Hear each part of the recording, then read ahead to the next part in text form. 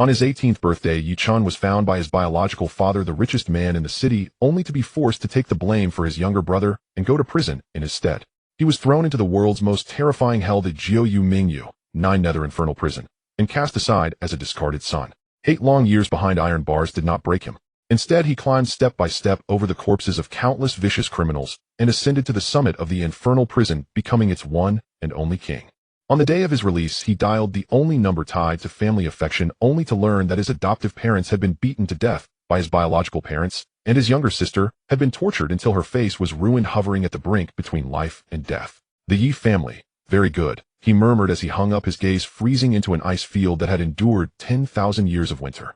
Pass down my command. 3,000 fiends of the infernal prison cross the border. In this city of nobles and power, I will have every last one of them buried with my dearest kin. Thunder rolled overhead, as if the heavens themselves answered his vow. At the very end of the world stood the Jiu Mingyu, hailed as a fortress that would never fall. Its massive steel gate, sealed for a full 8 years, now slowly ground open with a screech so harsh it set one's teeth on edge. A long-lost shaft of sunlight like a gleaming sword pierced the impenetrable darkness beyond the gate for the warden who presided over the world's most ferocious criminals. A hawk-like overlord who had clawed his way to power through mountains of corpses and seas of blood, now stood with his forehead beaded in fine cold sweat. His hands trembled slightly with nervous tension as he respectfully cradled a black, heavy-looking satellite phone, offering it to the figure emerging from the darkness behind the gate. MMR. Yi, the phone you requested. His voice was dry and hoarse, saturated with awe. Behind him in the immense exercise yard as large as a football field, thousands of inmates knelt, each a name that could keep any head of state awake through the night. They were world-class assassins, tyrants who had toppled regimes, warmongering traffickers, financial predators who toyed with nations. At this moment, these ferocious top-tier villains all faced the direction of the iron gate, uniformly dropping to one knee on the icy ground, heads bowed, so low they barely dared to breathe. They were paying reverent homage to their king. For 8 years there had been only one king within the 9 Nether Infernal Prison. Chen, a name the outside world had forgotten for a full 8 years. He stepped out from the darkness into the embrace of the sun. His slightly pale skin under the sunlight took on a nearly morbid translucence. He wore a set of prison clothes washed so many times they had turned chalky white. His frame did not appear particularly robust, yet the murderous aura seeping from his very bones, condensed from mountains of corpses and oceans of blood, thickened the air around him into something sticky and suffocating. He took the phone, his refined features utterly devoid of superfluous expression. To him, the scene of kneeling that could overturn the balance of the world was as if it did not exist. His gaze passed through the warden, through the sunlight, and fixed on the faraway homeland that could not be seen from here. His slender fingers moved deftly over the keypad, entering a string of numbers, the only sequence he had not forgotten through 8 years of blood-soaked days and nights. He lifted the phone to his ear and placed the call. The long, droning dial tones stretched out, each second feeling as long as a century. At last the call connected. Hello. A girl's voice came from the other end, so faint it was barely audible, laden with suppressed pain and inescapable despair. Chen's heart clenched violently. This was not the crisp, lively voice he remembered, the one that had always followed at his heels, chirping, "Brother, brother." "Xiao Ro, it's me," Chen said softly, his voice carrying a tremor even he had not noticed. On the other end there was silence for more than 10 seconds, then the muffled sobs broke into uncontrollable wailing cries. "Brother, is it you? Is it really you, brother?" "It's me. I'm out now," Chen replied, forcing his voice to sound tender. "I'll come back to see you right away." "Where are Dad and Mom?" He asked the question. Yet in that instant his sister's sobs abruptly cut off, replaced by a deathly silence that made the heart quiver. Chen's heart sank like a stone. A bad premonition, like a venomous serpent, coiled tightly around his chest. "Xiao Ro, brother." The girl's voice came again. Every word sounded as though it cost her all her strength. Every word turned into the sharpest blade, stabbing ruthlessly into Chen's heart. "Dad and Mom. They were beaten to death. And I was taken by them. They ruined my face. Brother, it hurts so much. I don't want to live anymore." Boom. Something inside Chen's mind exploded. His entire body went rigid where he stood. The hand gripping the phone turned deathly white from excessive force, every knuckle bulging, emitting faint cracking sounds. An indescribable, terrifying, killing intent erupted from him like a tsunami, with Chen at its epicenter. The temperature around them plummeted. The warden's cold sweat instantly froze into a layer of frost upon his face. Staring at Chen in horror, he felt as though the man before him had transformed into a demon, clawing its way up from the deepest abyss of hell. The thousands of fiends behind him shuddered as one, their bodies pressed flat to the ground, trembled even harder.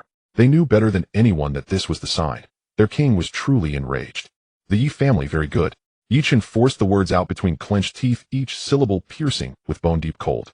He did not ask another question, he simply ended the call. He did not need the details. He only needed the result. That was enough.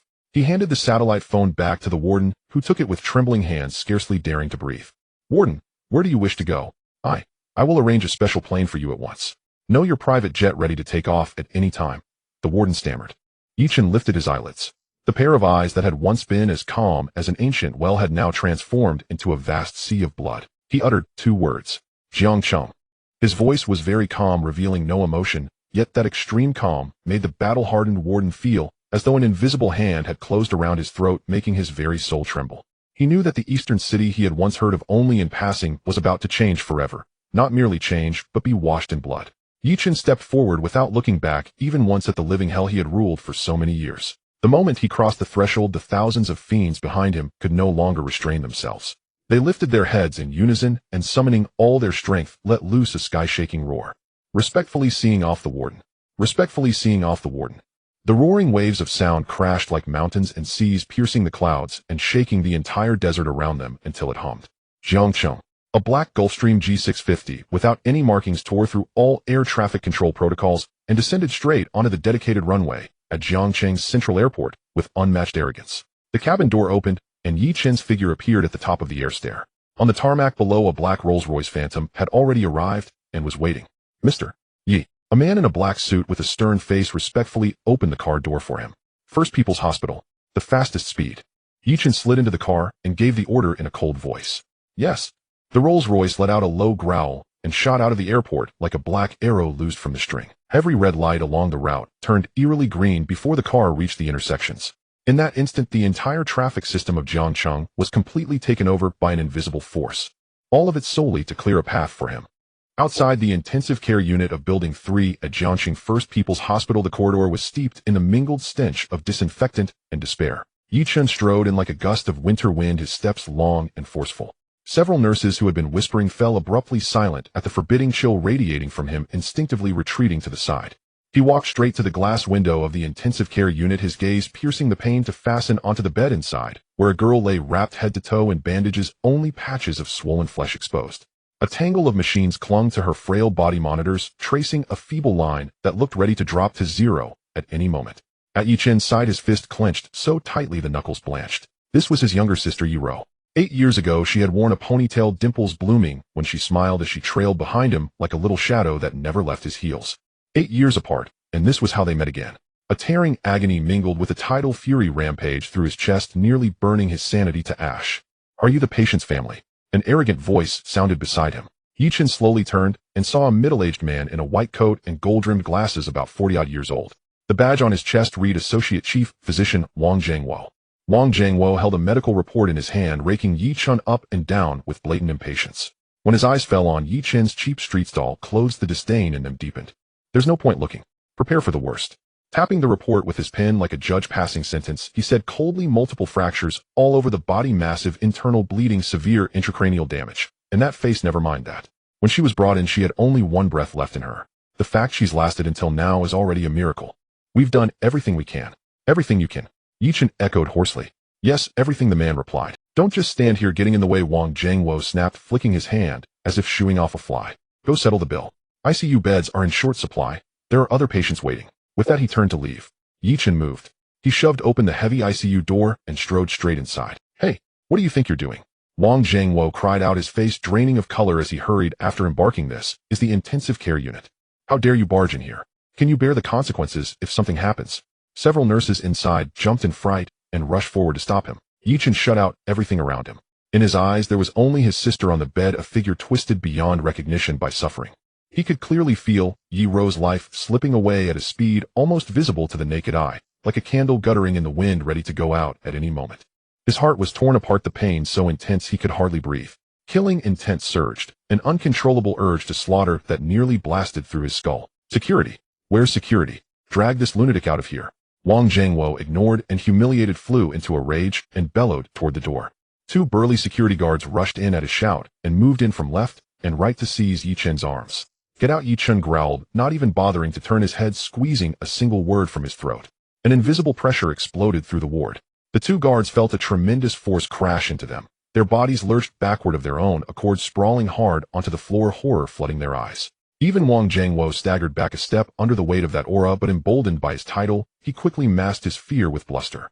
You dare use violence," he shouted, voice cracking. "I'm telling you this is a crime. If you delay the patient's final chance of rescue, you'll be a murderer." Yi Chen finally turned. His eyes, tinged with the color of blood, settled icily on Wang Jiangwo's face. "From this moment on, her life is mine to save." "You." Wang Jiangwo let out a derisive laugh as if he had just heard the funniest joke under heaven. "Who do you think you are? A penniless nobody who can't even afford proper clothes, and you dare spout such nonsense here? I'm telling you, even if Hua Tuo himself were reborn, he couldn't save her." Yi Chen no longer spared a glance for this barking dog. Drawing a deep breath and forcing down the killing intent churning in his chest, he reached into his inner pocket and slowly took out an ancient black cloth pouch. Unfolding it revealed 9 silver needles of varying length, their darkened sheen dull, yet ominous.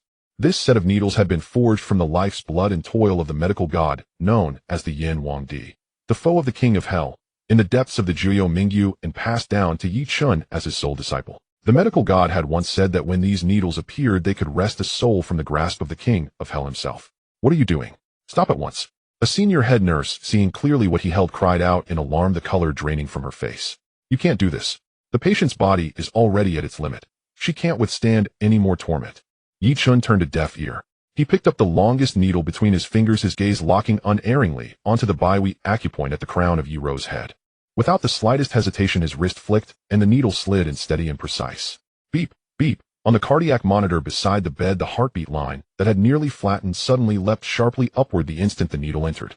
The faint beeping that had nearly faded into silence became clear and forceful again. How is this possible? Every medical staff member present, including Wang Jiangwo, who had just been shouting moments ago, stood frozen in shock, eyes bulging as they stared at the machine, their faces etched with disbelief. A dying person's heartbeat dragged back by a single silver needle. It shattered everything they understood about medicine. Wang Jiangwo's face flushed green, then white as he forced out, It's just a terminal flare-up before death." "It must be a terminal flare-up. You're only speeding up her death." He could not admit he was wrong, and even less could he accept that some nameless pauper could achieve what an associate chief physician like him could not. To him, this was an intolerable humiliation. Enraged and ashamed, he lunged forward, reaching out to snatch the needles from Yi Chen's hand. "Nonsense. I absolutely forbid you to commit murder here." Yi Chen's gaze turned to absolute ice. Without dodging or even turning his head, he simply swung his arm back. The movement seemed casual, almost lazy, yet it was as swift as lightning. Smack! A crisp slap reverberated through the ward, followed by the crack of shattering bone. Wang Jiangwo spun twice in place like a top, one side of his face swelling grotesquely before their eyes as blood spurted from his mouth, mixed with several broken teeth. He crashed to the floor with a scream, clutching the wrist bent at an unnatural angle, rolling in agony. Yi Chen withdrew his hand as if he had brushed away a fly and let 2 cold words fall from his lips. "Noisy." The ward fell into dead silence. The remaining nurses and security guards were petrified, too afraid to utter a sound, staring at Yi Chen as if he were some kind of demon, crippling an associate chief's hand at the slightest provocation. What kind of man was this? Yi Chen paid no further heed to the wreck on the floor. His entire mind was fixed on his sister, the second needle, the third. His movements flowed like drifting clouds and flowing water, so swift they blurred before the eye. Each needle sank in with flawless precision, carrying a mysterious rhythm. As all 9 silver needles settled into the major acupoints across Yi Ro's body, the deathly aura shrouding her was forcibly held at bay. The agony twisted into her brows, slowly eased, and her rapid shallow breaths grew steady and long. Her vital signs had stabilized. Yi Chen let out a slow, turbid breath, a fine sheen of sweat beading across his forehead. Even with his current strength, performing the 9-fold soul-restoring needles exacted a heavy toll. He withdrew the needles and turned to the head nurse, whose face had gone utterly bloodless, his tone brooking no refusal as he issued his command. "First, immediately arrange the best and quietest intensive care suite in the entire city. Second, compile for me a detailed list of everyone over the past 8 years who has humiliated or harmed my sister, as well as my adoptive parents. From this moment on, every blood debt will be repaid." The head nurse's body trembled slightly. From Yi Chen's calm tone, she sensed a terrifying killing intent akin to a mountain of corpses and a sea of blood. She dared not have any doubts or delays, nodding repeatedly and almost fleeing the ward. Soon Yi Ro was transferred to the hospital's top floor, to a private VIP room not open to the public. The environment here was serene and well-equipped, isolated from the world. Yi Chen sat by the bedside, quietly watching his sister as she slept. The 9-turned soul-returning needle only temporarily held her life. The subsequent treatment, especially the cross-hatched wounds deliberately carved on her face and the trauma within her heart, posed the greatest challenges. But no matter how difficult it was, he would heal her. At all costs. Not long after, the head nurse knocked and entered again, her face still pale, filled with reverence. She handed Yi Chen a printed A4 sheet and a tablet. Yi. Mr. Yi, the ward you requested has been arranged. This is the list you wanted. The head nurse's voice trembled. To obtain this list, she had used all her connections accumulated over 20 years of working at the hospital and even sought help from friends in the police department managing to piece together some information in such a short time. Yi Chen took the paper. It listed several names along with the crimes they had committed.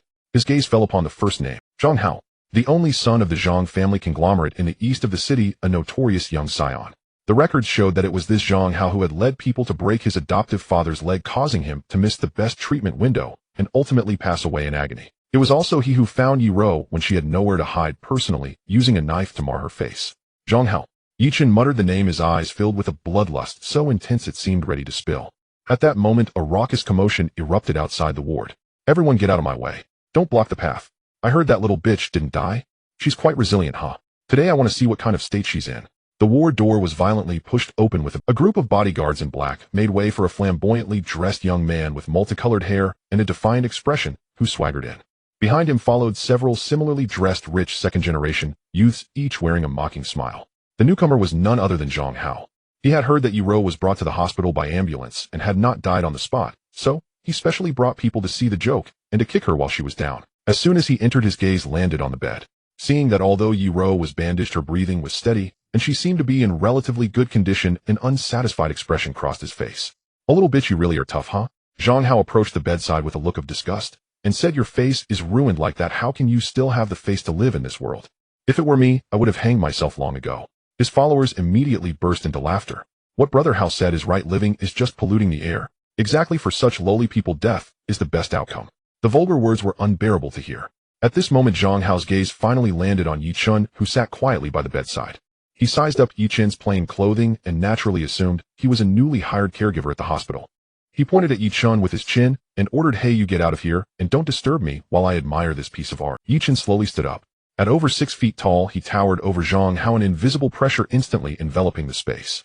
He turned slowly, his emotionless gaze falling upon Zhang Hao's arrogant face. He calmly asked, was it you who harmed my sister? His voice was not loud, yet it caused the temperature in the entire ward to drop. Zhang Hao felt an inexplicable thump in his heart as he was scrutinized, but soon the anger of being offended suppressed the fleeting emotion. He flared up like a cat whose tail had been stepped on. Who the hell are you? Daring to talk to me like that? He laughed maniacally, filled with disdain and cruelty, saying, so what if I harmed her? Just a wild seed. Being harmed by me is her good fortune.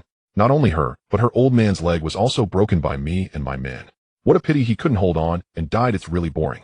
The two bodyguards behind him revealed fierce expressions, approaching Yi Chen from left and right. One of them stretched out his large palm, ready to grab Yi Chen's collar. Kid, you have 3 seconds to kneel and apologize to young master Hao, then roll out of here. Yi Chen moved. No one saw how he moved. Everyone only felt a flash before their eyes. Bang! 2 dull thuds rang out almost simultaneously. The 2 bodyguards, large and muscular with bulging temples who looked like trained fighters, were sent flying, as if hit by a speeding truck, crashing heavily into the wall behind. The wall cracked, and the 2 men slumped to the ground, frothing at the mouth, unconscious on the spot. The entire ward fell silent. Zhang Hao and his followers had their smiles frozen on their faces. The mockery and arrogance in their eyes were replaced by endless fear in just 1 second. What kind of monster is this? Yi Chen stepped forward 1 step at a time towards Zhang Hao. His slow steps felt like they were crushing everyone's hearts. You, don't come over. Zhang Hao, terrified, felt his legs weaken, retreating repeatedly. My dad is Zhang Dihai, the chairman of the Zhang family conglomerate. You dare touch me, my dad will definitely not let you go. Yi Chen stood before him, still wearing an expressionless face. He reached out and grasped Zhang Hao's throat, lifting him effortlessly as though he were a small chick. Zhang Hao's feet left the ground, his breathing became difficult. He struggled in terror, flailing his arms and legs, but he couldn't budge that iron-like grip. Crack, crack. Yi Chen's other hand came down decisively, breaking his legs. The horrifying sound of bones snapping echoed clearly in everyone's ears. A scream akin to a pig being slaughtered erupted from Zhang Hao's throat, shrill and inhuman. His followers were already scared to the point of wetting themselves, some directly collapsing to the ground with wet patches in their pants. Just then the ward door was violently pushed open. A middle-aged man in a well-tailored suit, his hair neatly combed, hurried, and looking both anxious and authoritative. Upon entering, he saw the bloody scene before him, and his expression changed drastically. Stop it! The middle-aged man shouted sternly. However, when his gaze fell upon Yi Chen's face, he froze, his pupils contracting sharply. It's him. After 8 years, this wretch has actually returned. The middle-aged man was the housekeeper of the Yi family, Fu Bo. He had witnessed Yi Chun being sent to prison years ago. He steadied himself, forcing down the shock in his heart, and quickly stepped forward, bowing slightly, to Yi Chun, adopting a low posture, but with a tone that carried an undeniable command. Mr. Yi Chun, I am the housekeeper of the Yi family, the head of the family. Mr. Yi Xiaotian requests you to return. Fubo paused and dropped a bombshell. Your brother, young master Yi Tian's matter may require your help once again. Help. Yi Chun seemed to have heard a joke, a cold arc curling at the corners of his mouth. He ignored Uncle Fu and kept his gaze locked on the writhing Zhang Hao on the ground. Uncle Fu took a deep breath. He knew that the Yi Chun before him was no longer the boy who could be easily manipulated 8 years ago. As the head steward of the Yi family, he represented the family's face, and he had to convey the message. Mr. Yi Chun, the head of the family, means that young master Yi Tian has stirred up some trouble again, and this time it is more serious than 8 years ago. The head of the family hopes you can, like 8 years ago, do it for the family. Shut up. Yi Chen's voice was not loud, yet it was as chilling as a cold wind from the abyss, freezing Uncle Fu's words in his throat. How dare Yi Xiaotian even mention the family? Yi Chen slowly crouched down, ignoring Zhang Hao's trembling body from fear, and grasped his other uninjured hand. Did you just say that my sister's face is your most prized artwork? Yi Chen's voice was soft, but it made Zhang Hao's wailing pause for a moment. He looked at Yi Chun in terror, and from those calm eyes he saw the horrific fate approaching him, one more dreadful than death. No. Please don't. Crack. Another crisp sound of bones breaking. Zhang Hao's other wrist was mercilessly crushed by Yi Chun. Ah! This scream was more piercing than any before, filled with despair. Now are you still satisfied with this? Yi Chun released his grip, stood up, and looked down at Uncle Fu with mocking disdain in his eyes. This is my help. Go back and ask Yi Xiaotian if he can handle it. Uncle Fu's face turned pale, cold sweat soaking his back. He was terrified. The man before him was not human, he was a devil. A malevolent ghost risen from hell. Yi Chun no longer looked at him, but like picking up trash lifted the nearly unconscious Zhang Hao with one hand. What are you going to do? Uncle Fu asked tremulously. Yi Chun didn't even glance at him and walked straight to the corner of the ward where the waste disposal passage was located. It was a metal pipe specifically for disposing of medical waste, leading directly to the garbage compression station at the bottom of the building. He casually opened the lid and shoved Zhang Hao in as if he were garbage. Thud. After a muffled sound, there was the sliding sound of Zhang Hao down the pipe, his body scraping against the walls, and the faint, distant wails. After doing all this, Yi Chun dusted off non-existent dirt from his hands and turned back to the already dazed Uncle Fu. Go back and tell that old dog Yi Xiaotian. First, I, Yi Chun, have severed all ties with the Yi family since 8 years ago. Second, the lives of my adoptive parents and the suffering my sister endured, I will collect this blood debt, principal and interest from every single person in the Yi family. Third, Yi Chun paused, enunciating each word like a death sentence. Let him clean his neck and wait at home, because I will soon come personally to take his life. After saying this, he ignored the collapsed Uncle Fu and turned back to the bedside, looking at his still sleeping sister. The overwhelming killing intent transformed into gentle tenderness at this moment. He gently tucked the blanket around his sister, his eyes filled with endless guilt and heartache. Uncle Fu fled the hospital, crawling and rolling. He had never been so embarrassed in his life. He jumped into the car and immediately dialed the phone of Yi Xiaotian, the head of the Yi family. The head. He has returned. Meanwhile, Jiang City, Yi family estate. In the study, a man dressed in a Tang suit with a dignified appearance that exuded authority even without anger was meticulously polishing a golf club. He was Yi Xiaotian, the head of the top aristocratic family in Jiang City, the Yi family. Upon receiving Uncle Fu's call and hearing the incoherent report, Yi Xiaotian's calm demeanor finally shattered. Smash! He slammed the club onto the floor, creating a deep dent in the precious rosewood desk. Trash! Yi Xiaotian roared. A mere scoundrel scared you so much. You have brought shame to the Yi family. Uncle Fu on the other end of the line fell silent. Not only did he cripple that boy from the Zhang family, but he also dared to threaten my life. Yi Xiaotian laughed in fury. Good. Very good. It seems that the 8 years in prison did not dull his edge, but instead gave him a spine. This scoundrel, who does he really think that he can turn things around just because he's out of prison? Yi Xiaotian paced in the study, his eyes cold and sinister. I don't care what he experienced in those 8 years in Jiang City. He must coil up like a dragon or lie down like a tiger. He is still the abandoned pawn I can crush at any time. Head then. What should we do now? What to do? Yi Xiaotian snorted coldly. Does he want revenge? I will give him this chance. Go send him an invitation saying that tonight the Yi family is hosting a family banquet to welcome him back. Tell him that his useless brother is waiting for him at home. I want to see if he has the guts to step through the doors of my Yi family. After hanging up the phone, Yi Xiaotian looked out the window, his eyes growing colder. A discarded pawn abandoned by the family, even with some brute force. What kind of storm could he stir? He wanted that scoundrel to know what true power is and what an insurmountable chasm is. He would once again trample that scoundrel's dignity underfoot in front of all the aristocrats of Jiang City. In the top-tier ward of the hospital, Yi Chun had just finished administering an injection to his sister, using his inner strength to help her smooth out her damaged meridians. As he observed a hint of color returning to his sisters, once pale-faced, the fury within him began to subside slightly. Just then a knock sounded at the ward door. A man in a black suit walked in, his demeanor respectful, yet it could not hide the arrogance deep within him. Mr. Chen, this is an invitation for a welcoming banquet prepared by the head of the Yi family, Mr. Yi Xiaodian. The man presented a gilded invitation with both hands. Chen did not reach for it, merely glancing at it indifferently. A banquet in the style of Hongmen. He scoffed coldly in his heart. Very well. It saves me the trouble of seeking them out one by one.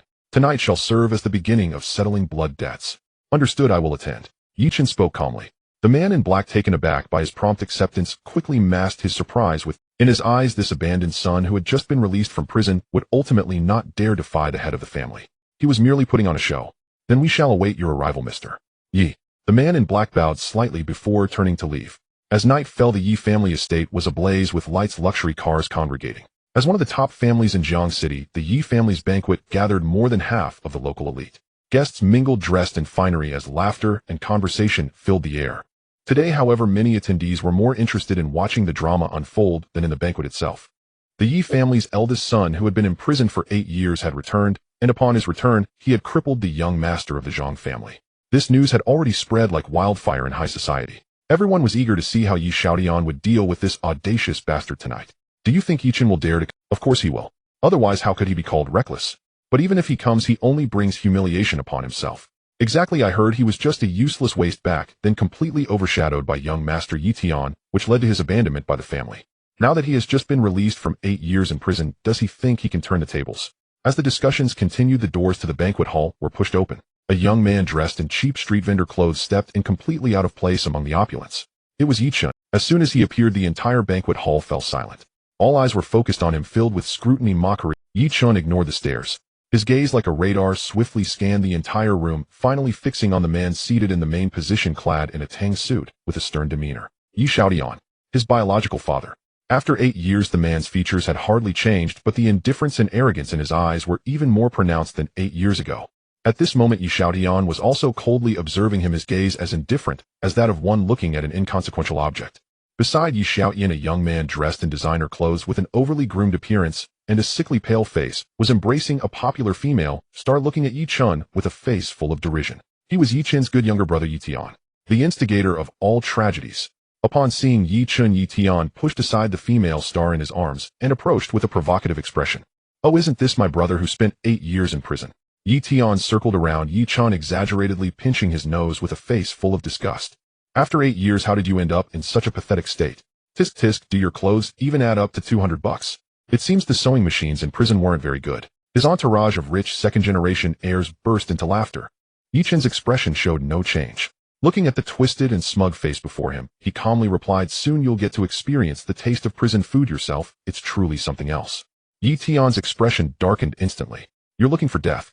He relied on his long-term indulgence in wine and women, feeling that his few days of training in flashy martial arts would be more than enough to deal with a newly released convict. He roared angrily and threw a straight punch at Yi Chen's face without any warning. The guests around let out a low gasp, and several wealthy ladies even instinctively closed their eyes as if they could already foresee Yi Chen being beaten to a bloody pulp. Yi Xiaodian remained seated at the head table, watching coldly, showing no intention of intervening.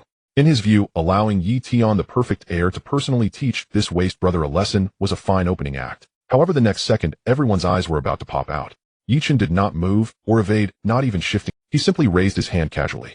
With a swift response slap, a light sound echoed as Yi Tian's fist was easily caught in Yi Chen's palm. Yi Tian's face turned red. He felt as if his fist was caught in a burning iron clamp, unable to advance an inch or withdraw it no matter how hard he tried. He had just opened his mouth to curse. Crack. A sound that made one's teeth ache reverberated through the entire banquet hall. Yi Chen gently twisted his wrist. Yi Tian's entire arm was forcibly broken at an odd angle. A shrill scream more inhuman than human erupted from Yi Tian's throat. He clutched his limp, dangling arm, rolling on the floor in agony, tears and snot streaming down his face, looking as pitiful as a dead dog. The crowd fell into dead silence. Everyone was completely stunned by this sudden, bloody, and brutal scene. No one had expected that this seemingly frail young man could strike so ruthlessly. Bastard, you dare! Yi Xiaodian suddenly stood up from his seat, unable to maintain his previous aloof composure, replaced, instead, by an overwhelming fury.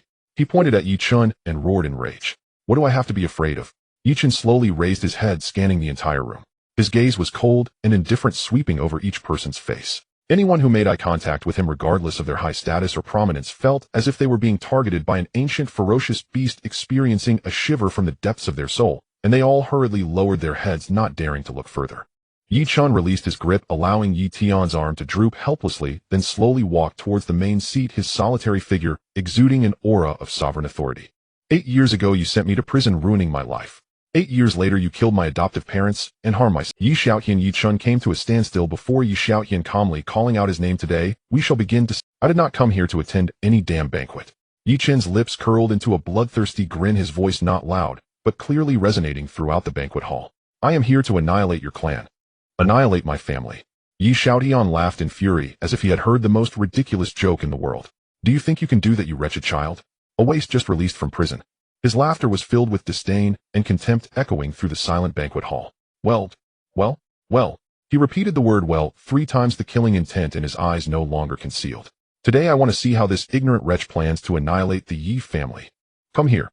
Yi Xiaotian shouted fiercely, seize this wretched child, break his limbs, and throw him out to... As soon as the words left his mouth, dozens of fierce black-clad bodyguards surged in from all directions of the... These individuals were elite guards raised by the Yi family at great expense, each one a skilled fighter who had returned from the battlefield, their hands stained with blood.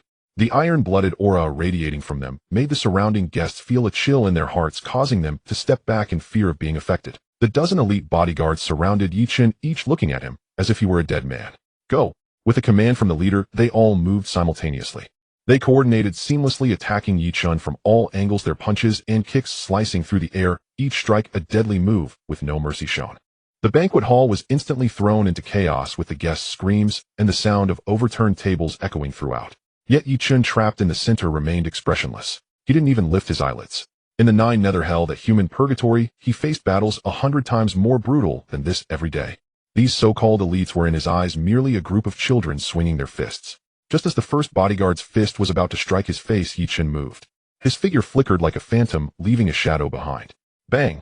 A dull thud resounded.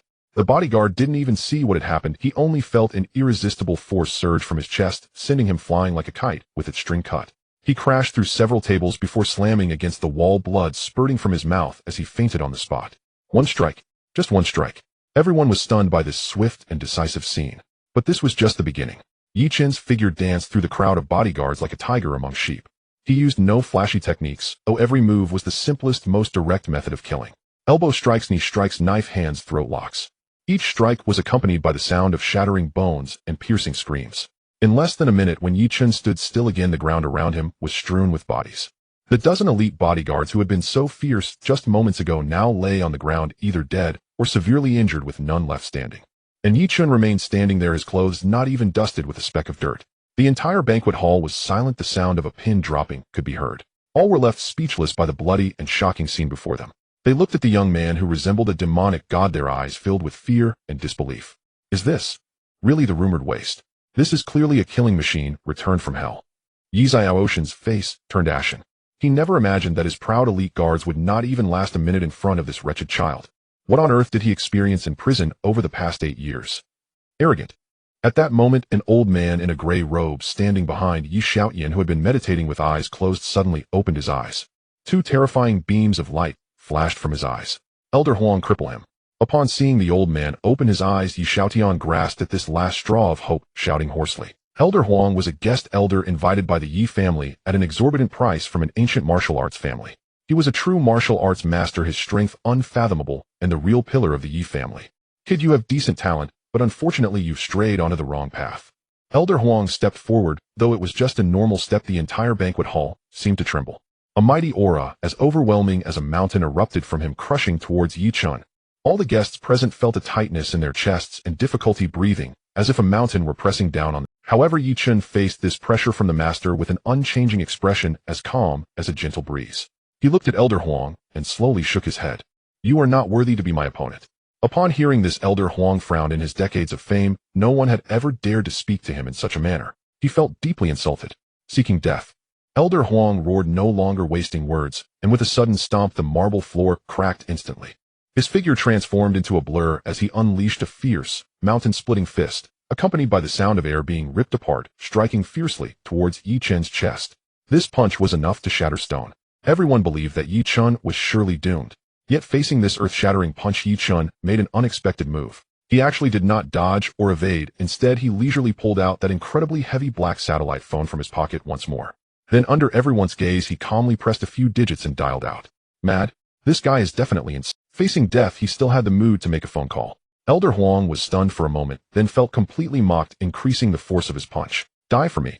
Just as that power capable of destroying everything was about to make contact with Yi Chen's body. Outside the manor, a tremendous roar suddenly erupted like an earthquake, followed by the sound of walls collapsing. Before the crowd could react, bang. The two expensive solid wooden doors of the banquet hall were kicked in and shattered from the outside. A burly old man carrying a rusty pig slaughtering knife on his shoulder and exuding a strong smell of blood strode in. Ignoring the terrified gazes around him, he walked straight up to Yi Chun. Thud.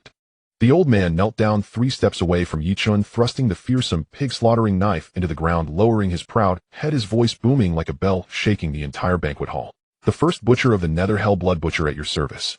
The old man raised his head, looking at Yi Chun, with fervent eyes grinning to reveal blood-stained teeth. Master of the Abyss, who shall I kill first?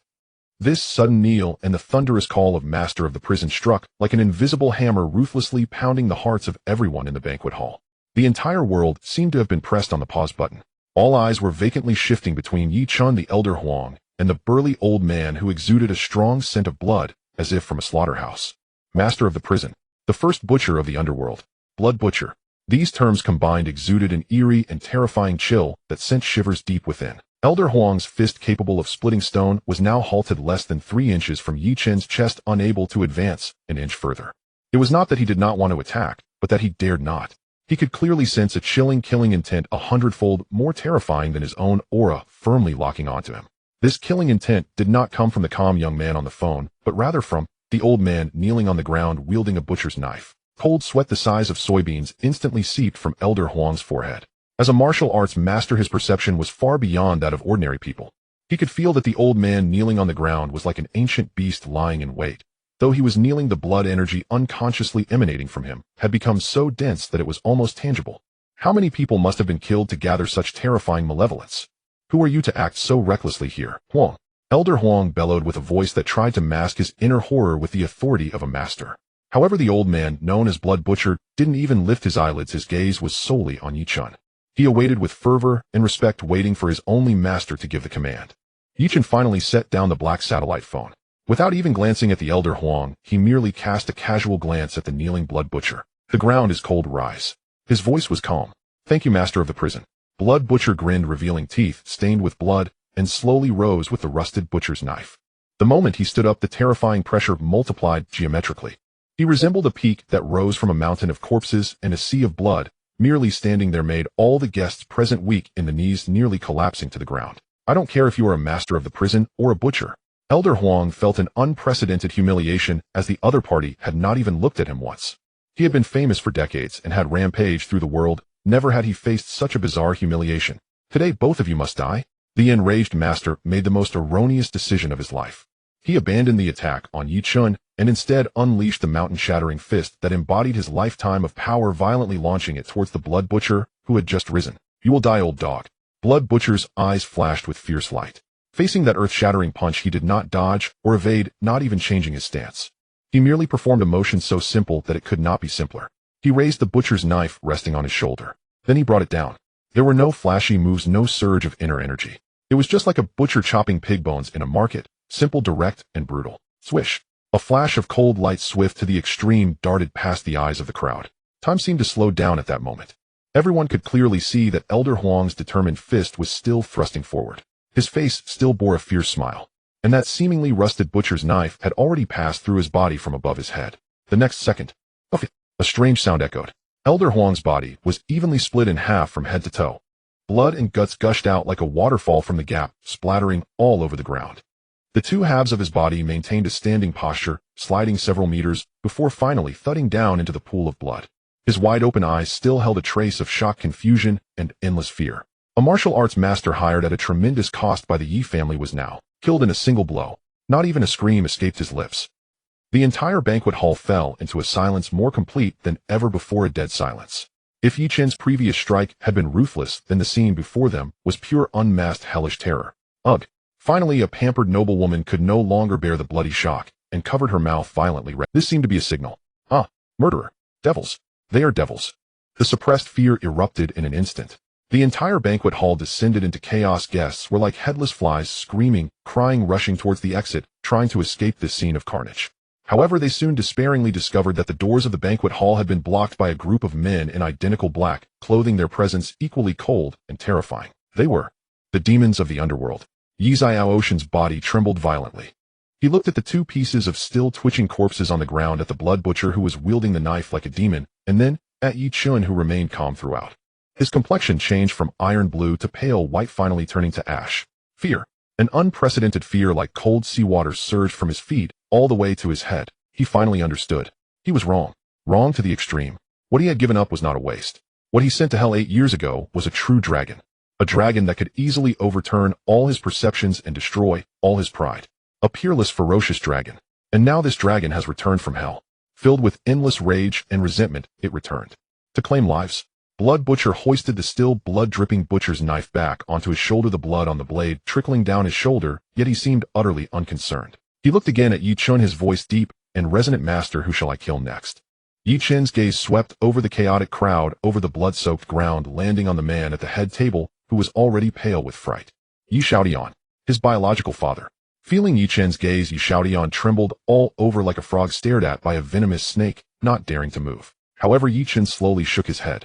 He stepped forward, stepping over the debris and blood on the ground, moving step by step towards the head table. His voice was not loud, but it clearly reached everyone's ears. No, do not kill him. Death is too... Yi Chen stood before the trembling Yi Xiaotian, looking down at this man who gave him life, but also destroyed everything he had. He extended his hand and gently patted the face that had once been dignified but was now filled with fear. Don't rush. This good show has only just begun. After saying this, he no longer paid attention to the slumped Yi Xiaotian, turning to look at his little brother, who was curled up in the corner, clutching his severed arm, already scared to the point of losing control. Yi Tian. A cruel smile curled at the corners of Yi Chen's mouth. Now it's your turn. We should properly account for the debt you owe my sister. Yi Chen's gaze was like two venomous daggers piercing deeply into Yi Tian's body. The moment Yi Tian met his gaze, he trembled violently, as if struck by lightning, emitting a hoarse, wheezing breath from his throat, like a broken bellows. He wanted to beg for mercy, to scream, but found his throat constricted, as if gripped by an invisible hand, unable to utter a single word. Fear had completely engulfed him. Brother, I was wrong. I truly was wrong. After a long pause, he managed to squeeze out a few broken syllables through his clenched teeth, his body trembling, like a sieve of foul odor spreading from his pants. He was so scared that he had wet himself. Wrong. Yi Chen slowly walked up to him, crouched down, and locked eyes with him. Where did you go wrong? His voice was gentle, as if he were reminiscing with a long-lost younger brother, but to Yi Tian's ears, it was more terrifying than the whispers of a devil. I shouldn't have hit you. Yi Tian stammered. No. Yi Chen shook his head, the curve of his lips growing colder. Your biggest mistake was that 8 years ago you should not have touched her. No. It wasn't me. Really, it wasn't me. Yi Tian shook his head frantically, as if stepping on a tail, trying to argue it was an accident. She ran into me. Yes, it was an accident. An accident. Yi Chen laughed. He took out a satellite phone from his pocket, tapped a few times on the screen, and then turned the screen towards Yi Tian and the guests around them, who were frozen in fear. On the screen, a video began to play. The footage was somewhat dim, as if set in an abandoned warehouse. In the video, a disheveled girl was surrounded by a group of young men, her face filled with terror and despair. And the one leading them, grinning sinisterly, was none other than Yi Tian, who looked slightly immature 8 years ago. Don't show it. Turn it off. Turn it off quickly. The moment Yi Tian saw the video, he completely broke down, screaming and struggling, trying to rush forward to grab the phone. However, Blood Butcher merely extended a foot, gently stepping on his back. Boom. Yi Tian was forced down to the ground, feeling as if a mountain was pressing on his back, his bones nearly crushed. And that sinful video continued to play. The footage documented everything. It showed how Yi Tian and his group of friends used the most vicious language to humiliate the girl, how they assaulted her, and how when she fought back desperately, Yi Tian accidentally struck her head with a brick. Finally, it recorded how they created a car accident scene and framed another person. The video ended with Yi Tian's face twisted with excitement and cruelty. The entire banquet hall fell into a deathly silence. Everyone stared dumbfounded at the content on the screen, then at Yi Tian, who lay on the ground like a dead dog, their eyes filled with disdain and disgust. Is this the perfect heir that the Yi family is so proud of? Is this the so-called Yi family's prodigy, praised by the upper class of Jiang City? It turned out to be nothing but a scumbag who committed rape and murder, even making his own brother take the blame for him. The reputation of the Yi family collapsed completely at this moment, shattered to the point of leaving no trace. No, it wasn't like this. At the main seat, Yi Xiaotian watched the video, his face pale, his lips trembling, desperately trying to argue. Master, stop struggling. A cold voice emerged from the shadows beside Yi Xiaotian. Only then did the crowd realize in horror that at some point a slender man wearing gold-rimmed glasses and appearing cultured had silently stood next to Yi Xiaotian. He held a tablet in his hand with a professional smile on his face. Allow me to introduce myself. I am the faceless man sent by the warden to present the evidence against the Yi family. Faceless man adjusted his glasses and turned the tablet towards Yi Xiaotian. Mr. Yi Xiaotian, over the past 20 years you have illegally appropriated the assets of 37 small and medium-sized enterprises, causing 13 families to be ruined. You are also suspected of collusion between officials and businessmen, smuggling, and 3 counts of homicide. With each statement, Yi Xiaotian's face grew whiter. These were the deepest secrets he had buried in his heart, some of which he had nearly forgotten. How did this suddenly appearing man, and you Mrs. Yi? The faceless man's gaze shifted to the noble woman who had been hiding behind Yi Xiaotian, the whole time now pale with fear. Yi Chen and Yi Tian's biological mother. 8 years ago, to make Mr. Yi Chen willingly take the blame, you found his adoptive parents and threatened them with it. It was because of your coercion that Mr. Yi Chen's adoptive father suffered a leg injury during the subsequent pursuit and died without treatment. And just a few days ago, out of resentment for Mr. Yi Chen's release, you once again sent people to trouble his sister Miss Yi Ro and said, "That little bitch shouldn't be alive, scratch her face, so she lives in pain for the rest of her life." Boom. If the previous video only tarnished the Yi family's reputation, then the faceless man's words completely nailed the Yi family to the pillar of shame in both morality and law. It turned out that the mastermind behind all this was this seemingly elegant woman. Even a tiger doesn't eat its young, yet she was so malicious. "No, you're talking nonsense. You're slandering me, Mrs. Yi," screamed hysterically, appearing as if she had gone mad. Yi Chen slowly stood up. He no longer looked at Yi Tian on the ground, nor at the so-called biological parents whose faces were now ashen. He walked to the center of the banquet hall, surveying those upper-class elites huddled in the corners, frozen in fear. "Now the trial begins," he announced calmly. "The first." His finger pointed at a fat man desperately trying to shrink into the crowd. "Mr. Liu, the owner of Chengnan Real Estate. A month ago it was you who led the charge to cut off the water and electricity supply to my adoptive parents' old residence, forcing them to move out." The man known as Mr. Liu trembled violently, his face drained of color. "No, it wasn't me. It was Mrs. Yi. It was Mrs. Yi who made me do it. I only look at the results." Yi Chen's voice was cold as ice. "Blood butcher. Yes. Break his limbs, cut out his tongue, and throw him into the river to feed the fish. Doesn't he like cutting off others' water and electricity? Let him experience what it's like to be submerged in water. Yes, warden." Blood butcher grinned, shouldering his butcher's knife, and dragged the struggling and pleading Mr. Liu out. Soon a piercing scream that sounded inhuman and the sound of a heavy object hitting the water echoed from outside. The temperature in the banquet hall seemed to drop several degrees again. The second, Yi Chen's finger pointed at another Director Wang, in charge of urban construction. "It was you who tacitly approved Mr. Liu's demolition actions and sent people to injure my adoptive father." I. Director Wang was so terrified that he couldn't speak. "Throw him out of here." Yi Chen pointed at the enormous floor-to-ceiling window next to the banquet hall. "Doesn't he enjoy standing in high places? Let him experience the feeling of falling from a height." "Yes," another man in black answered, dragging the already limp Director Wang to the window's edge. Bang! The sound of shattering glass. Then a scream pierced the night sky, followed by a sudden silence. The third, the fourth, the fifth. Yi Chen was like a judge from hell, calling out each name of those who had participated in persecuting his adoptive parents and sister, announcing their death sentences in the most cruel, bloody, and fitting manner for their crimes. The entire Yi family estate had completely turned into a hell on earth. Blood flowed like rivers, wails echoed everywhere. Those who usually held power and acted tyrannically were now as fragile as ants in the face of absolute violence. They finally understood that Yi Chen's annihilation was not a joke. He truly intended to send everyone involved in. Finally, when the last enemy was beheaded by Blood Butcher, there were no living guests left in the banquet hall, except for Yi Chen and his people, as well as the 3 members of the Yi family. The intense smell of blood stimulated everyone's nerves. Yi Chen slowly walked back to the main seat, where Yi Xiaotian and Mrs. Yi had completely collapsed. They looked at the corpses and blood scattered across the floor, gazing at their biological son, who resembled a demon king, their eyes filled only with endless fear and despair. "What? Why is this happening?" Yi Xiaotian muttered, "I am your father. I gave you life. Why are you doing this to me, father?" Yi Chen laughed, his laughter filled with endless sorrow and mockery. "From the moment you sent me to prison for that waste, you were no longer worthy of being my father. From the moment you harmed my adoptive parents and tortured my sister to force me, you ceased to be human. You are nothing but 2 damned beasts." The night grew deeper. In the western suburbs of Jiang City, there lay an unnamed graveyard. Here wild grass grew rampant and stones were scattered everywhere, a place specifically designated for burying nameless corpses and the remains of impoverished families. Several lonely earthen mounds appeared particularly desolate under the cold moonlight. Two black cars like ghosts quietly stopped outside the graveyard. The car doors opened. Yi Chun was the first to step out, followed by Xue Tu, who dragged the already terrified and limp Yi Xiaotian and Madame Yi out as if they were two dead dogs. Another man in black carried the unconscious Yi Tian following behind. Yi Chun stepped through the overgrown grass which reached his ankles and walked step by step to stand before two closely situated new graves. In front of the graves stood two simple wooden plaques. On them in black ink were scrawled the words, "Grave of Father Yi Dahai. Grave of Mother Li Lan." The handwriting belonged to Yi Ro. The ink seemed to still hold traces of the girl's tears. Yi Chun stood quietly before the grave, silent. The evening wind blew, stirring his hair and wafting the still fresh, strong scent of blood from his body. Thud. Xue Tu let go and Yi Xiaotian and Madame Yi collapsed as if they were two pieces of rotten mud heavily kneeling before the two earthen mounds. The intense pain brought them back from the depths of their fear. Yi Xiaotian raised his head, and when he saw the two simple wooden plaques in front of him, he was stunned. Yi Dahai, Li Lan. Wasn't that the ordinary couple who adopted Yi Chen back then? Do you remember now, eh? Yi Chen's voice came from behind him, cold as ice. 8 years ago I took the blame for that waste and went to prison. I only asked one thing of you, to take good care of them, to look after my adoptive parents and my sister. How did you promise me?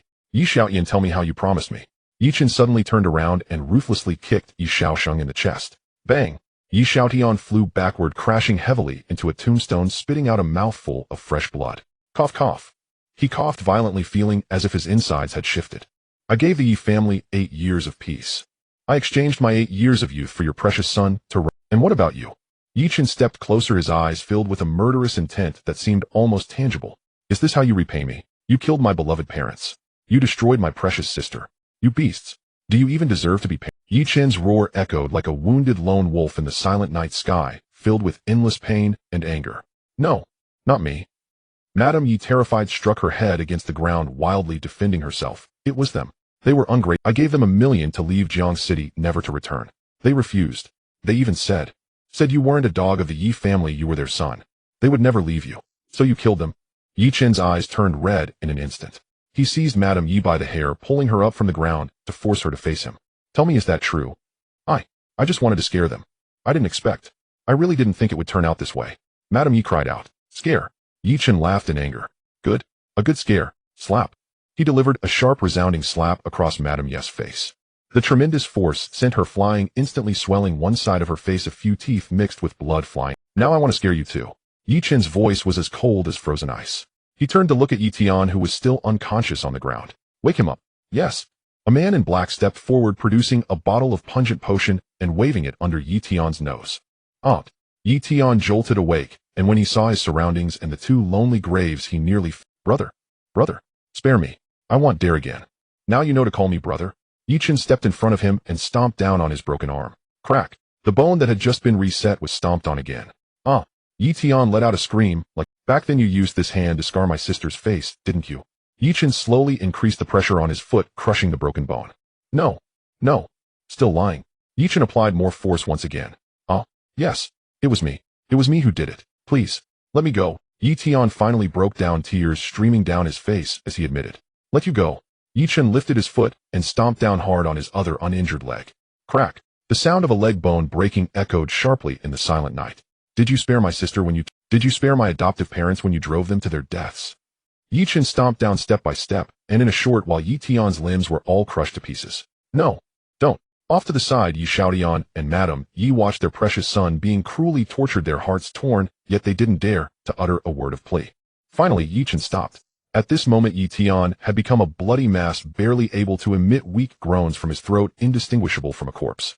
Yi Chen dragged this shapeless person to the two earthen mounds. Dad, Mom, your son has been unfilial and has come back to see you. 8 years ago, I couldn't protect you. Today, your son will use this beast's blood to honor your spirits in heaven. After saying this, he took the still blood-dripping butcher's knife from Xue Tu's hands. No, don't. Shaner, don't. Yi Xiaotian finally reacted, crawling over in a panic, trying to stop him. After all, he is your biological brother. You can't kill him. Biological brother. Yi Chen did not turn his head. When I was abandoned by you in the 9 Hell prison fighting for my life against the world's most vicious criminals, where was he? When my sister was insulted and had her life ruined by him, where was he then? Now you're talking to me about a biological. It's too late.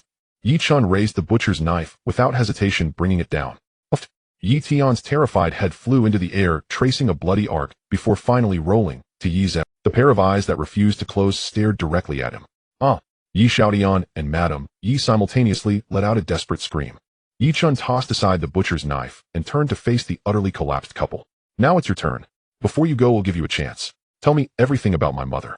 Yi Chen's voice held no emotion. This seemed to be his last, and only. Yi Xiaotian shuddered, raising his tear-streaked face, a complex emotion flashing in his eyes as he hoarsely shouted, "You can't kill me. Your mother came from the Yin family in the capital. That is an existence you cannot even imagine. If you kill us, the Yin family will never let you go." Yin family. Yi Chen savored this name, a mocking smile gracing his lips. "Threatening me with a family I have never seen before. Is that your last words? Don't you believe it?" Yi Xiaotian seemed to go insane. "Do you think your extraordinary talent comes from? That is the bloodline of the Yin family. Do you think your mother married me, a local noble, because she wanted to? She did it to escape the family marriage. She left you behind against her will. Enough." Yi Chen interrupted him. "None of this matters to me. Whether she was a princess or a beggar, it cannot change the fact that you all deserve to die." He stepped in front of Yi Xiaotian, gripping his neck. "Go to hell and confess to my parents." Crack. With a crisp sound, Yi Xiaotian's neck was violent. This once formidable figure in Jiang City ultimately died at the hands of the son he despised most. In the end, only the woman who lay paralyzed on the ground, utterly terrified, remained. Yi Chen looked at her, a glimmer of disgust flashing in his eyes. He did not take matters into his own hands. "Blood too. Master, what is your command?" "Give her to you." Yi Chen coldly dropped this phrase and turned back to the two lonely graves.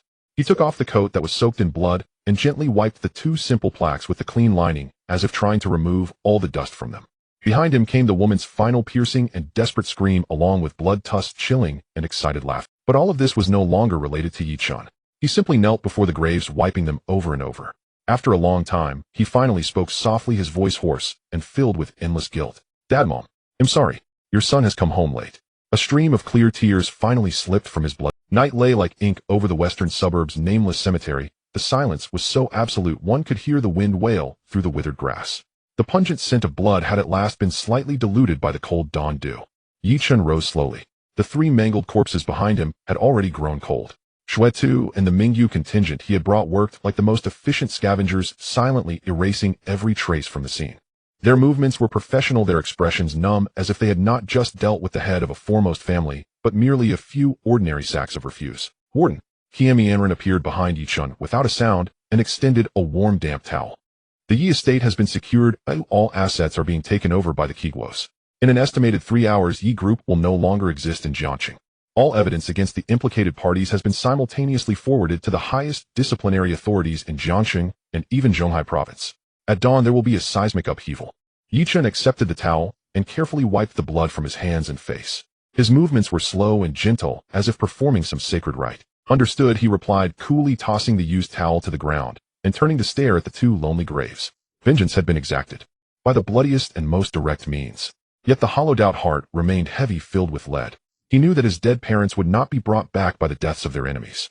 Now his sole duty was to protect the only family he had left in the world. "Return to the hospital," Yi Chen's hoarse voice commanded, leaving no room for argument. "Yes." Shortly after, at Jiangxing First People's Hospital in the top VIP ward, when Yi Chen pushed through the door, the head nurse in charge was so startled that the tray in her hands fell to the floor. "Mr. Yi," the nurse stammered. The man before her had changed into clean black clothes, but the sleepless exhaustion of the night and the lingering killing aura, as if he had just emerged from a sea of corpses, made it hard for her to breathe. Yi Chen paid her no mind and walked straight to the bedside. Yi Ro still slept. Under the combined effect of the Jiao Zhuan Huanhuan Zhen 9 turns resuscitation needle and his internal power, her vital signs had stabilized completely, yet the bandaged face remained the deepest thorn in Yi Chen's heart. "Get out. No one is to enter without my orders," Yi Chen said coldly. "Yis." The head nurse, as if relieved of judgment, scrambled out and shut the door tightly. Only the two siblings remained in the ward. Yi Chen drew a long breath and forced down all the violent killing intent in his heart. His gaze grew focused and tender. Revenge, his specialty. Saving lives, he was equally at the pinnacle. From his bosom, he once again produced that antique black cloth bundle. This time he did not take out silver needles, but a small white jade porcelain bottle. When he uncorked it, an ineffable, soul-refreshing fragrance flooded the entire room. The scent seemed infused with life itself, through a single inhalation swept away every thread of exhaustion. It was the Xinggu Hiru Gao Lifebone Flesh Reviving Ointment painstakingly concocted by his master Yan Wangdi through a lifetime of effort and countless rare treasures. Its efficacy was overwhelming. It could revive the dead and flesh the bones. In all the world, there were only 3 bottles. One he had used in Mingyu to save an old prisoner who had once shown him. Another bottle had been taken into his master's coffin. This final bottle he had intended to keep forever as a memento of his master. But now for his sister he hesitated not at all. Carefully and reverently, he began to unwrap the bandages from Yi Rao's face. When that crisscrossed, blood-smeared face was exposed to the air again, Yi Chen's heart was pierced all the same. He could imagine the despair a girl in her bloom would feel after enduring such inhuman torments. Xiaoro, do not be afraid. Your brother is back. From now on no one will ever be able to harm you again. He whispered, half promise, half oath. He dipped his fingertip into the emerald green salve, and with a posture nearly reverent gently and slowly applied it to the first wound on his sister's face. A miraculous scene unfolded. The grotesque, everted wound upon contact with the salve as if endowed with life began to writhe and close at a speed visible to the naked eye. The necrotic flesh sloughed away, pink new tissue sprouting from the depths. Within mere breaths a scar that had once revealed bone simply vanished. The skin smoothed anew, even fairer and more delicate than before. At last a flicker of excitement passed through Yi Chen's eyes. He continued his work with painstaking care, allowing no negligence. Time ticked away minute by minute. When the first ray of dawn pierced the window, Yi Chen finally finished applying the salve to the last wound. He watched the face on the bed, flawless, even more exquisite and beautiful than in his memory, and exhaled in relief. That face had features so delicate, they seemed heaven's finest masterpiece, skin pale and jade-like, flawless to the touch. A long lashes cast 2 faint shadows in the morning light. This was his sister at last. This was what Yi Rao should have been. At that moment her lashes fluttered slightly. She slowly opened her eyes. A pair of clear fawn-like eyes tinged with confusion looked at Yi Chen before her. Brother. The girl's voice was still weak, but no longer the despair he had heard over the phone. Xiaoro, you are awake. A true smile, the first in 8 years, spread across Yi Chen's face. Yi Rao looked at her brother, and tears streamed uncontrollably down her cheeks. She instinctively raised a hand to touch her face. She remembered the cold blade sliding across her skin, the sensation more agonizing than death. Yet her hand met smooth, delicate skin. She froze. Like a conjurer, Yi Chen produced a mirror and held it before her. Look. Yi Rao took the mirror with trembling hands. When she saw that familiar yet strange, breathtakingly beautiful face reflected back, she was utterly stunned. This is me. Of course it's you. Yi Chen gently ruffled her hair.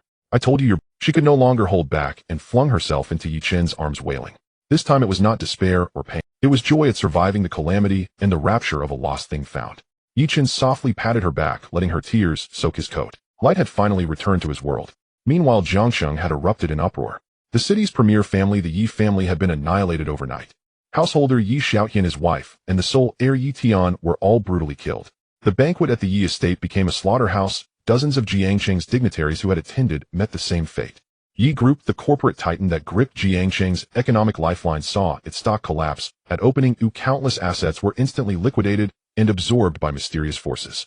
In under 3 hours it declared bankruptcy and was erased from Jiangsheng. These reports detonated through Jiangsheng's high society like a nuclear blast, unleashing a cataclysmic wave of shock. Everyone was left dumbstruck. Who had done this? What terrifying power could uproot such an entrenched top family in a single night? While everyone lurked in fear and speculation, another piece of news arrived. In the Eastern District, the Zhang Group's chairman Zhang Dihai had mustered the family's full forces and for a large sum hired a provincially renowned martial expert. They thundered to surround the First People's Hospital. Their ostensible aim was to avenge the ruined young master of their family, Zhang Hao. The person they sought was the mysterious man who had overturned Jiangsheng overnight. Yi Chen. The first municipal people's hospital of the city was thrown into utter chaos. Dozens of black sedans blocked the hospital entrance completely. Over 100 black-clad men armed with clubs poured out of the vehicles and surrounded the entire inpatient building. Fierce, menacing, radiating overwhelming arrogance. Hospital security guards had long since vanished in terror. Patients and their families screamed and scattered. At the forefront of the crowd stood a portly, middle-aged man with a coarse, heavy-set face, bellowing hoarsely into a... He was Zhang Dihai, chairman of the Zhang Group. Beside him stood an elderly martial artist clad in traditional training attire, his temples bulging, his gaze imperious and disdainful. This elder was Zhao Tai, a legendary master of the martial arts world in Zhonghai province, famed as the Iron-Armed Divine Fist. His body had been forged through decades of hard qigong cultivation, impervious to blades and bullets, and he had long ascended to the threshold of grandmasterhood. Master Zhao, this matter rests entirely in your hands. Zhang Dihai said, bowing obsequiously. If you eliminate that wretched boy for me, the Zhang family pledges 100 million yuan in reward, and 10% equity in the entire group. He had learned the previous day that his cherished son Zhang Hao had been hurled down the hospital's garbage chute, his limbs shattered beyond repair, reduced to a broken shell of a man. Soon after, news arrived of the Yi family's total annihilation. Though stunned, Zhang Dihai felt not dread, but exultant triumph. In his eyes, the Yi family's fall meant Yi Chen was nothing more than a cornered feral stray dog, brutish, powerless, and utterly disposable. This was the perfect opportunity to swallow what remained of the Yi clan's influence, ascend to unrivaled dominance in Jiangxing, and exact vengeance for his son all at once. Without hesitation, he liquidated his entire fortune, summoned Master Zhao Tai, and mobilized every loyalist under his command, marching straight to the hospital. He intended for all of Jiangxing to witness it. Zhang Dihai, not Yi Chen, would reign as Jiangxing, a mere green youth. Not worth mentioning. Zhao Tai stood aloof, hands clasped behind his back, voice dripping with contempt. Rest assured, Chairman Zhang, this young man's head shall roll within 3 moves. Inside the top-floor VIP ward, Yi Rose sipped gently from a bowl of congee, slowly, gratefully, her small face glowing with quiet joy. It had been prepared by her brother Yi Chen with his own hands. To the uproar outside, Yi Chen remained deaf, his gaze fixed solely upon his sister. At that moment, Xue Tu pushed open the door. His massive frame nearly filled the doorway. Warden, he rumbled, voice thick and low. A swarm of flies has gathered outside, shrieking for your presence. Yi Chen did not look up. With gentle precision, he blew softly across the surface of the congee, then murmured tenderly to his sister, sip slowly, don't burn yourself. Xue Tu's eyes flared with predatory light. Shall I go forth and slaughter them all? In his estimation, these ordinary mortals, unworthy even of being called cultivators, did not merit the honor of drawing his blade. No need, Yi Chen replied calmly, lifting a spoonful of congee to his sister's lips. They are but ants. Do not disturb her meal with such trivial noise. Let them wait outside. When my sister finishes eating, I shall descend myself and send them on their final journey. His tone was serene, utterly detached, as if speaking of nothing more consequential than rearranging teacups. Yes. Xue Tu grinned fiercely and withdrew. Outside, Zhang Dihai had grown impatient. Damn it. Is that little bastard hiding like a turtle? Why won't he come out? He roared. Chairman Zhang, please remain calm. Zhao Tai interjected smoothly, still poised in effortless mastery. Perhaps the boy heard of my name and sold himself in terror, too frightened to emerge. Ha ha ha. Master Zhao speaks truth. Zhang Dihai laughed obsequiously, just as the main entrance to the inpatient building swung open. A young man in plain black attire strolled out, leisurely, hands tucked deep in his pockets. Yi Chen had arrived. Every eye locked onto him instantly. You wretched cur, you finally dared to crawl out. Zhang Dihai's eyes blazed crimson as he pointed and bellowed. Was it you who ruined my son Zhang Hao? Yi Chen halted. He lifted his eyelids, glanced once, then acknowledged flatly, it was me. Good. Zhang Dihai laughed, a sharp, jagged sound born of fury. Then today you shall pay blood for blood. Master Zhao, there he is. Zhao Tai stepped forward. A crushing aura surged outward, locking onto Yi Chen with unyielding. He scrutinized Yi Chen from head to toe, disdain flickering coldly in his gaze. Too young. No trace of inner energy stirred within him.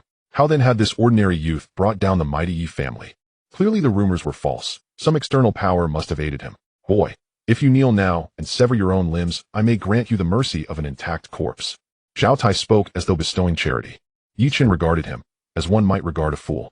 Quasi-grandmaster. He shook his head. Too weak. You're not even fit to carry my shoes.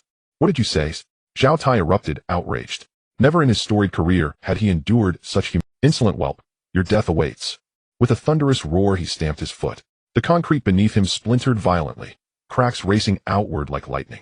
His body blurred into a streak, his iron-armed divine fist cleaving the air with a shriek of torn wind aimed directly at Yi Chen's skull. He meant to pulp the arrogant youth into crimson paste.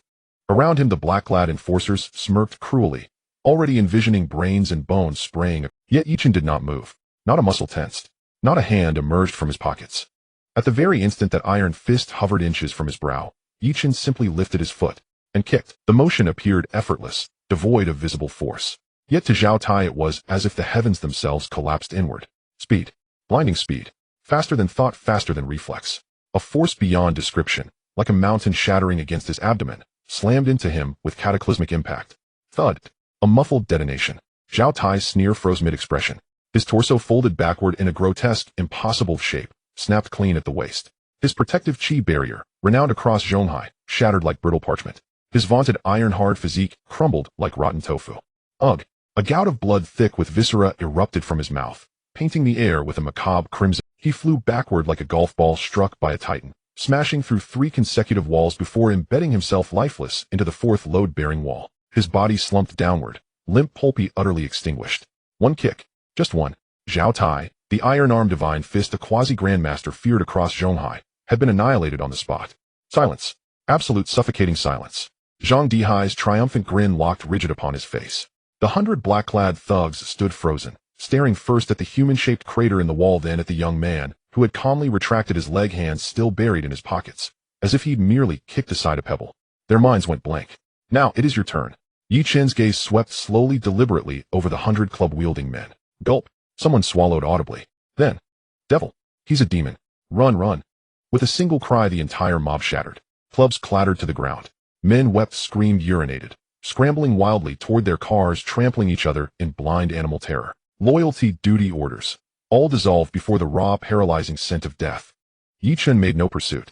His eyes settled instead on Zhang Dihai, who now lay crumpled on the ground, trembling, his trousers soaked dark with urine. The moment Zhang Dihai met that gaze, he jolted, then threw himself to the earth, pounding his forehead against the pavement in frantic, desperate kowtows. Master Yi, spare me. Grandfather Yi, have mercy. I was blind. I am unworthy of humanity. Please, let me vanish like a passing fart. Release you. Yi Chen approached, looking down upon him like a god surveying vermin. Yes. Yi Chen's words, like a death sentence imbued with magical power, spread through every corner of Jiang City at a storm-like speed, heard by countless hidden eyes and ears. Jiang City was utterly silenced. The downfall of the Yi family could be attributed to the ferocity of a dragon crossing the river. Even the famous Quasamaster Zhao Tai was instantly slain. The Zhang Group, a renowned family business in Jiang City, was inexplicably wiped out from the financial market in just 3 minutes by a mysterious and unfathomable force. This was no longer just a dragon crossing the river. This was a god, a demon, the king of death itself. Fear spread like a plague among all the self-proclaimed elite circles of Jiang City. No one dared to harbor any illusions anymore. They finally understood that the sky of Jiang City had truly changed. An existence they could absolutely not provoke had descended upon this city. Half an hour later, outside the First People's Hospital, a bizarre scene was unfolding. The usually congested road was now devoid of any vehicles. In their place were rows of black luxury cars ranging from Rolls-Royce to Bentley, encompassing nearly all the top car brands available. The owners of these luxury cars were the heads of various prestigious families in Jiang City, business tycoons, and even some powerful figures, all of whom had stepped out of their cars.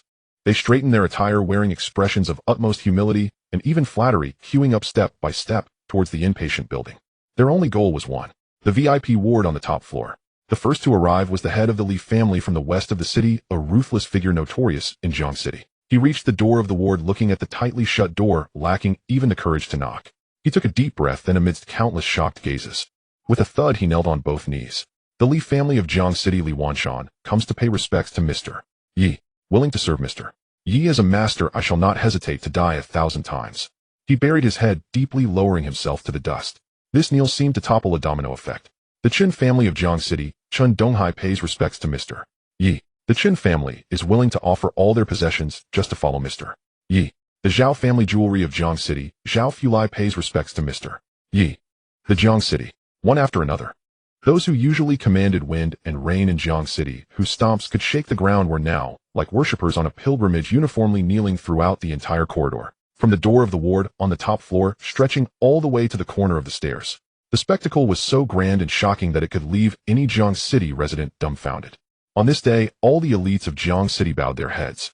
Inside the ward, Yuro looked through the small window on the door, gazing at the crowd kneeling outside, her mouth agape, filled with shock and disbelief. She knew her brother was formidable, but she had never imagined he would be formidable to this extent. It was like an ancient emperor descending upon the world. Yi Chen remained calm, peeling an apple for his sister, seemingly oblivious to everything happening outside. Just then his satellite phone rang. It was the thousand-faced man calling. Lord of the Abyss, how should we deal with these people outside? Let them kneel. Yi Chen replied indifferently, they can rise when my sister wants them to. Outside the hospital gate, another commotion was happening. A red flag sedan with provincial license plates was stopped. An elderly man, white-haired but spirited, with an ethereal demeanor, stepped out of the vehicle. Upon seeing the tense and unapproachable scene at the hospital entrance, he furrowed his brow. Shally, what's going on? Beside him, a middle-aged man resembling a secretary hurriedly stepped forward to report, old son, we just received news that Jiang City seems to have undergone a change. A young man named Yi Chen has taken control here, and now all the big shots in the city have gone to the hospital to pay homage to him. This elder son is none other than Sun Baicao, a renowned national doctor and descendant of the legendary Sun Simiao, famous throughout the province of Zhonghai and even across all of China. He had come to Jiang City today because he had heard of a miraculous medical event occurring at the First People's Hospital. A girl who had been sentenced to death suffering from multiple severe injuries and internal bleeding had unexpectedly been pulled back from the gates of death by a mysterious figure using just a few silver needles. Sun Baicao, obsessed with the art of medicine throughout his life, immediately cancelled all his plans upon hearing about this and rushed over without hesitation. He wanted to see with his own eyes who possessed such incredible skills. Paying homage, Sun Baicao scoffed, revealing a trace of disdain on his face. A group of ordinary mortals engaging in such absurd activities. A healer must possess a benevolent heart to save the world. For one to seek fame and notoriety, their medical skills must be fraudulent. He had already formed a negative impression of this so-called mysterious person. Let's go in. I want to see which fool dares to play tricks in front of me. As the national doctor, Sun Baicao commanded great respect, and no one dared to stop him. He and his secretary made their way smoothly to the top floor. Upon seeing the corridor filled with kneeling figures, the prominent individuals he usually only saw in provincial newspapers, his disdain deepened. He strode directly to the door of the ward, adjusted his long robe, and spoke in a loud voice filled with vigor. Sun Baicao from Zhonghai here to pay a visit. I have heard of your profound medical skills, and I, an unworthy one, have come to seek your guidance. His words, outwardly polite, were laden with provocation. The door to the ward opened. Chen stepped out. He looked at the ethereal old man before him, furrowing his brow. Sun Baicao. He recalled that his master, the king of hell's enemies, had mentioned him before. He had said that there was a useless named disciple outside with decent talent but a narrow mind, doomed to achieve nothing, so he let him fend for himself. It seemed that his name was indeed Sun Baicao. Sun Baicao was also sizing up Chen. Upon seeing how young Chen was, he completely confirmed his thoughts. A fraud. Absolutely a fraud. At such a young age, even if he started learning medicine in the womb, how much skill could he possibly possess? He even dared to use silver needles to save people. It was simply a farce of unparalleled proportions. Are you the so-called divine doctor who saves people with silver needles? Sun Baicao's tone was filled with unabashed sarcasm. That's me, Chen replied coolly. Good. Sun Baicao clapped and laughed heartily. Then today, I shall expose your deceit in front of the dignitaries of Jiang City. I have an ancient formula here called 7-day soul-severing powder. Those poisoned will inevitably suffer from intestinal perforation and die within 7 days with no cure available. If you can resolve it, I shall acknowledge your medical skills. As he spoke, he actually pulled out a small paper pouch from his pocket. Chen looked at him as if he were a circus clown. 7-day soul-severing powder. This formula requires the main ingredient of intestine-breaking grass, combined with crane's blood, the venom of the 100-step snake, and 14 other deadly poisons, to be refined for 7 days and 7 nights using special methods. There are 3 ways to resolve it. The best method is to use the heart of the Tianshan snow lotus supplemented with 1,000-year-old He Wu to refine the ice heart jade dew pill, which will cure the ailment upon ingestion. The middle method involves using golden needles to puncture 18 acupuncture points, such as Shun Ting Tian 2 and Qi Hai, sealing the spread of the poison, and then using realgar wine to expel the toxins. The last resort. Chen glanced at him disdainfully, saying, use your saliva to mix with 3 qian of arsenic, attacking the poison with poison. While it may preserve life, you'll become an idiot for the rest of your life. That so-called ancient formula of yours is nothing but garbage casually discarded by my master back in the day. With each word Chen spoke, Sun Baicao's face turned paler. By the time Chen finished his last sentence, Sun Baicao's face had turned from pale to green, from green to purple, finally becoming utterly horrified. How could he know all this so clearly? Even the solutions were articulated without missing a detail. Even his master. Who is your master? Sun Baicao's voice began to tremble. A name one he could never forget in his lifetime surfaced in his mind. Chen looked at him and calmly uttered 3 words. The king of hell's enemies. Boom. Sun Baicao's mind exploded like a thunderclap. He froze in place, his eyes wide open, as if all the blood in his body had solidified at that moment. The king of hell's enemies. It was truly him. Then the young man before him was his granduncle. With a thud amidst the astonished gazes of everyone, this esteemed national doctor, Sun Baicao, renowned across China, suddenly collapsed to his knees before Chen. He bowed deeply, using all his strength to issue a heart-wrenching shout. Unworthy disciple Sun Baicao pays respects to granduncle. I, the disciple, have been blind and deserve to die 1,000 times. This kneel was like a silent hammer, shattering the last glimmer of hope in everyone present. Sun Baicao, who is he? The saint of national medicine, a towering figure in the medical field of Zhonghai province. On ordinary days, even the high-ranking officials of the province would treat him with utmost respect, calling him Old Sun. For someone of his stature, even kneeling would be as difficult as reaching the heavens. Yet now, stripped of all dignity, he knelt on the ground before a young man in his 20s, filled with a mix of fervor and fear. The term master uncle struck like a thunderbolt, leaving the wealthy elites of Jiangxing, who had just knelt down, with buzzing minds and blank expressions. They once believed that Chen was a fierce dragon crossing the river, a figure of immense power. Yet they never imagined that his identity had already transcended their comprehension. If even Sun Baichao had to call him Master Uncle, then what kind of heavenly existence could he himself be? The hallway was deathly silent. Li Wanshan and Chen Donghai, who had just thought their kneeling had sufficiently demonstrated their sincerity, now felt their expensive suits soaked with cold sweat. They knelt even lower, wishing they could bury their heads directly into the marble floor. They could not provoke him. This thought, like a branding iron, seared deep into the souls of every one of them. Get up. Yi Chen's voice shattered the suffocating silence. Without even glancing at the trembling Sun Baichao, he walked straight back to the hospital room. Master Uncle is asking you to get up. You. Please get up. The middle-aged secretary beside Sun Baichao was nearly in tears from fear. He trembled as he reached out to help his teacher, but hesitated. Sun Baichao would not budge. He lifted his tear-streaked face and banged his forehead 3 times against the door of the hospital room, drawing blood. Disciple has sinned. Disciple is incompetent. I have disturbed Master Uncle's seclusion. I would rather die than not accept punishment. I beg Master Uncle to penalize me. His voice was powerful, echoing throughout the entire floor. Brother, that old grandpa outside seems about to cry. Inside the hospital room, Yi Ro whispered to Yi Chen, her big eyes filled with curiosity. Yi Chen sliced the peeled apple into small pieces, inserting a toothpick into one and bringing it to his sister's mouth casually, saying, "Just a dim-witted cheap disciple, no need to mind him." Outside the door, Sun Baichao's ears were incredibly sharp. Upon hearing the term cheap disciple, he was not angered, but rather felt as if he had received a tremendous blessing, trembling with excitement. Master Uncle acknowledged it. He recognized me as his disciple. Thank you, Master Uncle. Thank you, Master Uncle. Inside the hospital room, Yi Ro, observing her brother's nonchalant demeanor, and then glancing at the group of kneeling dignitaries outside along with the white-bearded old man repeatedly banging his head, could not help but burst into laughter. She felt her brother was like a deity from a story. No, he was even more powerful than a deity. Seeing his sister finally reveal a long-lost genuine smile, the gloom in Yi Chen's heart dissipated significantly. He pinched his sister's cheek, and then walked back to the door, looking at the dense crowd outside. So noisy. He frowned. These words were more effective than any imperial edict. Sun Baichao's wails abruptly ceased, and everyone kneeling in the hallway instinctively quieted their breaths. From today on, Jiangsheng is under my command. Do any of you have objections? Yi Chen's gaze scanned across the faces of Li Wanshan, Chen Donghai, and others. No objections. We have no ulterior motives. Li Wanshan was the first to declare, his voice nearly break. We are willing to follow Mr. Yi. Chen Donghai followed closely behind. In an instant, voices of loyalty erupted one after another. Very well. Yi Chen nodded, seemingly satisfied with their attitudes. Since you pledge allegiance to me, you must show some sincerity. Here it comes. Everyone's hearts tightened. They knew this new king was about to start collecting tributes. To avoid disaster by sacrificing wealth is a principle that has existed since ancient times.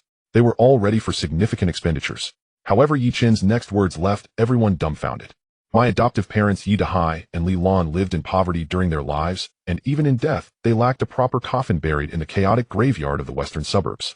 Yi Chen's voice was calm, but to everyone else it sent chills down their spines. This was a warning to them. It is you, the so-called elites of Jiangsheng, who have neglected your duties. I declare the establishment of the Dahai Lanxiang Charity Foundation. You each must contribute half of your family's assets to the foundation. The foundation will be solely managed by my sister Yi Ro, and all funds will be used for orphan assistance, poverty education, and support for the disabled. Yi Chen's gaze sharpened.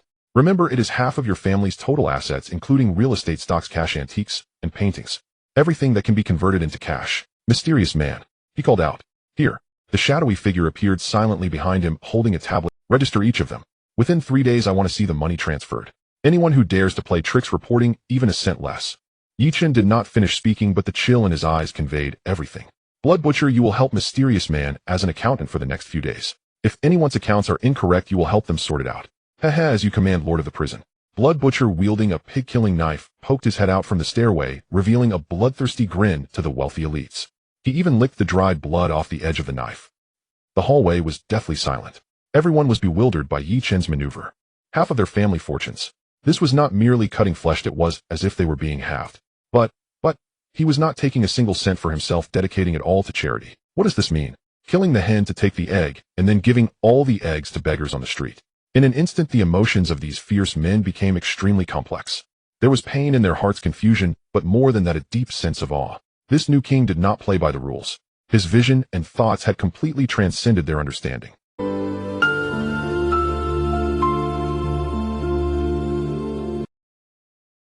He knew this was a token of allegiance and a price for his life. Money can be earned again, but once life is lost, everything is truly gone. We obey. With the first leading the way, the rest also nodded in agreement, though each heart was bleeding. Just then Sun Baikyo's phone suddenly started ringing wildly. In this silent environment, it sounded particularly jarring. Sun Baichao was startled, panicking to hang up, only to be glanced at by Yi Chen. "Answer it." "Is this?" Sun Baichao trembled as he pressed the answer button. "Teacher, help. Teacher." On the other end of the line came an incredibly anxious voice in the province. "Something big has happened in the province. Old Chen, the only granddaughter of Old Chen, has suddenly fallen ill and is about to die. All the experts in the province are at their wits' end. Please come back and take a look." Old Chen, the only person in Zhonghai province who could make Sun Baikyo's direct disciple speak in such a terrified tone, was none other than Qin Zhenghua. Qin family. Hearing this surname, the powerful figures kneeling in the corridor of Jiangxing felt a tremor. If the Yi family is like the sky in Jiangxing, then the Qin family is the sky above the sky in Zhonghai province. They are a true behemoth standing above the clouds. Their influence has long transcended ordinary power. It is no exaggeration to say that if Old Qin stomps his foot, the entire Zhonghai province will tremble. Such a person has a granddaughter who is critically ill, and it is a bizarre illness that even the province's experts can do nothing about. This is absolutely a monumental issue. Sun Baikyo's face turned pale. He understood the weight of this matter. If anything happens to Old Qin's granddaughter in the medical field under his jurisdiction, the consequences would be unimaginable. He instinctively wanted to agree and rush back to the provincial capital. But when he looked up and saw the imposing figure before him, the words he was about to say were choked back. Without the permission of his master, how could he dare to move an inch? He trembled as he held the phone, looking at Yi Chen with a pleading gaze. His lips moved, but no words came out. Let him speak. What bizarre illness? Yi Chen was somewhat interested. It couldn't be an ordinary ailment to baffle the medical experts of an entire province. Receiving Yi Chen's permission, Sun Baichao felt as if he had been granted a reprieve and quickly shouted into the phone, "What are you panicking about? Speak carefully. What symptoms does the patient have?" The person on the other end of the call seemed to pick up on the confidence in Sun Baikyo's tone, their emotions stabilizing somewhat, but their voice still trembled. "Teacher, it's too strange. Miss Chen suddenly fell ill last night without any warning. At first, she only had a high fever, but soon a black dot appeared on her forehead. Then that black dot began to bloom slowly like a lotus flower. Now that black lotus has spread from her forehead to her eyes, ears, mouth, and nose. 7 black lotus marks cover her 7 orifices. Miss Chen has already fallen into a deep coma, and her vital signs are rapidly declining. The hospital here has already issued 3 critical illness notices. 7 orifices, black lotus."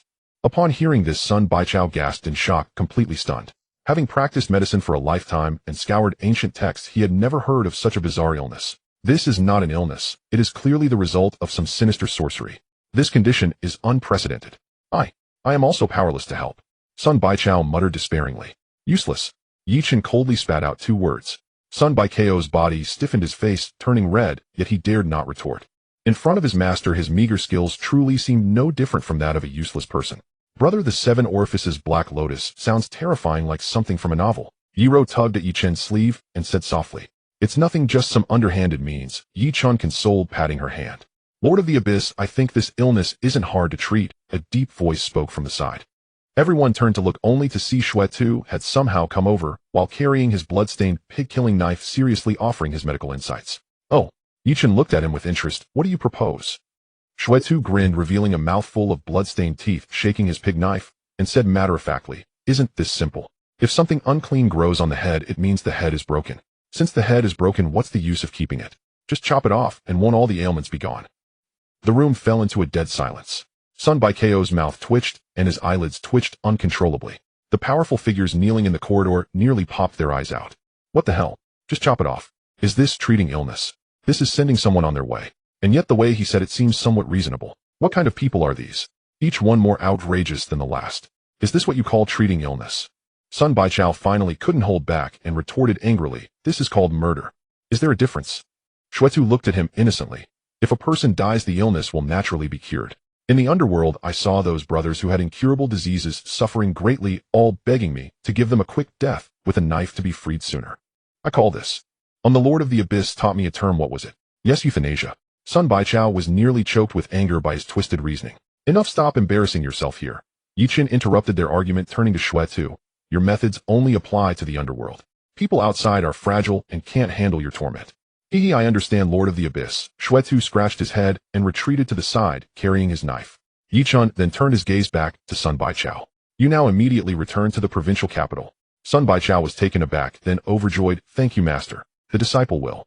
"I told you to return to the provincial capital, not to save anyone." Yi Chen's voice interrupted his excitement. Even if you go, you will only be a useless figure waving a flag.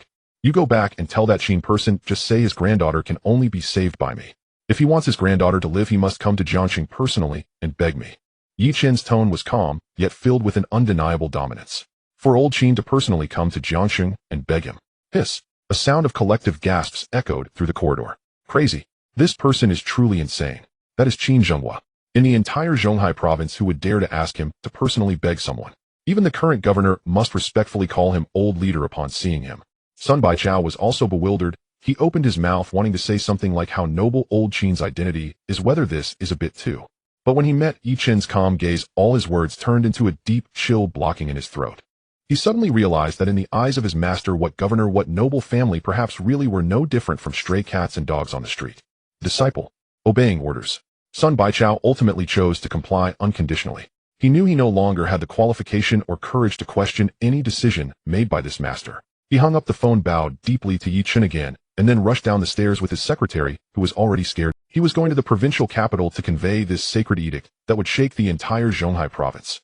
Watching Sun Baichao leave, Yi Chen turned to prepare to return to the ward. What are you all still kneeling for? He said lightly to the group in the corridor. Are you waiting for me to keep you for lunch?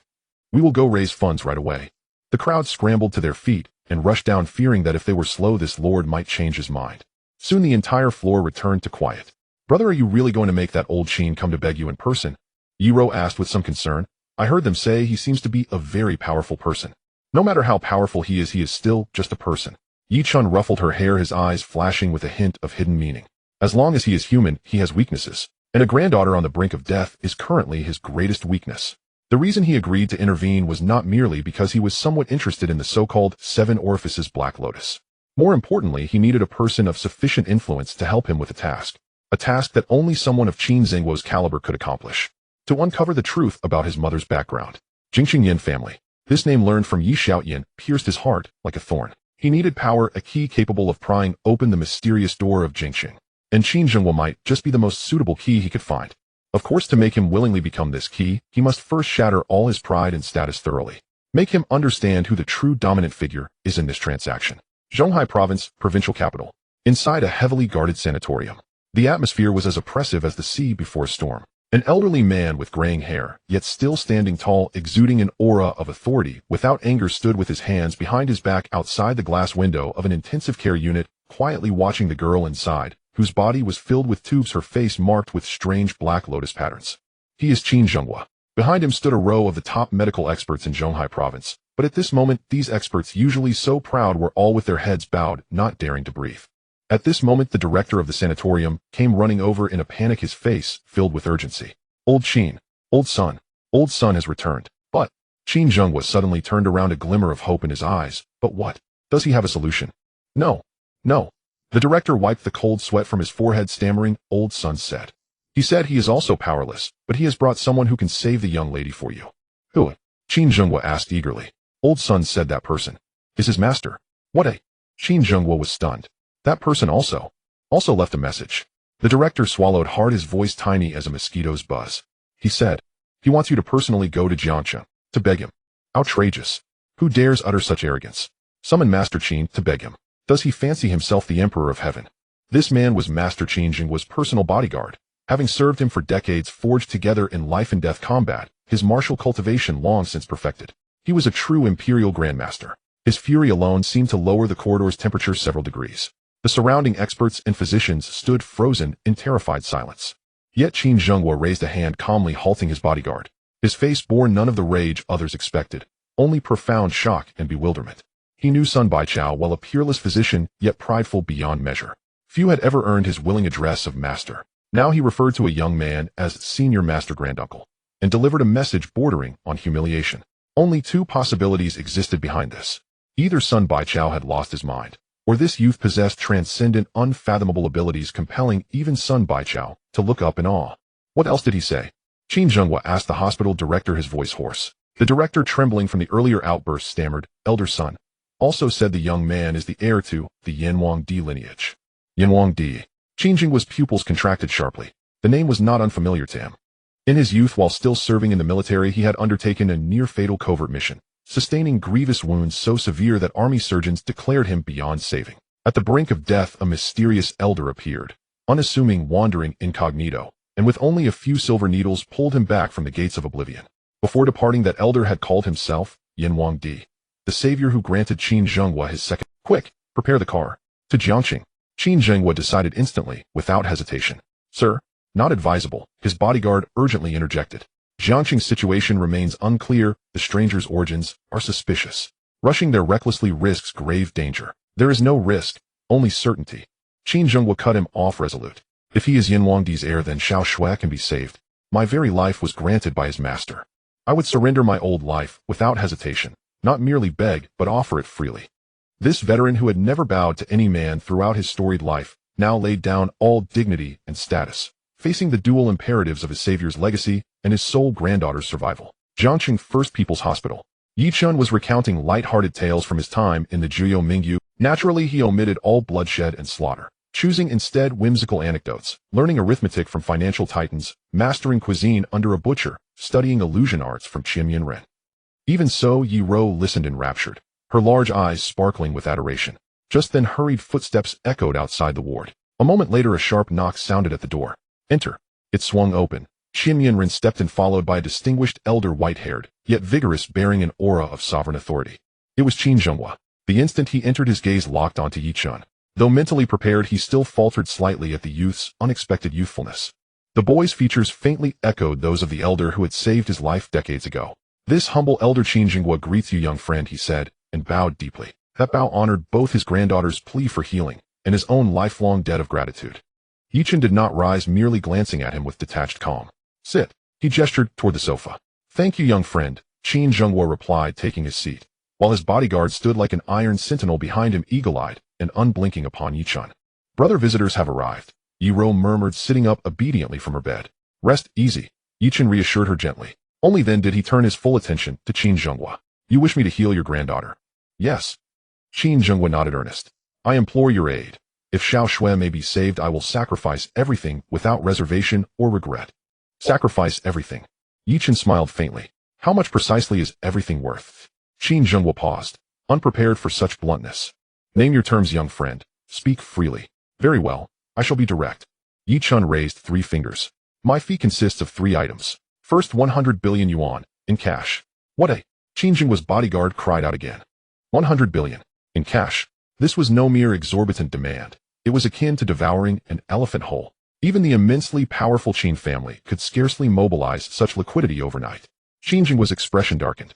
He had hoped familial legacy might soften the request, yet the opening demand was astronomical. This is robbery, the bodyguard roared. Yi Chen didn't even glance his way. Addressing only Qin Zhenghua, you may refuse. But I estimate your granddaughter won't survive past midnight tonight. Qin Zhenghua's heart plummeted. Jaw clenched, he declared, agreed. 100 billion, I accept. I'll raise every last cent within 3 days, even if I must sell my very bones. No, not to me, Yi Chen shook his head. The sum shall be transferred in full to the Deheilingxiang Charity Foundation. I will take not a single coin. Qin Zhenghua froze anew. 100 billion, donated entirely to charity. He found this youth utterly in. Second, Yi Chen gave him no time to ponder further. You shall publicly endorse this foundation in your capacity as former governor of Zhonghai province, and guarantee its immunity from official obstruction or harassment now and forever. Compared to the first demand, this seemed simple, yet Qin Zhenghua grasped its gravity instantly. He was being asked to serve as its divine shield. His public endorsement would clothe the nascent foundation in invincible golden armor. Anyone daring to challenge it in Zhonghai province would effectively declare war upon Qin Zhenghua himself. Such profound calculation. I agree, Qin Zhenghua affirmed once more. Excellent, Yi Chen finally allowed a subtle smile. Third, and most vital, I require you to deploy your entire network and influence to investigate a sin. He leaned forward slightly, his eyes deepened into fathomless abysses.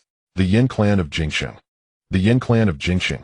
This time Qin Zhenghua reacted more violently than when hearing the 100 billion demand. His shock bordering on terror, as if the name itself were forbidden. He shot upright from the sofa, face stricken with horror. Why do you seek them? His voice cracked with alarm. That is none of your concern, Yi Chen replied, coolly reclining. You need only answer, will you investigate? Or Qin Zhenghua stood motionless, complexion shifting like storm clouds, beads of sweat glistening on his brow. The Yin clan of Jingxing. Beyond even his reach, a terrifying entity he could only revere from afar. Its depth and power transcended worldly authority. A true hidden dynasty enduring over a millennium. To probe such a clan was to dance upon razors. Any misstep meant utter annihilation. He fell silent, 5 long minutes passing before he exhaled deeply, resolve crystallizing. Agreed, I will investigate. For his only granddaughter he had no other choice. Deal concluded. Yi Chen snapped his fingers. Chim Yinren, prepare for departure to the provincial capital. Brother, I'm coming too.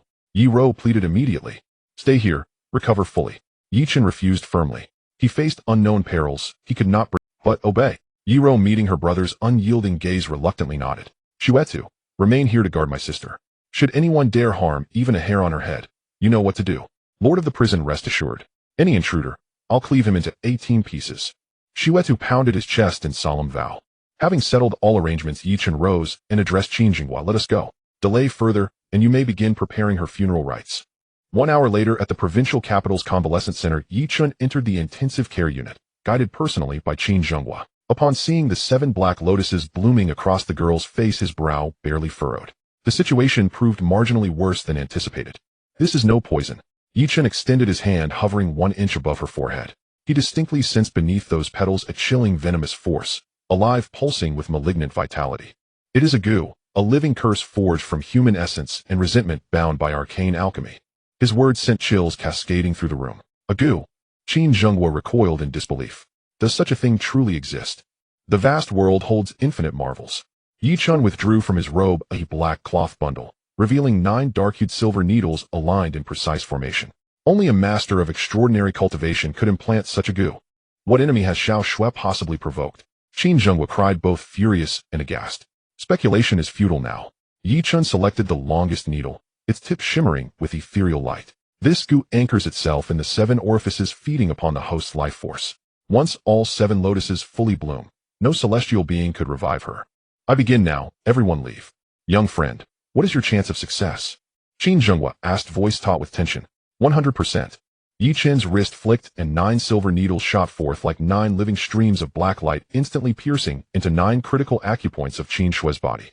The first needle accurately struck at the center of the black lotus on her forehead. A sound resembling an ancient dragon's roar suddenly echoed in the silent intensive care unit as the silver needle pierced through. Though the sound was not loud, it carried a solemn authority that penetrated the soul, causing Qin Jinghua and his bodyguard outside the door to feel a skipped heartbeat. The needle formation was complete. As the 9 silver needles settled into place, an invisible golden aura instantly enveloped Qin Shui's entire body. The 7 black lotuses that were slowly blooming, emanating an ominous aura, seemed to have been paused, coming to an instantaneous halt. Qin Shui's face twisted in extreme pain, miraculously began to relax under the influence of this gold. Her tightly furrowed brows gradually loosened, and her rapid breaths became steady and prolonged. It's working. Her tightly furrowed brows gradually loosened, and her rapid breaths became steady and prolonged. It's working, exclaimed. Though he could not comprehend Yi Chen's methods, he could distinctly feel that the chilling aura haunting the ward was being suppressed by a warm and commanding force. Don't make a sound. Qin Jinghua admonished him in a low voice, yet his bloodshot eyes were fixated on Yi Chen inside the glass window, filled with unprecedented excitement and hope. There is hope. Little Shui is truly going to be saved. The veteran who had fought through life tightly clenched his fists, his nails digging deep into his flesh, yet he felt no pain. However, just as they breathed a sigh of relief, an unexpected change occurred. Buzzing. Qin Shui on the hospital bed began to tremble violently, without warning, her body shaking as if it were a sieve, the intensity causing the entire bed to let out a groan of unbearable burden. What is happening? Li Zhong exclaimed in shock. Qin Zingguo's heart also leapt into his throat. They watched in horror as the black lotus mark on Qin Shui's face, which had just been subdued, suddenly turned pitch black, as if it could ooze out poisonous liquid. Moreover, the 7 black lotuses, as if injected with the most violent catalyst, began to bloom at a speed 10 times faster than before. A horrifying aura 100 times more sinister and vengeful than before erupted explosively from Qin Shui's body. This aura was so intense that it formed a visible black vortex in the ward. The black vortex swirled around Qin Shui's body, emitting a wailing cry that struck terror, violently assaulting the golden needle formation formed by the 9 silver needles. Clang clang. The 9 silver needles trembled violently, producing a series of piercing metallic clinks, as if they would be shaken off by the raging force at any moment. Meanwhile, far away in the capital city, deep within an ancient manor, heavily guarded and expansive inside a sealed quiet room, a handsome young man with an ominous aura sat cross-legged in front of a black altar. He was Yin Fei, the foremost of the younger generation of the Yin family. Just moments ago, he suddenly felt that the 7 orifices demon lotus goo he had planted inside Qin Shui was being forcibly sealed by an external force, seeking death. A flicker of brutal rage flashed in Yin Fei's eyes. How dare someone from Zhonghai province ruin his plans? He snorted coldly, unhesitatingly, biting his tongue and spitting a mouthful of bright red blood onto a swaying soul lamp in front of him. Demon approached, curse kill. He formed a strange hand seal, launching the most powerful long-range counterattack. Not only did he intend to break the damned seal, but he also aimed to curse and kill the one attempting to break the formation through the connection of the goo. In the provincial city rehabilitation hospital, in the intensive care unit, the needle formation buzzed with sound, and the golden light flickered uncertainly, clearly on the verge of collapse. The sinister black aura even penetrated the glass, causing Qin Zhenghua and Li Zhong outside to feel waves of anxiety. Qin Lao, something's wrong. The evil energy is too strong. I need to go in and protect. Li Zhong's face was gravely serious, as he could sense that the power inside had exceeded his comprehension, carrying a destructive aura that instinctively filled him with fear. As a bodyguard, it was his duty to protect Qin Zhenghua's safety at all costs. Saying this, he was about to push the door. Stop! Qin Zhenghua turned sharply, shouting angrily as he firmly held him back. I said do not disturb Mr. Qin Zhenghua's eyes were bloodshot, his voice hoarse from excitement and tension. But Qin Lao, it's too dangerous. Li Zhong was sweating profusely in anxiety. I trust him. Qin Zhenghua's gaze was fixed on the young figure inside, who had remained expressionless from the beginning. His heart was equally aflame with urgency, but he had no choice but to place all his hopes on Yi Chun. He observed that in the face of this overwhelming and terrifying counterattack, Yi Chun was not the least bit flustered. In fact, he even wore a cold smile that hinted at excitement. He is smiling. Qin Zhenghua could hardly believe his eyes. How could he still smile at a time like this? Yi Chun was indeed smiling. What others felt was sinister and vengeful, but what he sensed was the fragrance of food. At the moment, the overwhelming demonic aura erupted. The dormant dragon chi within him awakened like an ancient dragon, sensing the breath of its nemesis. Moreover, it began to boil uncontrollably in a frenzy. Roar! A series of high-pitched dragon roars echoed wildly within his limbs and bones, audible only to him. It was neither anger nor fear. Instead, it was a longing that stemmed from the depths of his bloodline. A longing for food. So that's how it is. Yi Chen's eyes brimmed with battle intent as he instantly grasped the essence of these two powers. They were of the same origin, yet utterly opposed. One was the supreme dragon chi of utmost yang and strength. The other was the vile demonic aura of utmost yin and evil. A daringly insane thought suddenly formed in his mind. To dispel. Too wasteful. To suppress. Too cowardly. Faced with such a top-grade tonic delivered right to his doorstep, the only choice was devour. Yi Chen slowly turned his head, meeting Qin Zhenghua's eyes filled with terror and confusion through the glass. He spoke softly, his voice not loud, yet carrying an air of dominance. Watch closely. This is what true miracles look like. The moment he finished speaking, Yi Chen clasped his hands together and formed an ancient and mysterious seal. This time it was no longer defensive. Instead, he actively guided the golden dragon chi, which had boiled to its peak, to launch an unprecedented hunt against the frenzied black demonic aura. Command! Yi Chen uttered a light shout akin to a decree from a heavenly king. He abruptly pushed forward with the hand seals he formed. Yi Chen actually channeled his pure substantial golden dragon chi through the 9 violently trembling silver needles unhesitatingly, and continuously flooding it into Qin Shui's meridians. He has gone mad. He must be insane. Qin Zhenghua's mind buzzed, blanking out. To him, this was nothing short of a suicidal act. The black demonic energy was already so violent, yet Yi Chen did not draw it out. Instead, he poured in another equally domineering force. Once these two extreme forces met in the fragile body of Xiao Shui, there could only be one outcome. That is, explosion. Xiao Shui's body would be torn into pieces by the collision of these two forces in an instant. Not a single complete bone would remain. Mr. Yi. No. Qin Zhenghua finally lost control, letting out a desperate roar, ready to rush in without a second thought. However, Li Zhong beside him firmly grabbed him. Old Qin. Look. Li Zhong's voice trembled as if he had. Qin Zhenghua suddenly looked up at the ward.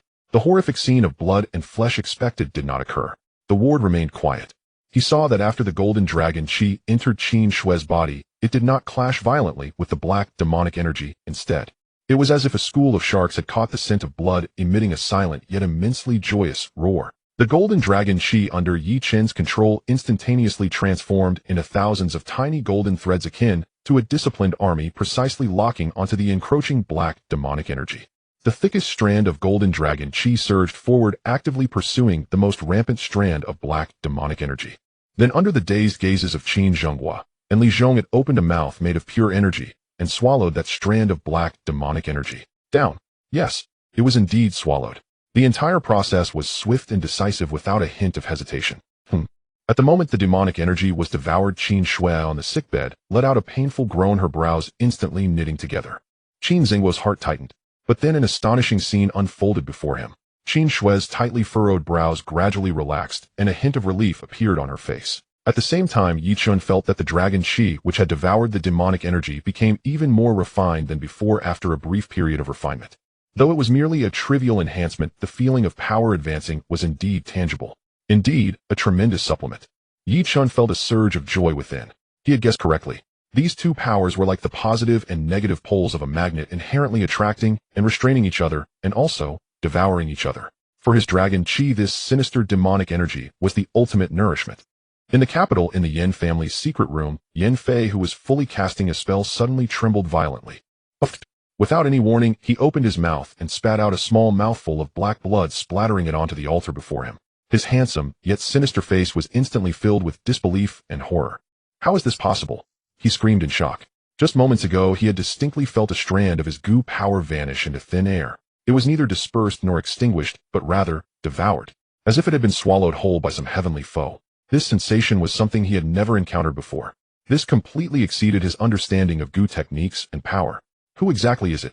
A storm surged within Yen Fei's heart. In the room of the recuperation center, the scene had become exceedingly bizarre. Upon confirming his suspicions, Yi Chun held nothing back any longer. Devour for me. He increased the output of the dragon qi. In an instant, Qin Shui's body transformed into a battlefield entwined with gold and black. Countless tiny golden energy dragons frantically chased, bit, and devoured those fleeing black demonic energies within her meridians.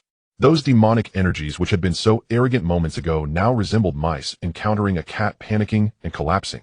As each strand of demonic energy was devoured, she would frown in pain due to the struggles of the goo worms. However, shortly thereafter, the pure energy released from the refined dragon qi would swiftly repair her damaged meridians and body, allowing her to relax her brows once more. The 7 black lotus marks on her face flickered uncertainly, alternating between brightness and darkness. Qin Zhenghua and his bodyguard Li Zhong were utterly dumbfounded. They stood their mouths agape, forgetting even to... The scene before them, resembling a battle between deities and demons, had completely shattered their worldviews built over decades. Medicine. What the hell is this medicine? This was clearly celestial arts. Divine techniques. They felt as if their brains could no longer process the information before them, merely watching everything unfold. And as the orchestrator of all this, Yi Chun appeared incredibly relaxed. He even slowly closed his eyes, immersing all his focus into this feast occurring within another's body. He could distinctly feel that the dragon qi within him, after devouring those demonic energies, was becoming increasingly pure and robust at an unprecedented speed. The exhilarating sensation of rapidly growing power made him feel immensely refreshed. He even began to enjoy the process. He was like an experienced hunter, calmly guiding his hunting dog's dragon qi to encircle the pitiful prey demon. Qin Zhenghua and Li Zhong's worldviews were being shattered and reshaped again and again by the divine and demonic spectacle before them. They finally understood why Sun Baichao had knelt. They also finally understood why Yi Chun dared to let old Qin personally come to seek him, because they were simply not beings of the same world.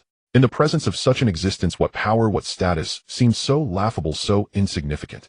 In the capital city, within the eerie secret chamber of the Yen family estate, Yen Fei's expression had darkened to the point where it seemed like water could drip from it. On the altar before him, the soul lamp, connected to Qin Shui's life, was rapidly dimming at a visibly alarming. Moreover, the flame burning on the wick was no longer a normal fire, but rather a bizarre black flame interspersed with strands of golden light. He could distinctly feel that the demonic energy army he had dispatched was being devoured and digested in chunks by a domineering force he could not comprehend.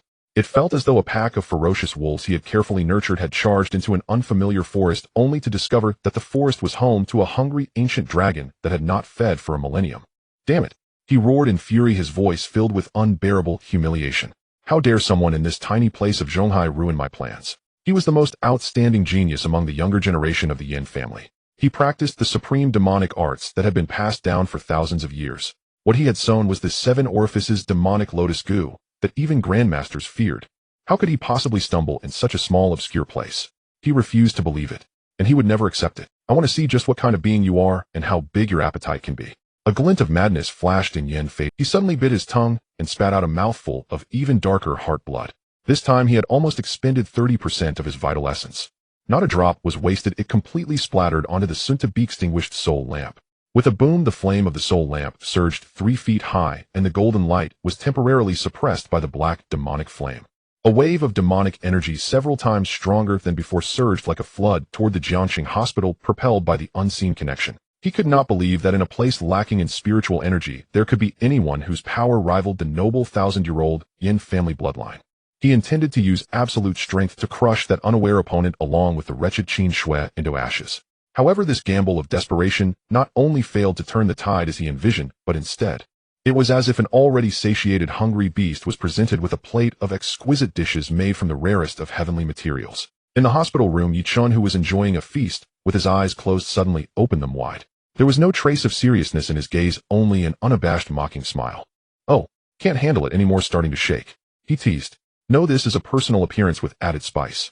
He clearly sensed a wave of demonic energy, purer and more substantial than before, surging wildly from the mother goo insect. Moreover, this new demonic energy was tinged with a rich scent of vital blood.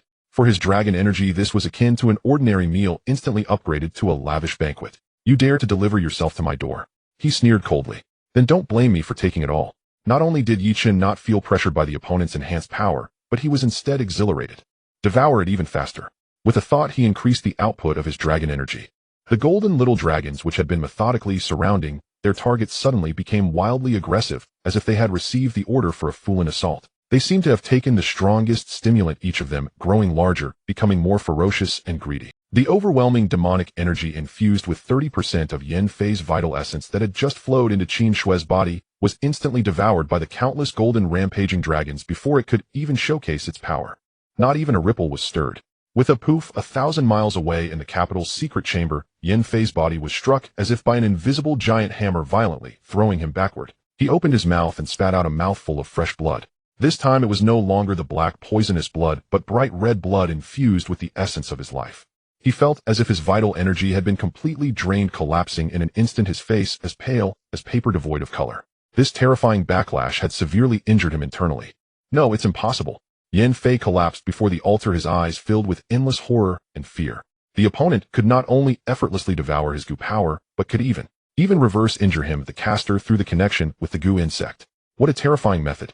This had completely overturned his understanding. In the hospital room, Chen had completely gained the upper hand. He could sense that the opponent far away in the capital. In the hospital room, Chen had completely gained the upper hand. He could sense that the opponent far away in the capital had been gravely injured and could no longer stir up any waves. He even began to slow his devouring speed like a curious scientist dissecting a rare little white mouse. While leisurely refining the residual demonic energy, he divided a thread of his consciousness to carefully sense the source of the opponent's power, analyzing its structure. He intended to strip this so-called Yin family bare, leaving nothing behind. Outside, Qin Jinghua and Li Zhong had become completely numb. They watched the scene in the hospital room where golden light flourished and black mist dissipated, their mouths agape, unable to express any other emotion. In their hearts, they repeatedly echoed one thought.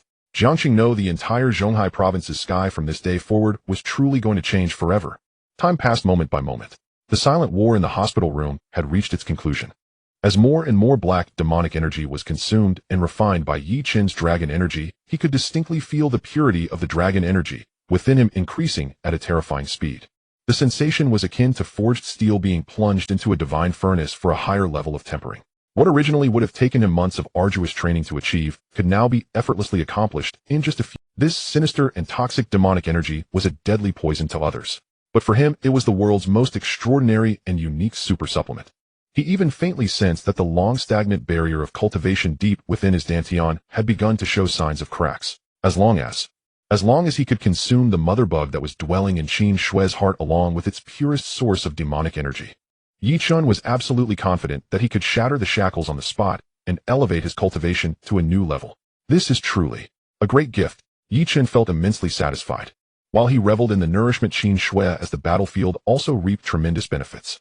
The demonic energy consumed and refined by the dragon energy was not entirely absorbed by Yi Chen. The most pure source energy merged into Yi Chen's dragon energy, strengthening him further. Another part, relatively mixed but still immensely pure life energy, dispersed like the gentlest spring rain, silently nourishing her body, which had long been hollowed out by the bug. Her meridians, having been damaged by the demonic energy, were reshaped by this higher level energy, becoming even more resilient and wider than before. Her internal organs also rejuvenated under the nourishment of this energy. Outside, Qin Jinghua and Li Zhong, though unable to comprehend the intricacies, could perceive the miraculous changes occurring. They could visibly see that the terrifying black lotus mark on Qin Shui's face had diminished from the initial. The remaining 5 marks had also lightened in color, no longer the heart-stopping pitch black, but resembling a faint ink wash painting, seemingly ready to dissipate into the air at any moment. Qin Shui's complexion had gradually transformed from ashen to a rosy hue, as if a divine light was circulating beneath her skin. A miracle. This is definitely a miracle. Qin Xingguo's breath nearly stopped. He clenched his fists tightly, his nails digging painfully into his palms, drawing blood, yet he was oblivious. His eyes were filled with unparalleled excitement and joy. He knew that not only had his granddaughter been saved, but she had also received a tremendous boon. At this moment, Yi Chun had completely mastered the situation. He resembled an experienced fisherman tightening his net with the fish inside, having nowhere to escape. He continued the process of consumption at a leisurely pace, relishing the sensation of increasing power while sending out a thread of his consciousness, like the sharpest hunting dog beginning to trace back the source of the demonic energy. He sought to find the opponent who was engaging him in a battle of spells from 1,000 miles away. Soon he realized that although this demonic energy was extremely malevolent, its deepest source was indeed of the same origin as his own dragon energy. Both carried a nobility and dominance stemming from the depths of their bloodline. It was as if they were born of the same root, with one having turned towards the light, while the other had fallen into darkness. The Yin family. Yi Chun sneered inwardly. He could almost conclude with absolute certainty that the one pulling the strings behind the scenes was undoubtedly linked to his so-called mother's family. They intended to test him this way, or perhaps to clean house. No matter what you intend to do, since you should be prepared to be uprooted. Yi Chen's killing intent flickered momentarily. He decided that before completely eliminating this bug, he must tear off a piece of souvenir from that hidden opponent. He wanted the other party to know that he, Yi Chun, was not some soft persimmon to be squeezed at will. He was a fierce dragon that bites and could kill, a river-crossing dragon. The black demonic energy within Qin Shui had already been mostly swept away by Yi Chen's dragon energy, leaving little behind. Only the mother bug, which remained lodged in her heart, like a black tumor, still resisted stubbornly, with its last source of strength. The bug evidently sensed the end was near, trembling and exuding an aura of despair and fear. In the capital, in the Yin family's secret room, Yin Fei, slumped on the ground, was filled with a strong desire to retreat. He knew he had lost this battle of spells. He lost utterly. Continuing to fight would not only fail to save his life bug, but could even cause backlash, leading to a regression in his cultivation and damage to his foundation. That was a price he could not afford. Yi Chun. Is it a... Yin Fei's eyes were filled with resentment as he firmly remembered the name he had just obtained from his informants. I will remember you. The humiliation of today will be repaid 100-fold in the future. He gritted his teeth against the intense pain in his inside, struggling to sit cross-legged, his hands forming seals again, preparing to cast the Yin family's secret technique to forcibly sever the connection with the bug and make the mother bug fall into complete dormancy. As long as the mother bug was not exterminated, he still had a chance. As long as the Green Mountains remain, one need not fear a lack of firewood. He thought it through nicely. However, how could Yi Chen allow him to achieve his goal so easily? You think you can come and go as you please? Do you take this place for your backyard? Yi Chen noticed the other party's intentions and let out a disdainful sneer. A cooked duck can't just fly away, right? Leave it to me. Just as Yin Fei was about to complete the secret technique, Yi Chen's eyes suddenly opened wide, bursting with brilliance. He instantly activated all the dragon energy within him, no longer consuming a thread at a time, but transforming it into a massive golden net that blocked out the sky. This golden net descended upon the mother bug that was preparing to sleep with tremendous force. Moreover, the target of this net also included the faint spiritual mark Yin Fei had left on the mother bug for not good. In the capital, Yin Fei's face changed dramatically as the golden net fell.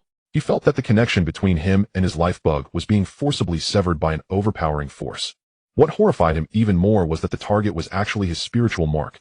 He frantically tried to retract that spiritual mark, because on it not only was it a medium for control, but it also retained a trace of his source aura and vague positional information.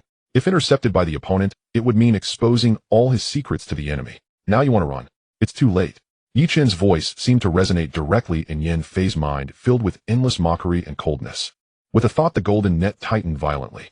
The golden threads made of dragon energy began to crazily crush, cut, and refine the black mother bug. Screech. The mother bug emitted a piercing scream sharp enough to seem otherworldly. Yin Fei in the capital felt the same pain and suddenly clutched his head, letting out a scream of extreme agony. The forced refinement of his life bug was akin to having a red-hot knife slicing through his soul, torturing him. He writhed on the ground in agony, black blood oozing from his 7 orifices, his appearance tragically disheveled.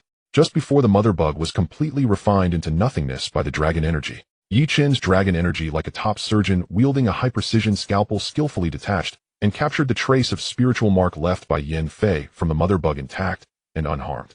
Collect. Yi Chen carefully wrapped this trophy with dragon energy, integrating it into his divine sense. A blurry yet exceptionally clear stream of information surged into Yi Chen's mind in an instant. It depicted a grand, majestic ancient residence that resembled an ancient imperial palace. A massive plaque hung at the entrance of the residence, inscribed with two imposing golden characters. Yin House. Following that, the image shifted. A young man's resentful and unwilling face vividly appeared in his mind. It was Yin Fei, capital Yin family. Yi Chen's eyes flashed with killing intent. Excellent. I found you. From this day forward, your entire Yin family will appear on my hunting list. The game is over. Yi Chen murmured softly to himself. Nas, the ill-fated queen insect, was completely refined into the purest energy. He let out a light, commanding cry.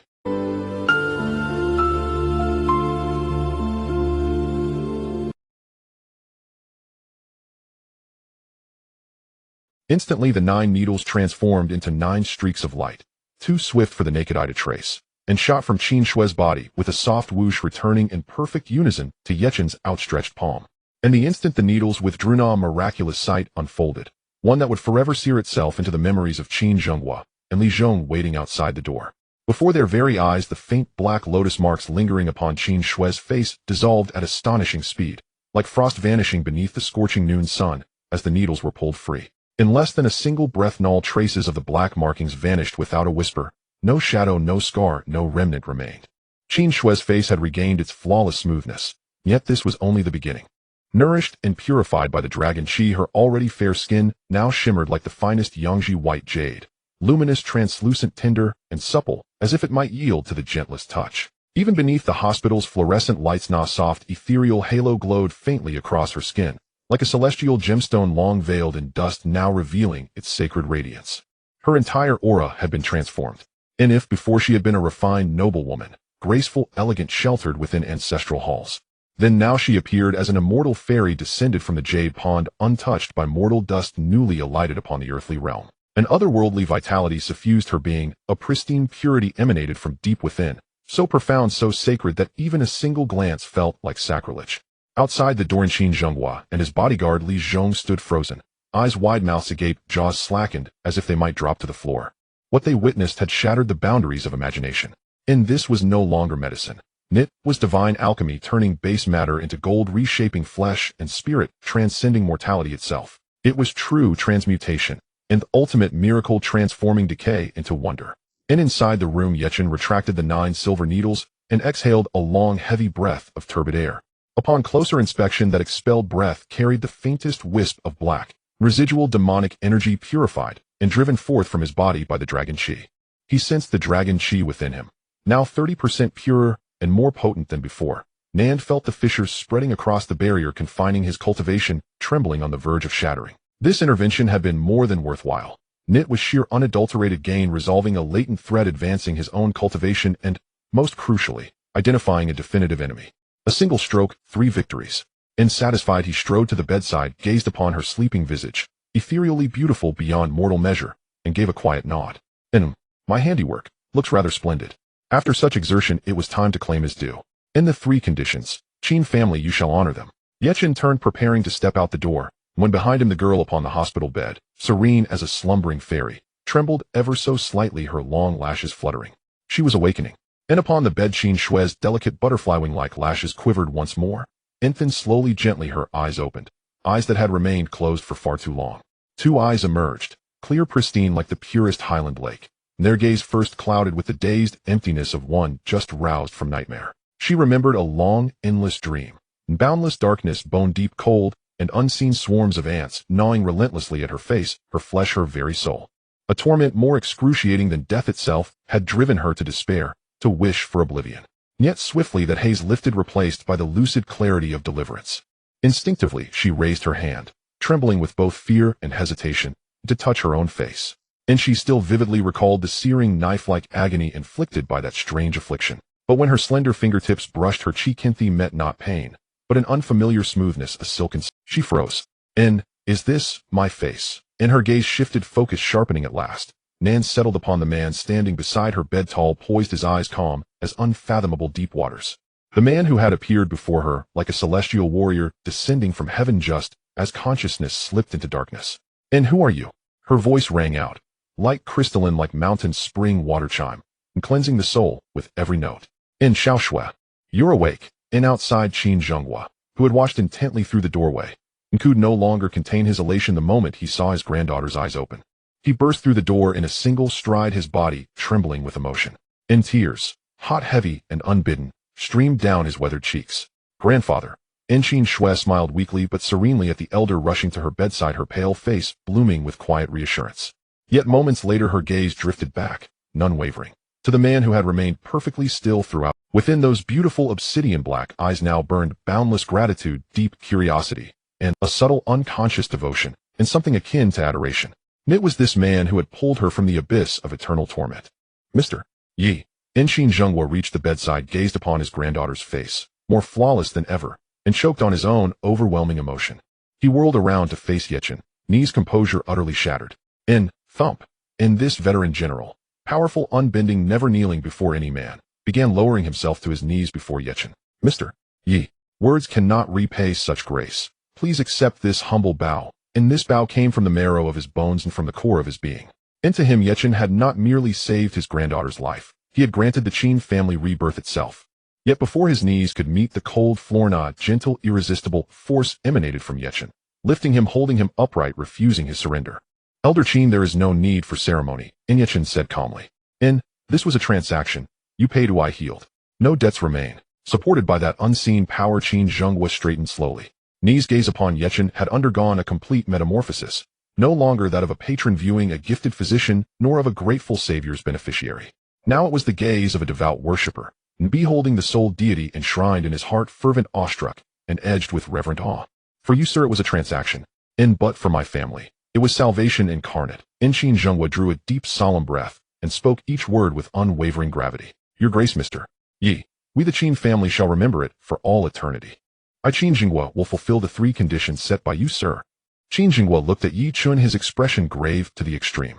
He raised 3 fingers towards the ceiling and spoke with an almost oath-like tone. "I, Chen Zhenghua, swear to heaven that I will definitely accomplish this. If I utter a single false word, may heaven strike me down."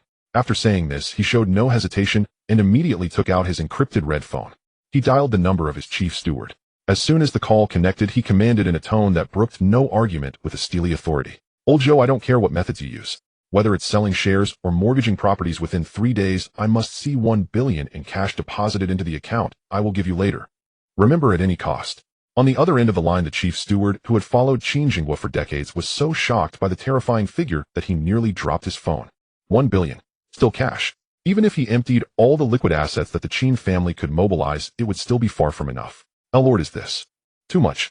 The steward stammered, trying to persuade him. "Carry out the order." Chen Zhenghua didn't give him any chance to explain, silencing him with just 4 words. "Understood." The steward's voice trembled, yet remained resolute on the other end. He knew that once Chen Lao made a decision, no one could change it. Hanging up the phone, Chen Zhenghua did not stop. He looked at Yi Chun and continued to speak. "Sir, regarding the foundation, not only will I personally serve as the honorary chairman, but I will also ensure that all my former students and officials, as well as all entrepreneurs in Zhonghai province who have benefited from the Chen family, must support this foundation. I want the words Dehailanxiang to become the most resounding gold signboard in Zhonghai province." His words were filled with immense confidence and determination. This was the energy of Chen Zhenghua, who had operated in Zhonghai province for a lifetime. He dialed another number. This time, it was directly to the current director of the Zhonghai provincial television station. "Oldly, it's me, Chen Zhenghua." Chen Lao. "You. Hello." The director on the other end spoke with a voice trembling with excitement. "Help me issue an announcement." Chen Zhenghua's tone was calm, yet carried an undeniable authority. "Just say that I, Chen Zhenghua, am officially assuming the position of honorary chairman of the Dehailanxiang Charity Foundation starting today. I want to see this news on the front page of tonight's evening news. It cannot be less than 3 minutes. Yes, I guarantee the task will be completed." The director agreed immediately without a second thought, even proactively adding more details. This series of thunderous actions made the guard Li Zhong next to him feel a surge of anxiety. He knew that Chen Lao had truly staked everything of the Chen family on this mysterious young man in front of him. This was a high-stakes gamble. If they won, the Chen family would forge a benevolent bond with a godlike figure. If they lost, no losing was not an option.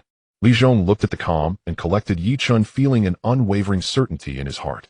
Yi Chun calmly observed Chen Zhenghua completing all this, nodding to himself inwardly. This Chen Zhenghua was indeed a clever man and a ruthless one.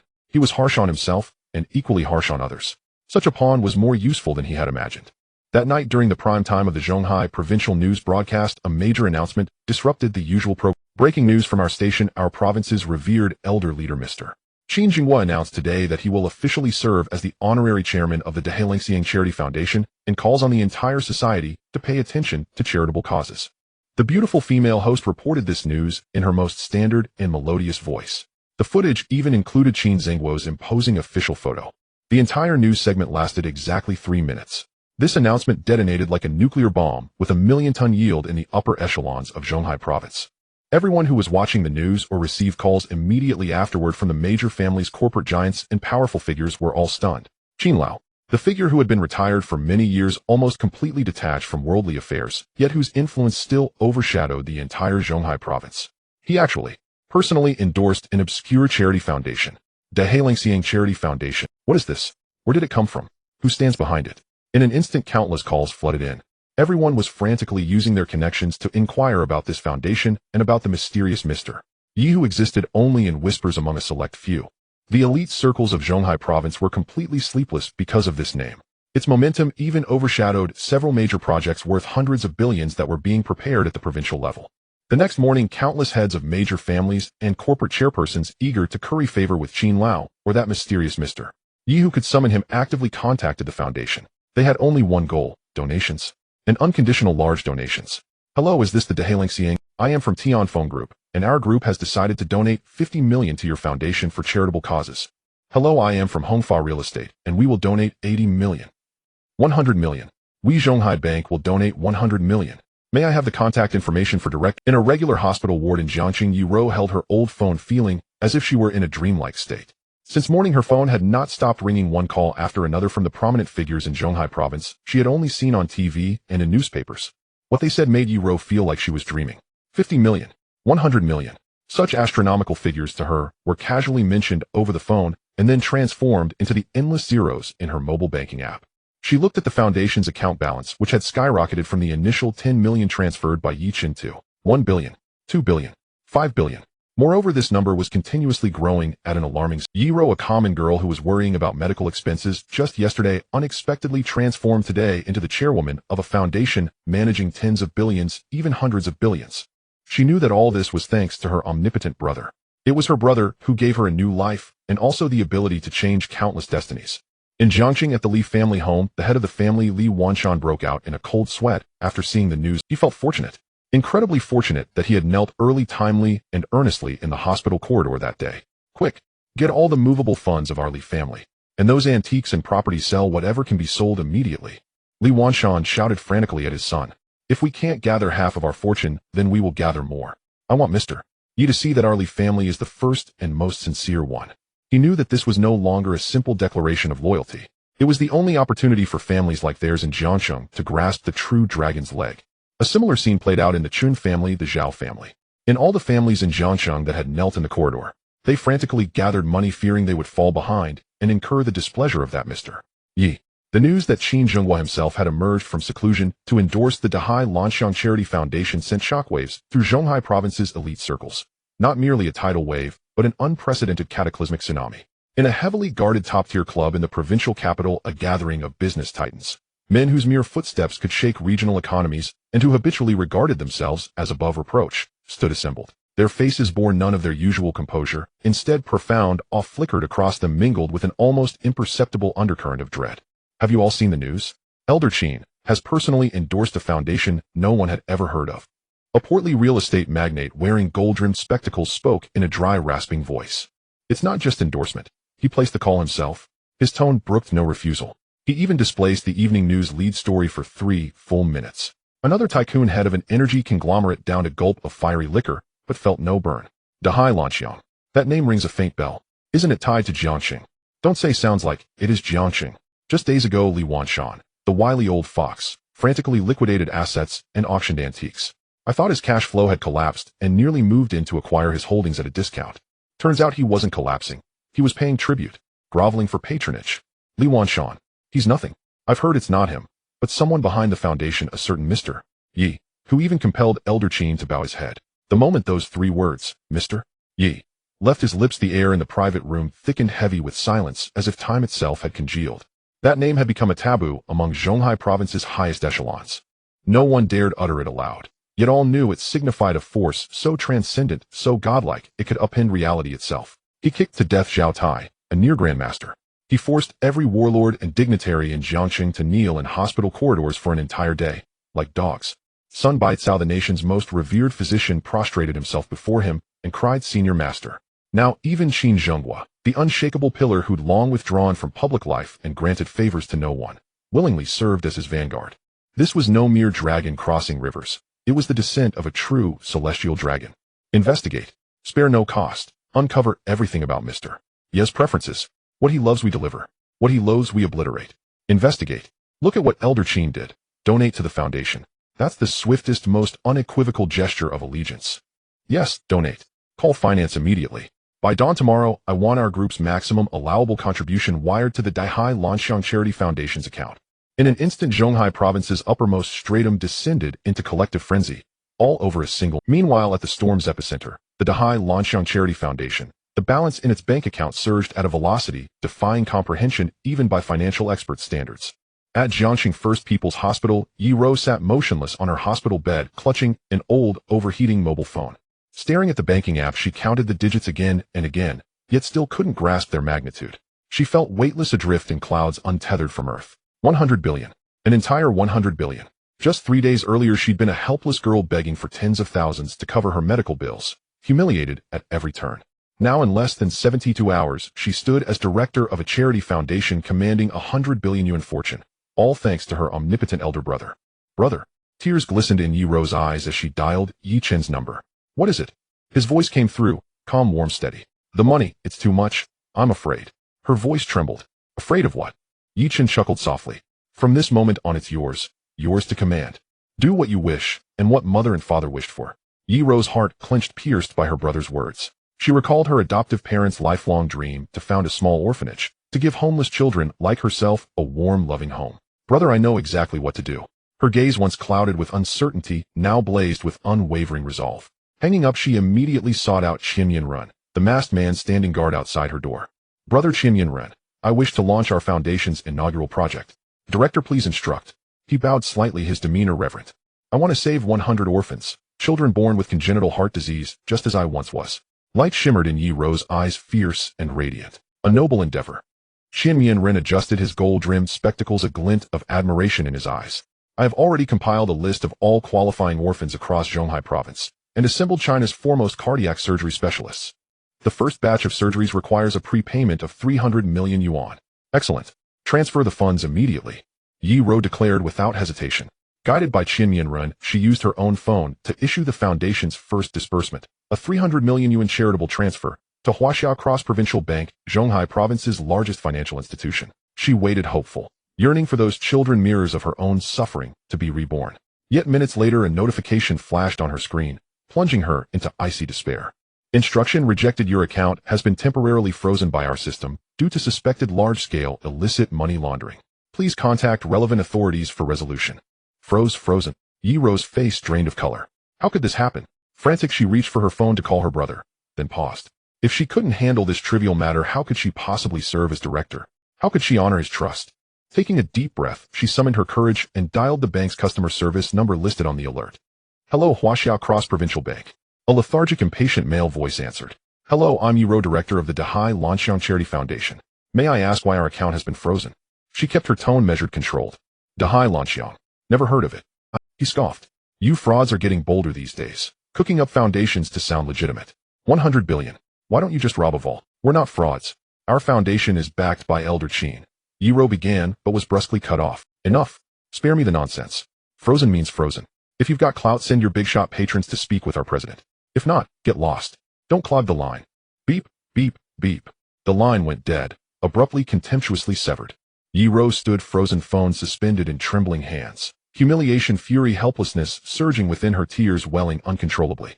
Just then her phone rang again. It was the director of an orphanage she'd contacted earlier. Director Yi, it's urgent. 3 of our children have suddenly deteriorated. Their condition has worsened critically. The doctors say they need immediate surgery, or they may not survive past tomorrow. The words struck like thunderclap, shattering Yi Rose's last vestige of composure. She bolted from the room, tears streaming, and found Chen standing on the balcony, gazing silently at the horizon. Brother. Her voice cracked thick with sobs and shame. Am I useless? I couldn't even accomplish my very first task. Chen slowly turned. His gentle smile faded, replaced by an icy stillness so absolute it seemed to freeze the heavens themselves. He reached out, gently stroking her hair, yet his voice, low and resonant, echoed as though rising from the ninth. No, this is not your fault. Some people have simply grown weary of life and wish to meet Yama a little sooner. Don't cry, he murmured, and with a fingertip he gently wiped his sister's tears away, his touch so tender it seemed to be handling a rare treasure. Stay here and wait for me, at most an hour, and you will be able to restore the funds to those children, he said. His voice was calm, yet carried an authority that brooked no denial. Yiro looked into her brother's deep eyes, and as if by miracle the panic that had gripped her heart subsided. She nodded forcefully and said, Brother, I trust you. Having reassured his sister, Chen turned. The tenderness in his gaze vanished in an instant, replaced by a coldness that pierced the bone. Qian Mianren. Present. Like a shadow, Qian Mianren appeared behind him without a sound. Huaxiao Interprovincial Bank, Zhonghai Province Branch, Chen said. He had only spoken a few words. Qian Mianren pushed up the gold-rimmed glasses on his nose, and the tablet in his hand flickered to life, displaying the full dossier of a fleshy-faced, middle-aged man. Qian Dehai, 52 Director of the Huaxiao Interprovincial Bank, Zhonghai Province Branch. A man of greed and lechery, cowardly, and inclined to avoid trouble, yet ostentatiously arrogant. He owes his seat to the Yin family in the capital. He is their stooge planted within Zhonghai's financial system. Just now he had a phone call with Yin San of the Yin family in the capital. The conversation concerned how to embezzle the foundation's 100 billion in funds, and in the process crush the Qin family's influence in Zhonghai province. Qian Mianren's report was concise and precise, without a single wasted word. The Yin family again, Yi Chun said, a cold arc lifting the corner of his mouth. Once more the Yin family. They really are persistent, Qian Mianren murmured. Come, let us pay Director Qian a personal visit. In the center of Zhonghai City stood the headquarters of the Huaxiao Interprovincial Bank, a 30-story edifice that had become one of the province's financial landmarks. At that moment, in the director's office on the top floor, Qian Dehai had just ended a call from the capital. His face was lit with a grin woven of sycophancy and excitement. It's happening. This time it will go through. He paced across an expensive Italian carpet, his corpulent body trembling with anticipation. The Yin family of the capital. If this is handled properly, not only will I secure my position as director, but I may even find a path into their inner circle. And that 100 billion. When the Yin family's magnates dine, I will be allowed a sip of their broth. Even a small trickle would secure my comforts for the rest of my days. Greed glittered in his eyes. Director, you called? Asked a secretary in a tailored skirt, her figure arresting as she swayed into the room. Shall Li, just the right moment, Qian Dehai said, pulling the secretary into his arms. His greasy hand wandered without discretion. I'm in a good mood today. You're incorrigible, Director. The secretary teased in a coquettish voice, half resisting, half consenting. At that instant a knock sounded at the office door. What is it? Can't you see I'm busy? Qian Dehai snapped, his interrupted pleasure turning to fury. Director, it's Captain Wang from security, came a deferential voice from outside. Tell him to get lost. No, let him in. Qian Dehai ordered. Qian Dehai straightened his attire and restored the air of authority about him. A burly security captain, his face thick with flesh, stepped into the room. Director, what are your orders? Captain Wang asked. Listen, while Qian Dehai said grandly. Those people from the Dehai Lanxiang Charity Foundation may come to cause trouble today. Deploy your men thoroughly. From the main entrance to my office post guards every 3 paces, sentries every 5. Anyone who dares make a scene, break his legs and toss him out. If anything goes wrong, I, Qian Dehai, will take sole responsibility. Understand? Understood, Director. Captain Wang sneered. Just watch. Not even a fly will get through. Captain Wang departed to carry out his orders. Qian Dehai hummed with satisfaction and turned his gaze back to the secretary, intent on resuming his earlier pastime. He did not know that the fly he boasted of had already arrived on his turf. Outside the bank, Yi Chun and Qian Mianren stepped down from an ordinary taxi. As they approached the gate, 2 rows of some 20 security guards, rubber batons in hand and faces set with menace, barred their way. The man at their head was Captain Wang. Halt! Who are you? Captain Wang demanded, arrogantly pointing his baton at Yi Chun. Qian Mianren moved forward with a smile. We are from the Dehai Lanxiang Charity Foundation, here to see Director Qian about unfreezing an account. Dehai Lanxiang. Captain Wang scoffed with contempt. So it's you frauds. Director Qian has ordered that no riffraff be admitted today. Be gone. One more step and don't blame us. The guards behind him brandished their rubber batons and drew near, the air filled with the whistling of their swings and the ill intent on their faces. Customers and employees entering and leaving the bank recoiled in fright, scattering to avoid being caught in the fray. Qian Mianren's smile did not change. He simply stepped back behind Yi Chun. From the beginning, Yi Chun had not so much as lifted an eyelid. He seemed not to notice the snarling guards and walked. Furious at the affront, Captain Wang roared, and brought his rubber baton down in a whoosh toward Yi Chen's head. A blow like that, if it landed solidly, would leave an ordinary man concussed, if not dead. Yet at the very moment the baton was about to touch Yi Chen's scalp, a strange and terrible thing occurred. Captain Wang felt an indescribable force strike him from the other man's body, as if colliding with a high-speed locomotive. With a dull smash, 200-odd pounds of Captain Wang were flung backward like a kite, with a cut string hurtling faster than he had advanced. The dozen or so guards behind him were toppled like bowling pins sent sprawling in every direction by the impact. Horrific screams rose in waves. The bank's great hall fell utterly silent. Everyone stared mouths agape at the inexplicable sight before them. They could not even tell how the young man had acted. No, he had not acted at all. He had only taken a single step forward. Yi Chen's stride showed no hesitation. He walked through the moaning prostrate guards like a sovereign inspecting his domain and made for the elevator. Where he passed, the crowd instinctively opened a path. Every gaze that followed him was a mixture of awe and fear. Qian Mianren walked behind him with an unchanging smile, as if untouched by the scene. He reached the elevator and with an air of elegance pressed the button for the top floor. The door's side opened and Qian Mianren made a courteous gesture of invitation. Yi Chen stepped inside, Qian Mianren close at his heels. The elevator doors closed slowly, sealing off the shouts and chaos outside. For a moment it seemed as if all that had just occurred were nothing but a mirage. Silence settled like a curtain over the lobby, and the memory of the incident hung in the air as if unreal. Ding! A crisp chime echoed as the elevator halted at the top floor. The doors slid open smoothly. Beyond them stood not an empty corridor, but over a dozen imposing men, broad-shouldered, clad in black suits, and wearing dark sunglasses, each far more formidable than the security guards downstairs. These were Qian Dehai's true trump-card elite bodyguards he had hired at great expense from retired Special Forces operatives and underground fighting rings. Each gripped a high-voltage baton, standing rigidly on guard, exuding an aura of cold, lethal discipline. At their head stood a man with a jagged scar across his face. Xiezi, once one of the most notorious mercenaries along the southwestern border. His hands bore the blood of at least 80 souls, if not 100. Gentlemen, your path ends here. Xiezi's gaze swept over the two figures emerging from the elevator. A slender, unassuming young man and a mild-mannered white-collar professional, and flickered with undisguised contempt. Our bank president refuses to see you. Leave now and I'll pretend none of this ever happened. But if you insist on courting death, I won't hesitate to escort you there myself. His voice was hoarse and glacial, thick with the metallic tang of old blood. Yet Yi Chen remained unruffled, serene, detached, as though Xiezi's words had never reached his ears. He took another step forward. Foolish, reckless wretch. Xiezi's fury ignited, incensed beyond reason by Yi Chen's utter disregard. With a roar he barked, "Seize him, break his legs." Instantly the elite guards lunged like starving wolves, converging from all directions upon Yi Chen. Their batons crackled with electric fury, hissing, spitting arcs of cobalt lightning that coiled through the air, sending shivers down even the bravest spine. Qian Mianren stood quietly behind, Yi Chen, his face still adorned with that polished professional smile, as if the scene before him, a tableau of terror capable of shattering ordinary minds, were merely a tedious stage performance. For he knew before the warden these men were less than insects. Indeed, just as the first wave of guards closed in, mere inches from Yi Chen finally halted. He made no flourish, no gesture, merely stood still, calm and centered. Then without warning, an invisible force erupted outward from him, a palpable crushing pressure radiating in all directions. The leading guard slammed into an unseen wall, bodies jolting to a violent, impossible stop. In the next breath they felt as though sinking into abyssal mud. The very air thickened, viscous, suffocating, while an overwhelming weight like the peak of Mount Tai bearing down pressed inward from every angle. They could not strike, not even twitch a finger. What is this? Terror contorted every guard's face, raw and absolute. This sensation lay far beyond anything their experience could explain. Only Xiezi, battle-scarred, battle-hardened, paled violently, gasping aloud. Internal chi projected outward. A martial Dao grandmaster. He had never imagined encountering such a legend, spoken of only in whispers, in this sterile, mundane place. Escape. That was the sole thought screaming through his mind. But it was already too late. Xiezi summoned every ounce of strength, straining against the invisible vice. With a guttural, bestial roar he channeled his entire life force into his right fist.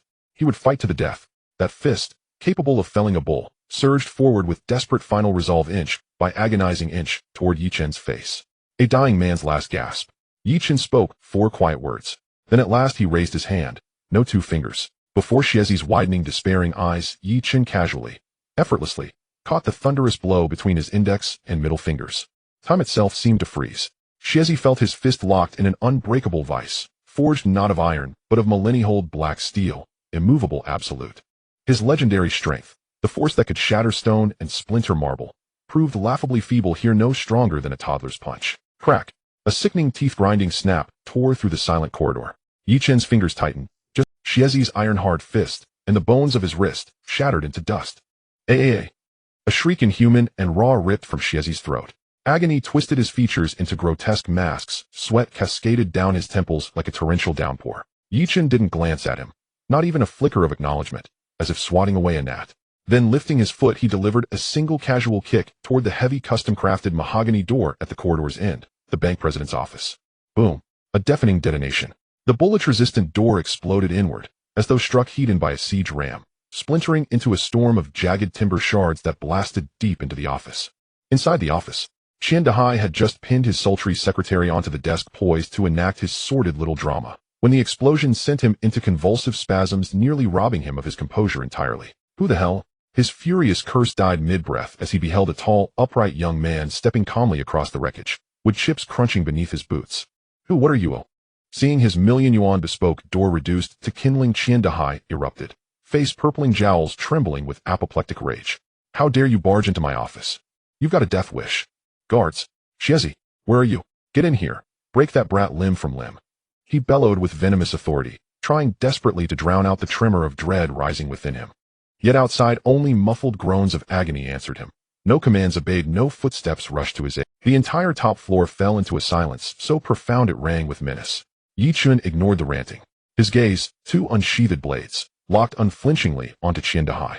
Slowly, deliberately, he advanced toward the massive oak desk, then looked down, impassive and towering, upon the blustering, sweating man still trying to mask his fear with bluster. And then in a voice so quiet it chilled the marrow, he asked, "Was it you who froze the Foundation's funds?"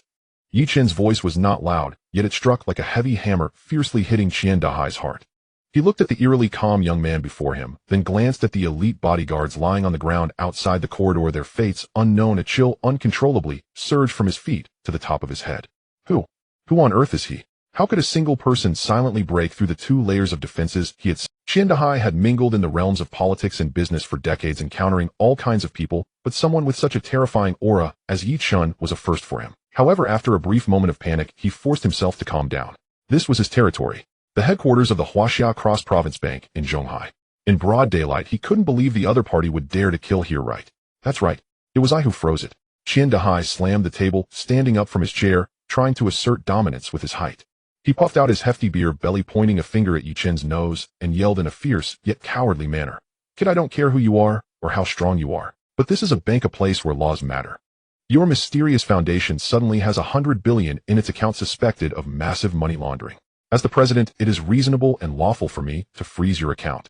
You will kneel down and apologize right now, then get out. Otherwise, I will call the police immediately and accuse you of storming a financial stronghold and intentional injury." As he spoke, he subtly reached for the drawer of his desk. Inside lay his last trump card, a loaded pistol he had bought at a high price from the black market. Really? Yi Chen looked at his clumsy act with disdain. Just as Qian Dehai's hand was about to touch the gun, and Yi Chen moved. His figure left a residual shadow at the spot. In the next second, he had already appeared in front of Qian Dehai. Smack! A crisp slap. Qian Dehai's over 200-pound body was spun around 3 times by the slap before he fell hard onto the ground. Half of his face rapidly swelled and turned red, 5 clear fingerprints deeply imprinted on his greasy You dare hit me? Qian Dehai covered his face, completely dazed. Before he could react, Yi Chen had already stepped on the hand that had just reached into the drawer. The excruciating pain made Qian Dehai scream like a slaughtered pig. He felt as if his hand bones were being crushed by a hydraulic press, shattering into pieces. The faceless man timely stepped forward, retrieving the black pistol from the drawer. Then right before Qian Dehai's eyes, his hands danced swiftly like butterflies. In just a few seconds, a precision-structured pistol was skillfully disassembled into a pile of useless parts clattering onto the floor. After finishing all this, the faceless man retreated behind Yi Chen as if he had merely done something trivial. Qian Dehai, witnessing this scene, was utterly panicked. He couldn't fight back. The gun was useless. His last resort had completely declared bankruptcy. Fear like a tidal wave instantly engulfed him. Don't kill me. He wept, no longer possessing the arrogance from earlier, lying on the ground like a dead dog, desperately banging his head and pleading. I was wrong. I truly was wrong. Mr. Yi, Grandpa Yi, you have a lot of kindness. Just treat me like a fart and let me go. I will unfreeze it for you immediately. No, I will add 10 billion to that 100 billion. No, 20 billion. All is my tribute to you. Seeing his disgraceful demeanor, a flicker of disgust crossed Yi Chen's eyes. He slowly crouched down, meeting Qian Dahai's fearful eyes at eye level. I will ask you one more time who made you It was. Qian Dahai hesitated. He did not dare to say. Offending the person before him at most would mean death. But offending the Yin family from the capital, the consequences would be 1,000 times worse than death. It seems you still do not understand your situation. Yi Chen smiled a chilling smile. He grabbed Qian Dahai's hair and violently slammed his head against the solid wooden desk. Bang! Speak! Bang! Say it or not. Bang! Bang! Bang! After a few hits, Qian Dahai was already bloodied, his head bleeding, nearly fainting. I will speak. I will speak. It was the Yin family from the capital. Faced with the terror of death, he finally broke down. It was young Master Yin Shisan from the Yin family. He told me to do this. He said as long as I froze your accounts and figured out a way to swallow that 100 billion, it would secure me a life of wealth. The Yin family from the capital.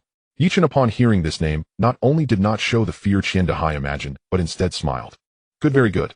Seeing Yi Chen smile, Qian Dahai thought he had invoked the Yin family, finally managing to intimidate the other party. A glimmer of hope and arrogance resurfaced on his face. He struggled, speaking in a threatening tone. Kid, now you know who is backing me. I warn you, I am a person of the Yin family. If you dare to touch a hair on me, you are opposing the entire Yin family. The power of the Yin family is beyond what a country bumpkin like you can imagine. You should let me go immediately, then roll out of here. I can pretend today never happened. Otherwise, when the Yin family people arrive, even if you want to die, it will be hard to achieve. Oh, Yi Chen raised an eyebrow. Are you threatening me? This is not a threat. It is a warning.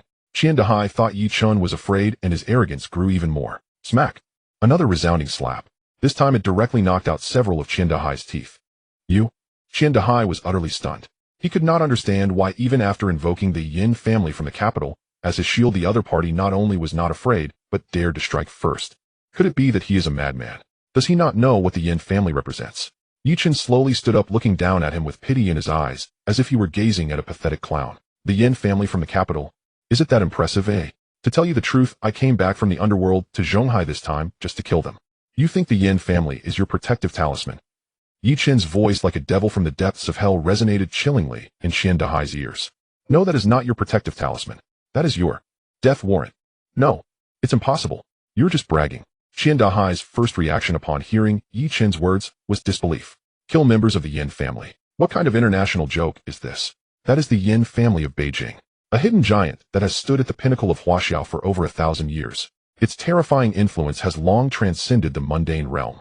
Let alone killing them, even an ordinary person who knows the name Yin family would consider it a tremendous honor. This young man before him, no matter how strong he is no different from an ant that could be crushed effortlessly in front of the gigantic Yin family. He must be insane. Yes, he is just an ignorant fool. Fool, you're nothing but a complete lunatic. Qian Dahai seemed to have grasped the last straw of hope, screaming frantically, just wait. When the Yin family arrives, you will realize what a foolish mistake you made today. You will die. You will die a terrible death. Shut up. Yi Chen's patience had clearly been exhausted. He was too lazy to waste any more words on this fool. He grabbed Qian Dahai by the neck, lifting his plump body from the ground as effortlessly as picking up a defenseless, then dragging him step by step toward the massive floor-to-ceiling window of the office. What are you going to do? Qian Dahai's feet flailed uselessly on the ground as a shadow of death instantly enveloped his entire. As he looked out at the tiny vehicles and pedestrians below, he felt dizzy and his legs went weak. Let me go, you lunatic. Let me go now. I was wrong. Mister. I really was wrong. I will unfreeze it right away. I will unfreeze it for you immediately. Please, don't kill me. I don't want to die. A warm stream of moisture suddenly spread in his pants, and a foul odor instantly filled the entire office. This once arrogant President Qian Dahai, in the face of true death, was so frightened that he wet himself. Yi Chen's face showed unabashed disgust. Ignoring Qian Dahai's pig-like pleas for mercy, he approached the floor-to-ceiling window. Then, under the gaze of Qian Dahai, filled with extreme terror, he raised his hand. With a single hand, he casually waved at the floor-to-ceiling window made of special tempered glass 5 centimeters thick. A loud bang. The tempered glass window, capable of resisting heavy sniper bullets, shattered like an ordinary paper window, instantly turning into dust that was swept away by the high winds. The biting cold wind, mixed with Qian Dahai's extreme scream of terror, rushed madly into the office. Yi Chen showed no hesitation, swinging his arm. Qian Dahai's plump body was thrown out of the 30-story building like a broken sack. Weightlessness. An endless sensation of weightlessness. Qian Dahai felt as if his heart was about to leap out of his throat. It was over for him. He was about to become a puddle of meat. This was the last thought that flashed through his mind. However, just as he thought he was doomed and closed his eyes to await death, suddenly a tightness gripped his ankle. The descent abruptly stopped.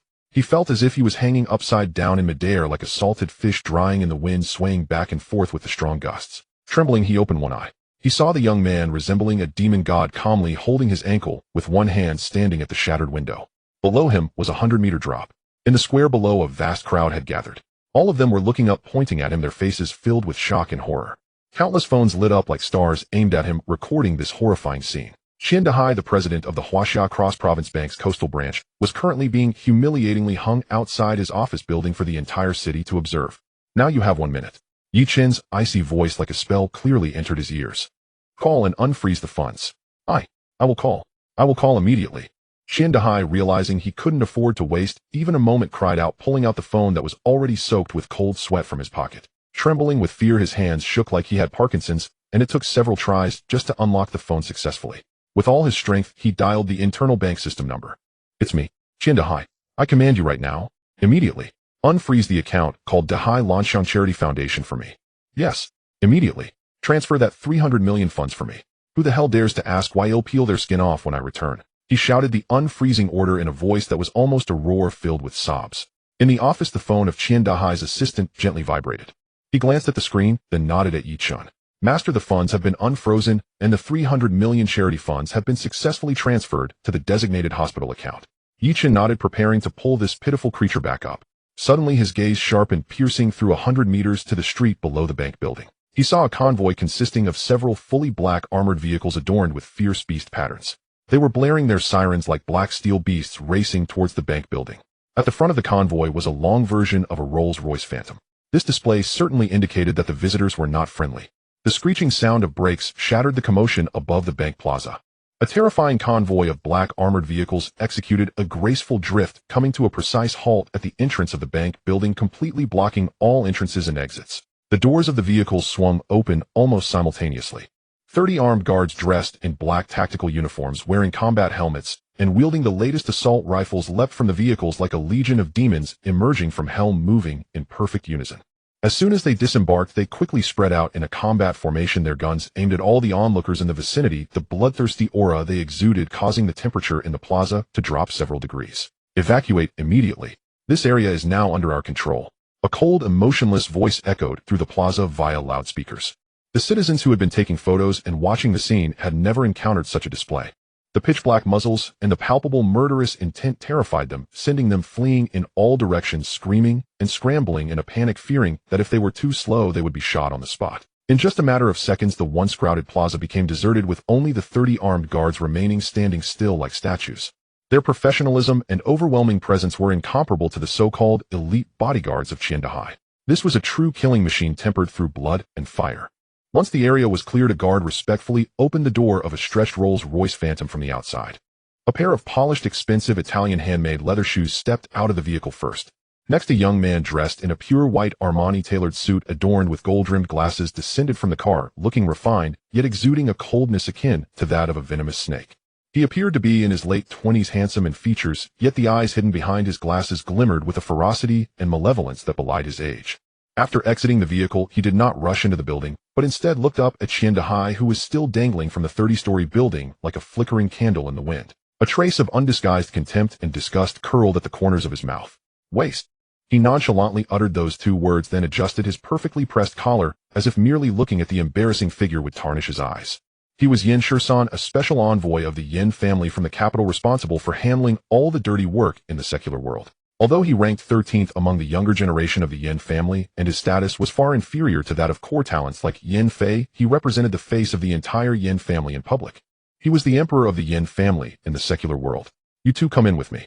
Yin Shursan casually instructed the two guards behind him, whose deep breaths and prominent temples clearly indicated they were internal experts. Then he stepped forward, ignoring the security guards at the bank's entrance, who were still groaning on the ground from having been injured by Yi Chen's aura, as if he were a king entering his own palace.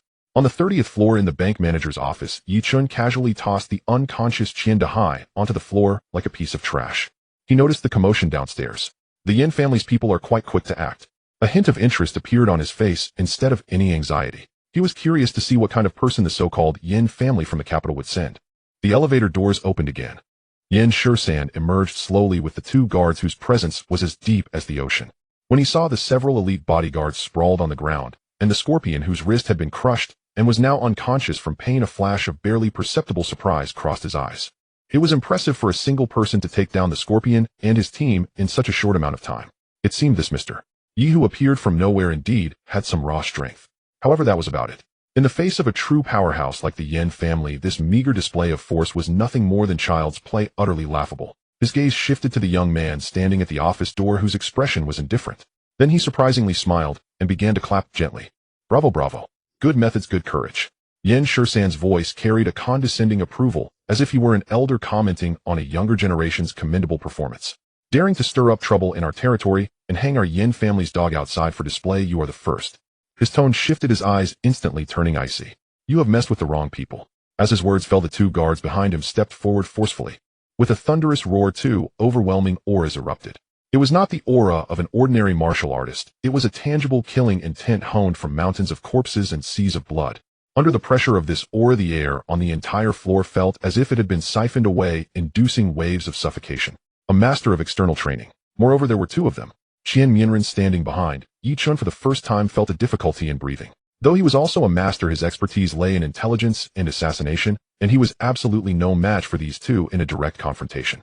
Yen Shursan was quite satisfied with the intimidating effect his subordinates had created. He slowly pulled out a gilded document from his pocket, raising it high, like an eunuch proclaiming a decree. I am Yen Shursan, special envoy of the Yen family from the capital. By the order of the Yen family, I have come to take over all assets of the Dahai Lanshan Charity Foundation. From now on, your foundation will be fully investigated by our Yen family for suspected illegal fundraising and financial fraud. His voice was filled with an undeniable dominance, as if what he said was law and fate. However, Yi Chen looked at him as if he were an idiot. Is it just Yue? Just because of Yue? The simplicity of Yi Chen's 3 words struck like an invisible slap, landing heavily on Yen Shursan's face.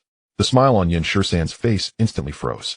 He had never encountered anyone in Zhonghai province who dared to speak to him in such a tone. He laughed in anger, his eyes behind the glasses narrowing into a dangerous slit. Young man, it seems you have yet to grasp the situation. I will say it again, standing before you is the Yen family of the imperial capital. He deliberately emphasized the 4 words, Yen family of the imperial capital, his tone filled with unparalleled arrogance and pride. Your meager skills count for nothing before our Yen family. I advise you to cooperate, obediently hand over all control of the foundation, then sever your own arms and kneel to apologize. Perhaps if I'm in a good mood, I might spare your life as a dog. Otherwise, his voice suddenly turned ominous. Today you and that so-called foundation behind you will completely vanish from this world. He believed his words would frighten this reckless young man into tears and begging for mercy.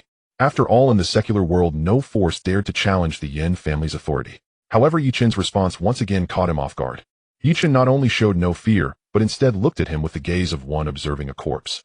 Are you done? Yi Chen asked nonchalantly. You? Yen Shursan was infuriated by Yi Chen's indifference, nearly erupting on the spot. He suppressed his anger with a cold snort. He thought Yi Chen was merely a stubborn brute who didn't regard him at all. In his view, everything Yi Chen was doing was simply a futile struggle against an overwhelming force. It seems you won't shed tears until you see the coffin. Yen Shursan's patience was completely exhausted. Fine. The money our Yen family will recover, every last cent. However, before you die, young Master Yen Fei has a second command that I need to convey. The mention of Yen Fei caused a flicker of fervent reverence to appear on Yen Shursan's face. He was the most dazzling genius among the younger generation of the Yen family. A god whom these collateral descendants needed to look up to and pledge their loyalty to. His gaze suddenly took on a playful quality tinged with the mockery akin to a cat toying with a mouse. He slowly pulled out a photograph from his suit pocket. Then, as if showcasing a rare treasure, he held the photo before you. The photograph depicted a girl whose beauty was beyond that of mere mortals. She lay quietly on a hospital bed, her eyes closed, yet her smooth, jade-like face radiated a subtle, otherworldly aura that could drive any man mad. It was none other than Qin Shui, who had just been baptized with Dragon Qi, reborn anew. This woman is quite... Yen Shursan licked his dry lips with his tongue, his eyes filled with unabashed greed and lewdness. Young Master Yen Fei has taken a liking to her. His tone was as if discussing an item that could be bought and sold, that will filled with an air of natural dominance. I never expected that a mere mortal nearly dead from the curse of the demonic lotus could be resurrected by your unconventional methods, and even reborn with such pure and unique energy within her. Young Master Yen Fei said this woman is just perfect to serve as the latest cauldron for his cultivation of heavenly demon incarnation. To become young Master Yen Fei's cauldron is her lucky fortune, earned over 8 lifetimes. Cauldron. Not only Yi Chun but even the usually calm and rational thousand-faced man behind him changed his expression. As the former king of intelligence, he naturally understood what the term cauldron represented in the world of cultivators. It was the most evil and malicious demonic method of using living people, especially women with special physiques, as tools for cultivation. Women used as cauldrons would be drained of all their essence, vitality, and even their souls in extreme pain and torment. In the end, they would become empty husks devoid of thought awareness and reduced to mere instinctual beings. Their fate was 1,000 times more tragic than death. Boom! An unprecedented, terrifying, killing intent erupted from Yi Chen's body, as if a volcano that had slept for millions of years had suddenly awoken. The air on the rooftop of the 30-story building seemed to solidify under this palpable killing intent. The surrounding temperature dropped to freezing point in an instant. On the floor, a layer of visible white frost formed. Yan Shisan and the two grandmasters behind him felt as if they were being closely watched by an ancient, ferocious beast. A shiver from the depths of their souls rendered them stiff and immobile. What do you want? Yan Shisan felt the terrifying killing intent capable of destroying heaven and earth, and the smile on his face finally vanished, replaced by unprecedented horror. He couldn't understand why this young man, upon hearing the word cauldron, would unleash such terrifying, murderous intent. Could it be that he has some special relationship with that woman? However, this thought flickered only briefly. For the pride stemming from the Yin family and his absolute confidence in the two grandmasters behind him made him not only fearless but even more exhilarated. What? Do you want to make a move? Huh. Good. Very good. Just right. Let you frogs at the bottom of the well witness the true power of our Yin family from the imperial capital. He laughed maniacally as if he could already see Yi Chun beneath his feet, kneeling and begging for mercy. Kill him. Yan Shisan issued the icy command to the two iron body grandmasters standing behind him. His patience had run out. He would no longer toy with this reckless young man. He intended to crush every shred of the youth's dignity and every bone in his body in the most brutal, blood-soaked manner imaginable. As you command, young Master Shisan. The two iron body grandmasters, towering as iron citadels, bared savage grins and stepped forward in unison. Boom, boom. Two thunderous detonations erupted beside the onlookers' ears, like twin sky-splitting lightning strikes. Beneath their feet, the hardened marble floor tiles fractured instantly, spiderwebbing outward in jagged, radiating cracks. A terrifying aura, tenfold more oppressive than before, surged skyward from their bodies. Their black suits exploded outward, shredded into countless fluttering rags by bulging titanic musculature. Beneath the ruins of fabric gleamed bronze-hued muscles forged like tempered steel and thrumming with explosive power. Even their skin shimmered faintly, a metallic luster, cold and unyielding. Their iron body cultivation had reached the pinnacle of mastery.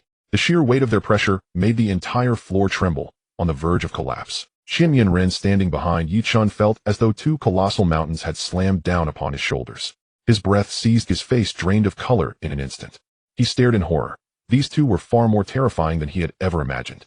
They were no ordinary martyrs. They were slaughter machines, forged step by step through mountains of corpses and rivers of blood, each already with one foot firmly planted within the threshold of grand mastery. Just as Qin Yinren felt his knees buckling beneath the unbearable pressure, on the brink of collapsing to his knees, a sliver of golden light imperceptible to all but the sharpest eye flashed once across Yi Chen's form and vanished. The crushing, mountain-shattering aura dissolved the moment it touched that golden radiance, as ice surrenders to scorching sun, vanishing utterly without trace. Qin Yinren instantly felt weightless, every ounce of pressure lifted. He snapped his head up, gazing at Yi Chen's back, still upright, still unshaken, like a pine rooted deep in granite. Awe and fervent devotion blazed in his eyes, fiercer than ever before. This was the warden. This was the sole deity of their Juyo Mingyu, the Nine Abyss Nether Prison. Let storms rage, let heavens fall. He remained unmoved, unbroken, eternal. Yan Shisan too had glimpsed that fleeting golden light. His pupils contracted sharply, uncertainty flickered across his gaze. What force was that? How could it dispel the combined aura pressure of two quasi-grandmasters so effortlessly? Yet that fleeting doubt was swiftly swallowed by greed. Fascinating. Truly fascinating. Boy, you conceal far more secrets than I imagined. Excitement flared in Yan Shisan's eyes as if he had just discovered a new continent. Excellent. Magnificent. Kill him, seize his secrets, and deliver them alongside that woman to young Master Yin Fei. That will be a feat worthy of immortal glory. He could wait no longer. Turning to the two grandmasters, he delivered his final order. Now, attack. Break him, but leave him breathing. Remember, keep him alive. I will pry open his mouth myself and extract every last secret buried within him. Yes, sir. Receiving the command, the two masters unleashed their full, murderous intent. They roared, a sound that shook the heavens, and charged like twin armored tanks, each bearing down on Yi Chun from left and right, intent on obliterating all resistance.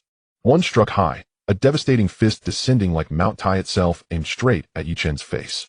Its passing wind screamed, tearing the air with shrieking concussive bursts. The other dropped low, launching a sweeping leg strike as heavy and unrelenting as a steel whip, aimed squarely at Yi Chen's lower body. Their coordination was flawless, sealing off every possible avenue of evasion. They would shatter him, not with artistry, but with raw, overwhelming violence. Facing a strike that would make even seasoned masters pale with dread, Yi Chen remained motionless, rooted in place, utterly still, his posture calm, almost detached, as if stunned. Then calmly turning his head, he spoke softly to Chen Yen behind him. "Close the door." "Yes, Warden." Chen Yen replied, voice reverent and unwavering. Then with the chilling gaze of one surveying the already dead, he swept his eyes over the two Grand Masters now lunging toward Yi Chen, and over Yen Shursan, whose face twisted in cruel, triumphant mirth. "Close the door." Yen Shursan blinked, then scoffed a sneer, curling his lips. "You're about to die, and you think closing a door will save you? How pathetically naive." To him, Yi Chen's words were merely the hollow mutterings of a doomed man clinging to delusion. But what followed froze the smirk on his face, solidified into stone. For Chen Yen, the scholarly, unassuming figure who had stood silently behind Yi Chen, did not reach for the elevator panel or the door lock. Instead, he withdrew a sleek, unremarkable tablet from his inner coat pocket.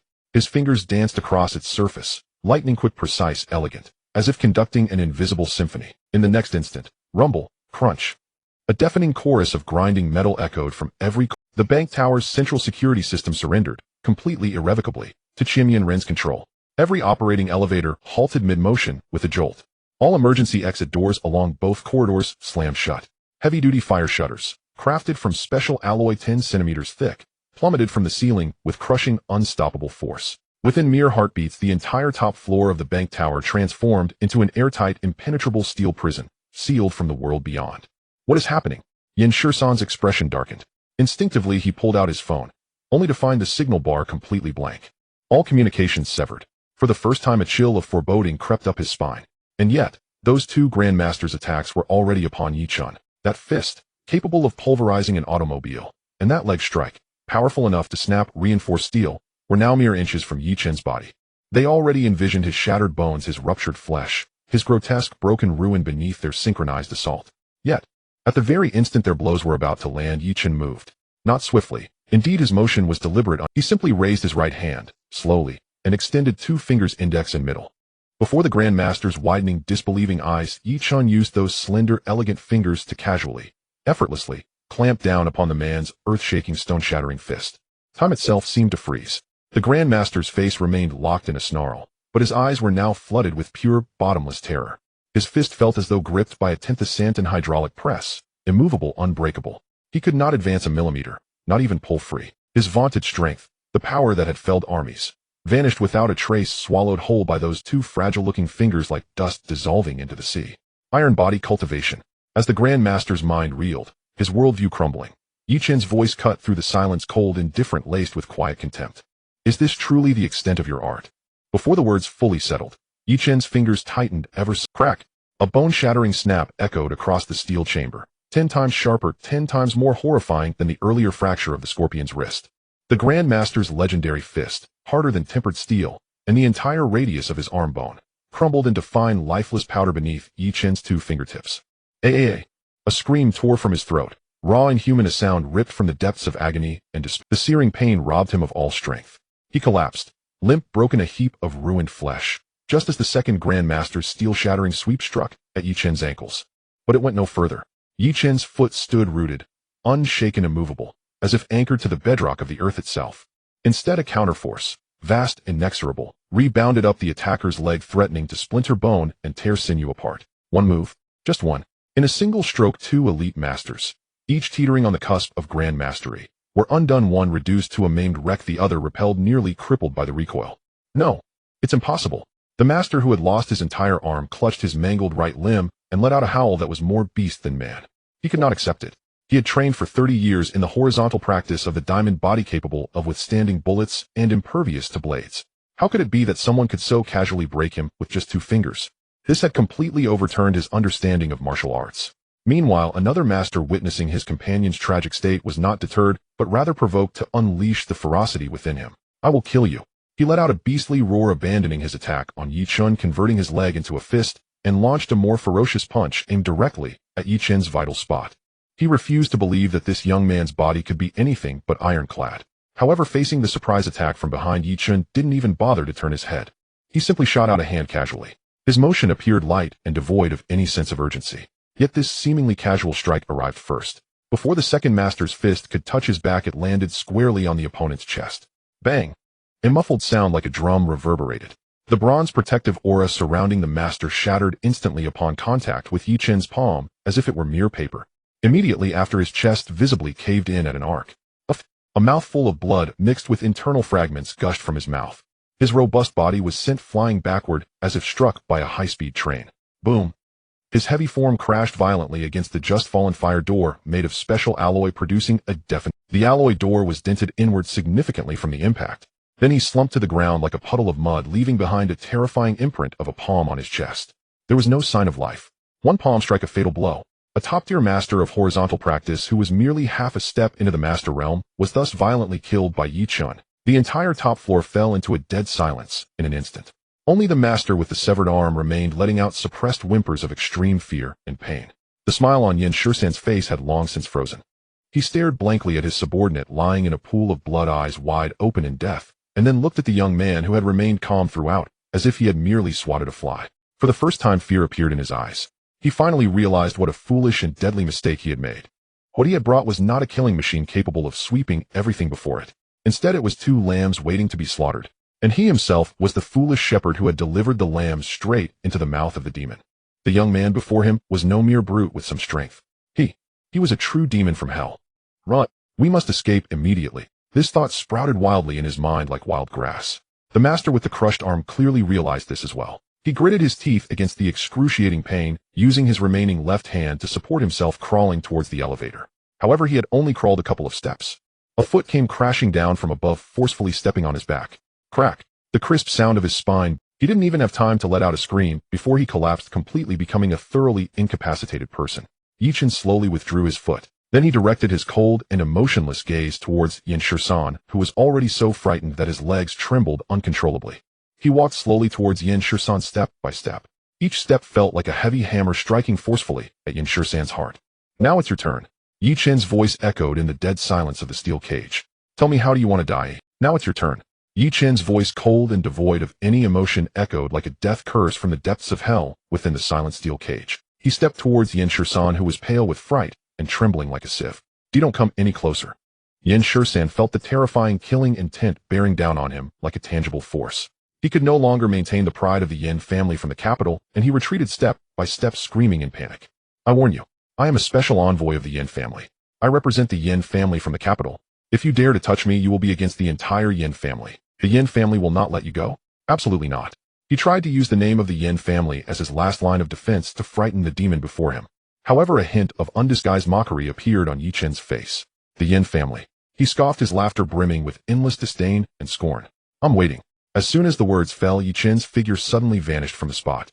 Yen Shisan felt a blur before his eyes, and an irresistible force had already seized his throat. He didn't even have time to react before Yi Chen lifted him with one hand and violently slammed him onto the cold, hard bang. The violent impact made stars explode in his eyes, making his internal organs feel as if they had shifted places. Oh! Before he could even let out a scream, a foot came crashing down, brutally stomping on his left knee. Crack! The sound of bones shattering echoed throughout the entire top floor. Yen Shisan's left leg bent backward at an utterly unnatural angle, defying all laws of human anatomy. The white bone fragments even pierced through the expensive dress pants exposed to the air. Ah! The excruciating pain made Yen Shisan's body convulse violently like a fish out of water. His eyes bulged from the agony, and his face twisted into a grotesque form. He could never have imagined that the other party would actually dare to be so ruthless towards him. He was a special envoy of the Yen family. My leg. My leg. Yen Shisan let out a pig-like wail. However, this was merely the beginning.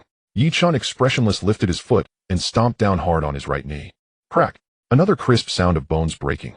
Yen Shisan's right leg was also brutally crushed in the intense pain.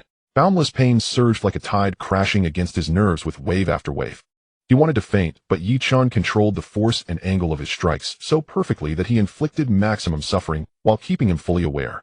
This was the cruelest form of torture. Devil! You are a devil. Yen Shisan's tears flowed freely, devoid of any semblance of the arrogance he once had, leaving only primal fear and wails. Yi Chen remained unfazed. Crack! His left wrist was crushed. Crack. His right wrist was crushed, all four limbs severed.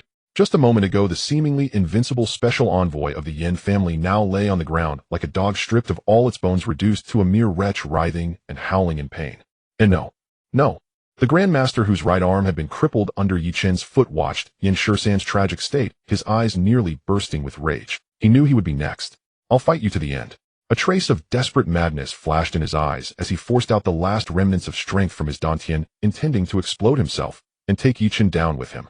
However, Yi Chen seemed to have anticipated his move. He simply cast a faint glance at him and flicked a finger. A nearly imperceptible golden energy like teleportation accurately struck the Grandmaster's dantian. A light sound akin to a balloon being popped. The internal energy that the Grandmaster had just gathered instantly dissipated completely. His entire body felt as if all strength had been drained away, collapsing completely, the madness in his eyes swiftly replaced by endless despair and lifelessness. His cultivation was ruined. A Quasi Grandmaster who had trained for 30 years was so easily rendered powerless by Yi Chen's single finger, reduced to someone even worse than an ordinary person. After doing all this, Yi Chen seemed as if he had merely accomplished a trivial task. He bent down and took out his phone from the Armani suit pocket of Yin Shisan, which was already soaked in blood and filth. The phone screen still bore the urine that Yin Shisan had lost from the pain, emanating a foul odor. A flicker of disgust flashed in Yi Chen's eyes, yet he still unlocked the phone. He opened the contacts, his gaze landing on the number labeled Young Master Yin Fei. Then he pressed the call button.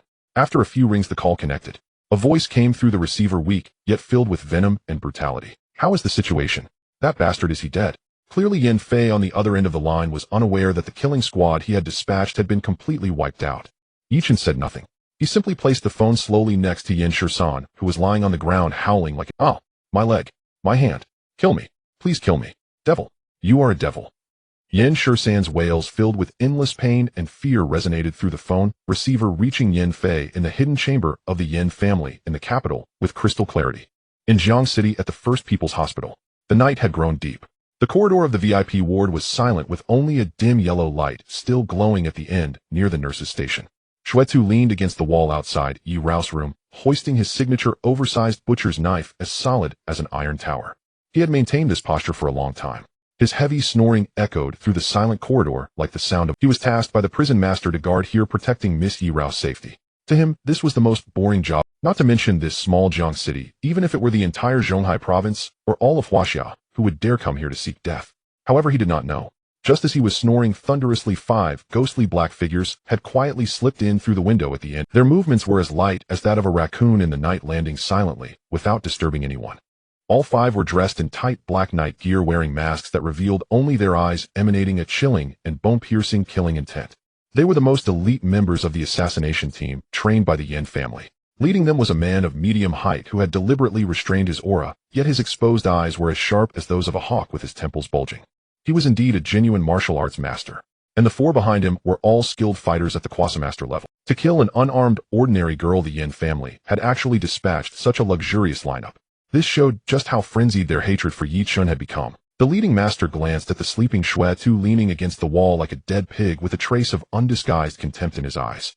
Is this the one who supposedly cleaved the Yi family's revered expert? It seems he is nothing remarkable. He made a simple tactical gesture to his subordinates. One person was to deal with the obstructive butcher at the door. The other 4 would rush into the ward and swiftly eliminate the target. Yi Rao. Their goal was not to fight, but to assassinate. The principle was to strike with lethal precision and end the matter quickly. A particularly slender assassin nodded and drew a poisoned black dagger from his waist.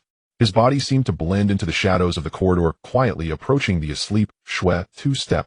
10 meters. 5 meters. 3 meters. 1 meter.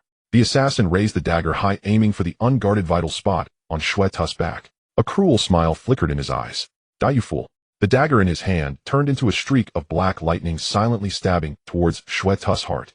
This strike was swift, accurate, and ruthless. Even a Quasi-Master of the same level would be doomed in such a defenseless situation. However, just as the poisoned tip was about to touch Shuetu's back skin, an unexpected change occurred. The man who had been snoring thunderously, sleeping like a dead pig, suddenly opened his eyes wide. What kind of eyes were those? There was no trace of sleepiness or confusion. Only the most primal, purest excitement and bloodlust, like a starving wolf on the prairie. He had waited so long, and finally an unwitting fly had come to him. Hey! A low guttural laugh, as if from hell, emanated from Shuetu's throat. He didn't even turn his head. The butcher's knife, wider than a door plank, swung back at an angle that defied the laws of fast. So incredibly fast.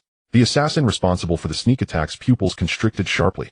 All he saw was a flash of darkness before his eyes. Then a sharp pain shot through his right arm. He instinctively looked down and was horrified to find that his arm holding the dagger along with the poisoned dagger had been cleanly severed at the shoulder. The cut was smooth as glass. Puff! Vivid red blood gushed forth from his severed arm like a foul. Only then did a heart-wrenching scream finally erupt from his mouth. This sudden turn of events caused the other 4 assassins preparing to rush into the ward to freeze in their movements. Their faces were all filled with shock. What was happening? Wasn't he supposed to be asleep? Shuetu slowly stood. His towering frame, over 2 meters tall, cast a huge shadow like a demon god in the dim light of the... He adjusted his muscular neck, producing a series of bone-crunching sounds that made one's teeth ache. Then he grinned, revealing a cruel and gleeful smile. Hee. After waiting for several days, finally his voice was hoarse and deep, yet carried a madness that sent chills down everyone's spine. The leading master's expression turned extremely grave in that instant. He knew they had kicked the steel plate. The intelligence was wrong. The man carrying the butcher's knife before him was no ordinary martial arts expert. He was a true monstrous killer who had crawled out of a mountain of corpses and a sea of blood. Altogether, the leading master decisively shouted, "Speed up the battle. Kill him." At this point, there was no turning back. They had to eliminate this scourge before them in the shortest time possible and complete their mission. Otherwise, they would all die. With the command given, the remaining 3 Quasamasters, along with the master himself, turned into 4 streaks of black lightning simultaneously attacking Shuetu. The fierce killing intent instantly enveloped the entire corridor. The very air in the corridor seemed to freeze under this killing intent. Faced with the thunderous siege of 4 top assassins, one of whom was a genuine martial arts master, any other warrior of equal rank would likely choose to evade the deadly onslaught. However, Shuetu made an unexpected move that took everyone by surprise. He did not retreat. Instead, he charged forward. Ha! Come at me. A wild, unrestrained laugh erupted from his mouth. His towering physique did not take a single step back. Instead, it charged forward like a heavy tank, actively confronting the 4 deadly shadows. The rusty, seemingly dull butcher's knife in his hand, which looked incapable of cutting through even a pig's bone, seemed to come alive in that moment. There were no flashy moves, no dazzling blade lights. What remained was the simplest, most primal and direct action. Slash, hack, cut. This was the purest technique of slaughter he had honed over years of butchering countless ferocious beasts in the 9 hells of the underworld. A Quasamaster attacked from Shuetu's left side, his long sword striking like a venomous snake aimed directly at Shuetu's vital spot beneath his ribs. Yet Shuetu did not even glance at him. He simply countered with a casual slash. Swish. The Quasamaster could hardly believe his eyes as his seemingly certain strike missed completely. Immediately, an indescribable pain surged through his right arm. He looked down in horror to find that his arm, which had been gripping the sword, had been severed cleanly by Shuetu along the shoulder joint. There was not a single drop of excess blood or flesh. The cut was so smooth it resembled one made by the most precise laser cutter. My hand. The Quasamaster let out a terrified scream. However, his cries were soon cut short. Shuetu's second slash, bone extraction. Shuetu uttered in a low voice, and the butcher's knife in his hand seemed to come alive, striking swiftly at an incredibly clever angle along the Quasamaster's spine. Slish. A soft sound rang out. The Quasamaster's body went rigid, the light in his eyes dimming rapidly. He felt all the strength in his body vanish in an instant. His main spinal cord had been precisely severed by Shuetu's strike. He became a living dead man, unable to move anything but his head. And all of this transpired in the blink of an eye. Another Quasamaster who had attempted a sneak attack from behind was about to stab Shuetu in the back. Shuetu seemed to have eyes at the back of his head. Without turning, he suddenly crouched, and the butcher's knife in his hand struck upward at an unbelievable angle. Thwack! The assassin's legs were cleanly severed at the knees. He didn't even have time to scream before crashing heavily to the ground, writhing in endless pain and terror. In an instant, 3 Quasamaster-level top assassins had been incapacitated, one with a severed arm, one rendered a cripple, and another with both legs cut off. They had all lost their fighting capability. Was this something a human could possibly achieve? The leading master was left dumbfounded by the hellish scene before him. His heart trembled. The deadly formation he had pried in, composed of 4 top assassins, had been utterly dismantled in the face of this man, as if it were child's play. This was not a battle at all. This was slaughter. The opponent's understanding of human anatomy was a terrifying 1,000 times greater than that of the world's top forensic experts. He finally understood why this man was known as Shuetu. And he finally grasped why his knife was called the butcher's knife, because to him these so-called top assassins were no different from pigs and sheep awaiting slaughter. This was the unique skill that made Shuetu famous, butchering the ox with a cleaver. Killing like slaughtering livestock. Precise, efficient, and brutal. Devil. You are a devil. The leading master, looking at Shuetu, who was slowly approaching like a demon, felt his mental defenses finally shattered. He let out a scream filled with extreme terror, no longer caring about tasks or dignity, turning to escape towards the window at the end of the corridor. He had to leave this place. He had to get as far away from this devil as possible. However, he had just taken 2 steps. Shui Tu's mocking voice echoed behind him. It's too late. Before the words had left his mouth, the butcher's knife in Shui Tu's hand suddenly flew out. Virum. The heavy butcher's knife spun rapidly through the air, emitting a nerve-wracking buzzing sound like the scythe of death chasing after the fleeing master. Thud. A muffled sound of the blade entering flesh. The spinning butcher's knife precisely penetrated the back of the master's neck. Then, propelled by an immense inertia, it exited through his throat. The master's steps came to an abrupt halt. He looked down at the blood-soaked rusty blade lodged in his chest, his eyes filled with endless fear and unwillingness. He opened his mouth as if to say something, but in the end only a wheezing sound escaped. Bang! His tall body was propelled several meters by the powerful force of the butcher's knife, ultimately pinned against the wall at the end of the corridor. In Zhonghai City, at the headquarters of the Huaxiao Interprovincial Bank on the top floor, within the silent steel cage, Yan Shisan's cries akin to the wails of a butchered pig continued to be relayed to the Yan family in Jingcheng via phone. On the other end of the line, Yan Fei, after the initial shock, was engulfed in an unprecedented rage. Who are you? Who the hell are you? How dare you touch my people? Do you even know what you are doing? Yan Fei's weak and hoarse roar came through the receiver, filled with endless resentment and murderous intent. He never imagined that the envoy he sent to deal with a minor problem in the secular world along with 2 quasi-grandmasters would be completely wiped out in such a short time. Moreover, in such a humiliating manner. It was as if the face of the Yan family in Jingcheng was being ground into the dirt, rubbed back and forth. A person who wants your life. Chen finally spoke. His voice was flat, lacking any ripple, as if stating an established fact. By the way, let me inform you, the envoy and masters you sent were too weak. Also, the flies you sent to my sister's side have already been cleared away. Who? Chen's casually spoken words were like the sharpest daggers ruthlessly stabbing into Yan Fei. He had just sensed through a secret method that the assassination team he sent to the hospital had all 5 of their soul imprints extinguished at the same time. Complete annihilation. Not a single survivor left. Shame. An unprecedented shame. Anger. Anger fierce enough to burn the heavens. Yan Fei could no longer suppress the fury within him and let out a beast-like roar. He suddenly stood up from the stone bed in the secret chamber, his eyes red as if mad. Bastard. You damned bastard. I want you dead. I want everyone around you to pay with you. He grabbed a secure satellite phone beside him, using all his strength to shout a command of the highest authority. Activate the Scorched Earth Plan. Immediately. Right now. Use all available forces. Cut off all financial networks in Zhonghai Province. Freeze all accounts related to the Chen family. I want to turn the entire Zhonghai Province into an information desert and economic wasteland. I want that bastard to become a thorough pauper. I want him to watch as everything he protects turns to nothing.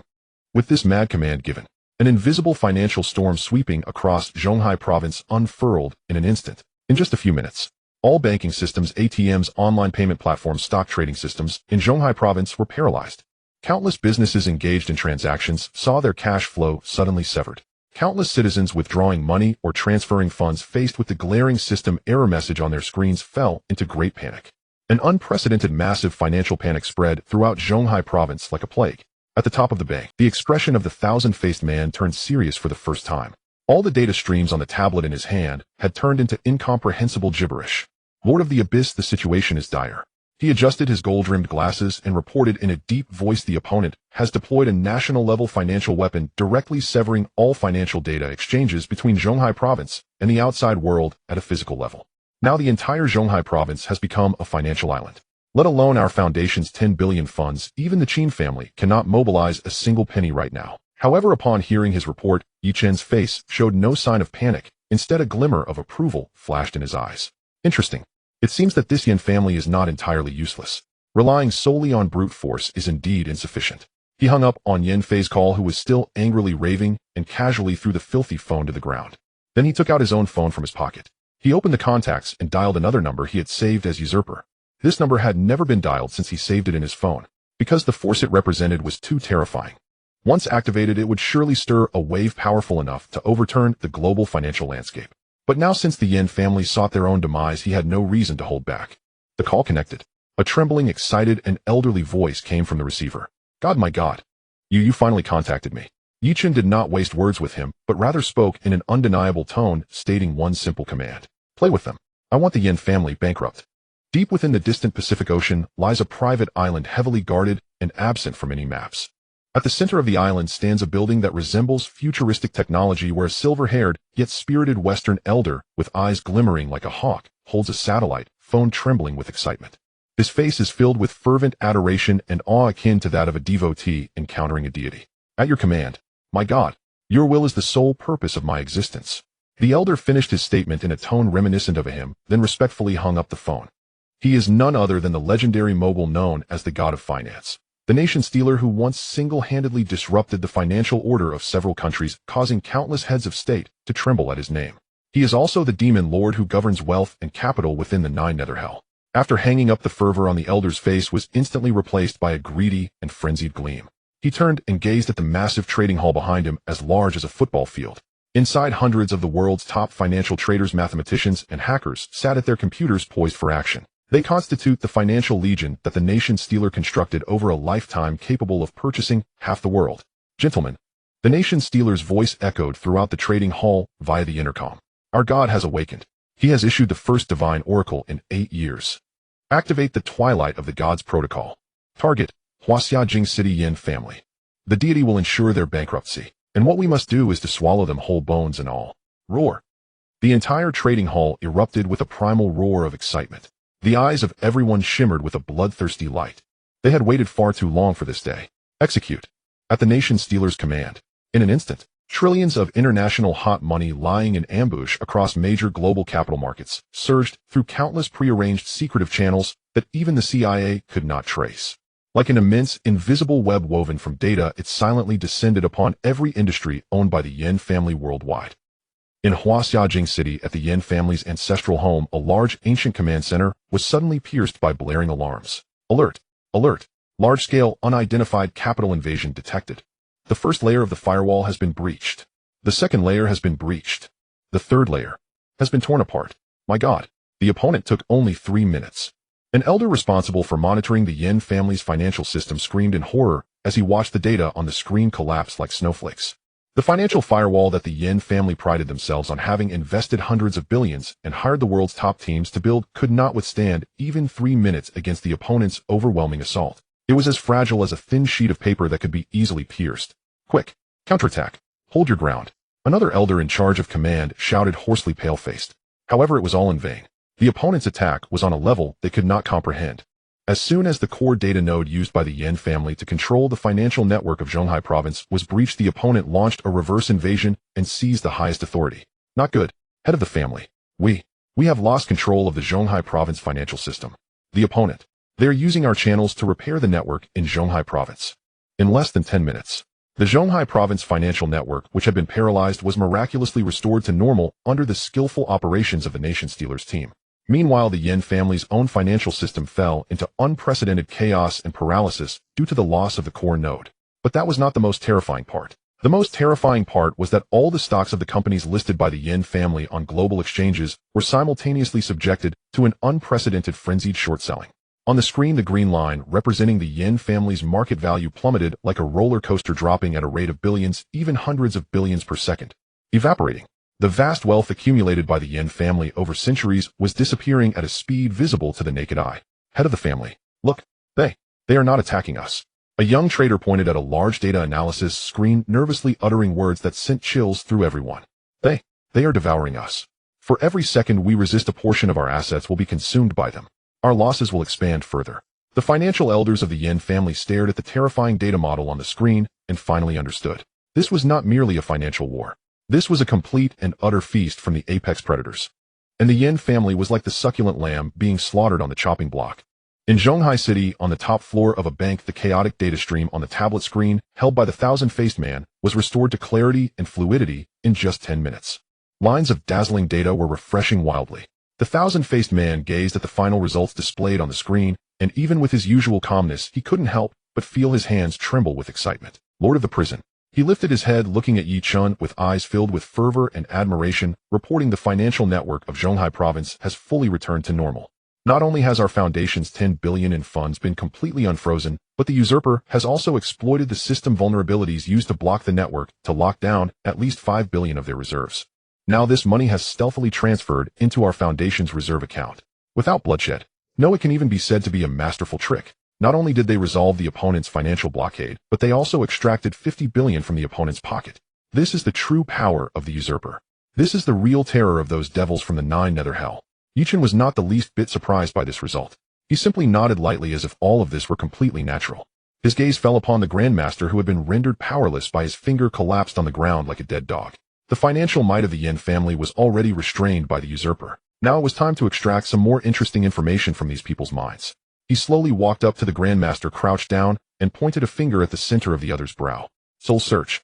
An invisible force perceptible only to him surged into the Grandmaster's mind in an instant. Countless fragments of memory flashed rapidly through his mind like a fast-forwarded movie. Meanwhile, in the capital city within the Yin family's secret chamber, Yin Fei listened as one bad news after another came in from his subordinates, each like a death knell, and he was completely on the edge of madness and collapse. Master, it's bad. Our financial system has been completely invaded. We are trapped. The other side exploited the system vulnerabilities we used to block Zhonghai and created a 50 billion super leverage trap. We have been forcibly liquidated. Just now we lost over 200 billion in cash flow. Master, our overseas accounts have also been frozen. All funds have been locked down. It's over. Our Yin family is finished. A series of devastating blows left the Yin family, a financial giant with a 1,000-year legacy, their proud money bag, severely crippled in less than half an hour. Such losses, even for the deeply entrenched Yin family, were absolutely crippling, severely injuring their vitality. Yin Fei could no longer suppress the injuries within his body and the rage in his heart, spewing a mouthful of foul black blood like a fountain. His eyes rolled back, and he collapsed to the ground, completely fainting amidst endless shock and humiliation. In the meantime, back at the bank's top floor, Chen slowly withdrew his finger. The soul search was over. His face was eerily calm, but his eyes had turned colder than ever. In the depths of that Grandmaster's memory, he saw countless secrets about the Yin family in the capital. However, none of this was enough to move him. What truly ignited his killing intent was an image at the end of those memories. However, none of this was enough to move him. What truly ignited his killing intent was an image at the end of those memories that made it impossible for him to remain calm. It was a dark and damp torture chamber reminiscent of a dungeon. A middle-aged woman, appearing dignified yet haggard and covered in wounds, was bound in a humiliating position on a cold crucifix with thick iron chains. Her body was riddled with various ghastly scars, flesh torn and bleeding. Her breath was weak like a flickering candle in the wind, as if it could extinguish at any moment. Yet her face, which bore a 7-part resemblance to Chen, remained defiantly raised. Her eyes were filled with pain, yet also with a profound, deep-seated longing and guilt. Although Chen had never seen this woman before the moment he laid eyes on her, an indescribable surge of emotion from deep within his bloodline rushed to his heart. He knew that this woman was his long-lost birth mother, and at this moment she was enduring inhumane torment in the Yin family's torture chamber. Chen slowly stood up from the ground. The aura around him was eerily calm, but the thousand-faced man could clearly sense that beneath the Lord of the Prison's calm exterior was brewing a terrifying storm capable of turning the entire world upside down. He knew that the Yin family had touched the Lord of the Prison's only absolute taboo. Lord of the Prison, The thousand-faced man was about to ask about the next step, but Chen's phone suddenly rang. The caller ID displayed Chen Xinghua. Chen answered the call. Immediately, Chen Xinghua's voice, filled with repression and anger, boomed like a bell from the receiver. Mr. Yi, the Yin family has made their move. My backyard is on fire. It turned out that after the Yin family's dismal defeat in the financial battle, they immediately activated their second plan. If they couldn't win with hard power, they would resort to underhanded tactics. Playing the political game they were best at. The current number 2 figure in Zhonghai Province, Deputy Secretary of the Provincial Party Committee, Wang Huaiyan, a key piece positioned in the political arena of Zhonghai Province by the Yin family, acted brazenly after receiving the Yin family's death order. Using the excuse of the provincial committee received anonymous reports that former Governor Chen Xinghua is suspected of colluding with unknown foreign forces, jeopardizing local security and stability, he bypassed the top leader of the province and directly mobilized a reorganized provincial guard under his jurisdiction. Hundreds of armed soldiers immediately surrounded the Chen family estate in the suburbs of the provincial capital like a tidal wave. The purpose was obvious.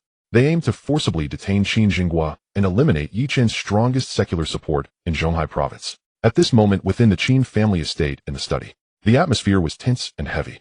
Chen Xinghua, dressed in casual clothes, sat behind his large Wang wood desk. Though advanced in age, he still sat upright with an iron-blooded aura honed from years in power, not diminished. Opposite him stood a middle-aged man in his 50s, pot-bellied, wearing a smug smile, as if he had just achieved success. It was the current number 2 man in Zhonghai Province, Wang Huaiyan. Behind him stood a dozen fully armed guards, their dark gun muzzles unapologetically aimed at Chen Xinghua and his bodyguard Li Zhong. Old Chen, why must you do this? Wang Huaiyan said, languidly sipping on the exquisite Da Hong Pao on the table with a tone that was both mocking and condescending. I am doing this for your sake, for the stability of the entire Zhonghai province. The rumors outside are quite You should remain at home and cooperate with our investigation. Once the matter is clarified, we will naturally clear your name. What do you say isn't that reasonable? He looked at Qin Jinghua, his face filled with an unabashed sense of victory. In his eyes, Qin Jinghua was already a toothless tiger unable to stir up any waves. Qin Jinghua looked at the ugly face of this subordinate he had once personally promoted. His gaze was as cold as a Siberian chill. Wang Huaiyan. He spoke slowly, his voice soft, yet carrying the weight of 1,000 pounds. Have you forgotten who promoted you from a small county clerk step by step to your current position? One must not forget their roots, and one should never bite the hand that feeds them. Qin Jinghua's words landed like an invisible slap on Wang Huaiyan's face. Wang Huaiyan's smile froze instantly. He slammed the teacup heavily on the table, producing a sharp, piercing sound. Qin Jinghua, don't you dare use your age to bully me. He tore off his disguise, revealing a fierce visage. Times have changed. Your way is already outdated. He stood up, pointing out the window, shouting in a voice close to a roar, now the Yin family is the sky, and you are nothing but an old useless fool who should have been swept into the trash heap of history long ago. I advise you to recognize the times. Otherwise, don't blame me for being unkind. Qin Jinghua looked at his mad and ugly face, smiling coldly. He laughed chillingly. Well, very well. It seems my eyes have truly gone blind. He slowly took out a long-sealed, entirely black, ancient-style pistol from a hidden compartment in the desk that no one had ever known about. Bang! He slammed the gun heavily on the table. The entire study instantly fell into a dead silence. Qin Jinghua slowly raised his head, directing his hawk-like sharp gaze at Li Zhong, the bodyguard who had remained silent the whole time, but had his right hand resting on the grip of his gun.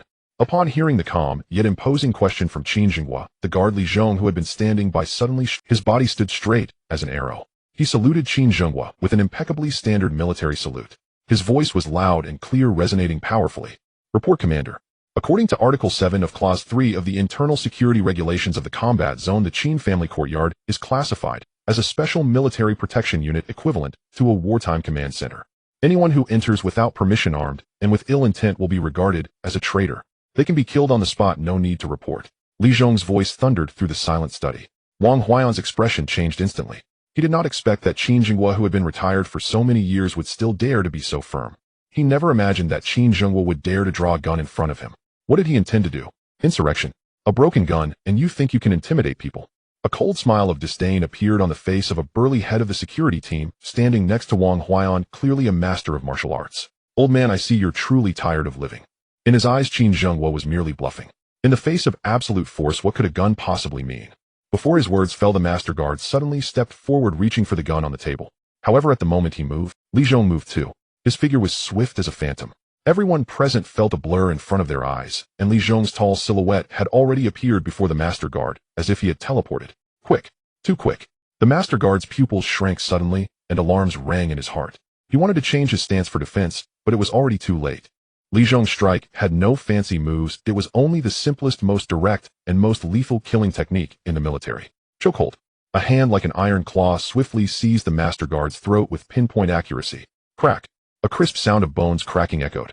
The disdain and cruel smile on the master guard's face instantly froze. The brilliance in his eyes quickly dimmed, replaced by endless fear and disbelief. He could never have dreamed that a seemingly ordinary guard beside Qin Jinghua would be a top expert far beyond his. He opened his mouth to plead for mercy, but his throat bone was shattered, and he could not utter a word. Li Zhong, expressionless, casually tossed him aside. The master guard, weighing over 200 pounds, was easily thrown 7 or 8 meters away like a broken sack, crashing heavily against the wall. His body then slid down to the ground, completely silent. One move. Instant kill. This sudden scene left Wang Huaiyan and the soldiers he brought completely dumbfounded. Shoot. Shoot. Shoot him dead. Wang Huaiyan finally reacted from his shock, screaming in terror as he rolled and crawled backward. The soldiers behind him finally raised their guns, wanting to pull the trigger. However, Li Zhong's speed was faster than theirs. In the moment he dealt with the master guard, he pushed off the ground with his toes charging into the group of soldiers like a tiger descending the mountain. Bang. Bang. Bang. His strikes were ruthless, each hit lethal. Fists, elbows, knees, legs. Every part of his body became a terrifying weapon of murder. Those so-called elite provincial guards were nothing but chicken feed, utterly defenseless against this quasi-master-level Imperial Guard expert who had fought his way through gunfire. Screams echoed incessantly. In less than 10 seconds, the dozen soldiers who charged into the study were all lying on the ground, either dead or severely injured. The entire battle presented a one-sided massacre. Wang Huaiyan looked at the scene before him, akin to a scene from a hellish battlefield, paralyzed with fear, his pants warm as he wet himself. He was horrified to discover that not only Li Zhong, but also the 10 or so guards from the Qin family who burst in from outside the study were all top-notch experts capable of fighting 10. They were the true elite warriors. The hundreds of provincial guards brought by Wang Huaiyan instantly collapsed before these real killing gods, overthrown, screaming and wailing. It's over. Completely over. Wang Huaiyan collapsed to the ground, his face ashen. He knew he had lost this bet. Just then,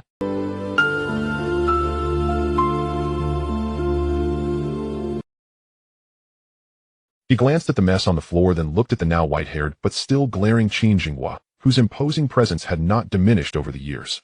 A hint of approval appeared on his face. Old Qin, he spoke lightly, your spirit remains undiminished from years past. It's you. As Wang Huaiyan collapsed to the ground and saw Yi Chen appear, he looked as if he had seen a ghost. He pointed a trembling finger at Yi Chen and let out a scream of pure terror. He had seen Yi Chen's photo in the confidential documents provided to him by the Yin family. He knew that the young man before him was the terrifying figure who had stirred up the entire Zhonghai and caused the Yin family great losses. It's over for him. This time he had truly kicked a hard board. Qin Jinghua. In his extreme fear, Wang Huaiyan felt a hint of madness erupt within him. He howled hysterically, You have indeed colluded with outsiders. This is treason. You are digging your own. He tried to mask his inner fear with this outburst, giving himself a final struggle, hoping to find a glimmer of elusive hope. However, Yi Chen didn't even bother to glance at him. His gaze passed through Wang Huaiyan and landed on someone behind him. There an old man stood quietly in the shadows, his presence extremely subtle, appearing utterly unremarkable. This old man had remained motionless since the battle began, as if he were an outsider. Yet Yi Chen could distinctly sense the faint yet powerful aura of a grandmaster emanating from him. Clearly this was the real ace the Yin family had sent to monitor Wang Huaiyan and control Zhonghai. At the moment the grandmaster made eye contact with Yi Chen, his entire body stiffened. A sense of deadly crisis loomed over him, as if he had been targeted by a natural enemy. Without hesitation, he turned and transformed into a streak of shadow shooting towards the window of the study. Escape. He must flee immediately. From the young man before him, he sensed a deathly aura 1,000 times more terrifying than that of the family head, Yin Fei, enough to obliterate his very soul. He knew that if he stayed for even another second, he would undoubtedly die. However, would Yi Chen allow him to escape? Want to leave? Yi Chen's lips curled into a cold arc. He couldn't even be bothered to make a move. He merely flicked his fingers casually. Whooshed. A streak of golden energy, almost imperceptible to the naked eye, solidified like a shooting star piercing through the night sky, carrying a terrifying power that could penetrate anything. Despite being the last to act, the Grandmaster, who had already rushed to the window with half his body hanging out, suddenly trembled violently. His face still bore the expression of someone who had narrowly escaped death, but as he lowered his head, he was horrified to find a blood hole in his chest that he had not noticed before. The hole was the size of a thumb, completely penetrating from front to back. His heart had been completely crushed by that golden energy. Ugh! The brilliance in his eyes rapidly faded. His vitality receded like a tide. His powerless body crashed heavily through the window glass, falling from the second floor with a muffled thud. Another Grandmaster had fallen. Witnessing this scene, Wang Huaiyan's last psychological defense completely crumbled. The Grandmaster sent by the Yin family to maintain order had been killed with a mere flick. Did he still have a chance to survive? He fell to the ground in utter despair, soiling himself, unable to utter a single coherent word. Yi Chen slowly walked up to him, looking down at this once arrogant clown who had now turned into a puddle of mud. He extended a finger and gently tapped on Wang Huaiyan's dantian. Puff! A light sound echoed. Wang Huaiyan felt a sharp pain in his abdomen. Following that, the martial arts he had cultivated for decades leaked away like air from a deflated ball, draining completely from his body. His complexion turned pale and aged at a visible speed. In just a few breaths, he transformed from a well-fed, middle-aged man into a frail old man with white hair, a wrinkled face, and the appearance of someone nearing death. With his martial arts eradicated and his spirit dissipated, he had completely become a waste. After doing all this, Yi Chen finally turned to face Qin Jinghua. Qin Jinghua looked at the chaos around him, at the thoroughly eliminated traitor, and let out a long sigh of relief. He knew that from this day on, no force in Zhonghai would dare to oppose Mr. Yeswell. He cupped his fists towards Yi Chen and bowed deeply. Mr. Yi. His voice was filled with an unprecedented, heartfelt reverence and submission. From now on, the Qin family will follow your lead completely.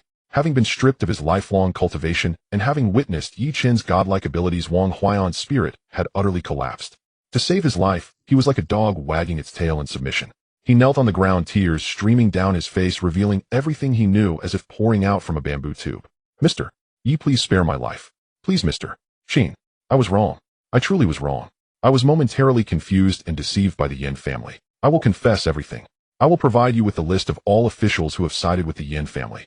Please. He not only divulged a list of traitors spanning dozens, infiltrating both the political and business spheres of Zhonghai, but in an effort to redeem himself, he even revealed a piece of top-secret information that sent chills down his own spine. There's another message. Wang Huayan's voice trembled violently due to fear. Just now the Yin family issued me the final command. It was young Master Yin Fei's highest order given before he fell unconscious.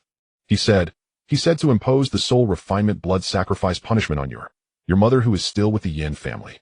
To use her suffering and wailing, to provoke you, causing you to lose your composure. Wang Huayan's words had not finished. Boom. A terrifying killing intent that could not be described in any words erupted from Yi Chen's body at this moment, as if an ancient demon that had slept for billions of years had awakened.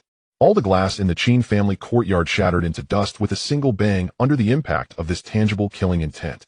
In the courtyard, those battle-hardened guards turned pale and trembled under the weight of this killing intent, barely able to hold onto their steel rifles. Qin Jinghua and Li Zhong felt their very souls trembling madly beneath this terrifying murderous aura.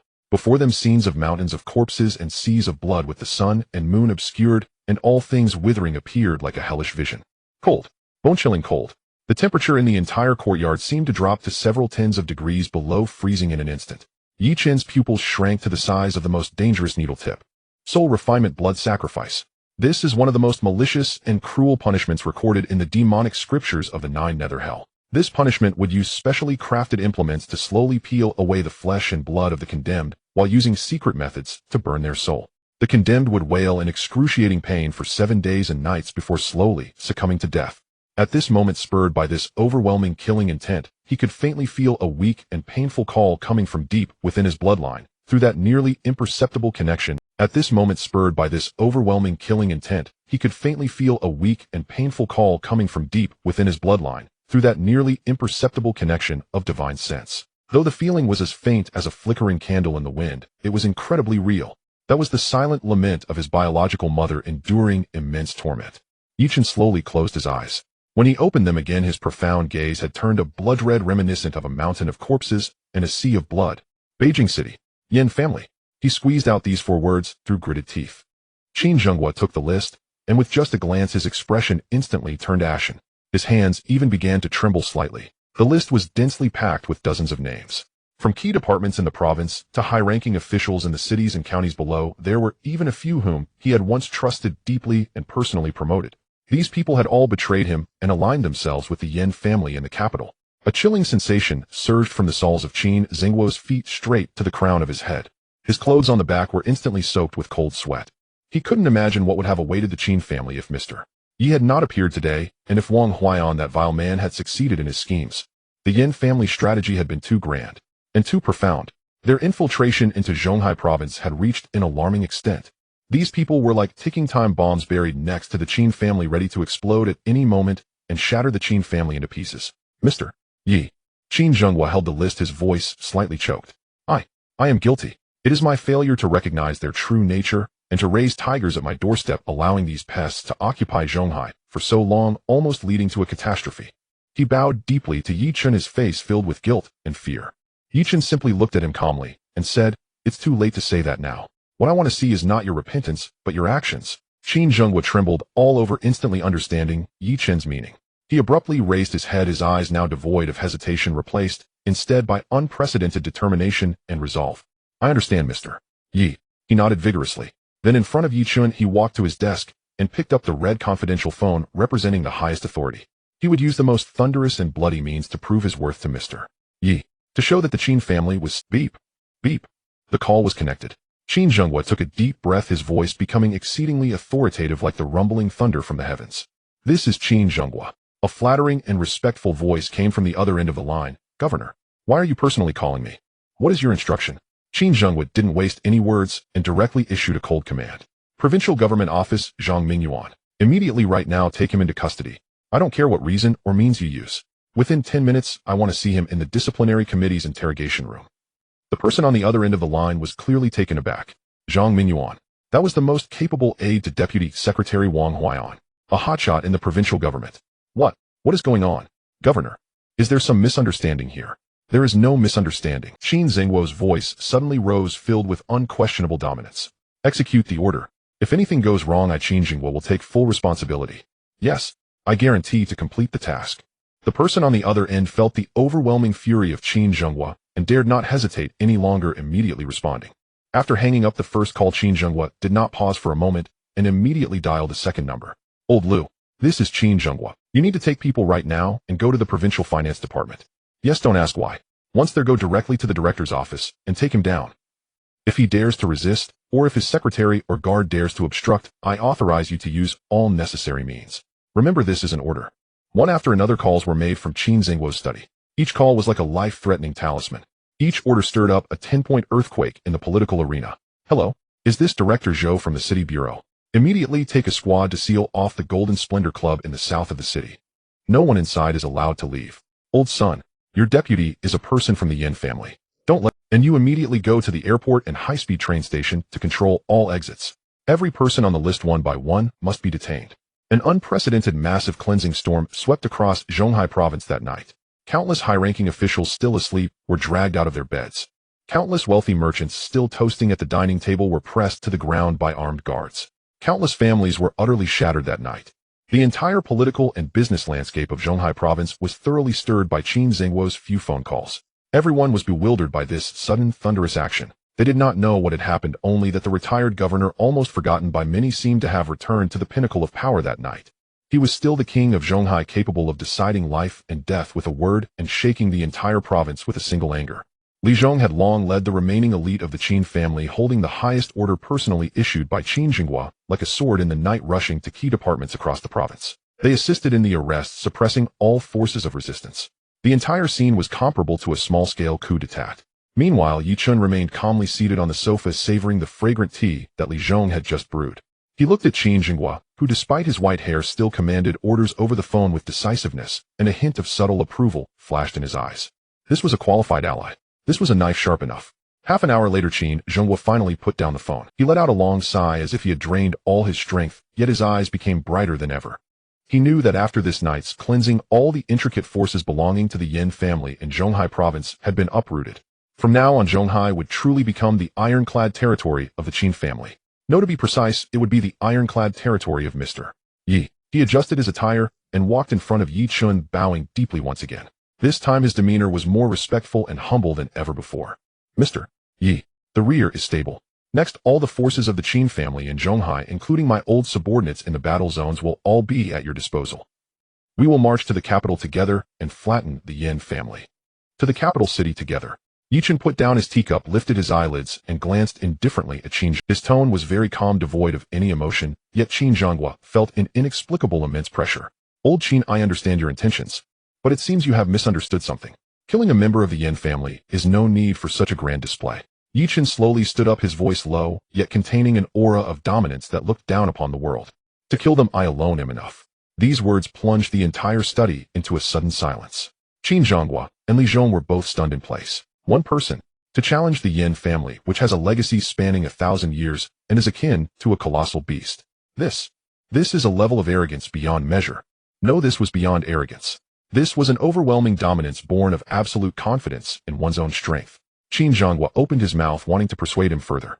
In his view, although Mr. Yi had extraordinary strength, the Yin family was indeed deeply rooted, with masters abounding, and might even be hiding true old monsters who surpassed the Grandmaster realm. To charge in single-handedly was simply too risky. However, Yi Chun did not give him a chance to speak. Yi Chun's gaze passed over him and fell upon the Yin family envoy, Yin Shisan, who lay on the ground like a dead dog, barely clinging to life. A cold and cruel smile crept across his lips. However, before heading to the capital, I indeed need to deliver a proper gift to them. With that, Yi Chun took a step forward, walking towards Yin Shisan. With each step he took, Yin Shisan's already distorted face twisted even more from fear. You, don't come over. Don't come over. Yin Shisan felt the terrifying aura as if death itself were approaching, and he was so frightened that he lost control. Using his already broken elbow to support his body, he desperately crawled backward, leaving a long trail on the expensive carpet mixed with blood and urine. Don't kill me. I beg you, don't kill me. I know I was wrong. I truly know I was wrong. He felt the shadow of death enveloping him at an unprecedented speed. He did not want to die. He still had a bright future ahead. He wanted to return to the capital and continue being the respected envoy of the Yin family.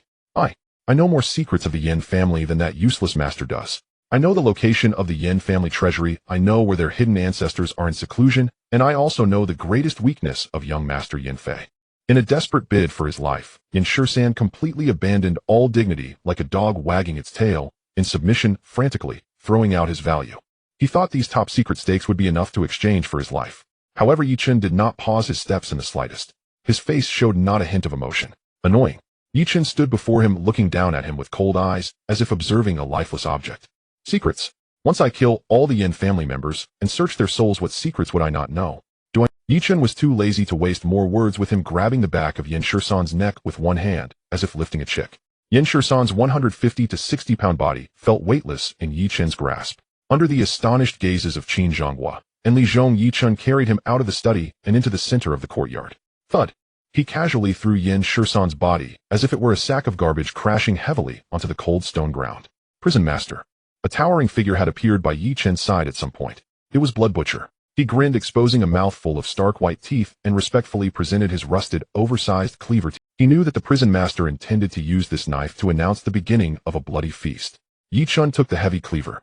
The blade still bore the fresh bloodstains from when he had slaughtered the Yin family assassins in the hospital, exuding a nauseating stench of blood. No, don't. Yin Shisan looked at the gleaming cleaver, finally realizing that no matter how much he pleaded, he could not escape death. His final psychological defense collapsed completely. He let out a desperate scream that was unrecognizable as human, yet his voice abruptly cut off. Chen swung the blade swiftly. The motion was crisp and decisive without the slightest hesitation.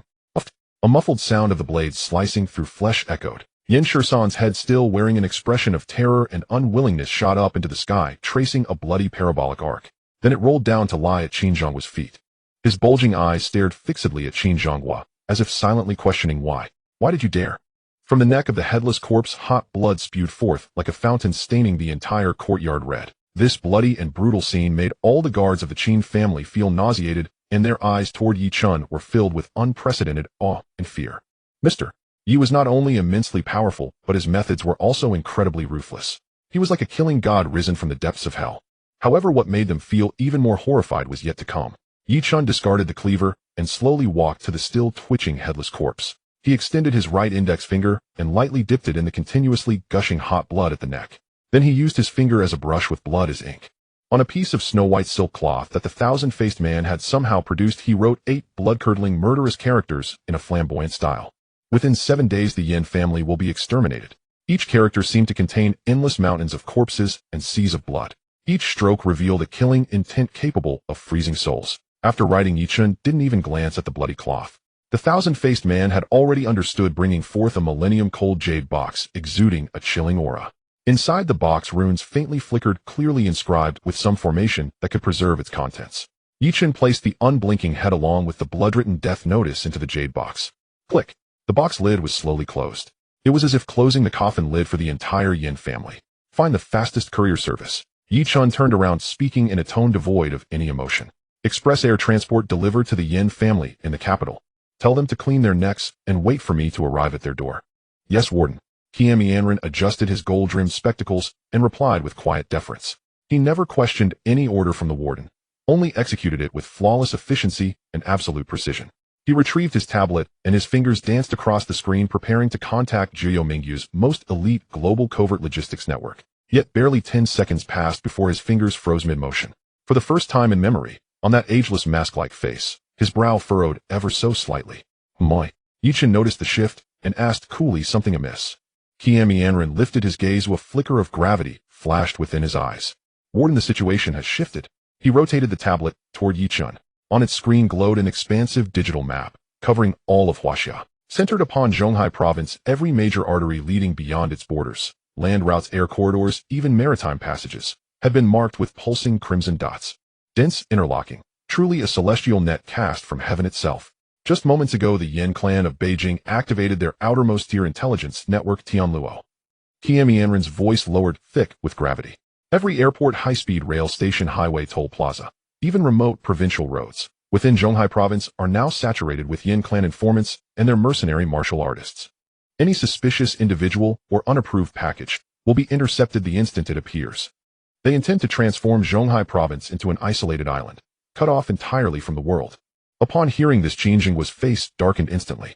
The celestial net. He ground out the words between clenched teeth. One of the Yin clan's most ruthless and most shameless tactics. I recall that 20 years ago, another great clan of Beijing, equal in prestige to the Yans, incurred their wrath during a resource dispute. The Yans deployed this very strategy, trapping that clan's patriarch and his dozen most elite guards within Yunnan province for an entire month. In the end, the patriarch starved and ran dry of supplies, then perished like a dog hunted down and worn to death by Yin enforcers within that desolate city. Ever since the phrase, when Tianluo descends, all paths vanish, has become a grim prophecy whispered throughout Beijing's elite circles. Li Zhong listened, his brows knotted tight. Stepping forward, he spoke firmly, Mr. Yi Elder Qin, if civilian channels are sealed, then let us take the military route. Elder Qin still commands influence among his former subordinates in the Southeast Theater. I can contact them immediately to dispatch a military transport aircraft. Surely the Yin clan spies wouldn't dare intercept a military flight. Indeed, it was a viable plan. Given Qingjing's authority, forcing passage via military aircraft would pose no insurmountable challenge. Yet Yi Chen shook his head without hesitation. His gaze lingered on the map, bristling with crimson dots, not with anxiety, but with a faint sardonic smile. Slip away in secret. No, that would be dreadfully dull. His voice, soft, yet crystalline, carried unmistakably to every ear present. The gift I send must arrive at their banquet table, not furtively but triumphantly, under their strictest vigilance, witnessed by their own eyes. Let them understand their vaunted celestial net is to me nothing more than a flimsy fishing net, pierced with a single fingertip. With that, Yi Chun turned his gaze toward Qianmianren beside him, his lips curving upward in a subtle, provocative, "Your domain has been challenged." Boom. A simple sentence, yet it struck Qianmianren's soul like lightning. Qianmianren adjusted his spectacles once more, the lenses concealing eyes that blazed with sudden It was exhilaration. It was bloodlust. It was the savage delight of a supreme predator who had just discovered not a rival, but a toy ripe for effortless domination. Once hailed as the sovereign of global intelligence and the god of cyber warfare, feared by countless national agencies, he had waited far too long for such brazen, foolish audacity. The Yin clan, the celestial net. Humph. They should never flaunt their crude hand-me-down toys before a god. A genteel, chilling smile curled Qianmianren's lips. He bowed slightly to Yi Chun, his tone resonating with unshakable certainty.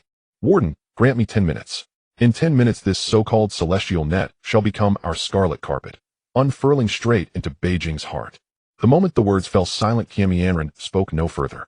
He sat cross-legged upon the floor, tablet resting on his thighs, his hands blurring across the virtual keyboard like fluttering butterflies. Lines of impenetrable code, complex beyond mortal comprehension, cascaded down his screen like a roaring waterfall. A silent digital duel of titans erupted in that instant. The very air in the study grew taut, frozen by the rhythm of his fingertips. Qin Zhenghua and Li Zhong instinctively held their breath, eyes locked unblinkingly upon the poised, scholarly young man seated before them. A hushed premonition stirred within them. They were about to witness the birth of a miracle capable of shattering their entire worldview. Found it. Just 1 minute had passed. Na disdainful curve flickered at Qianmianren's lips. Ni's finger tapped lightly on the screen, and instantly, a virtual, three-dimensional architectural model materialized at its center. The core data relay server of the Yin clan's Tianluo intelligence network is located in Zhonghai province, specifically in the third underground level of an abandoned office building in the city's eastern district. Security system third-rate. And physical isolation second-rate. NAS for this so-called financial-grade firewall. Qianmianren gazed upon the virtual wall before him, a towering barrier composed of countless data streams seemingly impregnable, then scoffed with undisguised contempt. In my eyes, it's not even worthy of being called garbage. And before the final syllable faded, his hands accelerated, blurring into motion. The tablet's processor, pushed beyond its limits, emitted a faint, yet deeply unsettling hum.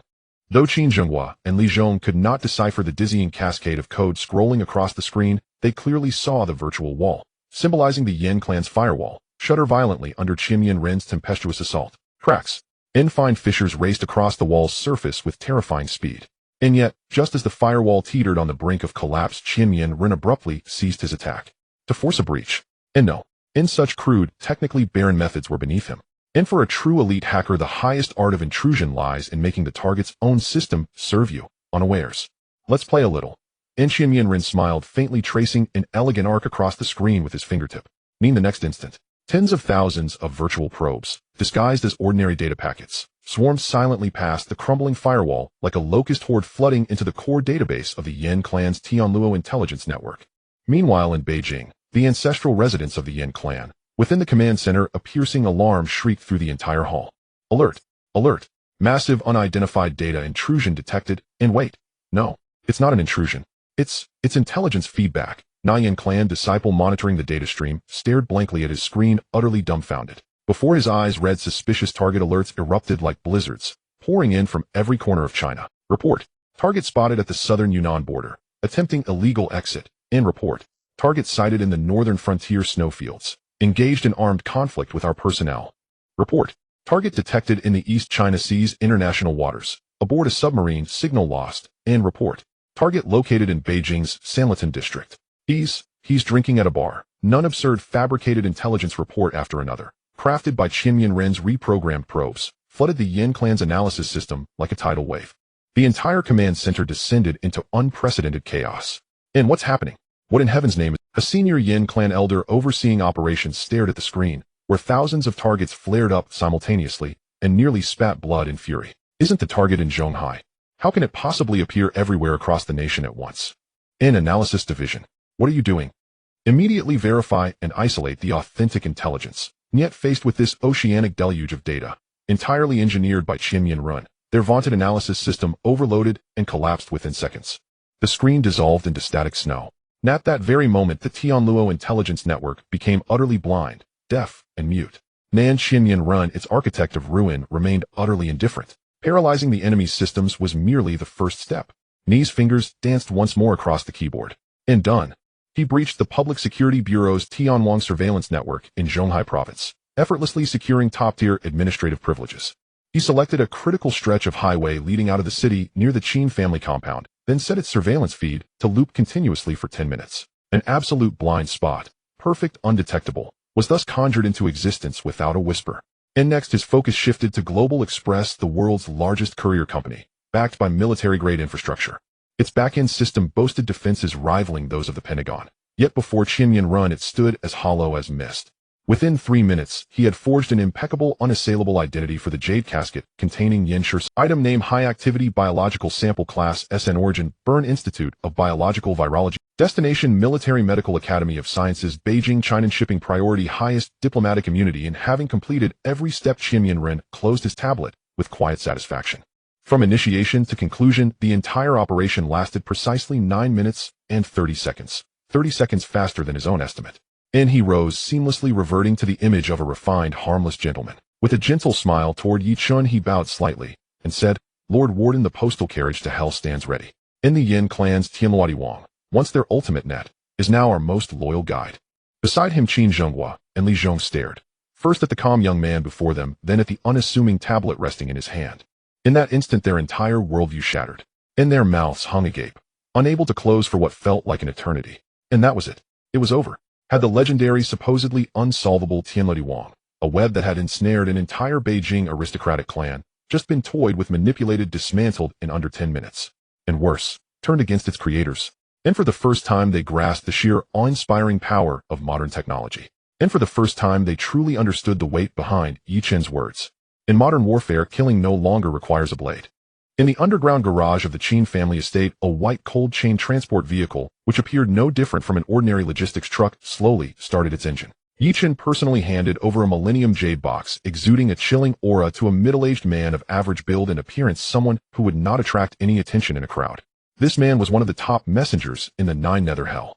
His only task was to deliver this gift intact to the designated location within a specified time. For this, he was willing to pay any price, including his own life. Go ahead, Yi Chen said calmly. I want the Yin family to receive this surprise in 2 hours. Understood, Lord of the Hell. The messenger nodded heavily without any extra words and turned to get into the vehicle. At that moment, Blood Butcher, who had been standing nearby, boredly picking his ears with his little finger, suddenly grinned. He licked his slightly cracked lips, his eyes filled with a thirst for blood. Lord, it's so dull to let him go alone. What if he encounters some unseeing wild dogs along the way and delays your important matter? Let me go with him. I happen to be itching for some action, or I'll clear the path for this hellmail truck. He shook the pig-killing knife on his shoulder wider than a door, his tone filled with cruel delight. Whoever dares to block the way, I'll chop off their head just right to give this big gift in the truck a few companions. Yi Chen glanced at him and did not refuse. Make it quick and come back fast. Got it. Blood Butcher replied excitedly, his sturdy body nimbly leaping into the passenger seat of the transport vehicle. Boom. The transport vehicle let out a deep rumble and slowly drove out of the Chen family estate. It did not take the main road, but turned into a series of inconspicuous alleys carefully planned by the thousand-faced man. All the way it moved smoothly without obstruction. All traffic lights turned green just as it approached the intersections. All surveillance cameras turned to another direction at its passing. The entire vehicle seemed to glide through the city like a ghost car, traveling in another dimension. Qin Jinghua and Li Zhong watched the astonishingly smooth route of the transport vehicle on the thousand-faced man's tablet, deeply shocked once again. Is this the power of the king of intelligence? manipulating the entire city's traffic system at will. However, just as the transport vehicle was about to exit the city and enter the highway to the airport, an unexpected incident occurred. Ahead on a magnificent bridge spanning a great river, a series of piercing, screeching brakes suddenly erupted. Dozens of black SUVs surged forth like beasts emerging from the night, blocking both ends of the bridge. Clang! The car door swung open. Hundreds of black-clad men wielding glinting machetes and metal pipes radiating a fierce aura jumped out of the vehicles. They surrounded the white cold chain transport vehicle completely. The crowd parted. A tall, fierce-looking bald man with a dragon tattoo coiling around his neck walked out slowly while wielding a ghost-head big knife. With each step, he took his imposing aura rose. When he reached the front of the transport vehicle, an overwhelming pressure akin to that of a martial arts master erupted, enveloping the entire bridge. Even the wind above the river seemed to pause. He was the most elite assassin hired by the Yin family from the underground world of Zhonghai, infamous as the Crossing Dragon. Heavenly Net may have been manipulated by the thousand-faced man, but the Yin family, having operated for many years in Zhonghai, naturally had other contingencies. Through some special channels, they barely managed to capture a trace of abnormal signals, ultimately locking onto this transport vehicle about to leave the city. Crossing Dragon pointed arrogantly at the front of the transport vehicle with his blood-stained ghost-head big knife. His voice was hoarse and arrogant. Listen up inside the vehicle. Leave the things in the car for me. Then you can roll away. In his view, with over 100 men on his side plus a genuine martial arts master like himself, dealing with a mere transport vehicle was akin to using a sledgehammer to crack a nut. As long as the people inside the vehicle were not fools, they should know how to choose. However, no one inside responded. Click. The passenger door slowly opened. A towering figure over 2 meters tall, resembling a steel tower, emerged carrying a rusted pig-killing knife that seemed disproportionate to his size. It was none other than Blood Butcher. He got out of the vehicle first, stretching his limbs and cracking his thick neck, producing a series of bone-cracking sounds that made one's teeth ache. Then he turned his gaze toward the Crossing Dragon, wielding the ghost-head big knife. He grinned, revealing a mouth full of gleaming white teeth, smiling radiantly. Hee. Just in time, my knife hasn't had its fill of blood yet. Ha! Upon seeing that the one who got off the car was merely a big fool carrying a butcher's knife, Guo Long and his hundreds of subordinates were first taken aback, then erupted into a thunderous laughter. What the hell? Which slaughterhouse did this cook escape from? Daring to come out with a butcher's knife. This is hilarious. Brother, stop wasting words with him. Let me go up and chop him in half with one stroke. A group of desperate men pointed at the Blood Butcher, their foul language ceaseless. They completely disregarded the seemingly simple-minded strong man before them. To them, this was not a fair fight at all, but rather a one-sided act of mockery and slaughter. Guo Long was laughing so hard that tears were almost streaming down his face. He tapped his own face with the back of the ghost-headed knife, looking at the Blood Butcher with a mocking gaze, as if he were a cat playing with a mouse. Kid, you may look tall and strong, but your mind doesn't seem to be working well. How about this? I'm in a good mood today. You kneel down now, crawl through my legs, and bark like a dog 3 times. Then I'll spare your life as a dog. How about that? However, facing the taunts of hundreds and the humiliation from Guo Long, the Blood Butcher didn't even bother to lift his eyelids. He simply extended his rough hand to gently caress the rusty butcher's knife, as if he were caressing his most. A low murmur escaped his lips, audible only to him. Old partner, don't rush, don't rush. Soon you will drink to your heart's content. In the next moment, the Blood Butcher's figure suddenly vanished from where he stood. Where is he? The smile on Guo Long's face froze suddenly. He felt a blur in front of his eyes. The big fool who had been standing more than 10 meters away had vanished into thin air. Be careful. A warning bell rang loudly in his heart, and instinctively, he let out a fierce shout. However, it was all too late. A piercing scream erupted violently from the crowd beside him. Everyone turned to look, only to see the Blood Butcher's towering figure had appeared among the crowd like a ghost. The butcher's knife in his hand transformed into a streak of dark light. With a swift motion, the knife fell. Puff! A yellow-haired thug who had just been the loudest didn't even have time to react before his entire right arm was sliced off by the Blood Butcher. Blood gushed out like a fountain. My hand! My hand! The yellow-haired thug clutched his empty shoulder, letting out a pig-like wail. But this was just the beginning. The Blood Butcher's figure moved among the crowd like a tiger entering a flock of sheep. He used no flashy moves, nor did he channel any internal energy. All he had were the simplest, most primitive, and most bloody methods. Chop, hack, slash, cut. Swish. With one swing, a thug's head soared into the sky. Puff. With a backhand swipe, another thug's chest was opened with a deep gash, exposing his insides mixed with blood all over the ground. Crack. A sweeping strike broke the knees of 3 or 4 thugs simultaneously, who fell to the ground with screams. The cries rang out. The wails. The sound of bones shattering. In an instant, the sounds echoed throughout the entire bridge. Flesh and blood scattered everywhere. Limbs and severed arms rained down like a storm. What kind of battle was this? This was nothing short of a complete one-sided slaughter. Every strike from the Blood Butcher precisely targeted the weakest joints and vital points of the human body, inflicting maximum damage with minimal effort. His simple face was filled with excitement and cruelty. He seemed to return to the slaughterhouse of the 9 nether hell, seeing these so-called desperate men as no different from the pigs and sheep waiting to be slaughtered. Guojianglong's smile had long since frozen. He stared blankly at the scene before him, resembling a hellish battlefield, completely bewildered. His heart trembled. His legs felt weak. The hundreds of elite subordinates he had been proud of had nearly been slaughtered in less than a minute. The remaining ones were scared out of their wits, crying for their parents as they dropped their weapons and fled in all directions. A demon. The man with the butcher's knife before him was no longer human. He was a true devil that had crawled out of hell. I'll fight you to the death. Guojianglong looked at the Blood Butcher, bloodied and walking step by step towards him, knowing he had no way out. In extreme fear, his innate ferocity was provoked. He let out a beast-like roar, pushing his master-level strength to the limit. Die for me. He gripped the ghost-headed knife, tightly, leaping high into the air, delivering a powerful strike aimed at the Blood Butcher's head. This strike condensed all his life strength. The knife had not yet reached its target, but the fierce wind had already left a terrifying scar half a foot deep on the solid bridge surface. However, facing such a world-shattering blow, the Blood Butcher remained unflinching. He simply raised his butcher's knife, slowly meeting the strike heat. Clang! Everyone expected a deafening metallic clash, but there was none. At the moment of the 2 knives colliding, it produced only a dull sound, as if a knife were cutting through tofu. In Guojianglong's eyes filled with horror and confusion, his finely crafted ghost-headed knife, upon contact with the Blood Butcher's rusty butcher's knife, was surprisingly split down the middle, as if made of paper. How is this possible? This thought was the last to flash through his mind, because after splitting his ghost-headed knife, the Blood Butcher's knife continued without losing momentum. Puff!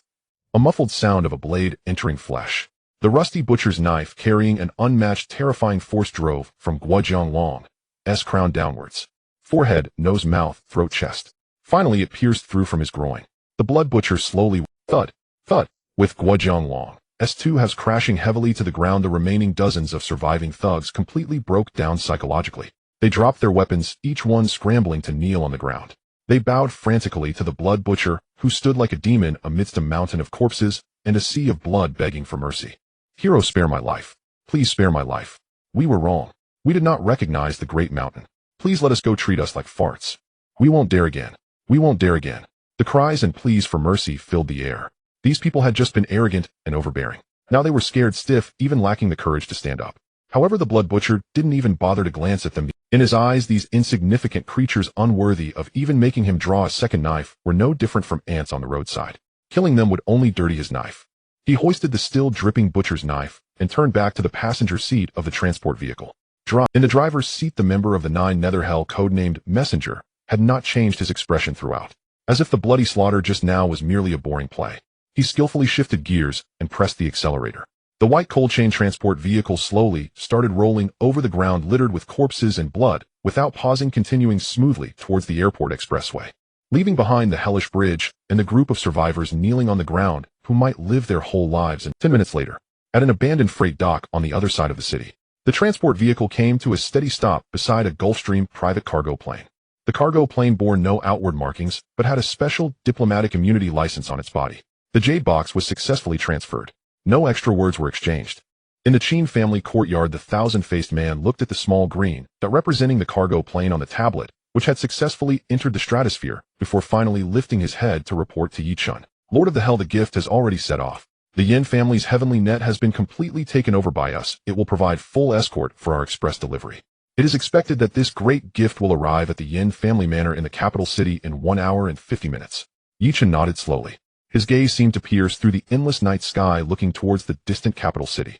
His expression was cold and profound, containing a murderous intent that could make heaven and earth change color. Yin family, clean your neck and wait. At this moment, Qin Zhengguo approached with steady steps. After the earlier washing and intimidation, his entire demeanor had become even more refined and domineering than before. He respectfully said to Chen, Mr. Yi, the special aircraft for your trip to the capital has also been arranged. It's a specially modified combat aircraft that I used during my service in the war zone, with top-notch safety, and all of the Qin family's forces in the South China Sea, including the Provincial Guard and some special departments, have entered a state of highest readiness, ready to respond to your orders. He still hoped to provide some worldly strength to assist Chen's journey to the capital. However, Chen simply, no need. He turned to Qin Zhengguo and said lightly, your task is to secure the South China Sea. I don't want any trouble in my backyard while I go to the capital, especially concerning my sister's safety. Mentioning Yi Ro, a hint of warmth finally appeared in Yi Chen's eyes. Qin Xingguo's heart tightened, immediately understanding Yi Chen's intention. He nodded heavily, making a military oath. Mr. Yi, rest assured. As long as Qin Xingguo still breathe, I will ensure that Miss Yi Ro does not suffer a bit of grievance in the South China Sea. Very well. Yi Chen said no more. He took the thousand-faced man and turned towards the temporary helipad that had been specially set up for him outside the courtyard. The Blood Butcher had long been waiting there. Under the night sky, a sleek all-black Gulfstream G517 private jet, filled with a sense of sci-fi, was quietly parked there. Its smooth black exterior reflected a cold metallic sheen under the moonlight, like a sky predator lurking in the darkness ready to pounce. This was the true vehicle of the Lord of the Nine Nether Hell. In Huaxiao, the capital city at the foot of the western mountain, lies a vast estate covering tens of thousands of square meters, complete with pavilions and towers steeped in ancient charm. This is the Yin family, a hidden giant with a transcendent status in the entire capital, which has inherited its legacy for nearly 1,000 years. At this moment, the main hall of the Yin family's estate is brightly lit, as bright as day. However, the atmosphere in the hall is so oppressive that it feels almost suffocating. Bang! A Song Dynasty official kiln teacup worth millions is violently smashed to the ground by a powerful hand, shattering into pieces in an instant. Useless. A bunch of useless fools. Sitting in the main seat is a man clad in traditional Tang attire with a solemn expression and an intimidating presence, a man in his 50s who is scolding the gathered Yin family members. He is the current head of the Yin family, Yin Xiong, the father of Yin Fei. A mere little bastard from the secular world has made you all look like fools. The dispatched envoys and masters have all been wiped out. Not a single message has come back. The financial network that took over a decade to set up has been severely damaged overnight. Over $1 trillion in assets has evaporated. Tell me, what purpose does the Yin family serve in supporting you useless people? Yin Xiong's anger rises as he speaks, his chest heaving violently. He reaches for a priceless jade ruby on the table, intending to smash it again. But halfway up, he abruptly halts. Over $1 trillion. That is over $1 trillion in cash flow. Even for the deeply rooted Yin family, this is a loss that could severely injure them. He now feels pained even to break something. Below in the hall, the elders and core descendants of the Yin family all bow their heads silent, as if frozen in fear, not daring to breathe. On the other side of the hall, lying on a specially made bed crafted from 1,000-year-old cold jade, exuding a chill, is a young man, with a pale complexion, his lips darkened. It is Yin Fei, who was severely injured by Yi Chen from a distance, with his life essence destroyed. After being rescued by several top experts from the family, he finally managed to survive and awaken from his coma. Yet his breath remains weak to the extreme, as if all his vitality has been drained, looking frilier than a dime. However, in his deeply sunken eye sockets, two flames of resentment and madness burn fiercely, capable of incinerating everything. Kill him. Kill that bastard. His voice is hoarse, like two pieces of iron scraping against each other, filled with boundless hatred. I want him dead. I want everyone around him to be buried with him. I want to flay him alive, refine his soul, and extract his essence, ensuring he can never be reborn. He shrieks in hysteria, his intense emotions aggravating his injuries, causing him to spit out a mouthful of black blood. Feier, don't get worked up. Be careful with your health. Sitting next to Yin Xiong is a graceful and dignified woman, Yin Fei's mother, who hurriedly runs over to wipe the blood from his lips, tears streaming down her face. The atmosphere in the hall becomes even more oppressive due to Yin Fei's roar. An irritable elder suddenly stands up and bows towards Yin Xiong, saying, "Head of the family, we can't wait any longer. This boy has become a grave threat to our Yin family. He must be eradicated with extreme measures. I suggest we immediately dispatch the family shadow guard to rush to Zhonghai overnight. Eliminate that kid along with everyone around him, leaving no one alive." The mention of the shadow guard sends a shiver down the spines of many present. That is the sharpest and bloodiest knife in the Yin family's hands. However, another elder, appearing more composed, shakes his head and voices his opposition. No, we still know nothing about the other's background. But the ability to mobilize a terrifying force that can crush our financial system overnight and easily incapacitate 13 and 2 Quasi Grandmasters proves that he has a massive power backing him that is not inferior to our Yin family. Before we ascertain the opponent's true details, recklessly dispatching the Shadow Guard could lead to another failure, and our Yin family's reputation will be utterly ruined.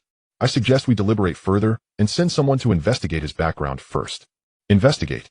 What nonsense! The furious elder retorts. By the time you figure it out, the golden opportunity will be long gone. Are we just going to let that little bastard ride on our Yin family's head and defecate? You? In an instant, the two factions in the hall are engaged in a heated argument. At this moment, a servant rushes in, rolling and crawling, his face filled with panic and fear. Head. Not good. Yin Xiong, already fuming, is even more enraged upon seeing the servant's terrified expression. What are you panicking about? Is the sky falling? He bellows. Speak. What happened? The servant, trembling all over, kneels and stammers at the door. Someone has brought a box. They said it was an urgent air shipment specifically addressed to young Master Fei. What? Yin Xiong impatiently waves his hand. Throw it away. Can't you see we're discussing serious matters? But, the servant is on the verge of tears. The courier has the highest diplomatic immunity with Global Express. Our people can't stop them. Moreover, that box is made of a solid piece of 1,000-year-old cold jade looking incredibly valuable. Moi. Upon hearing the words 1,000-year-old cold jade, everyone present freezes momentarily. Even Yin Fei on the bed struggles to sit up. A flicker of doubt and cruelty flashes in his eyes. A 1,000-year-old cold jade box. Interesting. I want to see who is so blind as to send me, Yin Fei, a gift at this time. His voice is filled with a chilling, murderous intent. Bring it in. Soon, with the combined effort of 2 guards, the 1,000-year-old cold jade box, exuding a chilling aura that drops the temperature in the entire hall by several degrees, is heavily placed in the center of the resplendent hall. All eyes instantly focus on this uninvited, mysterious gift. It was a jade box approximately half a meter long and 30 centimeters wide. Its entire body was crystal clear, emanating a visible white chill. Even from a distance, everyone could feel the bone-chilling cold. Undoubtedly, this was a genuine piece of millennial-old cold jade. The box itself was already a priceless, rare treasure. What a trick. The head of the Yin family, Yin Xiong, slowly descended from the main seat. He wanted to see which force had such audacity to present such a grand gift at this critical moment. He approached the jade box, snorted coldly, and signaled to the 2 guards beside him. Open it. Yes. The 2 guards, both master-level experts, were immensely strong. They exchanged a glance, took a deep breath, and extended their hands to grip the lid of the jade box. Lift. The 2 exerted their strength simultaneously. However, the lid of the jade box, which didn't appear overly large, felt as if it weighed 1,000 pounds. The faces of the 2 master-level experts turned red as they barely managed to pry open a crack in the heavy lid. Just as the lid was lifted, a wave of icy coldness 10 times more intense than before, mixed with a nauseating stench of blood, surged forth like a flood from the crack. The temperature in the entire hall plummeted once more. Some of the lower-ranked Yin family members couldn't help but shiver, feeling as if their blood was about to freeze solid. What is this?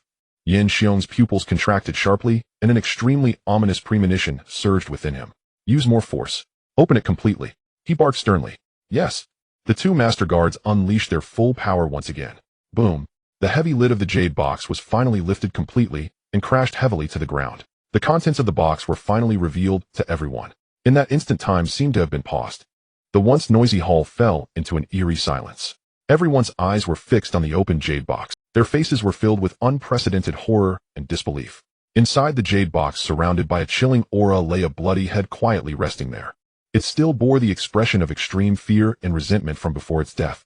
That face was all too familiar to everyone present. It was their envoy Yin Shursan, sent by the Yin family to handle the incident in Zhonghai. His eyes were wide open, unable to close even in death, as if silently narrating the immense terror he had encountered. Beneath that head lay a piece of white cloth completely soaked in blood, now a dark red.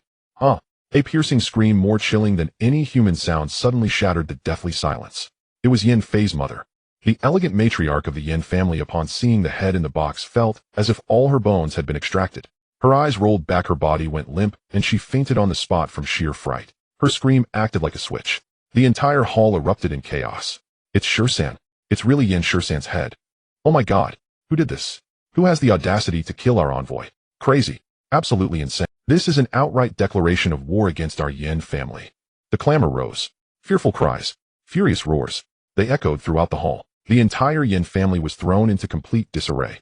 On the sickbed, Yin Fei looked at the familiar head, his already pale face drained of any color. His body trembled violently from extreme anger and humiliation.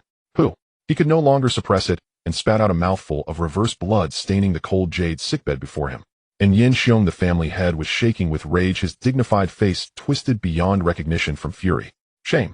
This was an unparalleled disgrace. It was a great humiliation that the Yin family had never encountered in nearly 1,000 years of standing in the capital. How dare someone send the head of their envoy as a gift, brazenly presenting it at their doorstep? This was no longer a slap to their face. This was trampling their face into the ground, rubbing it back and forth. You scoundrel! How dare you! Yin Xiong let out a thunderous roar. He suddenly reached out, grabbing the blood-soaked white cloth beneath the head. He wanted to see who had the gall to do this. As the cloth unfurled, he saw 8 glaring characters written in blood, the strokes fierce and menacing, as if they were about to leap off the cloth. In 7 days, the Yin family will be exterminated. Boom. These 8 characters struck Yin Xiong's mind like 8 bolts of thunder, leaving him utterly dazed. Arrogant. overbearing, lawless. He could find no words to describe the person who wrote these 8 characters. All. Yin Xiong could no longer contain the raging fury within him. He threw his head back and howled appearing. I don't care who you are. I don't care who stands behind you. I Yin Xiong swear here. I will not rest until I have torn you to pieces and ground your bones to dust. His eyes were bloodshot and the peak energy of his master-level power erupted without reservation. He raised his palm and struck down towards the head of Yin Shisan in the jade box with a blow strong enough to shatter stones. He intended to smash this object which had brought his Yin family endless humiliation along with that damned box. Halt! At the very instant Yin Xiong's palm, charged with seething apocalyptic fury, was about to strike the jade casket, a hoarse urgent shout exploded across the hall, like thunder cracking open the earth. In the next breath a blur moved faster than sight, appearing as if conjured from thin air, materializing beside Yin Xiong. A withered hand gnarled as a crane's claw shot forth like lightning and clamped down upon Yin Xiong's wrist just before it descended. Though frail in appearance, that hand bore an irresistible, terrifying force. Yin Xiong's full-strength strike, delivered at the peak of Grandmaster cultivation, was halted with effortless ease. Senior Elder. Yin Xiong felt the crushing power radiating from his wrist and whirled around in shock. Upon recognizing the Elder's face, his burning rage dissolved instantly into sheer stupefied disbelief. The other Yin clansmen in the hall, upon beholding this sudden ancient figure, froze as though confronted by a specter, eyes wide, jaws slack, before their expressions shifted into fervent reverent awe. One by one they dropped to their knees. We pay homage to the Senior Elder. He was a stooped, gaunt old man, sparse hair, mottled skin, limbs like desiccated twigs, as if death itself had already claimed him. He was none other than Yin Beixian, the previous patriarch of the Yin clan, who had secluded himself in meditation for decades, withdrawn from worldly affairs, and long been presumed deceased. A true grandmaster at the apex of mortal cultivation, half a step beyond into the realm of immortals. You have emerged from seclusion. Yin Xiong gazed upon this legendary pillar of the clan, the unseen dragon whose presence alone steadied dynasties, and his voice trembled. Yet Yin Beixian did not deign to acknowledge him, not even a glance. His clouded ancient eyes were locked unblinking upon the severed head of Yin Shisan resting inside the jade casket. His expression had never been so grave, nor carried such barely concealed horror. What fiendish, what insidious scheming! His gaze remained riveted on Yin Shisan's wide, unblinking eyes, each word scraping dryly from between clenched teeth. Yin Xiong and the others stood bewildered. Senior Elder, what in heaven's name is happening? Yin Beixian did not answer. Slowly he raised his other withered finger and pointed toward Yin Shisan's head, his voice rasping like stone grinding on stone. Have you not noticed? Embedded within this head, by a masterful treacherous art, are twin interlocking demon chi curses. Demon chi curse. At those words, every face in the hall paled. The Yin clan had risen from the foundations of demonic cultivation. The very term demon chi resonated deep in their bloodline. They leaned in and recoiled in horror. Deep within Yin Shisan's bulging, lifeless eyes, 2 faint ink-black wisps of demon chi coiled, darker than abyssal void, barely perceptible, yet undeniably present. Though kin to their own demon chi, this essence was purer, more tyrannical, more profoundly sinister. This, Yin Xiong's heart plummeted. Yin Beixian drew a slow, heavy breath and explained, voice thick with dread. This is no mere curse. It is a vicious, premeditated trap. Should this head suffer even the slightest external force, the interlocking demon chi curse will detonate instantly, its blast obliterating everything within 100 meters. Our entire ancestral hall, and everyone standing within it, would be reduced to ash and splinters. A collective gasp tore through the air. Every soul in the chamber instinctively sucked in a sharp, icy breath, backs drenched in cold sweat. They had been that close. Had the Senior Elder not intervened in time, they would now lie shattered beyond recognition. Relief and lingering terror warred upon every face, until Yin Beixian spoke again, his words falling like glacial water, freezing them to the marrow. Do you believe this is the end? A bitter smile flickered across Yin Beixian's lips. If his aim were merely our annihilation, his ambition would be pitifully small. This is not the deadliest move in his grand design. He pointed again at the twin coils of black chi, his voice trembling, not with fear, but with the weight of revelation. Look closer. Upon this demon chi curse rests a sliver of spiritual sense, faint yet exquisitely refined. It functions as a beacon, anchored to a distant specific target. This. Yin Xiong's mind, he still grasped nothing, when thousands of miles away at Zhonghai City Airport, a jet-black Gulfstream G650 private aircraft roared down the runway. Its colossal engines unleashed a deafening thunderclap as it surged skyward, climbing rapidly toward Beijing at 10,000 meters. Beijing, the Yin clan estate. Yin Beixian's aircraft roared down the runway. Its colossal engine, he snapped his head upward. In those clouded ancient eyes blazed a light fiercer than any star. piercing through ceiling, cloud, and sky, locking onto the black-winged harbinger of death streaking across the heavens. He understood, fully irrevocably. He saw the flawless, interlocking lethality of the enemy's stratagem. He anticipated it all. He knew we would see the head rage would blind us, and we would strike without thought. This explosion was never meant to kill us. It is a trigger, a vile remote activation fuse. His target was never us. It was himself. No, more precisely the airborne target hurtling toward Bei. Countless possibilities flashed through Yan Beishuan's mind, then fused, crystallized. The enemy had deployed an inescapable sunlit gambit, one demanding their action. The moment they struck the head, triggering the demon Qi curse, the embedded spiritual sense imprint would activate at the instant of detonation, locking onto the true target mid-flight toward Beijing.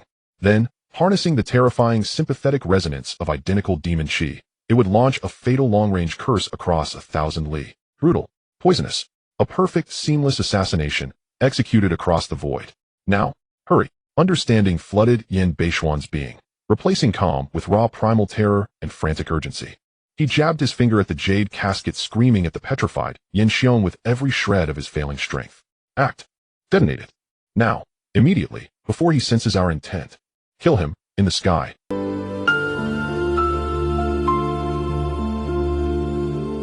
Kill him, up in the sky. Bring him down for me.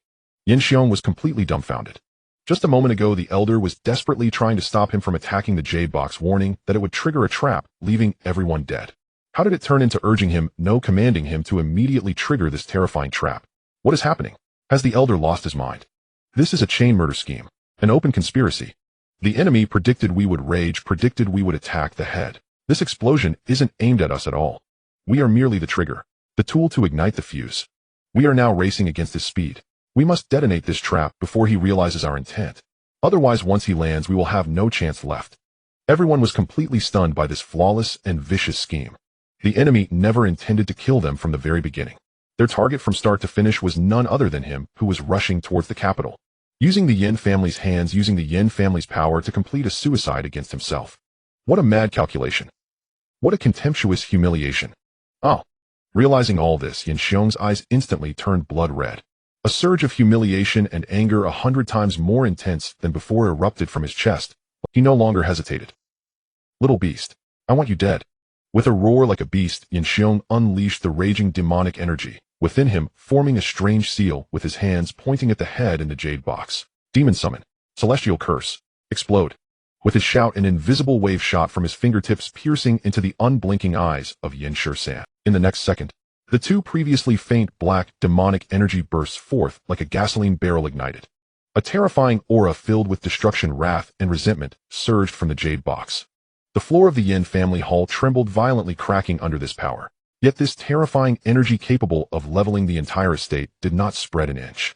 Under the joint guidance of Yan Beishuan and Yan Xiong, it condensed into a pitch-black energy pillar, deeper than a black hole, tearing through the ceiling in an unearthly manner, shooting into the clouds, disappearing into the endless night sky. It crossed thousands of miles, precisely locking onto the black iron coffin, speeding at an altitude of 10 feet. Meanwhile, on the Gulfstream G517 private jet, flying from Zhonghai to the capital, the cabin was quiet. The thousand-faced man was sitting in his seat, rapidly tapping on his tablet, processing the massive amounts of information gathered from around the globe to pave the way for Yi Chen's upcoming journey to the capital. Meanwhile, Blood Butcher was curiously leaning against the window, gazing at the city nightscape below, marveling at the "Hey, this thing flies really fast, much faster than when I chased wild boars in the mountains." Yi Chen, however, was resting with his eyes closed, leaning against the broad and comfortable leather seat, appearing as if he were asleep. Everything seemed so calm and peaceful. However, in the next second, the Blood Butcher, who had been leaning against the window, suddenly froze with a stiff smile. His robust body tensed up like a drawn bowstring. A deadly sense of crisis, stemming from his instincts as a top assassin, surged from his heart without warning. Every hair on his body stood on end at that moment. "Master."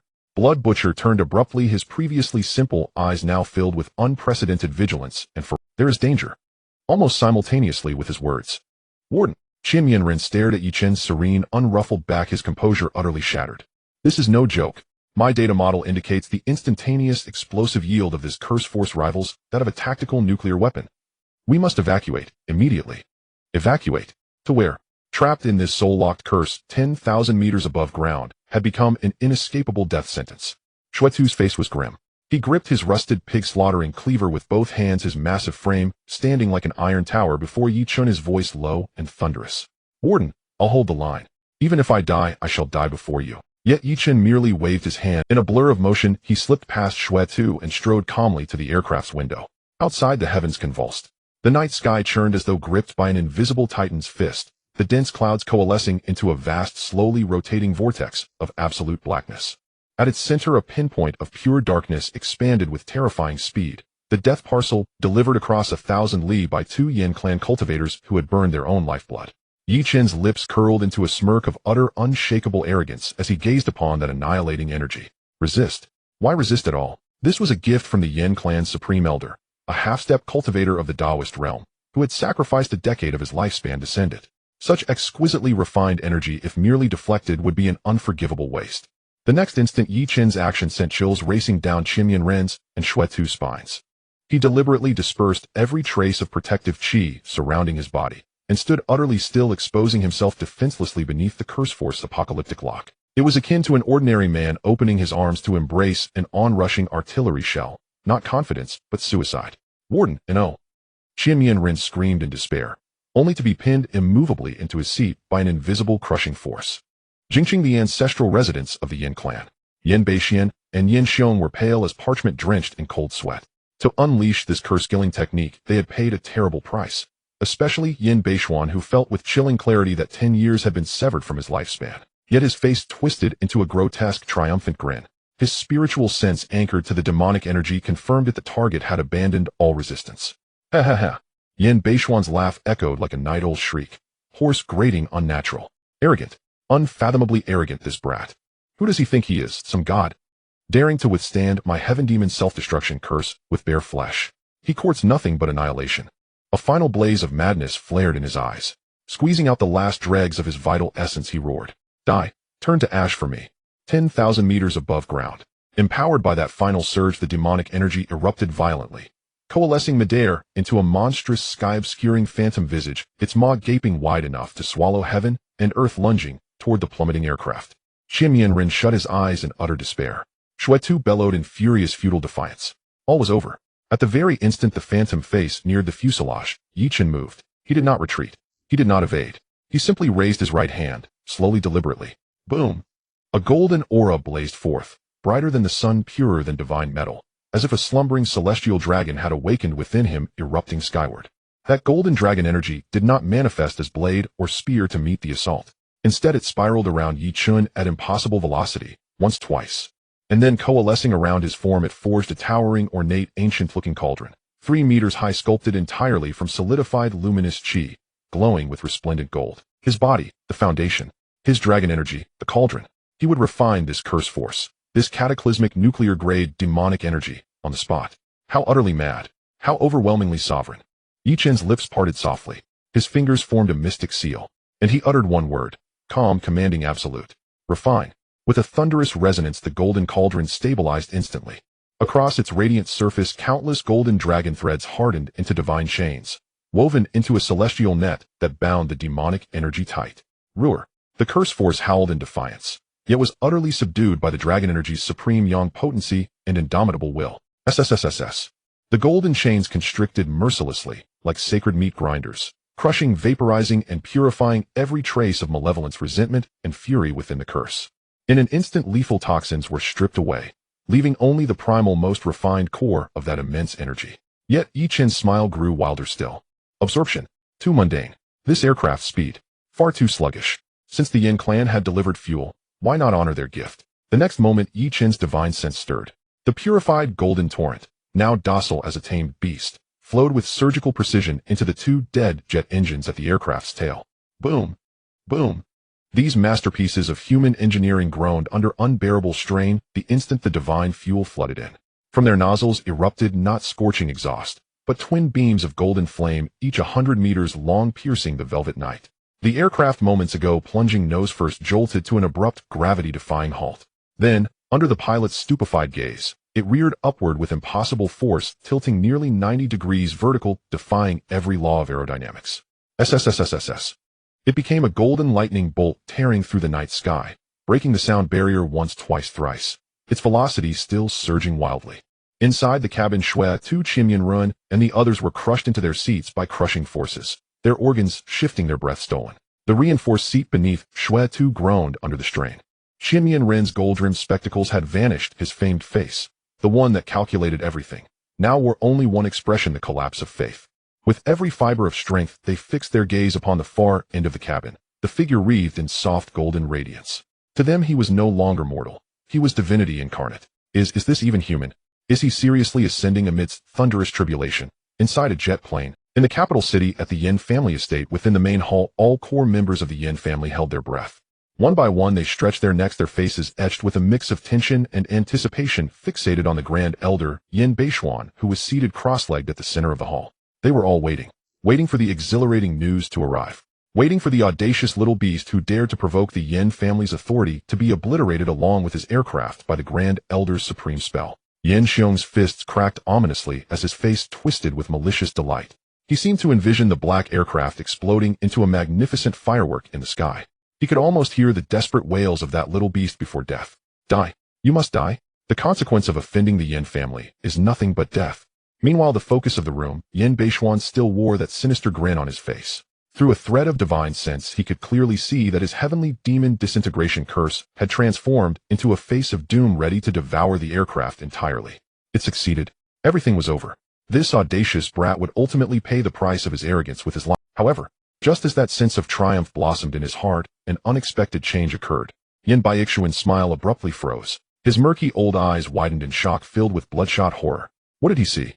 He saw that his world-destroying heavenly demon disintegration curse was being drawn in by the opposing force in a way he could not comprehend. Then, it was refined. No, this is impossible. It absolutely cannot be. This was the most powerful strike he had unleashed after sacrificing 10 years of life. Even another peak grandmaster would meet total annihilation beneath such a blow. How could the opponent possibly? Yin Baixuan's mind buzzed, blanking out. However, before he could react to this earth-shattering change, an even more terrifying and soul-chilling sense of crisis surged from thousands of miles away through that thread of divine sense. He saw that the extraordinarily pure energy after refinement was not absorbed by the opponent. Instead, it was being used as fuel. He saw that the aircraft, which was already in a nosedive, unleashed 2 beams of golden light filled with a sacred. Then at a speed he could not even dare to imagine, it transformed into a golden streak and vanished into the horizon. The young man who accomplished this seemed to sense his gaze. From a distance of 1,000 miles through that fragile connection of divine sense, he cast a glance at him. What kind of eyes were those? Cold, indifferent, filled with a ruthless disdain for ants. As if looking at a mere clown. No, Yin Baixuan's soul let out a scream of sheer terror at that moment. He wanted to sever this thread of divine sense immediately, but it was too late. A surge of the utmost yang domineering golden dragon energy descended upon him, like divine punishment from the heavens, ruthlessly rebounding through that fragile connection with unparalleled force.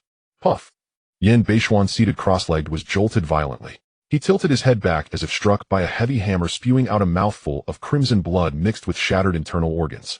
His already emaciated body deflated like a punctured ball, instantly losing all vigor. His thinning hair turned snow white at a visible rate before falling out.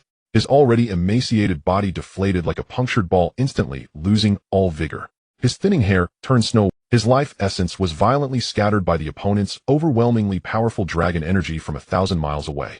In that instant, his cultivation regressed from half-step to the realm of an ordinary grandmaster. And it was a total destruction of his foundation, leaving him unable to progress further. All his years of hard work were obliterated in that moment. Elder, Grand Elder. This sudden turn of events left everyone present in shock. Yin Xiong, standing closest, rushed forward to support the swaying, seemingly on the brink of death, Yin Beixian. Elder, what happened to you? Yin Xiong's voice was filled with panic and confusion. Did it succeed? Has that little beast been blown to death? He still clung to the last shred of hope, fantasizing that the Grand Elder was merely spitting blood from overexertion. However, Yin Beixian seemed not to have heard his words. His murky old eyes stared vacantly at the ceiling, as if piercing through endless voids, witnessing the terrifying existence that loomed over the capital like a god. His lips trembled violently, producing a hissing sound like air escaping from a punctured balloon.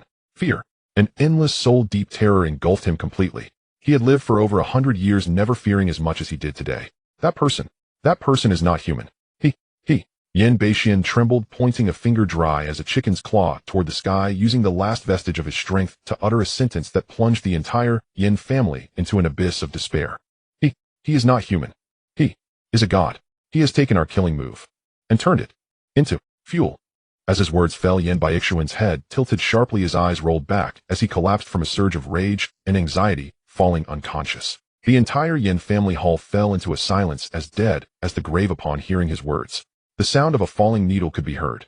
The excitement, anticipation, and malicious delight on all the faces of the Yin family froze completely. In its place was a dazed confusion and inability to comprehend, and finally a cold terror that washed over them like a tidal wave. A killing move was turned into fuel. What the hell does that mean?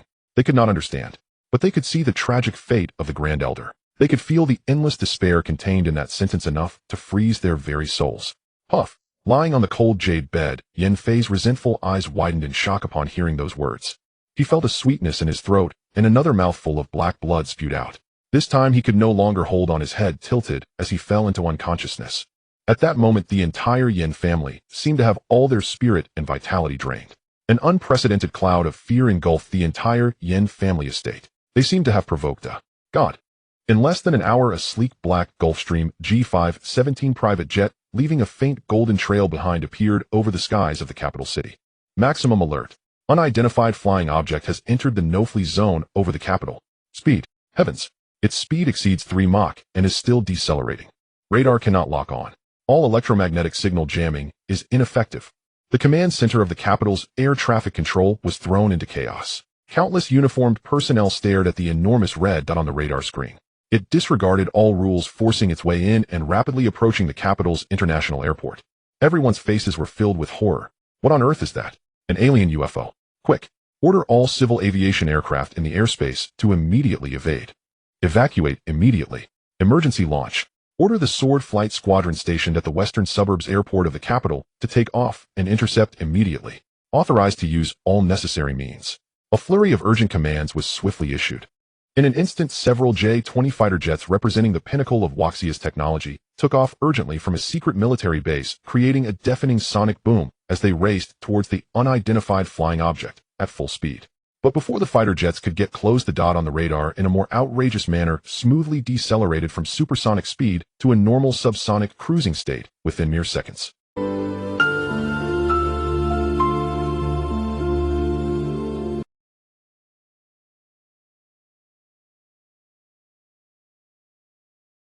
This scene was transmitted in real time to the desks of countless high-ranking officials in the capital. Everyone who witnessed this was left dumbfounded. Insane. Who the hell is this? How dare they be so audacious to stage such a show of speed and passion in the territory of the capital? This is a provocation to the face of all Huaxia. In the Yin family manor, there was a heavy silence. The Grand Elder was so enraged that he fainted, and the young master, Yin Fei, was once again gravely injured and unconscious. The entire Yin family was left leaderless, with fear and confusion etched on everyone's faces. At that moment, a family member responsible for intelligence came rushing and trembling as he brought news that struck everyone like a bolt from the blue. The family head. He has arrived. That little beast. He has already reached the capital. He is preparing to land at the capital's international airport. This news turned the quiet hall into arrived. He actually came. After using those godlike methods to turn the Yin family's strongest killing move into fuel and making the Grand Elder spit blood and faint, he actually showed no pause and headed straight to the capital. This is too much. This is too much. The family head, Yin Xiong, stood up from the ground. His eyes were bloodshot and he looked frightening due to his anger and humiliation. He was certainly terrified, but what he could not endure more was this unshakable humiliation. The Yin family, with 1,000 years of heritage, had never suffered such a great shame. Having someone kill their envoy and deliver the head to their door. The strongest Grand Elder being incapacitated from a distance. Now that instigator dares to brazenly land in the capital. What is he trying to do? Is he trying to trample the Yin family's face underfoot in front of all the powers of the capital and then ruthlessly stomp on it a few more times? He wants to land. I won't let him land. A fierce determination erupted in Yin Xiong's eyes. The opponent's strength had already surpassed their imagination. But this is the capital. This is the territory that the Yin family has operated for over 1,000 years. Here he has plenty of ways to kill even the strongest person. Yin Xiong grabbed a secure satellite phone from the table and dialed a secret number hidden deep within the contacts. The call was quickly connected. Hello, is this the head of the Yin family? A calm middle-aged man's voice came from the other end of the line. It's me. Yin Xiong's voice was hoarse and cold. Captain Qi, I need you to help me with something. Please go ahead. As long as it is something Qi can do, I will do it at the cost of my life. The tone of Captain Qi on the other end was filled with respect. He was the commander of the anti-terrorist squad at the capital's international airport. He had risen to this position entirely due to the Yin family's support. Very well. Yin Xiong's eyes were filled with killing intent. A black Gulfstream G517 private jet will soon be landing on your airport's main runway. I want you to mobilize all your men and heavy weaponry at the fastest speed to surround that runway. Once he gets off the plane, I don't care what reason or excuse you use, kill him on the spot. If the task is successful, I promise you a promotion. Captain Chi was taken aback at this. Killing someone who is aboard a private jet directly at the airport. This is a huge deal. But thinking of the terrifying influence of the Yin family and the enticing reward after success, he hesitated for less than 3 seconds before gritting his teeth and responding fiercely. Yes, head of the Yin family. I guarantee the completion of the task. After hanging up the phone, a sinister smile appeared on Yin Xiong's face. Relying solely on a group of special police to kill that monster is unrealistic. This is just the first layer of insurance. He turned to an elder in the hall whose temples bulged high, who was a peak grand master in cultivation. Elder Yin Lin. Yes, family head. The elder immediately stood up. You immediately lead the family's 300 blood guards and take them all. Disguise as airport ground staff and infiltrate the tarmac. Remember, bring all the breaking crossbows from our armory that can penetrate a grand master's chi. When he gets off the plane, at the moment he is most relaxed, unleash a hail of arrows. I want him to not even have time to react before being shot into a pin cushion. Understood. Elder Yin Lin's eyes were filled with determination. He nodded heavily without any hesitation and turned to gather the troops. Qin family manor in Zhonghai City. Inside, the study lamps blazed brightly. Qin Zhenghua had not retired for the night. His weathered face bore a trace of solemnity. His eyes were locked intently upon a terminal device resting on the desk before him. It was a military-grade terminal specially designed to receive top-tier encrypted intelligence. On its screen, a real-time aerial map of Beijing's airspace unfolded. And there, a glaring red dot marking Yi Chen's private jet, plowed defiantly through all air traffic controls, hurtling straight toward Beijing International Airport. Outrageous. Utterly outrageous. Beside him, Li Zhong stared at the screen, sweat beading on his forehead. Mr. Yi is truly. He meant to say reckless, but the words froze on his tongue and were swallowed back. In his view, Mr. Yi was deliberately risking his life to challenge the very sovereignty of a nation. Even if his cultivation transcended mortal limits, he remained flesh and blood. How could one man possibly stand against the full might of a nation's coercive apparatus? Yet Qin Zhenghua merely raised a hand, gesturing calmly for him to hold his peace. Though his gaze remained grave, beneath it flickered an anticipation, and even exhilaration, that he himself had not yet acknowledged. He knew Mr. Yi was no reckless fool. His actions carried profound intent. This was a declaration, not whispered but roared, to all of Beijing. A proclamation delivered with supreme authority, unassailable dominance, and absolute finality. Will the Yin family sit idly by? Qin Zhenghua's fingers tapped rhythmically upon the desk, soft, deliberate, resonant dock sounds. He understood the Yin family better than anyone. That clan was a slumbering dragon coiled over Beijing, ruthless, vengeful, and unforgiving. To humiliate them so brazenly meant they would strike back with utter frenzy, sparing no cost. And the airport, undoubtedly the most opportune ground for their assault. Indeed, at that very moment, the sector representing Beijing International Airport erupted across the screen with cascading crimson alerts. Armed personnel were mobilizing. Simultaneously, a classified intelligence bulletin relayed via a secure military channel appeared along the screen's edge. Alert: Beijing Airport Special Police Counterterrorism Unit fully deployed, equipped with heavy weaponry, main runway sealed. Alert: large-scale unidentified armed personnel detected, disguised as ground crew, converging on main runway, suspected possession of high-yield ordnance. At these two bulletins, Qin Zhenghua's pupils contracted sharply. His normally impassive face ignited with a tempestuous fury, raw, incandescent, and uncontainable. Excellent. Truly excellent. The Yin family. What reckless, brutish courage. Qin Zhenghua surged upright from his chair, unleashing a torrent of iron-willed, battlefield-hardened aura. They are courting their own annihilation. He could not tolerate it. He absolutely could not abide the sight of his liege, the man he had just sworn fealty to, the pillar upon whom he staked the Qin family's future, being ambushed and disgraced on Beijing's soil. This was not merely an affront to Mr. Yi, it was a direct insult to Qin Zhenghua himself. Li Zhong. Yes, sir. Prepare the car. We depart for Beijing, immediately. Qin Zhenghua commanded, voice low and resolute. Director General now. Li Zhong faltered. Precisely now. Qin Zhenghua's gaze hardened with unprecedented resolve. While Mr. Yi advances ahead, carving new frontiers, we who serve as his ministers cannot remain idle spectators behind the lines. Even if we offer no decisive aid, at the very least, we must raise our banners and sound the charge. I will make certain every elder in Beijing witnesses this truth. Mr. Yi does not stand alone. Behind him stands Qin Zhenghua and the entire province of Zhonghai. With those words, he hesitated not a moment longer. He turned and strode to his desk, lifting a crimson, secure telephone, one that had lain silent for decades. His fingers moved slowly, deliberately across its antiquated rotary dial, entering a number seared into memory. He had not dialed this number in nearly 20 years. The line rang once, then connected instantly. Hello. A single word, aged yet resonant with indomitable vigor and sovereign authority, emanated from the receiver. That solitary syllable carried the weight of 10,000 armored legions, the thunder of clashing steel. Chen drew a deep breath. In that instant his erect bearing seemed to recapture the fierce, unbroken spirit of his youth, the glory days of war and valor. Old comrade, it's me, Chen. Silence answered from the other end. 3 full seconds passed. Then the authoritative voice returned, softer now, layered with complexity and quiet reverence. Lao Chen, you old fox, you've actually called me. I'd assumed you'd long since perished in Zhonghai's comfortable... Chen did not indulge in nostalgia. His tone turned austere, grave. Old comrade, I'll waste no words. I tell you only this one thing.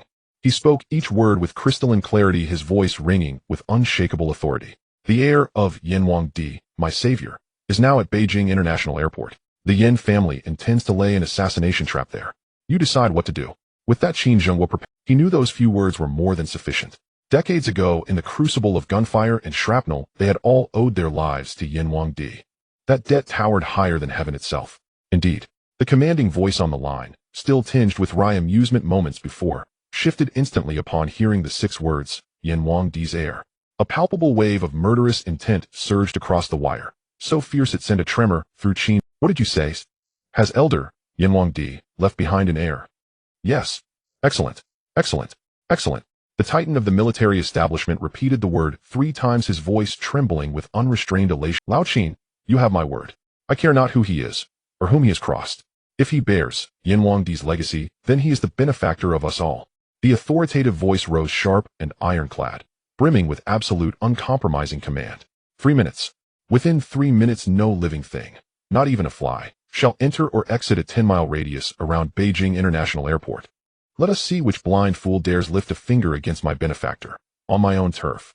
At the same time that Chen Xingguo's phone call stirred up the winds and clouds of the capital, on the other side of the world there lay a living hell wrapped in endless storms and vast oceans, the 9 Nether Hell. In the warden's office a man stood respectfully. He was once a demon king who climbed to this position over mountains of corpses and seas of blood, a figure that instilled fear in countless tyrants around the globe. Yet now he resembled the most humble of servants, scarcely daring to breathe. Before him was a massive electronic screen displaying a single extremely simple message: Capital Airport, signed with just 2 words, Warden. The moment he saw it, cold sweat drenched the warden's back. He certainly understood what this represented. It signified the supreme deity of the 9 Nether Hell, their master, Yi Chun, had arrived in the capital of Huaxia. Moreover, he had encountered a group of oblivious flies. A group of foolish fools. A cruel, bloodthirsty smile twisted the warden's face as he squeezed out these chilling words through gritted teeth. He simply could not fathom how there could be such stupid fools in this world who dared to provoke that legendary killing god, who alone had suppressed the entire 9 Nether Hell. Without the slightest hesitation, the warden abruptly turned around and issued the highest command to his aide behind him. Activate the Netherworld protocol. Notify all infiltrated followers, merchants, and tourists around the capital. The deity has arrived. In 3 minutes, I want all forces, both prominent and obscure, in the capital to receive our greetings. The warden's voice suddenly turned cold, tinged with a bloody scent. Tell them, the Lord of the 9 Nether has descended upon the capital. Everyone stand by and remain silent. Anyone who dares to show any hostility toward Mr. Yi, even just an unfriendly glance, is declaring open war against the entire 9 Nether Hell. At that time, our thousands of evil spirits from the 9 Nether will surely swarm out. No retreat, no surrender. Yes, Warden. The aide's body trembled, his eyes igniting with fervor. Without a second thought, he turned to execute this command that could make the world tremble. In Huaxia, the capital, the night grew deeper, dark currents surging. In a luxurious club in the south of the city, several prominent figures from the underground world of the capital gathered, sipping expensive red wine, eagerly discussing the grand spectacle of the evening. Have you heard? A fierce man actually flew a plane into the capital's no-fly zone. What's the big deal about that? I heard the Yin family's elder was so enraged he spat blood and fainted. No way. Is that true? That old monster is already half in the realm of cultivation, right? No doubt about it. The Yin family is going crazy, casting a web around the airport, clearly aiming for a desperate fight against death. A bald man with a large gold chain grinned. Looks like there will be a good show. Just right, we can see what this fierce man is really made of. If he can take on the Yin family, and both sides suffer, we might get a big windfall. Just as he finished his sentence, bang. The door to the private room was kicked open from the outside. A man in a black suit, expressionless, walked in with a dead-eyed gaze. A thick scent of blood instantly caused everyone in the room to shudder. "Who the hell are you? Dare to barge in?" The bald man exploded with anger, slamming his hand on the table and standing up. But before he could finish his sentence, the man in black merely glanced at him coldly. In the next second, a flash of cold light crossed. Thud! The bald man's massive head soared into the air, blood gushing from his neck and splattering across the table. The private room fell into immediate silence. The remaining big shots stared at the headless corpse that had collapsed, then looked at the black-clad figure resembling a killing god frozen in place, not daring to move. The man in black did not even glance at them, simply reciting the death notice in a tone void of any warmth. The decree of the Nine Nether. The Master has arrived in the capital. All forces must remain silent. Any hostile actions against Mr. You will be considered a declaration of war against the Nine Nether. That is all. Take heed. After speaking, the man in black turned and left, vanishing into the night in the blink of an eye. Inside the private room, those once arrogant underground lords collapsed to the ground, trembling, unable to utter a single coherent word. Nine Nether. Hell, is that the living hell that supposedly holds the world's most terrifying? This name detonated in their minds like a nuclear bomb. Just moments ago, they were planning to watch the show and perhaps take advantage of the situation, but that thought was instantly crushed. What a joke. To oppose the Nine Nether hell. That's like stuffing your head into the mouth of the King of Hell. Almost simultaneously, a similar scene unfolded in countless hidden corners of the capital. Countless dark forces originally prepared to watch the drama, or even assist the Yin family, upon receiving this bloody warning, turned on their heels and fled, without a second thought. At the international airport of the capital, in the command vehicle, the previously confident SWAT commander Captain Chi was having his phone nearly blown up. Calls came in one after another, each caller's identity more alarming than the last, each one a figure he had no qualification to encounter. Without exception, they all unleashed a torrent of curses. In the end, Captain Chi collapsed onto his chair with a thud, his face as pale as paper. He finally realized, albeit belatedly, what kind of existence he had intended to confront. Withdraw. Cancel all actions. Everyone get back here. Quickly. He shouted hysterically into the intercom, using every ounce of strength he had. Meanwhile, around the helipad, Yin Lin, an elder of the Yin family, disguised as ground staff, was anxiously awaiting the signal to act, accompanied by 300 death warriors. But he did not receive the signal. Instead, he heard a series of massive rumbling sounds overhead. He instinctively looked up and his mind went blank. One armed helicopter after another circled above the airport. Then the ground shook as teams of armed soldiers in camouflage uniforms surged in from all directions, their dark gun barrels and rockets, mounted on helicopters, glinting ominously, sealing off the entire airport tightly. Yin Lin looked at the guns aimed at him and his subordinates, then at the 300 so-called death warriors beside him. It seemed they were being wrapped up like dumplings.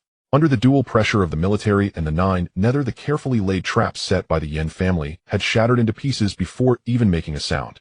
Under the night sky, the main runway of the international airport in the capital was illuminated as brightly as day by countless searchlights. Thousands of armed soldiers surrounded the area in layers. In the sky, dozens of armed helicopters circled above, the powerful downdraft created by the rotating blades making it difficult for people to open their eyes. All gun muzzles and cannon barrels were aimed at the end of the runway. The atmosphere was tense. Everyone was fixated, waiting to see who the person on the plane was. Under the scrutiny of countless gazes, the completely black Gulfstream G517 private jet slowly appeared at the end of the runway. It landed smoothly on the ground. The tires screeched against the runway, producing a faint sound that echoed clearly in the quiet night. The plane steadily came to a stop in the center of the runway. Everyone held their breath. They wanted to see who had stirred the winds of the entire capital, prompting both the military and a certain mysterious force to mobilize. Click. In the midst of profound silence, the plane's door slowly opened. A tall figure appeared at the door. He wore a simple black casual outfit, his figure tall and upright with a handsome face, but his expression was indifferent. It seemed that the scene before him, filled with soldiers, was nothing of great significance. He was Yi Chen. Behind him, Chen Mianren and Shui Tu flanked him like two guardians, following him down. Seeing this scene, Yin Lin, the elder of the Yin family, lurking at the edge of the tarmac, instantly felt a rush of blood to his eyes. He knew that the situation was dire. All plans had failed. They had become fish in a barrel. However, he could not retreat. Behind him was the 1,000-year glory of the Yin family. Even if he died today, he would take a piece of flesh from this young creature. Kill. In a fit of unwillingness and madness, Yin Lin let out a roar. He suddenly charged out from behind his hiding spot, wielding a specially made long knife that glimmered with a ghostly light, aimed directly at Yi Chen. He decided to fight to the death. Kill. With his command, the 300 death soldiers of the Yin family, who had long disregarded life and death, rushed out from various corners. They all held a uniquely designed crossbow, looking ancient, but exuding a deadly aura. Fire! Yin Lin shouted, issuing his final command. Whoosh, whoosh, whoosh, whoosh. In an instant, the crossbows in the hands of the 300 death soldiers were simultaneously fired. Thousands of bolts crafted from a special alloy with tips coated in deadly poison specifically designed to counter the protective chi of martial arts masters gathered in the air like a dark rain of arrows. Accompanied by sharp whistling sounds, they descended upon Chen and his companions who had just disembarked from the plane. This overwhelming force was enough to make any grandmaster feel dread. However, facing this rain of arrows, Chen didn't even bother to lift his eyelids. He casually raised his right hand, then with a gentle grasp towards the incoming rain of arrows, an eerie scene unfolded. The thousands of bolts traveling faster than lightning seemed to hit an invisible wall just 3 meters away from Chen. All the bolts came to a halt, simultaneously hovering in midair, their tips pointed forward as if time had frozen at that moment. How is this possible? Lin, leading the charge, was dumbfounded at this sight. His pupils shrank to the size of pinheads in shock. To halt thousands of bolts with bare hands. Is this something a human can achieve? This must be a god. Yet before he could fully process the shock, Chen's cold and indifferent voice rang out. Back to you. As his words fell, he forcefully pushed his hand forward. Buzz. The thousands of bolts that hovered in midair seemed to receive a unified command, shuddering violently. Then all the tips turned in a precise arc in the air. Whoosh, whoosh, whoosh, whoosh. They shot back at a speed several times faster than when they were fired, transforming into streaks of black light. No. The expressions of Lin and the 300 death soldiers behind him froze completely. In their eyes there was only the ever-approaching black arrow tips. And endless despair. Puff, puff, puff. The sounds of sharp blades piercing flesh rang out in unison. The 300 elite death soldiers of the Yin family didn't even have time to scream before they were shot to a bloody pulp by the very arrows they had fired. Blood stained the entire tarmac. In the blink of an eye, all 300 elites were annihilated. Lin, gazing at the hellish scene before him, was terrified to the core. He no longer had any courage to fight. Escape. He must escape immediately. Without a second thought, he turned and exploded into motion, fleeing frantically towards the airport exit. However, did Chen allow him to escape? Watching Lin's panicked retreat, Chen's gaze was cold. He slowly raised his right foot. Then he lightly stepped down onto the ground. Boom. An invisible force spread out along the ground. Lin felt the ground beneath him tremble violently. Before he could comprehend what was happening, he looked down and was horrified to find a gigantic hand made of pure golden light had emerged beneath his feet. The golden giant hand broke through the earth and grasped him along with the ground around him in its palm. Then it slowly ascended into the air. No, let me go, let me go. Lin struggled frantically in the golden giant hand, screaming. Chen's gaze crossed over hundreds of meters, landing on the golden giant hand as if observing an ant. He slowly raised his hand and struck down towards the giant hand. In the sky, an even larger golden giant hand composed of dragon chi appeared out of nowhere. Then with unparalleled might it slammed down. No. Lin let out his final scream in life. Boom. A thunderous crash resounded. The two golden giant hands clashed fiercely in midair. The elder of the Yin family's outer sect, who had reached the pinnacle of grandmaster level along with the cement ground beneath him, was directly smashed into a mixture of flesh and concrete by the descending hand. As the dust settled, the hardened tarmac was left with a gigantic handprint, half a meter deep with edges as smooth as a mirror radiating a faint golden light. A grandmaster of a generation completely annihilated. Deathly silence. The entire international airport of the capital was enveloped in a profound quiet. Whether it was the thousands of armed soldiers, the pilots in the helicopters above, or the prominent figures in the capital watching the live broadcast through various channels, they were all dumbfounded upon witnessing the golden hand descending from the sky, reducing a grandmaster to nothing more than a pile of flesh. Their minds went blank. Their heartbeats seemed to have stopped. What did they witness? Divine intervention. This was truly divine intervention. Such power had exceeded the limits of their understanding. It was not a strength a mere human could possess. This was a god, a celestial being living among mortals. The soldiers at the airport, who had been tightly gripping their guns, now found their arms trembling. Shoot! Shoot! What a joke! They were certain that if they dared to make a move, that golden hand would come crashing down upon their heads, turning both them and the ground beneath into dust. A sound of swallowing echoed. Someone exhausted gulped down saliva. In the quiet airport, this noise was particularly distinct. It was as if a switch had been flipped. Those hiding in the shadows to watch suddenly erupted in chaos on their communication channels. In the capital, the Lin family. Like the Yin family, the Lin family was one of the 4 great families of the capital. The patriarch of the Lin family, an imposing old man, was fixated on the real-time images on the screen. When he saw that golden hand reduce elder Lin to a pulp, the string of purple sandalwood beads he had been stringing for over 100 years snapped with a loud crack. Dozens of valuable beads scattered across the ground. Yet he paid no heed to them. Fear was the only expression left on his face. Quick, relay my orders. He He stood up from his chair, almost shouting at the servant beside him. From today onwards, all members of the Lin family shall close their mountain. No one is allowed to leave. No one in the family is permitted to have any dealings with that Mr. Yi. No discussions, no provocations, no approaching. If anyone dares to disobey, they will be cast out of the family. I care not whether they live or die. Also, immediately sever all business and connections between our Lin family and the Yin family. Hurry. He was scared. Truly scared. He had originally thought that once Yi Chun and the Yin family fought to mutual destruction, the Lin family could step in and take advantage.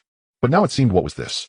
It was not a battle of dragons and tigers. It was a celestial dragon crushing an ant that knew not its place. To oppose such a being, the Lin family still hoped to endure for another 1,000 years. The Chu family, the Wang family, all the other notable martial families and clans in the capital around the same time issued commands similar to those of the Lin family. Quickly sever all ties. Life preservation is paramount. Absolutely do not provoke. They were all frightened to the core by Yi Chen's godlike capabilities. They finally understood why the Yin family had suffered such a devastating defeat, and why even the supreme elder of the Yin family had been driven to blood vomit and fainting. Because they were not facing just any individual, but a taboo capable of overturning the entire capital. On the helipad, Yi Chun withdrew his hand. He glanced around, his eyes devoid of emotion, as if peering far away, locking eyes with those hidden in the shadows. Those who met Yi Chen's gaze were startled and hurriedly scrambled to flee. They no longer had the courage to look. The corner of Yi Chen's mouth lifted. He began to speak. His voice was not loud, yet under the influence of the dragon's aura, it resonated like thunder, clearly reaching the ears of every soldier in the airport and permeating the minds of those who had just retreated, echoing throughout the entire capital. I have come to annihilate the Yin family. His tone was calm yet infused with an unassailable dominance. From this day forth within the capital, anyone from the Yin family I see I will kill. Those who befriend the Yin family are opposing me. At this point he paused, extending his finger to the terrifying handprint on the ground that still shimmered with a hint of golden light, and the pool of indistinguishable blood and flesh in the center of the handprint. Next time, we'll be just like him. Boom. These words were too domineering, too arrogant, too merciless. Like a thunderclap, they echoed across the skies of the entire capital. Everyone who heard them, regardless of who or where they were, felt a shiver run through their hearts. They understood. From this moment on, the capital was about to undergo a transformation. The oppressive words reverberated above the entire airport.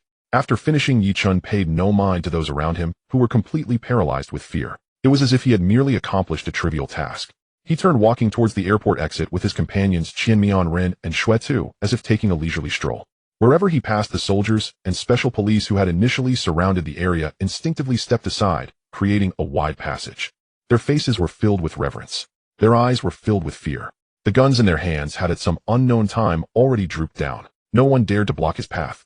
No one even dared to look up into his eyes.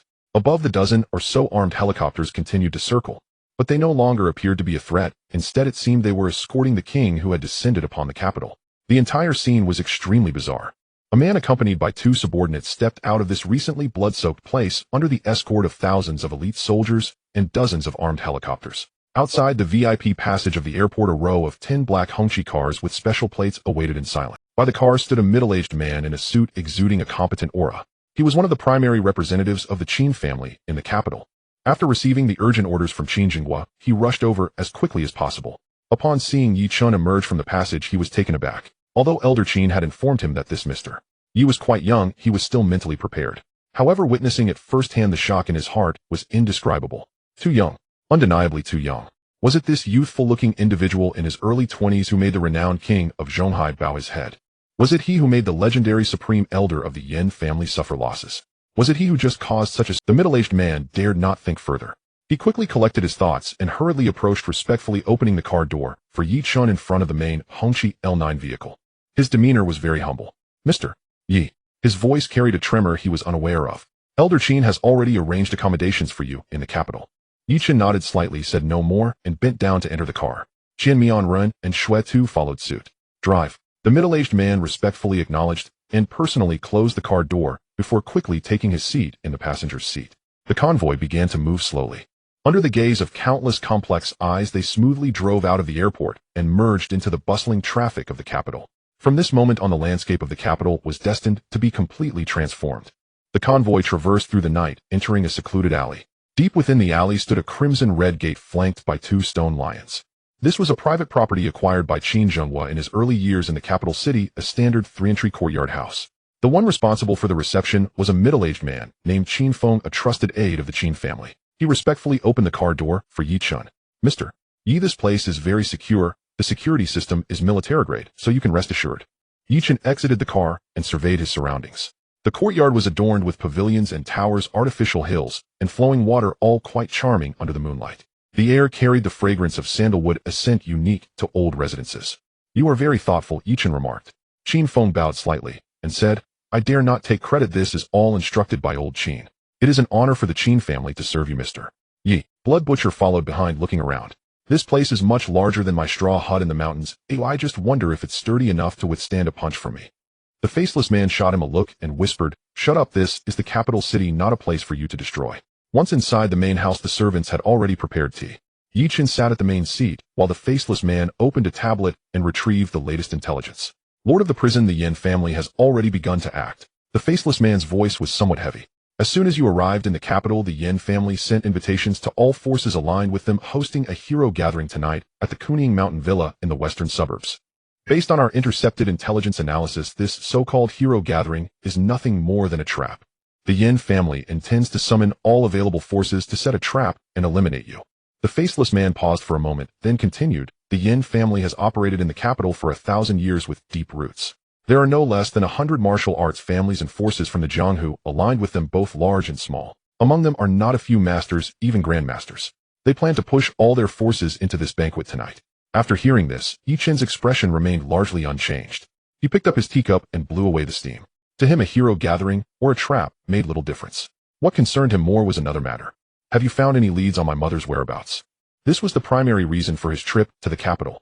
Slaughtering the Yin family was merely a secondary objective. While directly assaulting the Yin family's main residence would be simple, given the nature of the Yin family, it was likely they would quickly move his mother or even use her life to threaten him. Yi Chen would never allow such a thing to happen. What he needed to do was determine his mother's location before taking action, then rescue her in one fell swoop.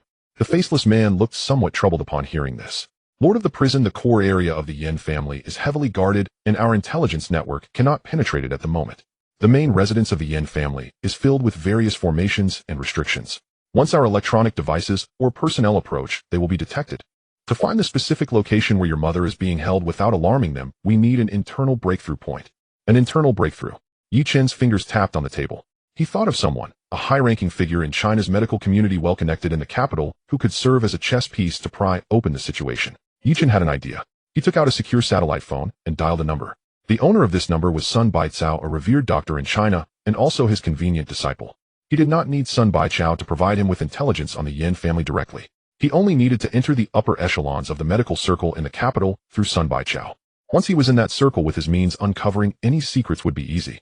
The phone rang only once before it was answered. Yi Chen held the phone to his ear and spoke. Sun Baichao. I'm in the capital. I have something to discuss with you. In a large conference hall that could accommodate hundreds, everyone was seated. The attendees were all pillars of China's traditional medicine community, each a national treasure from various hospitals and medical schools. Now this group of people sat as straight as elementary school students, listening attentively to an elderly man with vibrant energy lecturing from the podium. This elderly man was Sun Baichao. Since experiencing Yi Chen's medical skills in Zhonghai City and being accepted as a named disciple, Sun Baichao's medical skills had greatly improved. After returning to the capital, he went into seclusion for a few days, integrating the little knowledge he learned from Yi Chen, feeling as if he had become a different person. Today was his first lecture after coming out of seclusion, sharing some of his new insights, causing the national experts in the audience to stare in awe. Seeing the reverent gazes of the audience below, Sun Baichao felt quite proud. He knew who brought all of this to him. Without his master uncle, there would be no today for Sun Baichao. Just as he was about to present another groundbreaking theory, his phone in his pocket rang. Sun Baichao felt a bit displeased. He did not like being disturbed during his lectures, and everyone knew this rule. Which reckless person dared to call him at this time? He initially wanted to hang up, but when he took out the phone and saw the encrypted number on the screen, his hand trembled, almost dropping the phone. Is it master uncle? Sun Baichao's pride vanished, instantly replaced by panic and excitement. He couldn't care less about the lecture anymore, throwing out an, "Excuse me, I need to step out," as he rushed to a secluded corner outside. He took several deep breaths to steady his racing heart. Only then did he respectfully press the answer button. Master uncle. Sun Baichao's voice trembled with excitement. The voice on the other end was young. Just that one word made Sun Baichao feel the pressure. I'm in the capital. I have something to find you for. Upon hearing these two sentences, Sun Baichao's mind went blank. Master uncle has come to the capital. He's actually come to the capital. Why would Master Uncle suddenly come to the capital, and even personally call me? Have I done something wrong that displeased Master Uncle? Or did Master Uncle encounter some trouble in the capital? In an instant, countless possibilities flashed through Sun Bai Ko's mind. Master Uncle, where are you right now? Disciple will come to pay my respects to you immediately. Sun Bai Ko's voice was nearly in tears. Yi Chun ignored his excitement. I need to meet with the prominent figures of the traditional medicine community in the capital. Yi Chun directly stated his purpose. Sun Baichao was stunned for a moment, then quickly reacted. Master Uncle intends to integrate the traditional medicine community in the capital. This is to dominate the entire traditional medicine field in China. Realizing this, Sun Baichao's old face flushed bright red. He patted his chest and loudly promised, Master Uncle, rest assured, this matter is in Disciple's hands. Our current president of the Chinese Medicine Association, Zhou Jimin, is an old friend of mine. I will introduce you right away. No need for an introduction. I will take you directly. What is Zhou Jimin to you? Does he deserve your introduction? If he knew your true identity, he would probably treat you like a living immortal. Master Uncle, just give me the address, and I will go pick you up immediately. Sun Baichao was already eager to see his immortal-like Master Uncle. No need, Yi Chun replied. Just give me the address, and I will go myself. Huh, this won't do. It would be too much trouble for you. Sun Baichao became anxious. Do as I say, Yi Chun instructed. Yes, I will obey. Sun Baichao didn't dare to say more and quickly reported the address of the Chinese Medicine Association respectfully. After hanging up, he still felt as if he were dreaming. He pinched himself hard. It hurt. This wasn't a dream. Master Uncle really came to the capital, and he was about to come to their Chinese Medicine Association. Sun Baichao was extremely excited and hurried back to the conference room. Without bothering to continue the lecture, he announced to the dazed national experts below.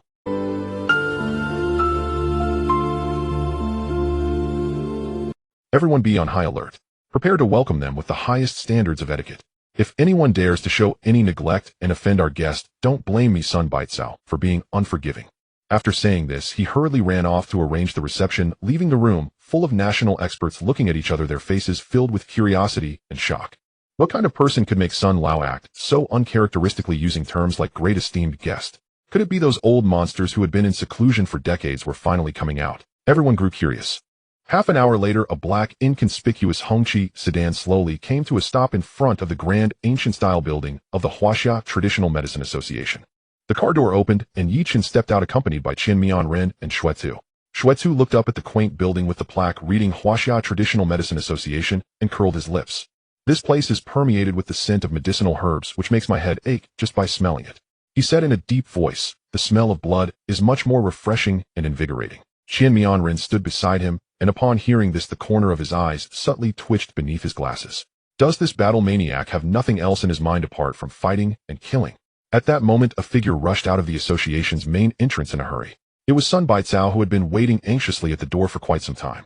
Upon seeing Yi Chen's tall figure, Sun Baichao's murky old eyes suddenly lit up. He quickly rushed forward, taking 3 steps at once. However, just 3 steps away from Yi Chun, he bent his legs, and in front of the numerous people coming and going at the association's entrance, prepared to kneel in greeting. Master Uncle. Before he could finish, he was stopped by Yi Chen's raised hand. Mind your manners in public. Yi Chen's voice was not loud, but it carried an undeniable authority. Sun Baichao's body stiffened abruptly. It dawned on him that they were in a public setting, and it seemed Master Uncle did not appreciate being too ostentatious. He quickly withdrew his kneeling posture, but still bent deeply at the waist, displaying an almost 90-degree humble stance. Yes, the disciple was reckless, he said, resembling the most humble attendant following behind Yi Chun as they made their way toward the association building. This scene left everyone at the entrance of the association dumbfounded. Wasn't that Sun Lao? The towering figure of the Huaxia Traditional Medicine field, the renowned physician Sun Baichao. How could he be so respectful to a young man who looked barely in his 20s? What on earth was this young man's identity? Everyone was stirred by a tremendous wave of shock. In the top office of the association, the current president, Zhou Jimin, was leisurely sipping tea with several vice presidents. Zhou Jimin, who appeared to be in his 60s, sported a goat beard and looked ethereal, yet his gaze revealed an air of arrogance from being in power for a long time. He had just heard from his secretary that Sun Baichao had abruptly interrupted his lecture today to welcome a so-called. Now that the person had arrived downstairs, he scoffed. What noble guest could make old Sun behave so out of character? One vice president said disdainfully while holding his teacup. I heard it's just a young punk in his 20s. Who knows which rich family's spoiled child has managed to fool old Sun? Upon hearing this, Zhou Jimin took a sip of his tea, revealing a hint of displeasure on his face. He had been in competition with Sun Baichao for a lifetime. Though they appeared to be old friends on the surface, neither truly respected the other in secret. Sun by KO's return from outside had greatly improved his medical skills, seemingly putting him in a position to overshadow Zhou Jiming. This made Zhou Jiming already quite displeased. Now an unknown young punk was being treated as a noble guest. Isn't this absurd? He was eager to see what kind of trick Sun Baichao could pull this time. Just then there was a knock on the office. President Sun Lao has brought the guest. Let them in, Zhou Jiming said indifferently, his tone revealing no. The door was pushed open. Sun Baichao with a fawning smile ushered Yi Chun and the others inside. Zhou Jiming's gaze immediately fell on Yi Chun. When he saw that the noble guest Sun Baichao mentioned was merely a young man in ordinary casual attire, looking rather unremarkable, the last semblance of politeness vanished from his ethereal face. Sitting in the chair, symbolizing the president's authority, he didn't even bother to shift his position. He just cast a casual glance at Yi Chun and said with a forced smile, "He Sun Lao, is this the great noble guest you mentioned? He certainly looks young and promising." His words dripped with undisguised contempt and arrogance. In his eyes, Sun Baichao had probably lost his senses, tricked by some charlatan or a spoiled rich kid. Was he trying to establish his authority here? Ridiculous. Upon hearing Zhou Jiming's sarcastic tone, Sun Baichao's expression changed instantly. This old fool, could he not see Sun Chen's attitude toward Master Uncle? How could he dare to speak to Master Uncle in such a tone? Was he seeking his own death? Sun Baichao felt a surge of anxiety just as he was about to explain Yi Chen's identity. But Yi Chen stopped him with a glance. Yi Chen's face remained as indifferent as ever, seemingly unfazed by Zhou Jiming's contemptuous words. He casually pulled over a chair and sat down as if he were the master of the place. Zhou Jiming looked at Yi Chen's nonchalant demeanor, his displeasure deepening. How dare he act so arrogantly on my territory? Does he really think that with Sun Baichao backing him, he can do as he pleases? Zhou Jiming chuckled coldly to himself, deciding to teach this young man a lesson. Let him understand that there are always greater heights and more capable people. He deliberately left Yi Chen aside, picked up his teacup, and leisurely said to a vice president beside him, "By the way, Vice President Wang, after our last discussion about the fire poison attacking the heart condition recorded in ancient texts, do you have any new insights?" He was intentionally showcasing his knowledge and status in front of Yi Chen. Vice President Wang, being a clever person, immediately understood Zhou Jiming's intention. He quickly put down his teacup and said respectfully, "President, you have profound insights. After returning, I consulted a large number of ancient texts and found that your proposed treatment approach of cooling blood and clearing the liver is truly brilliant. I have drafted a prescription and would like to ask for your guidance, President." As he spoke, he began to recite his prescription in an enthusiastic manner. The other vice presidents in the office echoed in agreement. The president is indeed a master of medicine with extraordinary insights. Yes, the root of this condition lies in the liver. Ordinary doctors only know how to reduce fire, but do not treat it from the liver perspective, which is an obvious distinction. For a moment, flattery filled the office. A few of them exchanged compliments, praising Zhou Jiming as if he were the living Huatua. Zhou Jiming's face was beaming, his goat beard almost pointing to the sky. From time to time, he glanced at Yi Chun with the corner of his eye. That gaze seemed to say, "Kid, do you see this? This is the gap. In front of me, you don't even have the qualification to interject." Sun Baichao stood aside, watching this group of clowns show off in front of his master, anxious and sweating like a needle on a hot seat. He tried to speak several times, but was stopped by Yi Chen's gaze. Yi Chen quietly listened to their bragging for a long until Vice President Wang finished reciting his prescription. Yi Chen's indifferent voice suddenly rang out in the office. The root of this condition lies not in the liver, but in the lungs. The lungs control qi and respiration, connecting to all meridians. The fire poison travels up the meridians, first harming the lung meridian. Your prescription was wrong from the very beginning. Using this prescription within 3 doses, the patient will surely cough up blood and die. Yi Chen's voice was not loud, but each word struck like a heavy hammer on the hearts of everyone present. The previously enthusiastic atmosphere in the office came to an abrupt halt. Everyone's face displayed expressions of shock. Zhou Jiming's expression darkened instantly. He slammed his teacup heavily on the table. Bang! The loud noise startled everyone, making them shiver. "You insolent brat. Utter nonsense." Zhou Jiming pointed at Yi Chun and shouted angrily, "I have practiced medicine for 40 years. It's not your place to teach me how to diagnose patients. What do you know? How dare you speak recklessly about the great matters of the medical field?" He was thoroughly enraged. In front of so many subordinates, being so bluntly contradicted by a young kid was a blow to his pride. Yet facing his raging fury, Yi Chun didn't even bother to lift his eyelids. He didn't even care to argue with Zhou Jiming about that case. His gaze slowly fell upon Zhou Jiming, inspecting him from head to toe. Then he continued in a tone devoid of, "Looking at your complexion, it appears weak, with a darkened center of the forehead and murky whites of the eyes, indicating a significant depletion of vital energy. Your speech seems forceful, but in reality it's just a facade. After every 3 sentences you need to secretly catch your breath, which is a legacy of long-term use of tiger wolf medicine to forcefully maintain vitality. If I'm not mistaken, during the midnight hour, the spot where your left kidney is located must feel like being pierced by 1,000 needles, causing unbearable pain and cold sweat. This torment has been plaguing you for 3 whole years. You haven't had a single restful night in that time, have you? Boom. Yi Chen's words struck Zhou Jimin's forehead like divine thunder from the heavens. The furious expression on his face instantly froze. What replaced it was endless horror. It was as if he had seen a ghost. How could he know? This hidden ailment was the greatest secret of his life. To maintain his image as a renowned national physician, he had never mentioned it to anyone. Even Sun Baizhao, his lifelong rival, was unaware.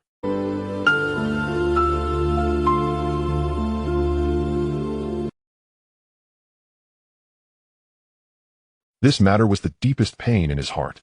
Yet now this young man he looked down upon had with just one glance completely uncovered his secret. Moreover, he spoke with pinpoint accuracy. How could this be possible? The other vice presidents in the office were also dumbfounded. They looked at Zhou Jimin's face, which had turned pale as paper in an instant, exchanging glances, not daring to breathe. Although they did not know what hidden ailment President Zhou had, they could tell from his expression that the young man had surely For a moment the entire office was so quiet that a needle dropping could be heard. In this dead silence, Yi Chen slowly picked up the cup of tea that Zhou Jimin had not offered him. He gently blew on the steam rising from the surface, as if merely stating an inconsequential matter. I can treat your illness. However, I find you quite displeasing. Zhou Jimin's mind went blank. He froze in place as if struck by lightning. Rationality told him that the young man before him was undoubtedly an unimaginable, peerless divine doctor. He was his only lifeline. However, as the president of the Chinese Medicine Association, his lifelong maintained dignity made it impossible for him to lower his old face and beg for mercy from a young man he had just humiliated. His heart was in turmoil, battling fiercely. To beg him, or not to beg him. Ultimately, that ridiculous pride temporarily triumphed over his fear of death. He forced himself to squeeze out a few words through clenched teeth. Who exactly are you? Don't play tricks here. He was still being stubborn. He was still trying to maintain his pitiful last shred of face. However, his words sounded to Sun Baizhao like a death knell. Sun Baizhao looked at Zhou Jimin, who was still oblivious to the dire situation and was almost driven mad. Could he not see the situation clearly?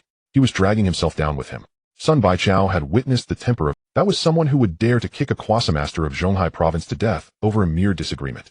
If Zhou Jimin continued to be so stubborn, let alone treating a patient, it would be a question of whether he could leave this office alive today. At that time, as the introducer, he would also be implicated. No way. He absolutely could not let this fool drag. In an instant, Sun Baizhao made a decision that shocked even himself. He no longer hesitated. Suddenly turning around, he thudded down, knees crashing onto the hard marble floor. Then he bowed, deeply, performing a perfectly executed full prostration. Unworthy disciple Sun Baizhao. Poorly disciplined, I have offended my master. Please, master, quell your anger. Sun Baichao's voice trembled violently with extreme fear. His aged head repeatedly struck the cold floor, making dull thuds.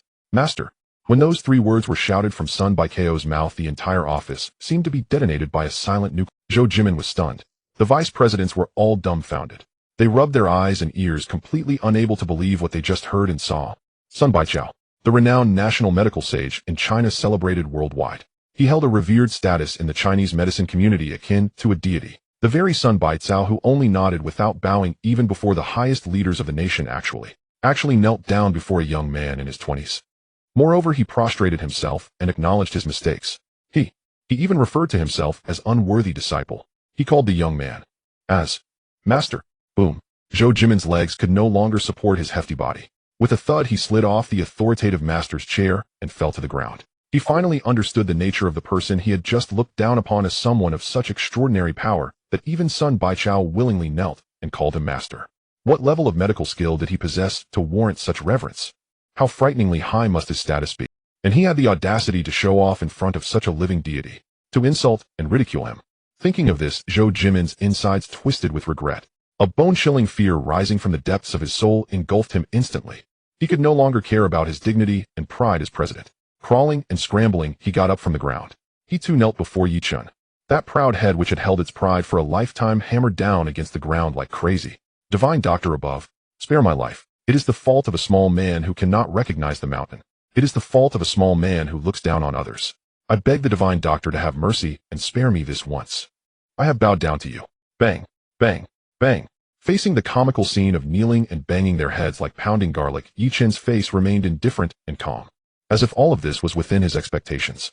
Having two titans of Chinese medicine kneel before him and beg for mercy was but a trivial matter, simpler than drinking water. He slowly set down his teacup.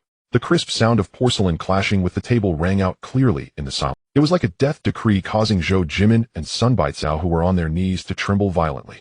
Get up. Yi Chen uttered those three words lightly. Upon hearing this, both men felt as if they had been granted a reprieve, but still dared not rise. They only lifted their sweat-drenched and terrified faces, trembling as they looked at Yi-Chen. Yi-Chen no longer paid them any mind. His gaze fell upon Zhou Jimin as he spoke straightforwardly. "I need information on the Yin family. The more core, the better." As soon as Zhou Jimin heard the words Yin family, his already slightly relaxed face turned pale as paper. The Yin family. That was a colossal entity that had occupied the capital for over 1,000 years. It was a force that could dominate the capital. Let alone a small president of the Chinese Medicine Association, even some high-ranking officials had to treat the Yin family with utmost respect. To have him provide core intelligence on the Yin family. This was no different from sneaking into the underworld to steal the death ledger. Zhou Jimin's heart was filled with fear and struggle. On one side was the overwhelming power of the Yin family, which he could not contend with. On the other was the mysterious young man before him, whose divine medical skills and inscrutable methods could determine his life or death. He could not afford to offend either side. Instinctively, he wanted to refuse. But when his gaze met Yi-Chen's cold, indifferent eyes, which seemed capable of seeing through all his thoughts, the words that were on the tip of his tongue were forcefully swallowed back. He had no doubt. As soon as he uttered a no, he would instantly die on the spot. Moreover, he would die in a way that no one could ascertain the cause. For the sake of his life, Zhou Jimin struggled for less than 3 seconds in his heart before making a decision. He gritted his teeth as if determined to make a tremendous resolution. He shakily got up from the floor and walked to an inconspicuous redwood cabinet in the corner of the office. He fumbled in a certain spot of the cabinet for a moment, and with a click, a hidden compartment slowly opened on the side. Zhou Jimin carefully took out an exquisite wooden box made of fine sandalwood from the compartment. His trembling hands presented the box before Yi-Chen. "Divine Doctor. No, Senior." Zhou Jimin even changed his address. This is the greatest secret of my life," he said hoarsely, then slowly opened the lid of the box. Inside the box were no treasures, only a piece of yellowed animal hide that looked a bit aged. The hide was made from an unknown animal, tough in texture, and a detailed map was drawn on it with a special symbol. "Senior, this map was given to me 10 years ago by a core figure from a branch of the Yin family who sought my help to extend his life before he died," he explained in a trembling voice. He said this map shows the core distribution of the Yin family's industries and even marked several secret strongholds and hidden stakes that even the Yin family rarely knew about. He told me to keep it well, saying that it might become my talisman for survival in the future. Today I present it to you. I only ask that you spare my life." As he spoke, he respectfully presented the animal hide map. Yi-Chen's gaze fell upon the map. Qian Mianren immediately understood, stepped forward to take the map, and began examining it carefully. After a moment, he nodded at Yi-Chen. "Lord of the Prison, the map is genuine." Yi-Chen replied with a simple hum. His divine sense had already enveloped the map the moment Zhou Jimin took it out. He could tell the authenticity of the map at a glance. Furthermore, under his immensely powerful divine sense scan, he also caught a faint yet familiar bloodline aura from a corner of the map. That was the aura unique to his mother. Yi-Chen's eyes suddenly narrowed. Found it. However, when his divine sense followed that aura to locate the position marked on the map, his brow furrowed slightly. Because that location was not the main residence of the Yin mansion marked on the map, but rather a deep forest in the western suburbs of the capital. There a special mark was drawn in cinnabar with 4 small characters beside it. Hidden Gate Branch. The Hidden Sect. Yi-Chen's brow furrowed deeper. That name was not unfamiliar to him. When he had ruled the 9 Netherworld prison, he once glimpsed fragmented records of this organization in a top-secret archive buried deepest within the prison, a vault housing classified dossiers from across the globe. It was an order far older and more enigmatic than even the so-called millennium-old martial clans. Legends claimed its lineage stretched back to antiquity, entwined with the true cultivators who had vanished long ago into the mists of history. Its members operated in profound secrecy, neither wholly righteous nor utterly malevolent, and rarely stirred within the mundane world. Yet each time they emerged, the shadow realm trembled beneath a tide of blood and storm. He had never imagined the Yin family of the capital would collude with the hidden sect, nor that they had imprisoned his own mother within the sect's capital branch. What conspiracy lay hidden beneath this? A glint of frost flickered in Yi-Chen's eyes. His original plan had been simple: locate his mother, then storm in and extract her by force. But now it was clear, the matter was far from simple. The hidden sect dwarfed secular martial families like the Yans in every conceivable way. To have endured since antiquity spoke of unfathomable depth of cultivation heritage, and of methods so arcane, so inscrutable, as to defy imagination. A reckless assault upon their capital branch risked alarming them prematurely, triggering unforeseeable consequences. Worse still, it might provoke them into desperate retaliation, endangering his mother's life. That was unacceptable. A new approach was imperative. He needed to seize someone of sufficient weight within the Yin family, a core insider privy to all secrets. Then, using soul search art, he would wrench open that person's mind and compel every truth about his mother and the hidden sect. Tonight's Gathering of Heroes banquet at Yingying Manor presented the perfect opportunity. According to Qianmianren's intelligence, the Yin family's supreme elder patriarch, Yin Xiong, and every senior executive would attend. Capture them all at once. How could vital truths possibly remain hidden? At that moment, Chen abandoned him. First attend the banquet. There unleash slaughter without restraint. Terrify the assembly with brutality, so savage, so merciless, it would sear their souls. Then seize the Yin family's inner circle, and force from them the location of his mother and the hidden sect's darkest secrets. Only afterward would he strike the hidden sect's capital branch to rescue her. This was the safest, most foolproof strategy. Having resolved it all, Chen withdrew his divine sense. He tossed the beast-hide map carelessly to Qianmianren. Then his gaze fell upon Zhou Jimin, who still knelt on the floor, trembling uncontrollably. Your life? I shall hold it in abeyance for now, Chen said coolly. Thank you, senior.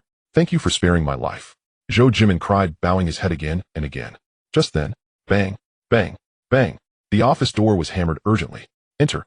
Zhou Jimin instinctively called out. The door swung open. An association staff member rushed in breathless, and clutching a black golden ball. Zhou President. The man gasped, voice ragged. The Yin family, they've arrived.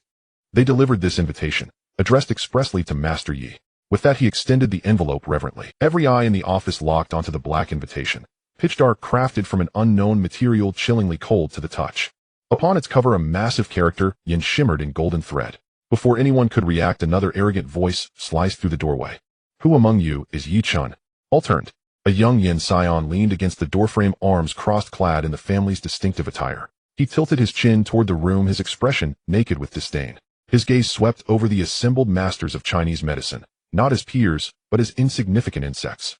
Sun Baicao, Zhou Jimin, and the others recoiled inwardly. They recognized him instantly, a trusted confidant of Patriarch Yin Xiong, notorious for his arrogance and unchecked dominance across the capital under the Yin family's banner. Why had he come here? A chill gripped Zhou Jimin's heart. He glanced at Yechen's impassive face, then at the swaggering Yin youth, and dared not utter a word. It was the staff member who finally summoned courage, pointing timidly toward Yechen seated at the head of the table. He is Master Yi. Only then did the Yin youth shift his gaze to Yechen. He appraised him from head to toe, and his sneer deepened. So, you are Yi Chen. He spoke as if bestowing charity. By order of our Supreme Elder. He drew the black invitation from his robe and flung it onto the desk. Clearing his throat, he recited with the haughty cadence of imperial decree. By command of Supreme Elder Yin Beixian of the Yin family, Yi Chen of Jiangxing is hereby summoned to the Gathering of Heroes banquet at Yingying Manor West Suburb tonight at the hour of high. He paused deliberately, then twisted his lips into a cruel smile. Kneel and receive your death. Those final 4 words struck every soul in the room like thunderclaps. Kneel, receive your death. This was no invitation, it was a death warrant. Sun Baicao, Zhou Jimin, and the rest trembled violently. None had ever witnessed such brazen arrogance, such absolute contempt for human life, etched into a single document. The Yin family meant war unto annihilation. All eyes instinctively turned to Yechen, watching, wondering how he would respond. And Yechen smiled. His gaze lingered on the invitation upon the desk, a cold, razor-edged smile curling his lips. He reached out and took the envelope from Xuetu's hand. Under the Yin youth's mocking stare, Yechen lifted the invitation with 2 fingers at one corner and twisted. Ryup. A crisp, shattering sound. Though forged from a special metallic foil impervious even to blades, the invitation tore cleanly, like parchment, splitting in 2, then into quarters, eighths, until in moments it lay in his palm as a cascade of black fragments. The Yin youth's smirk froze rigid as stone. His eyes bulged, his mouth gaped wide. He had dared tear the Supreme Elder's personal summons. As the youth stood stunned, Yechen scattered the black shards into the air. They fluttered downward like ash. Yechen's voice cut through the silence. Icy, precise, unyielding. Return to your master. Wash your neck clean. I shall arrive on time. Night descended. In the western suburbs of the capital city, Kunying Villa. This villa, covering thousands of acres, is an important asset under the Yin family's name. On ordinary days, this is the top private club in the capital, accessible only to influential figures with substantial connections. But today it is filled with a palpable aura of tension. Within and outside the villa, guards are stationed every few steps. All those responsible for security are elite martial artists from the Yin family. Their eyes are vigilant, and they carry weapons at their waists. In the innermost part of the villa, a banquet hall capable of accommodating over 1,000 people is bustling with noise, with no empty seats in sight. The hall is filled with hundreds of tables laden with food and drink. Seated at the banquet are the leaders or representatives of martial arts families and factions from the capital. These individuals are all dependent on the Yin family surviving in the capital thanks to their support. Today they received an invitation from the Yin family, and none dare to refuse.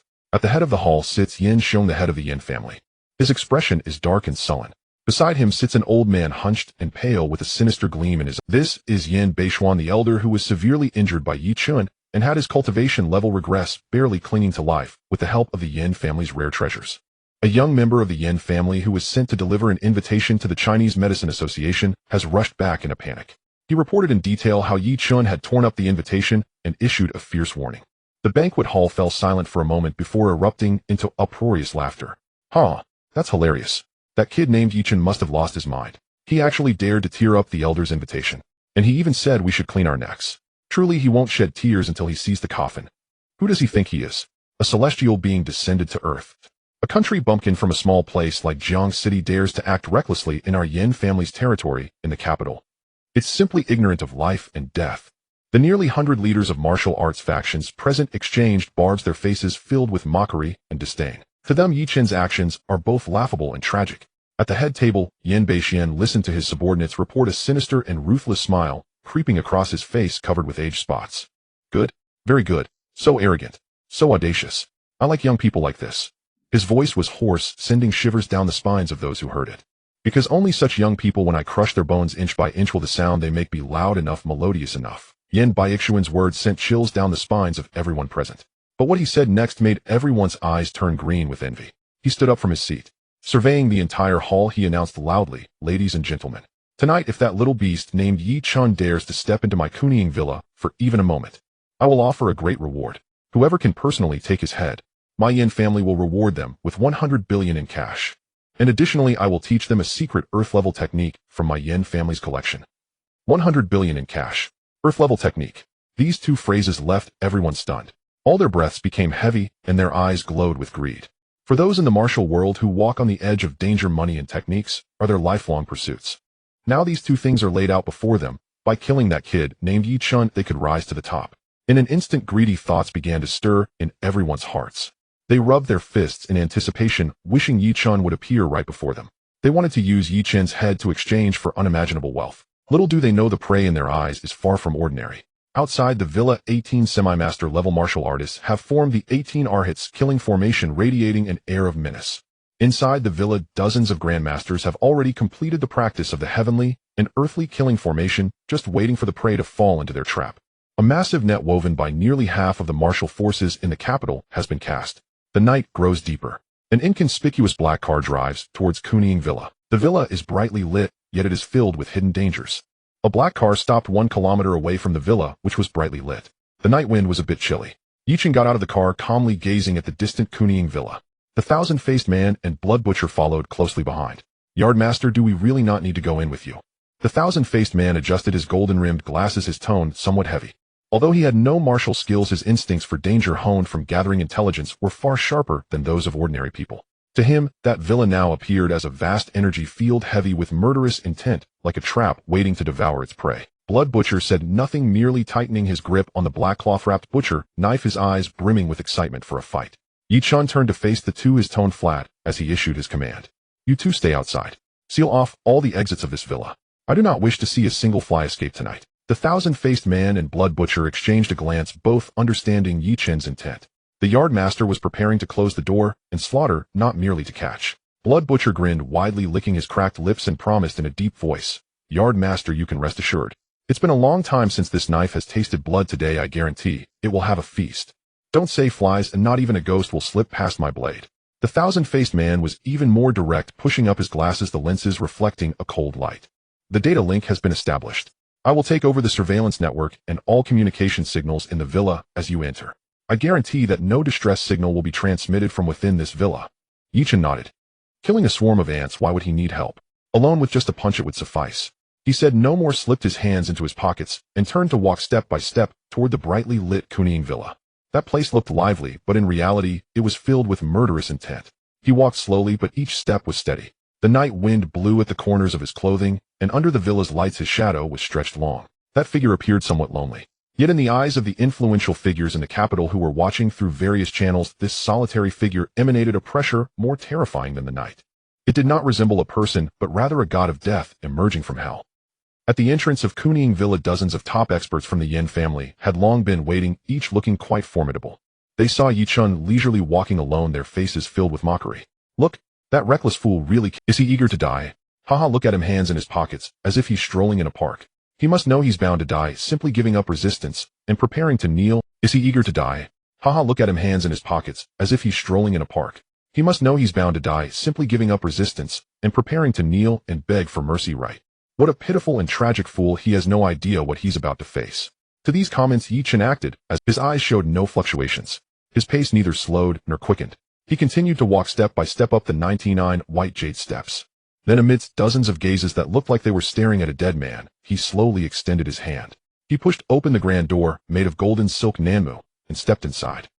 In the banquet hall, a giant surveillance screen displayed the scene of Chen walking through the villa's entrance. Seeing Chen truly walking alone into the empty square, the heads of the major factions in the hall burst into laughter. Ha ha ha, this kid has some extraordinary guts. He dares to come alone. Who does he think he is? Young people are so naive, always believing themselves to be invincible. Today the Yin family will teach him just how deep the waters of the capital are. On the main seat, Yin Xiong, the head of the Yin family, looked at the figure on the screen and sneered. Beside him, the elder Yin Beishuan, who had been injured by Chen from a distance, closed his eyes, as if even looking once more was a nuisance. Just then the image on the screen suddenly changed. As Chen reached the center of the square, the patterns on the tiles beneath his feet suddenly glowed with dazzling golden light. The golden light rapidly spread across the ground, quickly forming a massive array pattern. Here it comes. It's the Yin family's 18 Arhats formation. Someone in the hall who recognized it immediately exclaimed. Before he finished speaking, 18 figures sprang from 18 different directions around the square. All 18 of these individuals wore golden martial arts uniforms and were masters at the half-step grandmaster level. As soon as they appeared, they took their positions surrounding Chen in the center. Their auras connected, moving in unison. With each step, the entire square shook. This was one of the killing formations. The Yin family had spent a great deal of money to create the 18 Arhats Golden Light formation. The leader, a burly man wielding a demon-subduing Zen staff, stepped forward and slammed the staff heavily onto the ground. Boom! The sound echoed, ringing painfully in the ears. His voice was like a thunderclap as he sternly shouted at Chen, who was surrounded in the center. Who goes there? State your name. This is the Yin family's forbidden ground. Those who trespass shall die. His voice carried internal energy, striking fear into the hearts of ordinary martial artists. However, Chen merely paused in his steps. He scanned the 18 masters, all of whom appeared to him as flaws. His gaze was cold, as if he were looking at a group of corpses. Chen, he said blandly, then added 3. Come kill.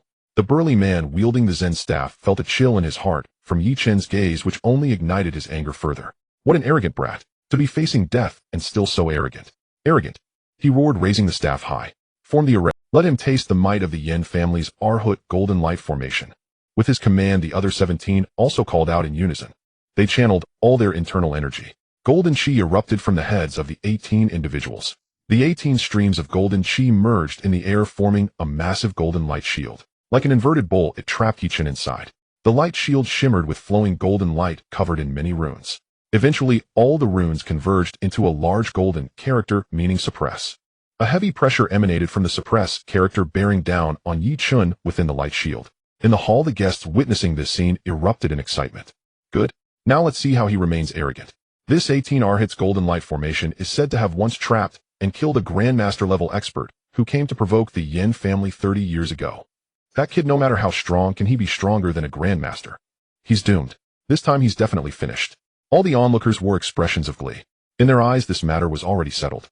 Within the golden light barrier, immense pressure pressed in from all directions. The colossal golden character Zhun, meaning subdue, etched upon the barrier, radiated an overwhelming suppressive force. The very air seemed to congeal. Yet Chen, standing at the heart of the formation, did not so much as furrow his brow, not even deigning to activate his protective dragon chi. He merely rotated his neck with a slow, deliberate motion. Crack, crack. A series of sharp, bone-cracking sounds echoed through the silent formation. The sound was faint, but it sent a jolt of dread through the 18 Yin family experts maintaining the formation outside. What on earth was happening? Trapped within the Arhat Golden Light formation, shouldn't he be thrashing wildly in terror?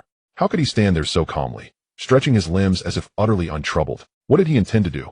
Just as those 18 minds faltered with doubt, Chen's voice drifted out. Cool, disdainful, and utterly unruffled, is that all? 2 words, and every Yin clansman present felt their cheeks burn with shame. The stout monk wielding the Dharma staff at the formation's core flushed deep crimson, his face swelling like a ripe liver. Insolent wretch. You dare sneer even as death looms. Amplify the formation's power now. I'll force him to his knees and crush him into pulp. Roaring, he poured his entire cultivation into the formation. The other 17 dared not hesitate. each channeling every ounce of inner energy. Instantly, the golden barrier blazed brighter, its radiance intensifying several-fold. The Chen character shimmered as though awakening, its oppressive aura doubling, nay tripling, in ferocity. Meanwhile, inside the banquet hall, the Chen character shimmered as though awakening, its oppressive aura doubling, nay tripling, in ferocity. Meanwhile, inside the banquet hall, yet a moment like he must have snapped, raving nonsense now. He's finished. Utterly finished. At this pressure, even steel would flatten into a disc. All believed Yi Chen was doomed, until the next second when he performed an act that left every onlooker speechless. He employed no arcane martial technique. He summoned no protective aura. Hands tucked casually into his trousers, he strode, step by unhurried step, toward the thickest, most pressurized sector of the golden barrier. His gait remained steady, serene, unfazed, as if walking not toward an invincible formation capable of restraining grandmasters, but toward a sheet of tissue paper. What is he doing? He intends to strike the Arhut golden light formation with bare flesh. Has he lost his senses? Is this any different from suicide? That very thought flashed through the minds of all 18 Yin elders outside, and every one of the hundreds of guests inside the banquet hall. To assault a formation with bare flesh. An act so reckless, so unprecedented it defied all reason. Arrogant. Unbearably arrogant. The Dharma staff-wielding master trembled with fury, humiliated beyond endurance. If you seek death, then I shall grant it. All of you, listen well. Channel every shred of your power into the formation's core. Shatter him where he stands. He bellowed, wildeed and frenzied. The next instant, under countless gazes of shock, mockery, or pity, Yi Chen's body collided with the gleaming golden barrier of the Arhut golden light formation. Yet no thunderous explosion followed. No spray of blood, no shattered limbs. Only a low resonant thud. Soft as it was, that sound sank deep into every heart. Then, the impossible unfolded. Yi Chen made contact, and did not stop. Not for an instant. He kept walking forward. And the Arhut golden light formation, the very pride of the Yin family, hailed as impregnable, buckled inward at the precise point of contact, collapsing like parchment beneath his chest. Then crack. A delicate yet unmistakable fracture echoed. A hairline fissure appeared across the golden. Impossible. The Dharma staff master's pupils contracted violently, his face frozen in utter disbelief. Before he could even register the shock, the crack raced outward, spreading like wildfire. Crack. Crack. Crack. Crack. CRA. In 1 second, precisely 1 second, the web of fractures spidered across the entire golden dome. Who? At that exact moment, the 18 half-grandmaster cultivators maintaining the formation simultaneously flushed scarlet. As if choreographed, all 18 flung open their mouths and spat crimson arcs of blood. Their bodies recoiled as though struck by an invisible titan, hurtling backward in unison, limbs flailing helplessly. The formation had not yet shattered, but its masters were already gravely wounded. Inside the banquet hall, the earlier chatter and jeers vanished. Silence fell, thick, suffocating, absolute. Every mouth hung agape, every face etched with raw astonishment. At the head table, Yin Xiong, the Yin patriarch, dropped his wine cup. It struck the floor with a sharp crash and shattered. Beside him, Yin Beixian, the supreme elder, opened his eyes for the first time. His gaze, long closed in detached indifference, now burned with fierce, unwavering focus. This is impossible, a voice exclaimed in shock, finally breaking free from the daze in the banquet. He rubbed his eyes, hoping that what he saw was merely an illusion. The physical body crashed into the formation. With one impact, the formation did not break, but the 18 half-step masters controlling it all spat blood and were sent flying. What does this mean? It indicates that the physical strength of that young man has exceeded the limits that the entire Luohan golden light formation can withstand. Is this even human? This is clearly a monster wearing a human skin. A monster. He is nothing but a monster. Hurry.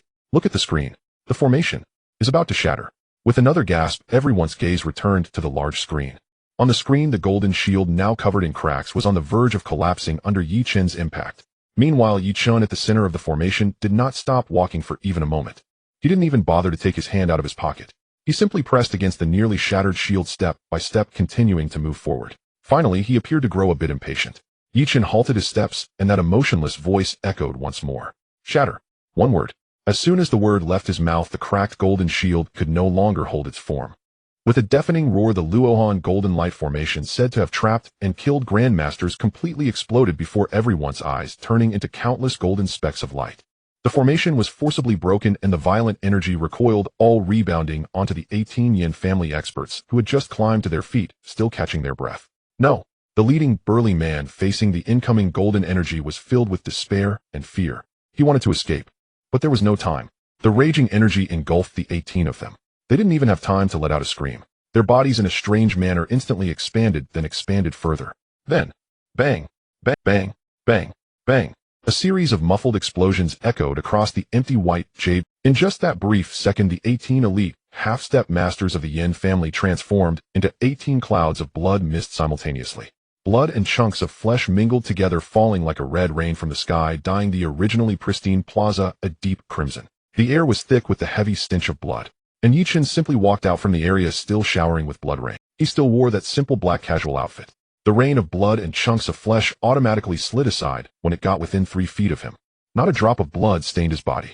Under his feet, he stepped on the viscous mixture of entrails and blood, producing a squelching sound. Step by step, he walked toward the brightly lit banquet hall, toward the closed vermilion door.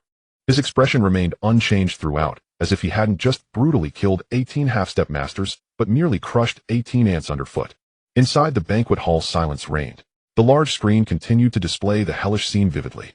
The ground was scattered with blood and flesh, and the dismembered limbs continuously falling from the sky stimulated the eyes and nerves of everyone present. The smug smiles on all faces froze in place. All that remained was daze and fear. Gulp. Someone unable to control themselves swallowed hard. The sound, particularly piercing in the silence of the hall, acted like a switch, igniting the fear in everyone's hearts. A devil. He is a devil. It's terrifying. This is simply one-sided slaughter. 18 half-step masters. Just like that, they're gone. Not even a complete corpse left behind. What kind of monster is this? Panic spread rapidly through the crowd. Some of the more timid individuals even collapsed to the ground, their legs giving way as a foul smell emanated from their pants. They were utterly terrified by Chen's devilish methods. At the main table, the head of the Yin family, Yin Xiong, whose face had previously held a hint of a cold smile, was now as pale as paper. His body trembled uncontrollably. And beside him, the elder Yin Beishuan, whose face was covered in age spots, also wore an unusually grave and somber expression for the first time. He severely underestimated the strength of this young man, especially that terrifying physical prowess. It had completely exceeded his understanding of the term martial arts. At that moment on the screen, the figure had walked to the entrance of the banquet hall. He halted his steps. Everyone's hearts rose with anticipation. What is he going to do? Chen stood before the heavy vermilion door that stood 3 meters high. He did not push. He simply raised his right foot casually. Then he lightly kicked the door. The door was crafted from a century-old agarwood weighing 1,000 pounds and was reinforced with special formations enough to withstand a full-force attack from a martial arts master. In the minds of the Yin family, this door was their second line of defense. Even if Chen breached the first Luohan Golden Light formation, he could not possibly break through this heavy door in a short amount of time. This bought them precious time to set up a third killing formation. However, they had made a significant miscalculation. That is just how terrifying Chen's power truly was. Boom! A deafening explosion. The 2 sturdy vermilion doors along with the heavy door frame were directly kicked away from the door frame by a terrifying force. The door uprooted, entirely flew out. The 2 doors weighing 1,000 pounds traced an arc in the air and crashed heavily into the brilliantly lit banquet hall. Boom! Crash! The door precisely smashed onto the table closest to the entrance. The exquisite dishes and expensive drinks were instantly shattered. Crockery and food debris flew everywhere. At that table sat the head of a second-tier martial arts family from the capital and several elders. They didn't even have time to react, frightened into a panic, rolling and crawling to the side to escape from the falling man. One of them, who was a bit slower, had his cheek cut by flying wood shards, crying out in pain. The entire banquet hall instantly descended into chaos. Screams, gasps, the sound of tables and chairs crashing to the ground all blended into one cacophony. Amidst this chaos, a tall figure appeared in the empty doorway. He stood with his back to the cold moonlight outside. The moonlight cast a silver outline over his body, accentuating his already handsome features, making them appear sharper and colder. He stood there quietly. The noisy and chaotic sounds in the hall seemed to have been paused, disappearing without a trace. All eyes unconsciously converged on the figure at the doorway. Awe, fear, shock. Various complex emotions flickered in their eyes. Chen paid no mind to these so-called prominent figures in the capital who appeared no different than pigs or his indifferent gaze slowly swept across the entire hall, finally landing on the head seat, with a hunchbacked elder with a darkened expression and snake-like eyes was staring at him. He knew that person was Yin Beishuan, the elder of the Yin family, the orchestrator of tonight's Hongmen banquet. Chen was not concerned with him. The person he was interested in was someone else. Where is Yin Fei? Chen spoke slowly. His voice was not loud, even rather plain. But in the dead silence of the hall where a needle drop could be heard, it clearly resonated in everyone's ears. The domineering and authoritative tone in that voice made everyone who was swept by his gaze feel a sudden chill. Even their breathing became incredibly difficult. They had no doubt. If they dared to make any sudden movements, they would be torn to shreds in the next second. A ridiculous yet horrifying thought simultaneously emerged in everyone's mind. This young man. Is he here to find young Master Yin Fei? What does he want? Does he really think that after slaughtering 18 masters, he has the right to challenge the entire Yin family? What gives him that right? He. In the deathly silence of the hall, the Grand Elder, Yin Beishuan, who had been silent in the main seat, suddenly began to laugh, his laughter hoarse and dry, sending chills down the spine of those who heard it. He stood up from the golden Namu armchair. He was too old. His body was hunched, his skin dry, and the wrinkles and age spots on his face made him look as if he could fall over with a gust of wind. But as he stood up, a cold and sinister aura erupted from his emaciated body, enveloping the entire hall. His murky eyes fixed intently on Yi Chen, no longer filled with disdain, but rather a cruel gaze akin to that of a predator eyeing its prey. Little beast. His parched lips moved, uttering 3 words. You are stronger than I expected. To withstand the 18 Arhats golden light formation with your physical body and even shatter it.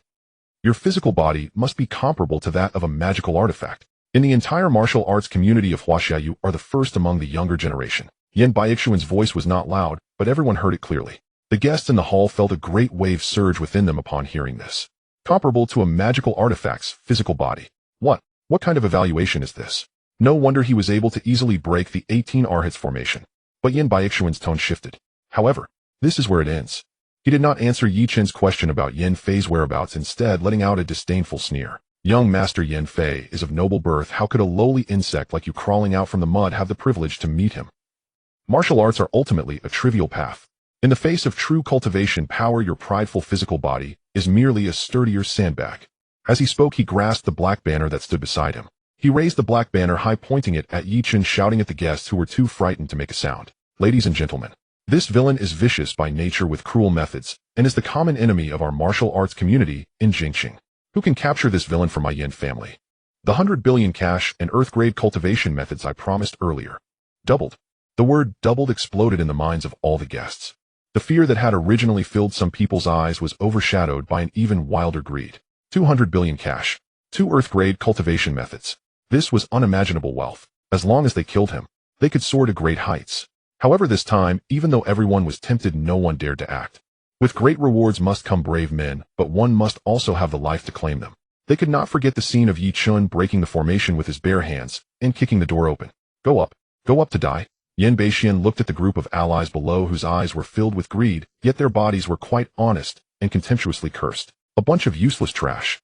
He snorted coldly, having anticipated this outcome, no longer counting on this rabble, and decided to take matters into his own hands. Very well. Let you ignorant frogs at the bottom of the well witness what true cultivation power is, what the terror of ancient demonic artifacts is. With that, Yin Beixian unleashed a powerful black demonic aura from his emaciated body. He waved the soul-devouring black banner in his hand and began chanting a series of incomprehensible incantations. Buzz. As he recited the incantation, the black banner seemed to come to life. Countless twisted, tortured faces appeared on the banner, as if struggling to break free, emitting a soundless, mournful roar. Visible streams of black energy surged from the banner. The black energy coalesced in the air into fierce black chains snaking towards Yi Chen at the entrance of the hall. The chains were not physical, they were formed from vengeful spirits. Their aim was to extract Yi Chen's soul from his body, subjecting him to eternal torment under the demonic banner. This was the insidious killing method of a cultivator. Once the soul-devouring banner appeared, the temperature in the entire banquet hall plummeted to freezing point. The crystal chandelier began to flicker, emitting a crackling sound, the light dimming and brightening erratically. A bone-chilling cold aura spread from Yin Beixian to the surroundings. The chains of vengeful spirits were not only aimed at Yi Chen, but the emanating demonic energy also affected all the guests. My head. It hurts. So cold. I feel like my blood is about to freeze. Some martial artists who were close and of low cultivation level felt as if their souls were about to freeze as the cold wind swept past. They trembled all over their faces, turning purple, their teeth chattering. Some lost their mental composure on the spot, stunned by the roar of the vengeful spirits, rolling their eyes, foaming at the mouth, and collapsing unconscious. Not good. It's the magic sound piercing the ears. Everyone quickly maintain your mental focus. A knowledgeable master turned pale, hurriedly sitting down to cultivate and resist, but his voice trembled. Panic swept through the entire hall again. Run. We can't stay here. The Yin family has gone mad. They want to kill us all. The guests were terrified, disregarding any semblance of composure, screaming as they desperately retreated, trying to escape the banquet hall. But as they rushed to the door, they discovered that the doorway which Yi Chen had kicked open had been sealed by an invisible force. It was a wall of invisible demonic energy that wouldn't budge no matter how hard they crashed into it. How could this happen? We can't get out. Help! I don't want to die. Their cries filled the air. On the main seat, Yin Beixian looked at the chaotic scene, and instead of feeling pity, he smiled even more cruelly and madly. Ha ha ha. Run. Where can you run to? Today all of you shall become the nourishment for my soul-devouring band. With your blood and souls witness the supreme glory of me flattening Jingxing and ruling the world. He truly intended to refine all the guests together with Yi Chen. Upon hearing this, the crowd was both shocked and furious, finally understanding. In the eyes of the Yin family, they, the so-called allies, were not people at all, but sacrificial offerings to be disposed of at any moment. Yin Beixian, you mad old man. Well, fight you to the end. A hot-blooded man with red eyes attempted to charge forward, but before he could take 2 steps, a wave of demonic energy descended from above, draining him of his vitality and turning him into a lifeless corpse. Killing the chicken to warn the monkey. Everyone was frightened by this scene and dared not move. At this moment, hundreds or thousands of chains of vengeful spirits in the air coalesced into a black giant python several meters long. The giant python was composed of demonic energy and vengeful thoughts, its body covered in faces twisted in pain. It let out a silent roar towards the sky, opening its massive maw. In one gulp it swallowed Yi Chen, who had been standing at the door without moving. Dense black energy enveloped Yi Chen. From the outside, only a swirling, writhing black mass could be seen. Seeing this scene, a smug smile appeared on Yan Baixian's age-spotted face. It's over, he muttered hoarsely to him. Little beast, no matter how strong your body is before my soul-devouring banner, you can only have your soul extracted and your essence refined. I shall graciously accept your body comparable to a magical artifact. He had already begun to plan how to refine Yi Chen's body into a powerful combat puppet after extracting it. But just as Yin Beixian was feeling proud, Yi Chen, enveloped in black energy, not only did not struggle or scream, but instead let out a cold laugh from deep within the black mist. He actually allowed the demonic energy to invade his body. The sensation was not like a lethal poison, but more like an appetizer. Everyone present, whether it was Yin Beixian or those guests who had lost all hope, believed that Yi Chen was dead. Being completely engulfed by the demonic energy of the soul-devouring flag, his soul would soon be torn to pieces, then extracted and turned into new nourishment for the flag. His fate would be more tragic than anyone else's. But they had no idea that within that rolling black mass of energy, some unimaginable things were occurring. Inside the black demonic energy, Yi Chen felt no discomfort at all. Instead, a curve of excitement and anticipation formed at the corners of his mouth.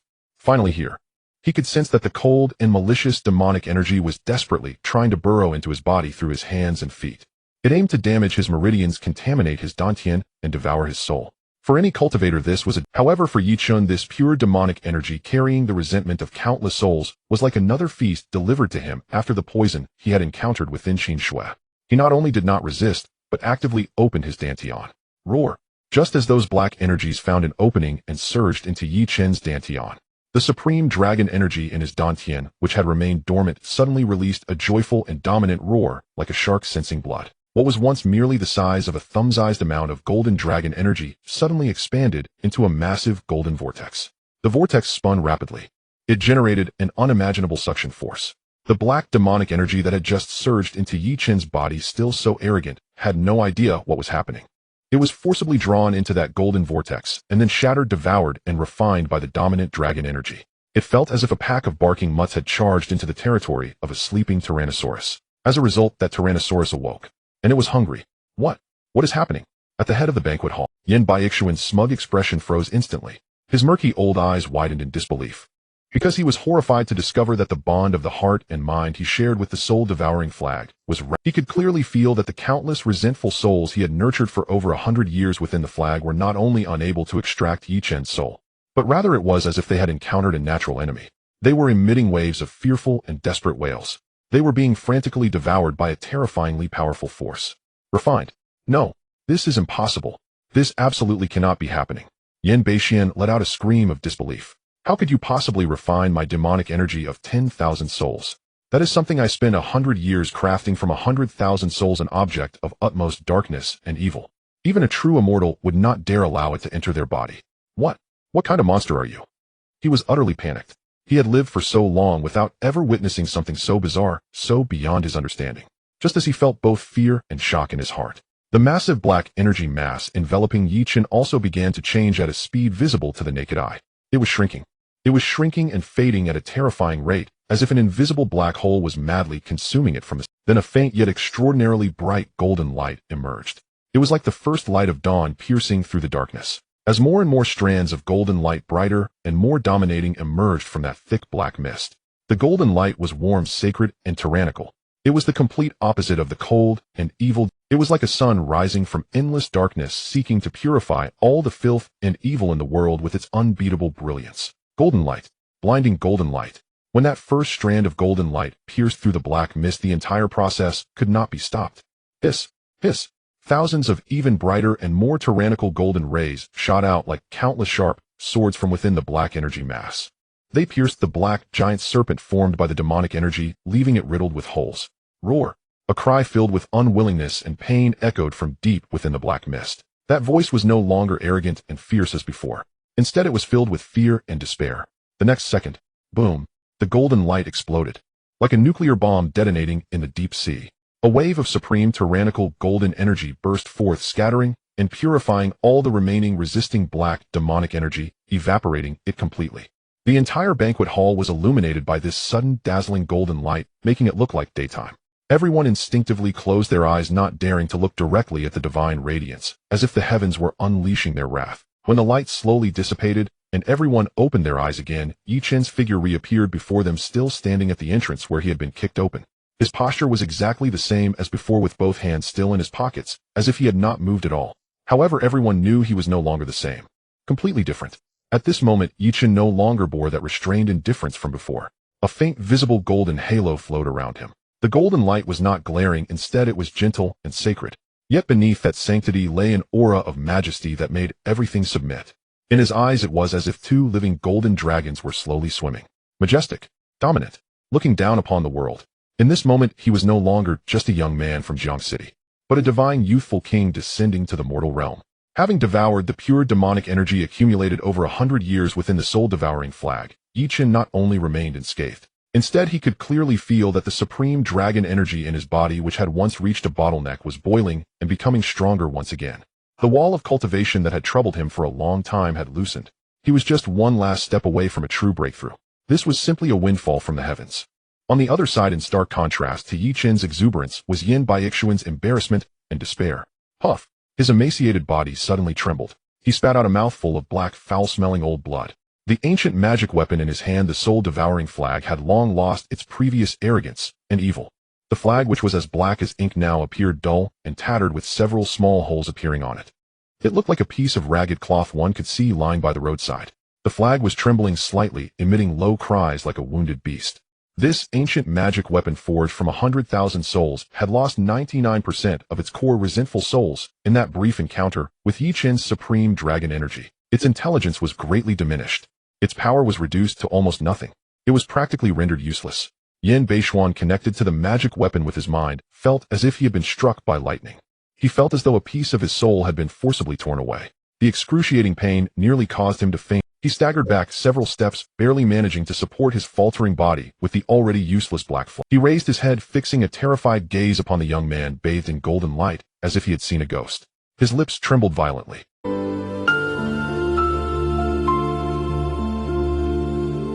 He racked his brains, but could not comprehend. Why? Why could someone directly devour and refine his demonic energy of 10,000 souls? That was something even immortals would avoid.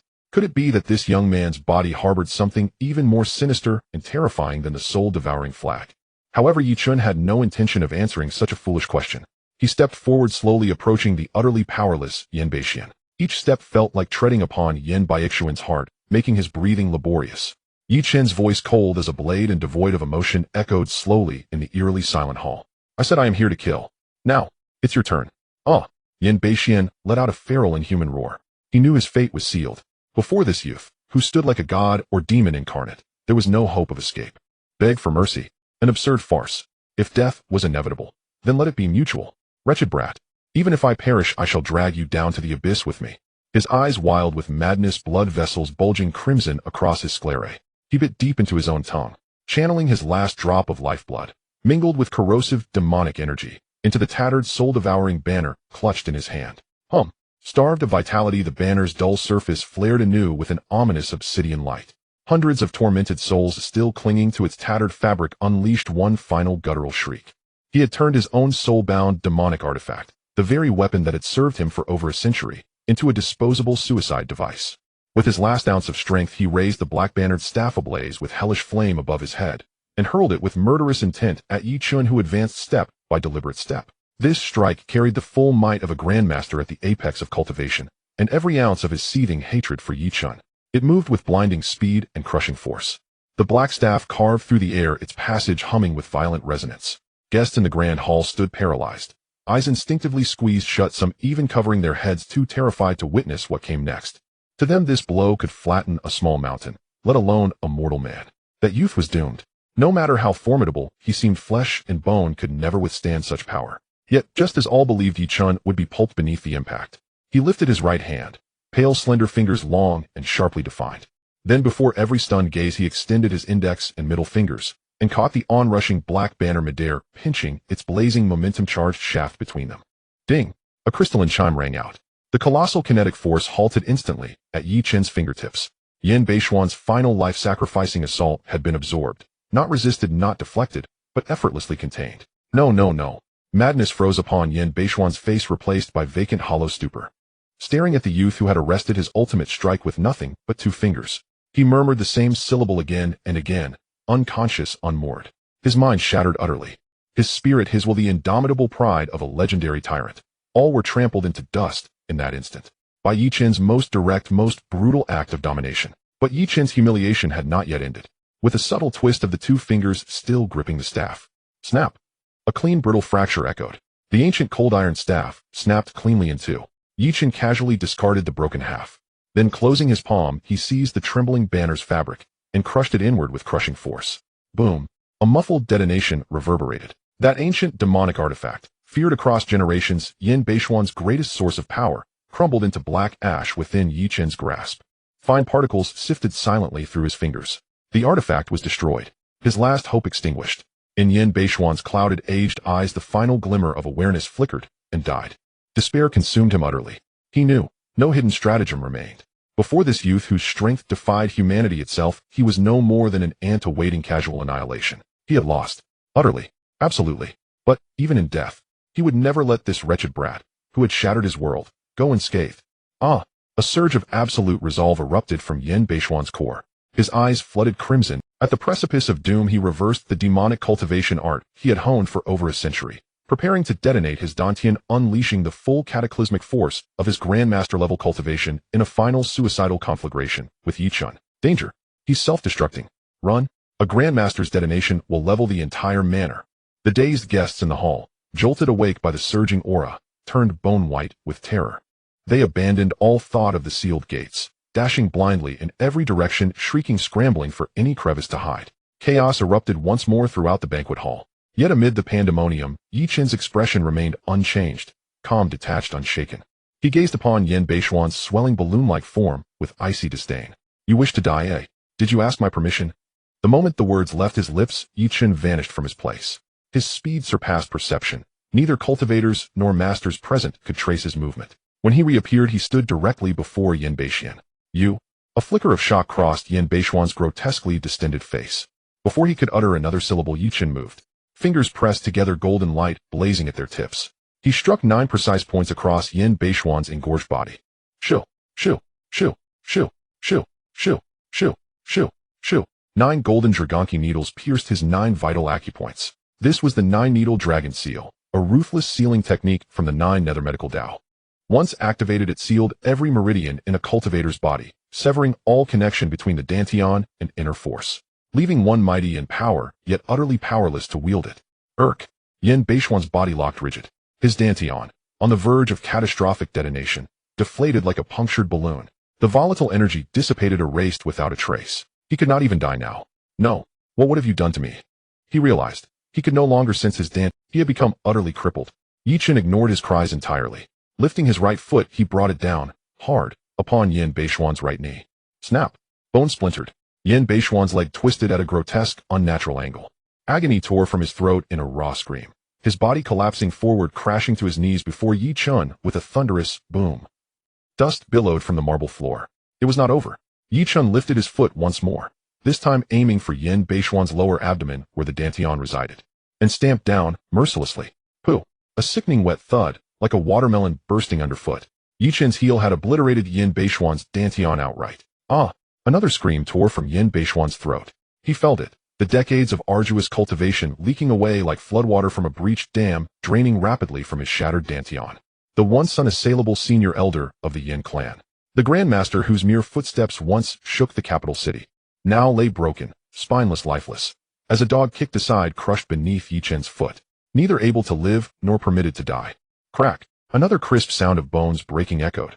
Yin Baixuan's left scapula was crushed underfoot. Yin Baixian let out a piercing scream once more. His body convulsed wildly as if struck by lightning. Yi Chen's cold, emotionless voice slowly rang out. This is your last chance. Where is Yin Fei? Yin Baixian trembled violently in pain. His spirit, his will, all the pride of being a once great hero had long been crushed by Yi Chen in the most brutal and direct manner. He had completely collapsed. Hearing Yi Chen's question, a flicker of utmost terror flashed in his murky old eyes. He shrieked incoherently.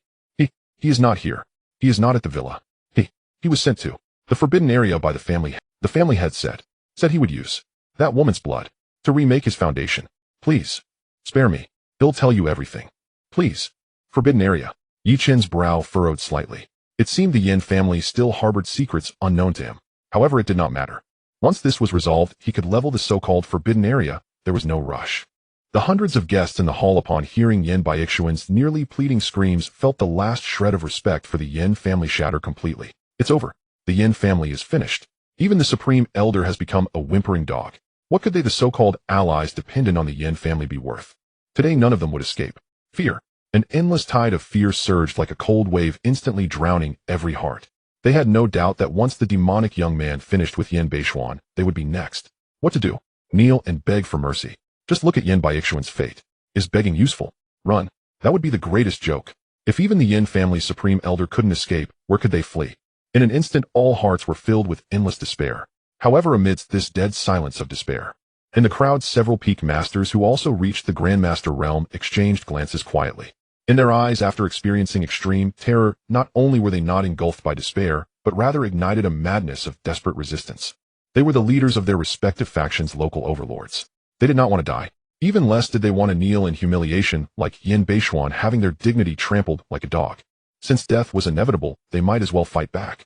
Leading the charge was a burly man with a face full of muscles. He was Zhang Kowloon, the head of the renowned martial arts family, Lia Beishou, in the capital. His martial arts skills had already reached perfection. He fixed his gaze on Yi Chen, who was preparing to deliver the final blow to Yin Baixuan, his eyes gleaming with a frenzied bloodlust. Everyone. He stepped forward with a forceful stride, letting out a roar like thunder. This roar shattered the dead silence in the hall. It drew all eyes toward him. Zhang Kowloon surveyed the crowd, shouting in an impassioned voice. Do you all just want to stand by and watch him kill us one by one? Don't forget, no matter how strong he is just one person.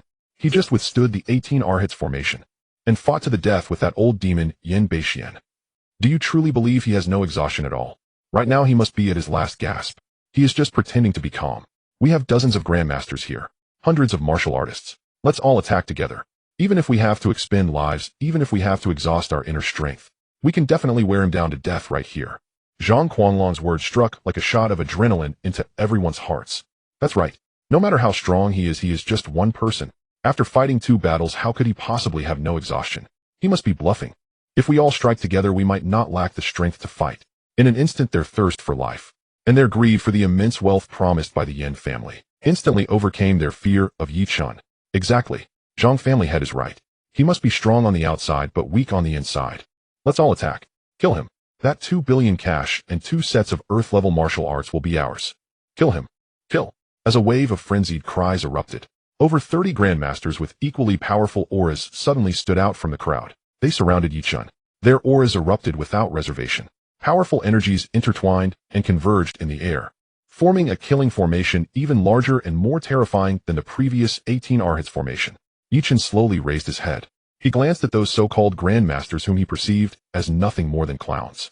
A hint of clear emotion appeared for the first time on his handsome cold face. It was a deep-seated disappointment and mockery. A group of overgrown ants dare to covet the power of the dragon. Ants. Divine dragon. Upon hearing Yi Chen's words filled with disdain and mockery, the 30 or so grandmasters, who had just mustered the courage to fight with their lives on the line, turned as red as cooked liver. Who are they? They are the leaders of the major martial arts factions in the capital. They stand at the pinnacle of the secular martial arts world. Wherever they go, they are revered and treated like gods. When had they ever faced such humiliation? You little beast. You're seeking death. The leader Zhang Kowloon was so enraged that his entire body trembled. He roared, and his burly body expanded dramatically. Beneath his bronze skin, veins were bursting forth. A domineering and fierce aura erupted from his body. Facing death, you still dare to be arrogant. I will personally tear you, this so-called divine dragon, into pieces today. Everyone, what are you waiting for? Form the formation. Kill. With Zhang Kowloon's command, the remaining 30 grandmasters simultaneously let out a roar. Kill. Kill. Kill. In an instant, more than 30 powerful protective auras surged up, each a different color, but all exceedingly powerful. The air in the banquet hall became oppressive and solidified. The luxurious tables and antique vases around the hall had no time to react, crushed under the pressure of these 30 formidable auras. Bang, bang, bang. One after another, they turned into dust in the air. Blades of light, shadows of swords, winds of fists, prints of palms. Over 30 different terrifying attacks, at the same time from all directions, from above and below. A comprehensive attack net formed enveloping Chen, who was surrounded in the center. This was the strongest joint effort of the martial arts world in the capital in nearly 100 years. An attack capable of leveling a small hill. In a corner of the hall, those fortunate enough to remain unscathed were already terrified to the point of turning pale, huddling in the corners, trembling. They covered their heads tightly, curling up in the corners, lacking even the courage to take another glance. To them this time it was truly over. The young man was doomed. Even if he were a divine being descended to earth, he could never survive such a cataclysmic attack. He was undoubtedly going to die. However, at the center of this storm, Chen's face showed no expression. He didn't even have the slightest interest in moving. His clothing corners didn't even flutter in the violent winds. Those attacks capable of tearing steel apart were nothing more than a breeze before him. A dazzling golden light gathered at his fingertips. Within that golden light, besides the utmost young and strong dragon chi, there was also a cold, lifeless aura of slaughter. Things in the world. A dazzling golden light gathered at his fingertips. Within that golden light, besides the utmost young and strong dragon chi, there was also a cold, lifeless aura of slaughter. This was the killing technique Chen had comprehended in the 9 Nether Hell after battling for 3 whole years against the so-called #1 slayer of the Hell, a deity who single-handedly wiped out a 1,000-year-old martial arts lineage.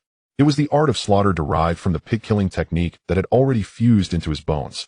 This was the strongest strike, merging the lifetime of killing intent of the slayer with Chen's own dragon chi. This was a sword intent that existed solely for slaughter. Chen slowly closed his eyes. In his mind, the scene of that dark, chaotic battlefield in the 9 Nether Hell re-emerged, where a ghostly figure wielding a pig-killing knife swung tirelessly again and again. The slayer's knife seemed wild and unrestrained, lacking any technique, yet each strike contained the simplest and purest principles of killing. Chen slowly opened his eyes. In his deep, tranquil eyes there was a profound stillness. He gazed at the attacks that were now within arm's reach, at the so-called masters whose faces were twisted with madness and ferocity. His thin lips parted slightly, and with a cold voice that seemed to pronounce the fate of all, he uttered 5 words. Hell Supreme Art. Yamaslash. As those last 3 words softly slipped from Chen's lips, he moved. There was no earth-shattering momentum, no world-destroying pressure. He simply unremarkably waved his 2 fingers, which were like a sword, horizontally in front of him. The motion was so simple that it resembled a child just learning to wield a sword, carelessly swinging a wooden blade. But in the eyes of those 30 grandmasters, that swing seemed to contain a principle they could not comprehend at all. In that moment, the whole world seemed to be frozen by that sword. Then a golden line as thin as a hair, almost impossible to perceive with the naked eye, flashed from Chen's fingertips. That golden line was exceedingly faint, so faint that it seemed like it would vanish into the air at any moment. Yet its speed was unimaginably fast. It silently swept across the entire banquet hall. Pooh! The foremost Grandmaster Zhang Kowloon still had a crazed, twisted smile on his face. He only felt as if a mosquito had lightly bitten his waist. It didn't hurt. It didn't itch. There was hardly any sensation. He was still laughing maniacally in his heart. Is that all? Is this your final trump card? How ridiculous! However, before this thought could fully form in his mind, that hair-thin golden line had already silently passed through the waists of all the Grandmasters charging forward. It effortlessly sliced through their proud protective auras. It silently severed their weapons that could cut through iron. It precisely cut through their flesh, bones, and internal organs, without facing any obstacles. In that instant, the entire hall fell into an eerie silence. Everyone's movements froze in midair. The 30 Grandmasters renowned in the capital appeared as if they had been struck by a freezing spell, each maintaining a twisted posture of attack, not moving at all. In the next second, pooh! A soft sound like fabric being torn shattered this eerie silence. The foremost Zhang Kowloon suddenly had a smooth line of blood appear at his waist. Then his upper body slowly slid down from his lower half. Thud! A light sound. Zhang Kowloon's upper half fell heavily to the ground. He was not even dead yet. Lowering his head, he looked at his still-standing lower half, with eyes full of disbelief and terror. and the fresh blood and internal organs gushing out from the severed end. This. He opened his mouth as if to say something, but no words came out. Immediately after, as if the first domino had fallen. Poo, poo, poo poo poo. A series of rapid sounds of flesh separating followed. The second, the third, the 10th, the 30th. Those 30 grandmasters whose names were feared in the capital could shake an entire region with a stomp. At that very moment, in the instant they hadn't even reacted, they were all cut in half. Boom. In the next second, more than 30 thick jets of blood erupted into the sky simultaneously. That crimson scalding blood drenched the grand chandelier hanging from the hall's ceiling in a sea of blood red. Countless upper bodies and lower bodies separated from each other, thud thud, fell from the air piling up in the center of the hall. The originally luxurious banquet hall in that instant transformed into a hell of flowing blood and mountains of corpses. Intense, stinging. The nauseating stench of blood exploded like a biochemical bomb, filling every corner of the banquet hall in an instant. Ah, my leg. Where's my leg? Help, help. I don't want to die. It hurts. Oh, it hurts. Kill me. Kill me. The piercing screams, desperate wails, and painful moans echoed in the blood-soaked hall. Those grandmasters severed in half did not die immediately due to their profound cultivation and tenacious life force. They were still alive. They could still think. They clearly felt their lives ebbing away with each drop of blood. They could see their lower halves lying not far away, yet they were powerless. The ultimate fear and pain of watching oneself approach death was 1,000 times more brutal than death. Some crawled frantically on the ground, dragging their half-bodies with intestines and entrails spilling out, trying to piece themselves back together. Others completely broke down, using their last bit of strength to utter desperate curses that sounded less than human. The scene was horrifying enough to make even the demons of hell shudder. In the corner of the hall, the surviving guests were utterly stunned by this terrifying scene that surpassed the limits of human imagination. Thud. A second-rate family head with poor psychological endurance rolled his eyes, foamed at the mouth, and was terrified to death on the spot. Many others lost their sanity completely. They curled up in the corners, clutching their heads, babbling incoherently, laughing and crying. They're dead. They all died. Ha ha ha. The devil. He is the devil. Some had given up all thought.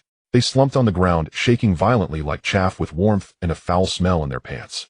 Both excrement and urine flowed out. They had been thoroughly terrified. However, at the center of this hell of corpses, the young man who had caused all of this stood there, still wearing an indifferent expression, as if nothing had happened. His simple white casual wear remained clean and tidy, as if an invisible barrier kept all the splattered blood and flesh at bay. Untainted, he quietly observed the scene of carnage he had personally created. His deep-set eyes showed not a shred of compassion or reluctance, as if he had not just slaughtered over 30 grandmasters, but merely crushed a group of annoying insects. Finally, he seemed somewhat weary. He took a step forward, treading through the thick, ankle-deep blood and the scattered limbs and entrails. Squelch, squelch. The chilling sound resonated clearly in the silent hall, each step ringing like a death. He slowly walked towards a corner of the hall. The survivors huddled in the corner saw the figure resembling the grim. One by one, they were terrified to the point of losing their souls. No, don't come over. Don't kill me. Please don't kill me. I will give you all my money. They screamed in terror, desperately trying to shrink into the corner, wishing they could merge themselves with the wall. However, Chen ignored them. His steps did not falter. His gaze swept over the so-called celebrities who were scared to the point of losing control. Finally, his gaze landed on an unremarkable middle-aged man. The man wore an expensive branded suit, yet now curled up in a corner. His face bore the same terror and daze as everyone else. His body trembled slightly, appearing like an ordinary businessman who had been scared silly, attempting to lower his presence in this way. However, he could deceive others, but not Chen. Chen slowly walked in front of him. Looking down at him, he spoke in a cold, flat tone. Your heartbeat is different from theirs. Their heartbeats are filled with fear, with despair. Yet your heartbeat is fast too, but it is not fear. It is tension and vigilance. Speak. Who are you? The middle-aged man disguised as a businessman froze at Chen's words. His feigned panic expression stiffened, his face changed dramatically. He knew he had been exposed. Exposed. Under the gaze of those cold eyes that seemed capable of piercing through all worldly illusions, all his disguises appeared utterly ridiculous. How is this possible? The hidden sect envoy, disguised as a wealthy merchant, was engulfed by a storm of turmoil. He practiced the top-tier technique of the hidden sect, the concealment art.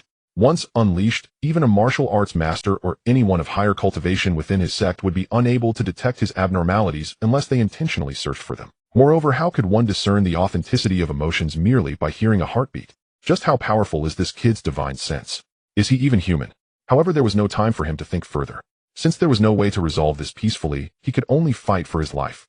A glint of venomous ferocity flashed in the hidden sect envoy's eyes. He knew he was no match for this monster before him. A direct confrontation would only lead to death. His only chance for survival was to escape. Buzz. At the moment he made his decision, his body suddenly became blurry. It was as if he had transformed from a solid being into a constantly twisting, illusory shadow. The aura, life signs, and even the sound of his heartbeat vanished entirely in that instant. The next second the shadow silently blended into the wall behind him like ink dropped in water. This was the unique secret technique that had brought the hidden sect fame and instilled fear in countless enemies. The shadow escape technique. This technique forced the user's body to merge with the shadow plane in a short time using a special method, thus achieving the effect of ignoring physical barriers and perfectly concealing one's figure. Once successfully executed, unless it was a powerful cultivator well-versed in spatial laws, there would be no trace left behind. In his view, no matter how strong Chen was, he was ultimately just a physically formidable warrior. He had no understanding of such profound secret arts involving spatial laws. As long as he successfully escaped into the shadows, he could flee this hell on earth without anyone noticing. Then he would report everything that transpired here to the sect elders. At that time, the hidden sect would surely come out in full force. They would shred this ignorant little beast into pieces and obliterate his soul. His plan was well thought out. However, he had miscalculated one thing. That is, Chen was not merely a warrior. He was once an immortal emperor who stood at the pinnacle of the universe. Watching the illusory figure about to completely merge with the shadows, Chen's lips curled into a cold smile, filled with mockery. You dare play with spatial techniques in front of me? A novice showing off in front of an expert. He couldn't even be bothered to pursue. He simply pointed casually at the twisting shadow on the wall. Swish! A thread of golden dragon energy burst forth from his fingertip. That dragon energy did not aim to attack the fleeing hidden sect envoy, but instead it shot with precise accuracy at an inconspicuous node within the wall at an extremely tricky angle. That node was the spatial marker the hidden sect envoy had set up in advance to perform the shadow escape technique. It was the only focal point he used to stabilize the connection between the shadow plane and the real space. It was also his greatest secret. Boom. At the moment the dragon energy struck the focal point, a dull, thunderous explosion echoed from within the wall, resembling an underwater thunderclap. The spatial structure in that area was forcefully destroyed, distorted, and torn apart by an unmatched, overwhelming power.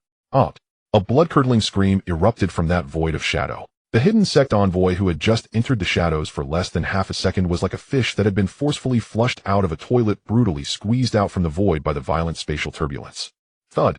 He fell into a pool of thick blood in a disheveled state, his entire body covered in hundreds of terrifying wounds deep enough to see bone caused by the spatial fragments. Blood gushed forth like a fountain, instantly dyeing him into a blood-soaked figure. No, it can't be. Ignoring the excruciating pain, he stared at Chen with a horror-stricken expression, as if he had seen a ghost. You? How could you possibly know the location of my focal point? That is our hidden sect's highest-level single-line secret. Aside from myself and the master who taught me this technique, no one else could possibly know. Who are you? He had completely lost his mind. His proud life-saving trump card had been easily seen through by the opponent and thoroughly dismantled in a nearly humiliating manner. This drastic drop from heaven to hell nearly drove him to the brink of mental collapse. However, the instinct for survival still compelled him to make one last struggle. Without time to think, he leaped up from the ground and turned to madly dash toward the large floor-to-ceiling window on the other side of the hall. As long as he shattered that window and jumped out, there would still be a glimmer of hope. However, a towering, majestic figure suddenly appeared before him. The figure had silently blocked his path like a ghost having appeared at some point. It was the blood butcher who had been guarding the mountain villa's perimeter and had just received Chen's orders to rush over. He grinned, revealing a cruel and excited grin. The pig-slaughtering knife wrapped in black cloth in his hand radiated a terrifying aura that sent chills down one's spine. Little mouse, where do you think you're running to? Seeing the figure of blood butcher standing before him like an iron tower, he felt the terrifying, murderous aura emanating from him, as solid as a mountain and as vast as the sea. The pupils of the hidden gate messenger shrank to the size of a pinhead. What a powerful, murderous aura. How many people has this guy killed? His heart raced with alarm. He knew that the seemingly honest and simple-looking strong man before him was undoubtedly a far more terrifying killing machine than he was. Fighting Hedon was a certain path to death. In the split second, a look of resolute ferocity flashed in his eyes. Die for me. He dared not hesitate for a moment. His wrist shook violently. Whoosh, whoosh, whoosh. Dozens of fine needle-like poisoned flying needles shimmering with a ghostly blue light under the lights surged towards Blood Butcher's face like a torrential rain of pear blossoms. Each flying needle was infused with the most vicious lethal poison from the hidden gate. Even a master-level expert would turn into a pile of foul stinking pus within 3 seconds if just a bit of skin were broken. Meanwhile, he used the cover of these flying needles to make a strange twist with his body. He fled frantically in the opposite direction of Blood Butcher. He never considered using these flying needles to kill Blood Butcher. He only wanted to force the opponent back, buying himself even a second of escape time. However, facing a rain of poisonous needles that could make any master shudder, Blood Butcher not only did not retreat a single step, but instead grinned widely, revealing an even more excited smile. An appetizer. He did not dodge at all. He suddenly opened his mouth, resembling a blood basin, and inhaled the sky full of poisonous needles with a fierce draw. Whoosh! A powerful suction erupted from his mouth. Those dozens of lightning-fast poison-flying needles were forcibly sucked into his mouth. Then, under the astonished gaze of the Hidden Gate messenger, Blood Butcher acted as if he were enjoying a delicious snack. Crunch, crunch. He crushed the flying needles made of fine steel. Finally, with a puff, he spat out a pile of black iron shavings mixed with saliva. He even licked his lips in enjoyment, grumbling in a deep voice. Puff, puff, puff. What is this? It has no flavor at all, and it's hard on the teeth. This scene, this utterly unimaginable and horrifying moment that transcended human cognition, completely shattered the last psychological defenses of the Hidden Gate messenger. Monsters. These are all a bunch of monsters. One can see through spatial arrays at a glance. One can eat poison flying needles like they are food. How can he fight? How can he escape? He was utterly despaired. Yet the instinct for survival still drove him to make his final desperate struggle. He rushed madly towards another exit of the hall. That was the passage leading to the kitchen. As long as he dashed into the kitchen, there was a hidden escape route. However, just as he reached the doorway to that exit, his footsteps suddenly came to a halt, because there stood a tall, refined young man wearing gold-rimmed glasses. The young man was smiling at him. That smile was so cultured and courteous, like the most professional five-star hotel lobby manager welcoming a guest. But in the eyes of the Hidden Gate messenger, this smile was even more spine-chilling than Blood Butcher's cruel grin. It was none other than the Faceless Man. The Faceless Man looked at the terrified Hidden Gate messenger standing before him and smiled, nodding slightly at him. Then he slowly raised his hand and pressed a red button on an inconspicuous black remote control. Goodbye, friend. As his words fell, a thunderous, muffled sound, like distant thunder, erupted simultaneously from all directions. All the doors, windows, and even ventilation openings leading to the outside of the banquet hall were instantaneously sealed with a heavy silvery white alloy gate. Seamlessly. Airtight. At the same time, the sprinkler heads originally used as fire protection systems on the ceiling of the hall also activated simultaneously. Shoo, shhhhshhh. What sprayed out was not cold water, but a colorless, odorless, specially made neurotoxin that could instantly paralyze the central nervous system of martial arts masters. The Hidden Gate messenger felt his limbs instantly grow weak and powerless. His internal energy became as if frozen, becoming sluggish and unable to circulate smoothly. Thud.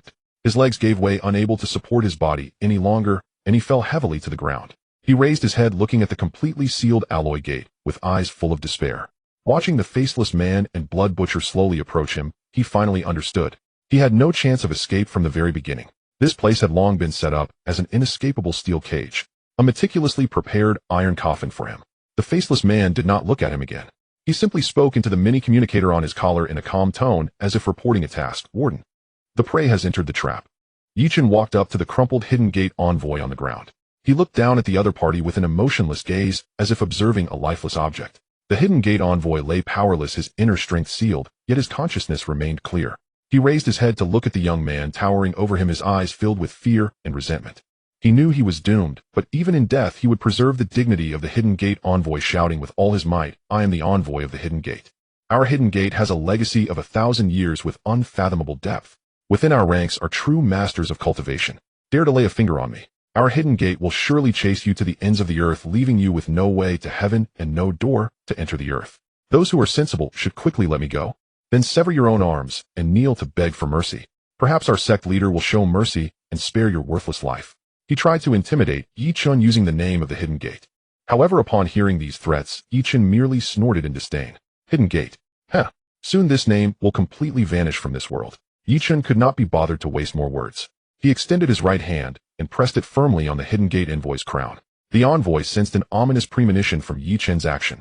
What are you going to do?" he shouted in terror. Chen did not answer, simply uttering two words: "Soul Search." With the words spoken, a surge of golden spiritual power erupted from Chen's palm, rushing into the envoy's mind. The Hidden Gate envoy let out a scream of agony as his body convulsed, black blood oozing from his 7 orifices. It felt as if a force was about to explode his head. However, that was not the most terrifying part. His own memories, thoughts, and secrets. Everything buried deep within his mind was being forcibly sifted through and plundered by a powerful force. The pain of his soul being torn apart made him wish he could die immediately. "No. Stop. Please stop," he screamed frantically. At that moment, deep within his sea of consciousness, a soul seal, made of black runes, began to glow.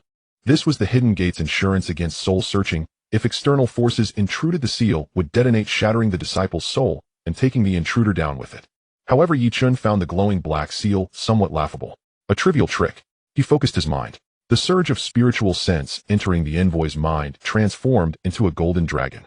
The dragon roared and swung its claws. Sizzle. With a light sound, the soul seal was torn apart by the golden dragon's claw. Puff. As the seal shattered, the Hidden Gate envoy spat out another mouthful of black blood, his eyes becoming hollow and vacant, losing all will to resist. All of his memories as a Hidden Gate envoy flooded into Yi Chen's mind. The transaction between the Yin family and the Hidden Gate. Yin Fei's unwilling face. And one image caused Yi Chen's blood to rush to his head. A damp underground stone prison emanated a stench of decay and mold.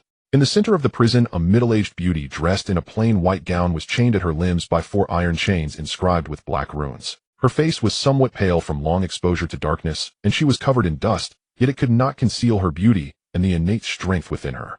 She sat there, eyes closed, seemingly indifferent to everything outside, as if she did not regard this prison at all.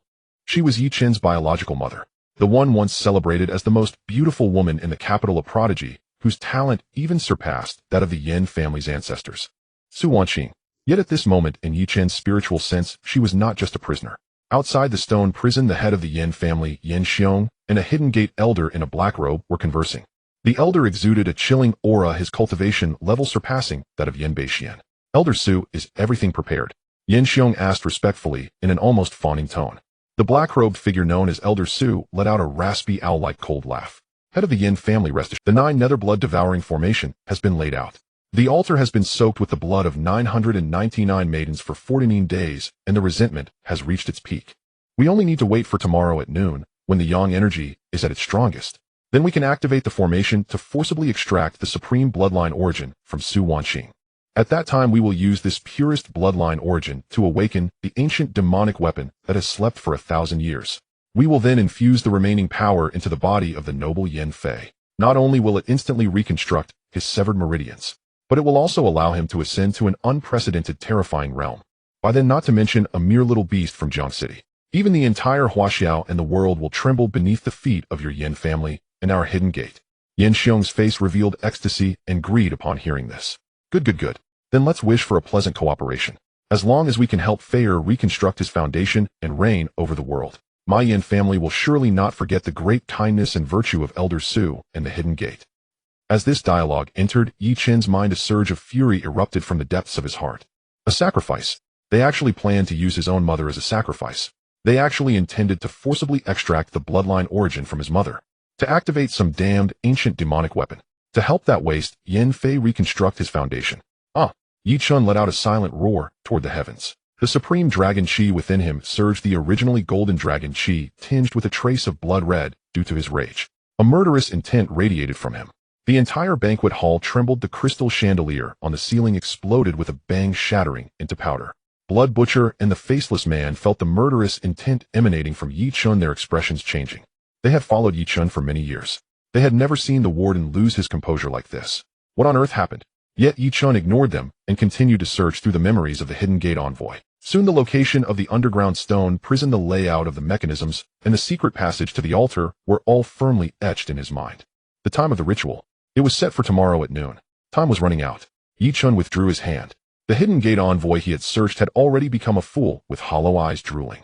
Time was of the essence. He had to act immediately. Having obtained all the desired information, he confirmed that his mother was temporarily out of danger. Yi Chen's eyes, which had turned somewhat red from extreme anger, once again returned to a chilling silence. Yet deep within that silence lurked an endless killing intent, colder than 10,000 years of profound ice. The Yin family. The Hidden Gate. You have done well. You have successfully touched the final bottom line of Yi Jiuyu. Now prepare to bear my bound. I will let you know what true despair is. What it means to be unable to live and unable to die. Yi Chen slowly turned around. He looked at the corpses and severed limbs scattered on the ground. He gazed at the half-bodies still wailing in the blood, and at the so-called guests huddled in the corners, already driven mad with terror. There was no trace of emotional fluctuation in his eyes. He issued his final command to the Blood Butcher beside him in a cold tone devoid of any feelings. Here, clean it up. Just 4 simple words, yet they sounded like a death sentence from the depths of hell. Upon hearing this, a cruel and bloodthirsty smile instantly appeared on the Blood Butcher's honest face. He extended his crimson tongue, licked his cracked lips, and then heavily cupped his fist. At your command. Lord of the Abyss, you can rest assured. I guarantee that not even a breathing rat will escape from here. With that, he picked up the blood-dripping butcher knife and with heavy steps walked towards the surviving victims who were barely clinging. He approached the Yin family's supreme elder, Yin Beishuan, who was gasping for breath under Yi Chen's foot. A true cleaning, a one-sided slaughter. Yi Chen did not look back again. He calmly instructed the faceless man on the other side. Prepare the vehicle, we are going to the Yin family's forbidden ground. Yes, Lord of the Abyss. The faceless man respectfully replied, and quickly turned to leave this bloody hellscape. Yi Chen also turned around. With a single step his figure seemed to move like teleportation, appearing before the heavily reinforced alloy gate that had been completely sealed. This time he did not kick it again. He merely brought his index and middle fingers together once more. A flash of golden light flickered at his fingertips as he casually swiped down against the half-meter-thick special alloy gate capable of withstanding artillery fire. Shoo! There was no earth-shattering sound, nor any blinding light. Only a faint sound, as if a hot knife had sliced through butter. The seemingly indestructible alloy gate was silently cut open, creating a smooth gap wide enough for a person to pass through effortlessly. The cut was as smooth as a mirror, even reflecting a clear shadow. Yi Chen did not even glance at it calmly. Without looking back, he left the death fortress that was about to be completely engulfed by blood and wailing. Outside the manor, the night in the capital remained deep and tranquil. A black Rolls-Royce Phantom had long been quietly waiting at the door. Yi Chen opened the car door and got in. Roar! The engine let out a low growl. The top-tier luxury car, like a ghost of the night, instantly transformed into a streak of black light tearing through the dark night. It sped towards the most mysterious and core forbidden ground of the Yin family on the western outskirts of the capital. The final battle to save his mother was about to commence. The black Rolls-Royce raced through the complex, elevated roads of the capital. Inside the car, Yi Chen closed his eyes to rest, rapidly digesting all the memories of the hidden gate messenger in his mind. Soon a three-dimensional blueprint of a vast complex hidden underground in an abandoned chemical plant on the western outskirts of the capital clearly appeared in his sea of consciousness. That was the most important secret branch of the hidden gate in the capital. It was also the real entrance to the underground stone prison where his mother Su Wanqing was held. Yi Chen's divine sense spread like an invisible radar, enveloping an area of dozens of miles. He could clearly see it. Deep underground in that abandoned factory, a fortress composed of countless interwoven giant passages lay quietly like a dormant steel giant. Inside, the fortress traps were heavy and defenses were strict. Dozens of disciples of the hidden gate, dressed in black with cold and fierce auras, were patrolling back and forth in the wide underground passages. Their eyes were vigilant and indifferent, each wearing standard curved blades at their waists. At several key checkpoints leading to the most core area, there were even 2 black-robed guardians with auras that had reached the Grand Master level personally stationed. The entire branch's defensive strength was even stronger than the group of heroes gathered at the manor tonight. It could be said that this was a truly impregnable underground fortress. However, in Yi Chen's eyes, this so-called impregnable fortress was just a slightly sturdier cardboard box. He had no intention of sneaking in. What he intended to do was to use the most direct, most brutal, and to tell this group of rats hiding in the shadows that death itself has arrived.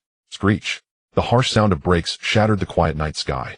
The black Rolls-Royce executed a beautiful drift and came to a steady stop at the entrance of the abandoned chemical factory, which emitted a rust and decay. The faceless man quickly got out of the car and opened the door for Yi Chen. Lord of the Abyss, do you need me? You stay outside. Yi Chen interrupted him, his voice cold and devoid of any emotion. Seal this place. I do not want anything that shouldn't escape to get out from here. Yes. The faceless man respectfully lowered his head. Yi Chen said no more.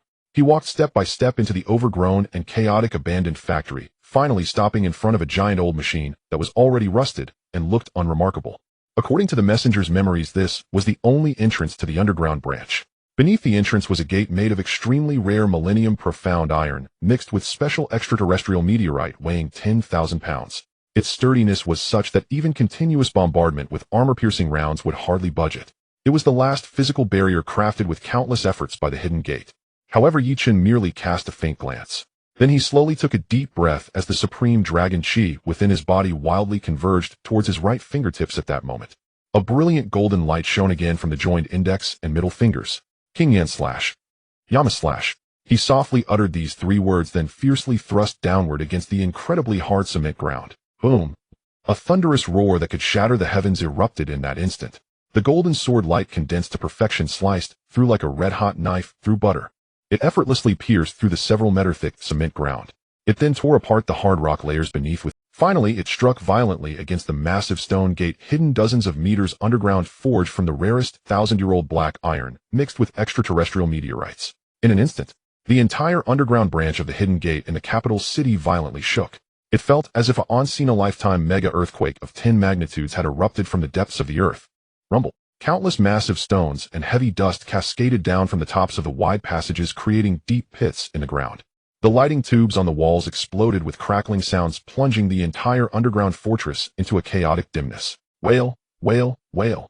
The piercing alarm echoed throughout every corner of the underground fortress at the same time. Enemy attack. There are powerful enemies invading. Quick, go to the entrance and see what happened.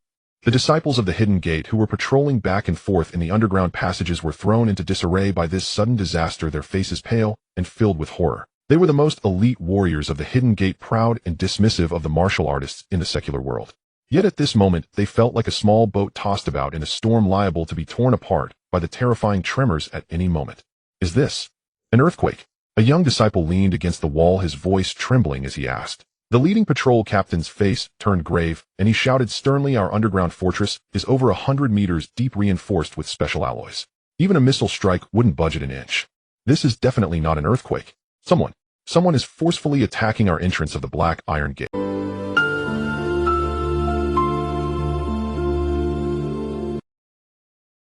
That gate is forged from thousand-year-old black iron weighing 10,000 pounds. Even the most elite Grandmaster Guardian inside couldn't leave a mark on it with full force. What kind of monster could create such earth-shattering commotion? Meanwhile, above the ground, the massive hole created by Yi Chen's sword strike was bottomless and pitch-black, resembling an entrance to the nine hells. A violent gust of wind surged from the opening, causing Yi Chen's clothes to flutter. He didn't even glance at the abyss beneath his feet, and simply leaped.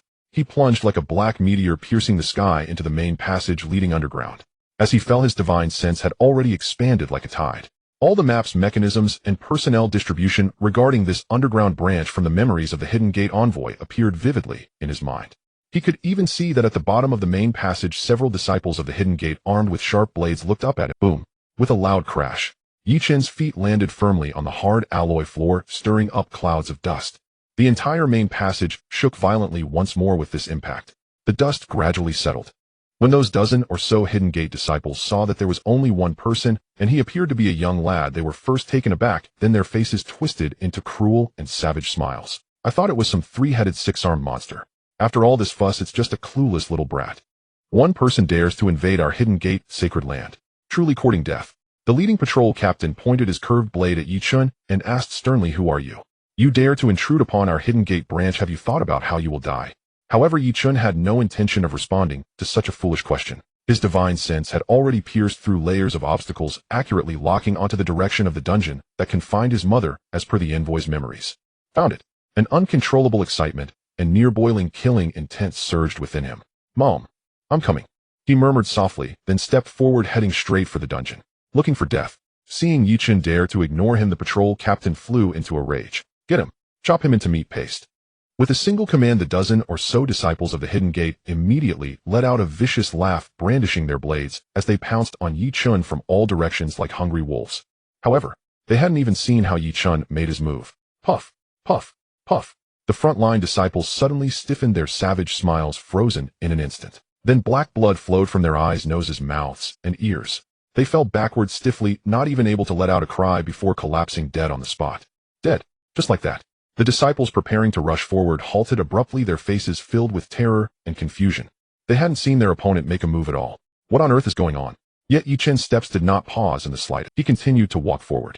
Any Hidden Gate disciple standing in his way, whether attacking with blades or retreating in fear, was violently crushed in their heart meridians the moment he closed in within 3 feet.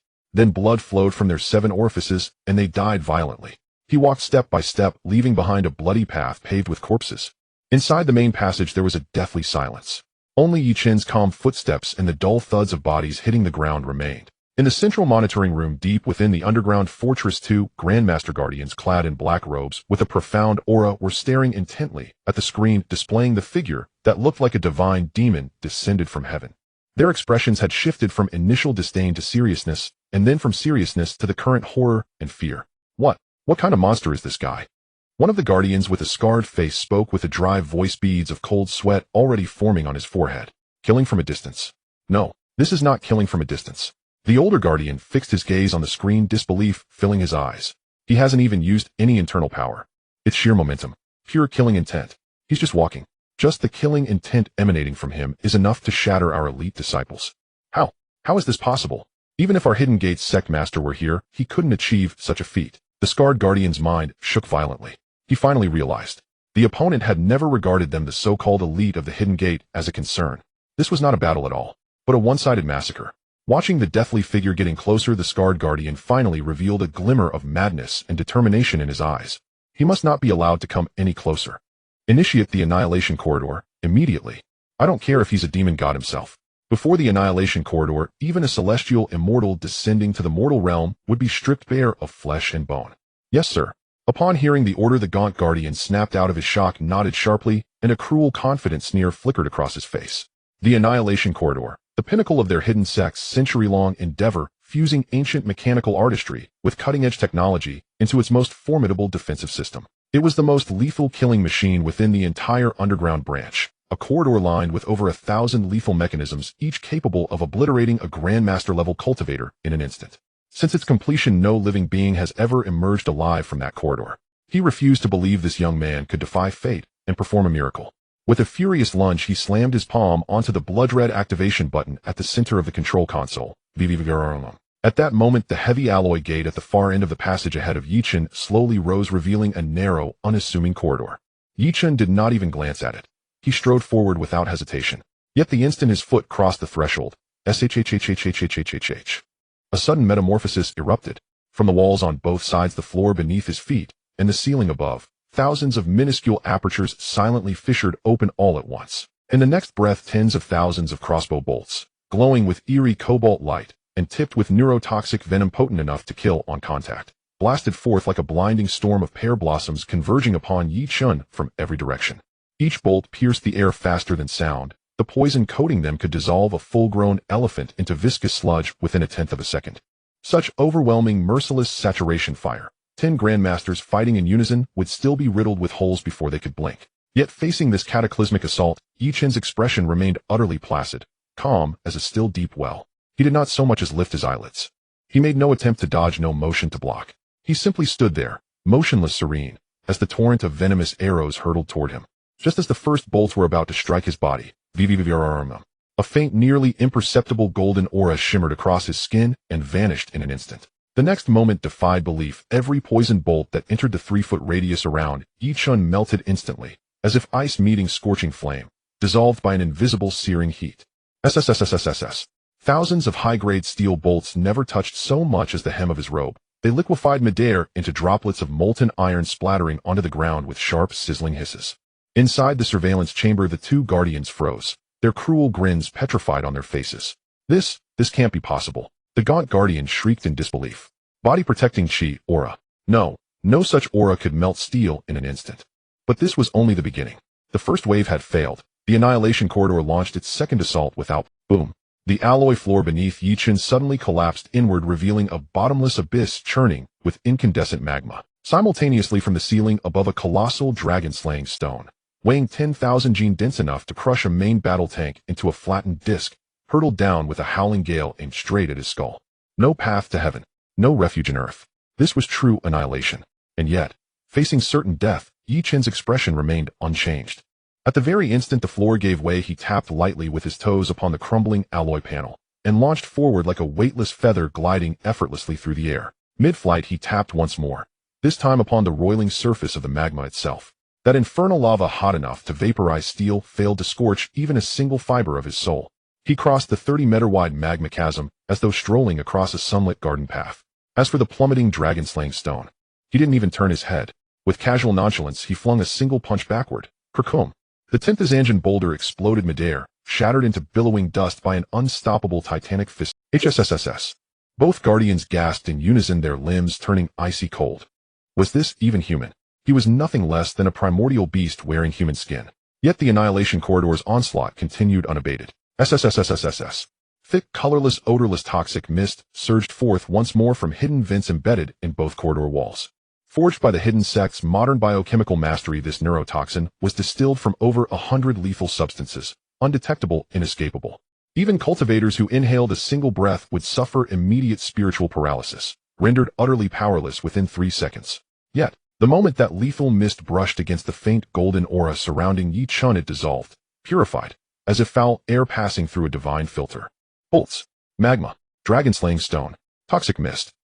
This annihilation corridor, renowned as the hidden sect's ultimate defense feared by every grandmaster, stood before Yi Chun like a childish playground. He walked with leisurely grace, treading solid ground where others saw only doom. Every trap, every mechanism, every attack could not delay him, not even for a single heartbeat. In the surveillance chamber, the two guardians stared at the monitor, watching the young man advance step by deliberate step, calm, unhurried, inevitable. Only terror and despair remained on their faces.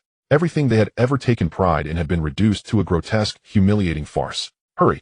Summon Mastering Sha now. The gaunt guardian finally shattered under pressure, screaming in raw panic and desperation. Mastering Sha is the unshakable pillar of our branch, the one true anchor in this storm. A peerless assassin whose cultivation had long surpassed the Grandmaster realm, ascending into a terrifying, unfathomable tier, their final desperate hope. Yet, just as his words left his lips, kraboom, a deafening explosion tore through the air. The half-meter-thick ultralloy surveillance door was kicked clean off its hinges and hurled inward. Yi Chun stood framed in the doorway, cold, detached, sovereign. His gaze fell upon the two guardians, already trembling with soul-shattering dread, and a faint mocking smile curled at the corner of his lips. Are you waiting for me? Ah! He stared at the figure standing in the doorway, a god of war descended from hell itself. Beside him lay his comrade, reduced to an unrecognizable pulp of blood and flesh. The sole surviving gaunt guardian let out a shriek, so piercing, so inhuman, it tore through the silence like shattered glass. His mind shattered utterly in that instant. Demon, you are a demon.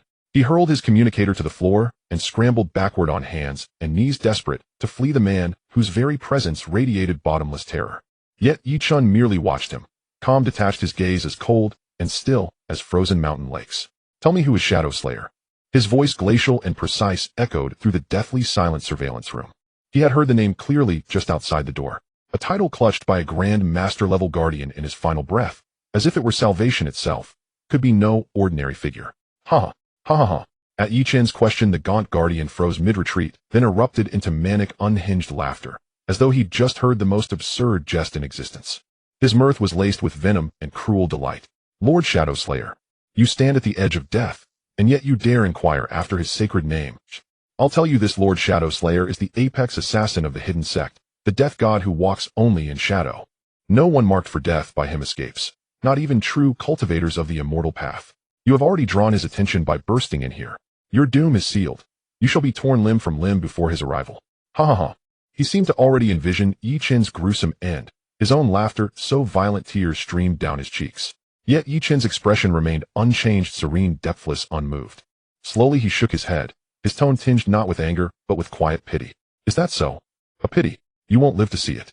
As the last syllable faded, Yi Chun vanished from sight. In the next heartbeat he stood before the gaunt guardian. You? The man's manic grin vanished. His pupils contracted to needle-thin points of pure dread. He tried to beg, but no sound escaped his throat. Yi Chun raised a single finger and tapped it almost idly against the man's forehead. Puff! A soft, sickening pop. His skull exploded like a watermelon struck by a hammer, red and white splattering across the walls in grotesque, gory arcs. Having silenced this noisy insect, Yi Chun swept his divine sense across the chamber, only to pause, his brow faintly furrowing. For he sensed two more life signatures, just beyond the adjacent wall, and both pulsed with the unmistakable aura of Grandmasters. So this branch housed more than two guardians. Without hesitation, Yi Chun pivoted and drove his fist straight. Boom! The wall crumbled inward, revealing the room beyond, another surveillance chamber, where two black-robed Grandmaster guardians stood frozen, their faces pale with shock, as Yi Chun strode through the breach. They had witnessed everything on screen. At the moment Yi Chun's icy gaze locked onto them, they exchanged a glance, and saw reflected in each other's eyes the grim resolve of men facing certain death. They knew escape was impossible. Flight, a fool's fantasy. Then there remained only one path: to fight to the last breath. To buy time for Lord Shadow Slayer's arrival. Form the formation. One guardian roared, and both they practiced the hidden sect's legendary dual cultivation technique, the Xuanwu prison ceiling formation. One specialized in defense, the other in offense. Their spiritual energies interwoven, their combined strength magnified tenfold, capable of holding its own against a quasi-immortal cultivator. Hop! The defensive guardian bellowed, and slammed both palms onto the floor. Xuanwu shield. The alloy flooring cracked violently beneath him. From the earth surged a colossal stone rampart, thick as a mountain cliff, forged from pure earthen energy and bedrock, rising to block Yi Chun's path with crushing finality. Upon its surface shimmered a lifelike phantom of the black tortoise, radiating weight, immovability, invincibility. The instant the rampart rose, the offensive guardian blurred, his form dissolving into mist, splitting instantly into 7 identical afterimages, each flickering with eerie precision. Each afterimage gripped a black blade, gleaming with lethal, bone-chilling frost. Dance of the Shadow. All 7 shrieked in unison, a shrill, dissonant cry, as they converged from every angle, moving in impossible, biomechanically forbidden patterns, striking at Chen's vital points with murderous intent. Blades wove a lethal net, sealing every possible retreat. Their coordination was flawless, defense and offense fused into a single, seamless storm of destruction. Any other Grandmaster would have been obliterated in an instant by such a terrifying synergy. Yet Chen regarded the spectacle before him, not as a threat, but as a child's clumsy play, and sighed disappointed. Too slow, too weak. He did not even raise his hand.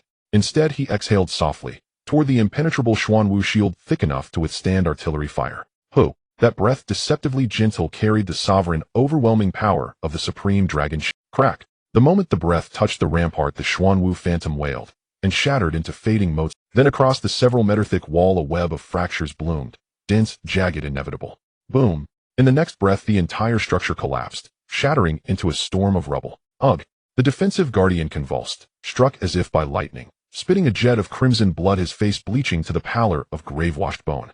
He stared, disbelief twisting his features, at the man who had shattered his ultimate defense with nothing but a sigh, eyes wide with soul-deep horror. He blew on it. Is this creature even human? As his mind reeled, the offensive guardian's 7 afterimages, blades gleaming with murderous intent, already pierced the air toward Chen's body. Yet Chen remained motionless, still as ancient stone. He did not even activate his protective aura. He simply stood and let those frost-biting blades strike him full force. Tink, tink, tink, tink, tink. A rapid crystalline cascade, like raindrops drumming on bamboo, filled the air. The offensive guardian's vicious grin froze, then cracked.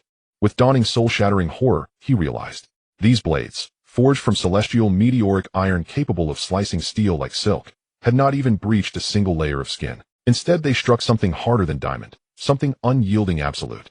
A monstrous counterforce surged up, the blades vibrating back along their length with apocalyptic intensity. Snap! Snap! All 7 blades shattered simultaneously, splintering into glittering fragments. His arms snapped inward, bones pulverized, limbs collapsing uselessly at his sides. No, impossible. Flesh, bare flesh resisting divine blades. He screamed, raw, disbelieving, staring at the young man before him, unharmed, unwounded, not even a thread of his robe disturbed. His entire worldview crumbled, reduced to dust. This man's body, was it stronger than any immortal? This defied mortal comprehension. It ends now. Chen's voice, cold, final, the voice of annihilation, sounded beside them both. He extended 2 fingers and flicked them forward. 2 golden beams of chi flashed, gone in a blink. Uff, uff. Both guardians' dantians were pierced clean through, simultaneously. A century of painstaking cultivation dissolved into nothingness. They cried out, knees buckling, bodies collapsing, falling to their knees before Chen, broken, hollow, utterly ruined. Oh, my dantian, my cultivation. You ruined us. The 2 guardians knelt on the ground, feeling the internal energy within them flowing away like a bursting dam, letting out desperate and vengeful howls. For a martial artist, having their cultivation crippled is far more cruel than being killed outright. However, Chen didn't pay any attention to their wails. His divine sense had already become as precise as a radar, penetrating through layers of obstacles, firmly locking onto the most heavily guarded area at the deepest part of this underground branch. The dungeon. There were dozens of powerful auras guarding it. At the core of that area was a prison door made of special crystal. Behind the prison door there was a familiar aura, faint yet connected to his bloodline, quietly lying in wait. Found it. It's right there. Mother. Chen's heart raced uncontrollably. It was not fear, but a complex emotion intertwined with the ultimate excitement of soon meeting family and the overwhelming fury of avenging enemies. He no longer hesitated. With a flash he passed by the 2 guardians who had already become crippled, rushing towards the direction of the dungeon. Stop. You won't get past. The guardian with severed arms saw Chen heading towards the dungeon, a hint of madness flashing in his eyes. He recklessly lunged at Chen, seemingly trying to block him in this way. Bang. Chen didn't even glance at him, simply kicking out casually. The guardian's body was sent flying like a broken sack, crashing heavily against the distant wall, completely. Passing through the long, cold corridor made of alloy, Chen quickly arrived at the entrance of the dungeon area. Here stood an even heavier and larger steel gate. Before the gate stood over 20 elite guards from the hidden gate, poised and ready. They held specially made submachine guns, dressed in black combat uniforms with cold eyes exuding a thick, murderous aura. Clearly, they were death warriors cultivated by the Hidden Gate, specifically tasked with guarding important locations. Upon seeing Yi Chen's figure, the leading squad leader wasted no time and shouted in anger. Fire! Rat-a-tat-tat-tat. In an instant, over 20 tongues of fire erupted wildly. A metal storm composed of special alloy projectiles completely covered the passageway in front of Yi Chen. However, this attack, which could obliterate everything in the eyes of ordinary people, held no meaning before Yi Chen. He didn't even pause his steps. He simply advanced step by step, braving the dense hail of bullets. Ding ding ding ding ding. As all the bullets approached his body, they were blocked by an invisible golden shield, falling powerless to the ground with a series of crisp sounds. This scene left all the guards who opened fire dumbfounded. What? What is this? He is not he. He is a monster. Quick, switch to armor-piercing rounds. However, they had no chance left. Yi Chen's figure had already appeared before them, as if teleporting. He simply waved his hand lightly. Poof, poof, poof, poof. An invisible wave of air swept across. The more than 20 elite guards couldn't even let out a scream before their heads exploded, simultaneously turning into over 20 headless corpses that collapsed to the ground. Kicking open the heavy steel gate, a dark, damp, blood-stained, and moldy smell assaulted him. Before him was a row of prison cells made of fine steel. Inside the cells were prisoners with waning auras, some even tortured to the point of being unrecognizable. Upon seeing Yi Chen enter, they all revealed a numb and dazed look in their eyes. Yi Chen didn't pay any attention to these people. His gaze fell straight to the deepest part of this dungeon corridor. There was the only unique prison door. That door was not forged from steel, but made entirely of a kind of translucent crystal that emitted a faint, ghostly glow. Countless profound and complex runes were engraved on the crystal. These runes flowed slowly, forming a powerful energy field that completely isolated this cell from the outside world. This door not only blocks the probing of divine sense, but also absorbs the majority of energy attacks. It is one of the top creations of the Hidden Gate, designed to confine the most important and dangerous prisoners. At this moment, Yi Chen could clearly feel that familiar aura connected to his bloodline and haunting his dreams for 8 years was just behind this door. So close. Close enough that he could feel every faint pulsation of that aura. Mother. My mother is... Yi Chen's breath quickened at this moment. 8 years. A full 8 years. The loved one he had missed day and night, vowing to protect with his life, was right in front of him. A hint of uncontrollable excitement flashed in his eyes. But more than that was the overwhelming killing intent that had boiled to its peak. Yin family. Hidden Gate. You imprisoned my mother in this dark and sunless place. Today I will make you all pay with your... Yi Chen no longer hesitated. He slowly raised his right fist. This time he used no fancy tricks. He gathered all the supreme dragon chi within him, which was boiling due to excitement and anger, without reservation, into his right fist. Golden light burst forth from his fist. That radiance was so brilliant, so domineering, illuminating the entire dark dungeon as bright as day. Give me. Open. Yi Chen let out a frenzied roar, suppressing 8 years of fury. His right fist, gathering all his power, struck fiercely and directly towards the crystal prison door. He aimed to shatter this cage that had imprisoned his mother for 8 years in the most direct and violent manner. He wanted his mother to know. Her son has returned. Returned to take her home. Boom. Yi Chen's fist, infused with overwhelming fury and endless longing, struck hard against the prison door made of special crystal. In an instant, time seemed to freeze at this moment. On the prison door, the countless mysterious and complex runes burst forth with an unprecedented radiant light upon contact with Yi Chen's domineering dragon energy. They flickered, twisted, and shrieked madly. Like a balloon on the verge of bursting, it tried its utmost to absorb and dissipate this terrifying power capable of annihilating everything. However, how tyrannical and pure was Yi Chen's supreme dragon energy. It was an unparalleled force that had devoured countless malevolent entities in the 9 nether hell, merging the entire life force of the medical god, Yama's adversary, ultimately transforming into this supreme power. How could such a lifeless object absorb it? It held on for less than a tenth of a second. The absorption capability of the crystal prison door had already reached its limit. Crack. A crisp sound like shattered glass came from the center of the prison door. Immediately following that, crack, crack, crack. This sharp sound seemed to topple the first domino. Centered on Yi Chen's fist, terrifying spiderweb-like cracks rapidly spread in all directions across the prison door. Finally, boom, accompanied by a deafening wail. That so-called indestructible top-tier crystal prison door, capable of holding back powerful cultivators, could no longer withstand this violent force and exploded from the center. It shattered into countless glittering fragments, shooting into the interior of the cell. Mom. At the moment the prison door shattered, Yi Chen let out an urgent call. He turned into a shadow, charging into the dark stone cell without a moment's pause. His gaze filled with 8 years of longing and endless guilt, anxiously fixed on the stone bed in the center of the cell, where 4 thick iron chains held it captive.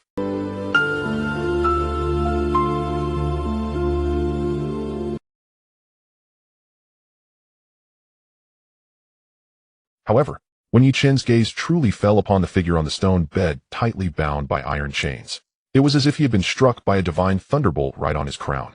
In an instant he was stunned in place. On the stone bed, the person bound by the four cold iron chains adorned with flickering black runes was not the noble, beautiful, and unparalleled mother he had envisioned.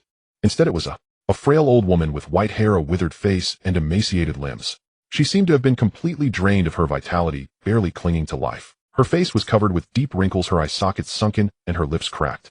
She looked like a corpse that could die. Her body was filled with various transparent tubes. The other ends of these tubes connected to some strange instruments on the wall that were buzzing ominously. It seemed as if something was being incessantly extracted from her body through these tubes. How could this? Yi Chen's pupils shrank to the size of pinpoints. The excitement and joy on his face were replaced by endless shock and disbelief in that instant. This person was not his mother Su Wanqing at all. But that intense bloodline connection, which felt so strongly familiar, undeniably came from this frail. What on earth is going on? Yi Chen's mind went blank in an instant. Countless terrifying premonitions filled with dread surged like a cold tide into his heart. Could it be that the memory of that hidden door messenger was false? Is this a trap? Or has his mother been tormented into this state over these 8 years? No, impossible. Yi Chen shook his head frantically, unable to accept this cruel reality. How could his mother be such a heavenly pride? Such unparalleled beauty. How could she have turned into this appearance that was barely recognizable? How could it be like this? Yi Chen stood frozen in place, his body trembling uncontrollably, mumbling to himself unconsciously. The overwhelming killing intent that had just boiled over at the thought of meeting his loved one was completely submerged at this moment by an even greater confusion, unease, and a deep-seated fear. He was scared. This was the first time he felt the emotion called fear since returning from the 9 Nether Hell. He feared that everything he saw before him was real. He was even more afraid that there was a more cruel truth hidden behind this one that he could not bear. Just as Yi Chen was shaken to his core on the stone bed, the frail old woman seemed to have been startled awake by the thunderous sound of the shattering door. Her heavy eyelids struggled to flutter a few times. Then slowly she opened a pair of murky, dull eyes that seemed to lack any sparkle. Her gaze, somewhat blank, landed on the young man standing at the door of the cell, frozen in place. In the next second, when her murky gaze finally recognized Yi Chen's face, which bore a striking resemblance to a figure from her memory, suddenly an unimaginable, dazzling excitement erupted in her eyes that had seemed as stagnant as dead. Her lips trembled violently, and a hoarse sound emerged from her cracked throat. It seemed she wanted to say something with all her might, but couldn't utter a single word. 2 streams of murky, hot tears silently rolled down from the corners of her wrinkled eyes. Those 2 lines of scalding tears. The indescribable excitement and ecstasy bursting forth from those murky eyes. Like a flash of lightning, it instantly shattered the chaos in Yi Chen's mind. He suddenly snapped back to reality from the immense shock and confusion. No, this gaze is wrong. If she truly was a mother tormented to such a state, her eyes should reflect more pain, guilt, and comfort upon seeing. It is absolutely not this. This semblance of a loyal servant filled with excitement and ecstasy at the return of her long-awaited master. She is not his mother. Then who is she? Why does she exude such a strong sense of bloodline connection? In the blink, Yi Chen's figure took a leap, instantly crossing several meters to appear before the stone bed. His divine sense no longer held anything back, encompassing the frail old woman like the most precise scanner. In the next moment, all the mysteries had answers. Yi Chen's divine sense clearly saw. Within the tattered clothing of this old woman, which was almost devoid of flesh, tightly pressed against her skin, lay an ancient jade pendant, warm and smooth, intricately carved with a vivid dragon. And that intense sense of bloodline connection he felt so familiar with, its true source was this dragon-shaped jade pendant. Yi Chen recognized it at a glance. This jade pendant was his mother Su Wanqing's personal item. It was a protective talisman sought out by her grandfather at the time of her birth. It was said that this jade pendant had been infused with a drop of dragon's blood that fell from the heavens during his mother's childhood, endowing it with incredible spirituality. Later it was nurtured for over 20 years by his mother's own vital blood. It had long since merged with her blood. No wonder he misperceived the connection. The intense sense of bloodline did not come from the old woman herself, but from this jade pendant she kept close. Upon realizing this, the heavy stone that hung in Yi Chen's heart fell away by half. As long as his mother had not become this way, that would be good. However, immediately after, a greater question surged forth. Why was his mother's jade pendant on this old woman? Who exactly is this old woman? Yi Chen's divine sense delved deeper once more. This time he sought to probe the old woman's life force and the essence of her soul. Although her life force had weakened to the point of extinguishing at any moment, and her soul had become fragmented from prolonged torment, yet Yi Chen still captured a trace of an extremely familiar, loyal, and resilient aura from the depths of her soul. This aura, Yi Chen's pupils suddenly contracted. He remembered. It was her. It was Aunt Lon. She was Aunt Lon, the loyal maid who treated his mother as her own daughter and cared for him the most during their time at the Suf. 8 years ago, the Yi family sent him into the Nether Prison. To protect him, his mother had a falling out with the family and was forcibly taken away. And Aunt Lon, as his mother's most trusted person, also disappeared. Chen never expected to meet her again in such a manner after 8 years. Aunt Lon. Chen could no longer suppress the emotions within, whispering. He hesitated not at all, pointing. Clang, clang, clang, clang. A flash of golden light. For crisp sounds of metal breaking rang out. The 4 thick iron chains binding Aunt Lan's limbs, adorned with malevolent runes, shattered in response. Immediately, Chen extended his fingers, striking Aunt Lan's brow with lightning speed. An incomparably pure and gentle supreme dragon chi flowed like a gentle stream into her already. It repaired her shattered meridians and nourished the dying flame of her soul. Ugh! Receiving the life-saving dragon chi, Aunt Lan's previously vacant pupils regained a glimmer of spirit.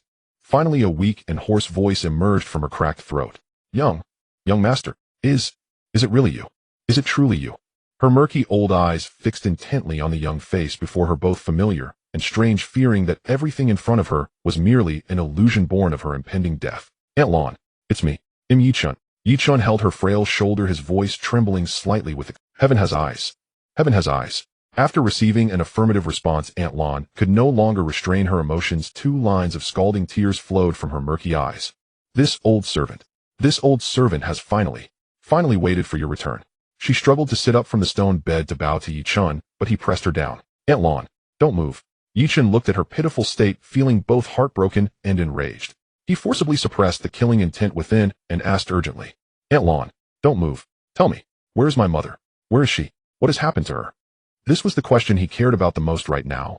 However, upon hearing Chen's question, Aunt Lan's face, which had just regained a hint of color, instantly turned pale. A flicker of endless anxiety and bone-deep despair crossed her eyes.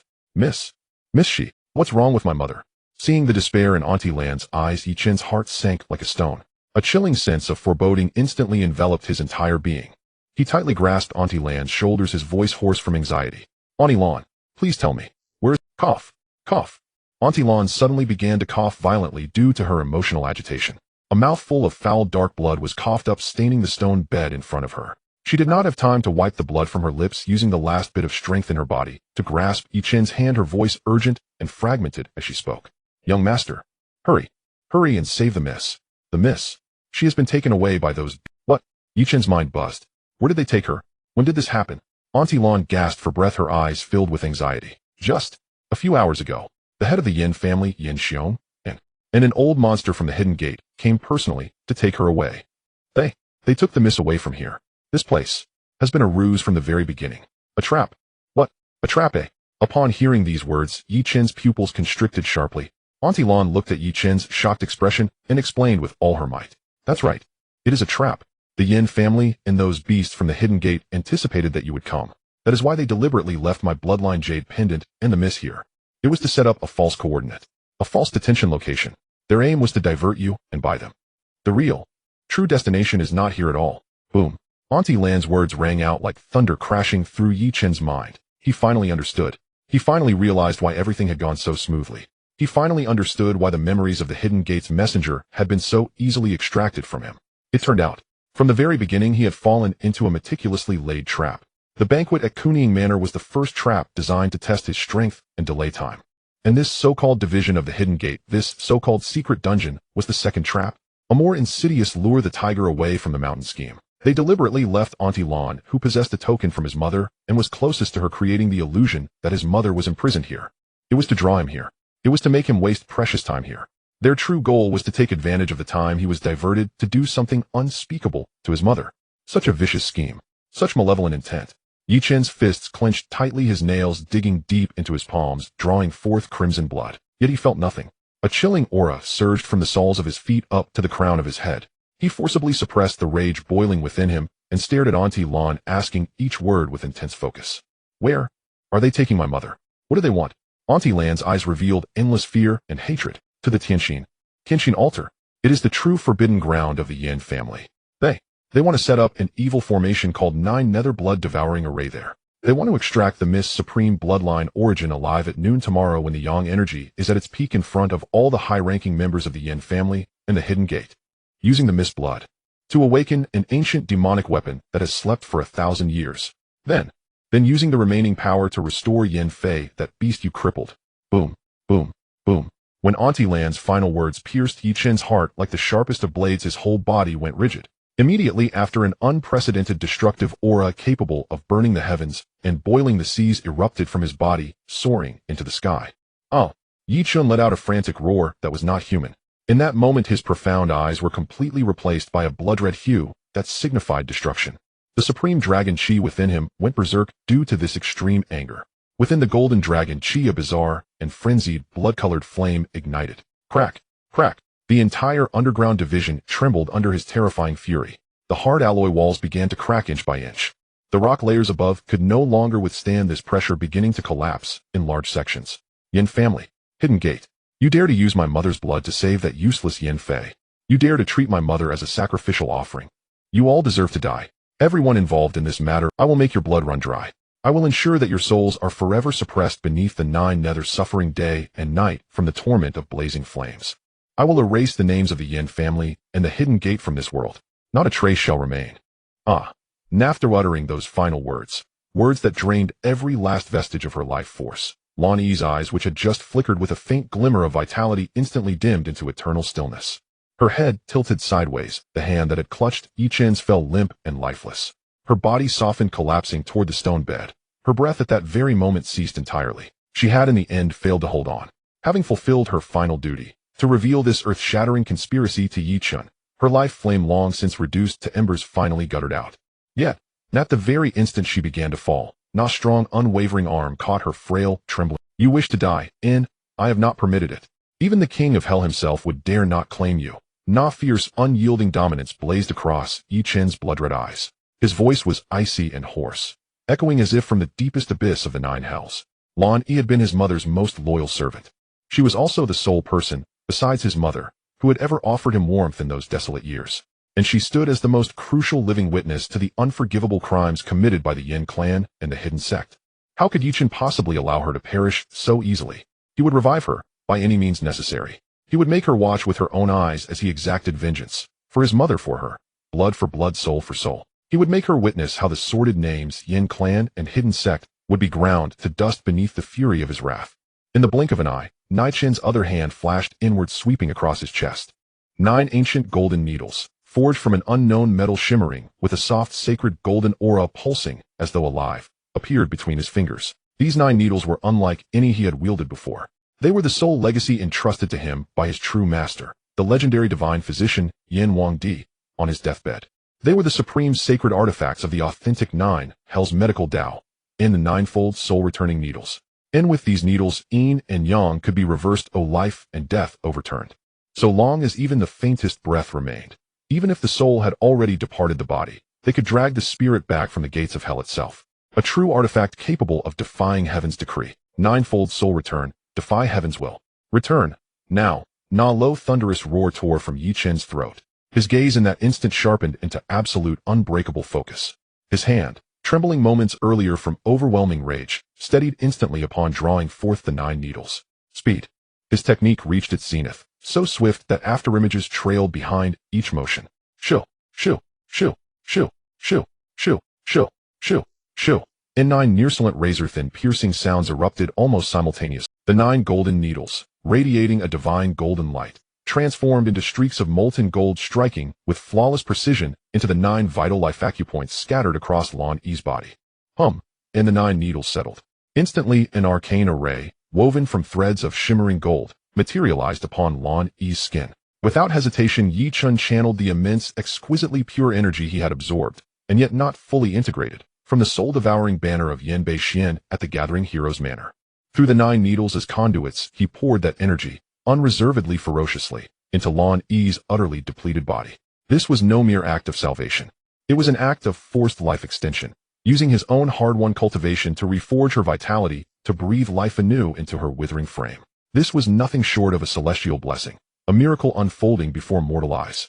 Under the nourishment of such vast, pristine energy, Lan Yi's once cold, rigid body visibly warmed and regained suppleness. The pallor of her face, like bleached rice paper, began to flush with the faint, healthy glow of returning life. Most astonishing of all, and her heart long-still pulsed again after 15 silent seconds. In thump.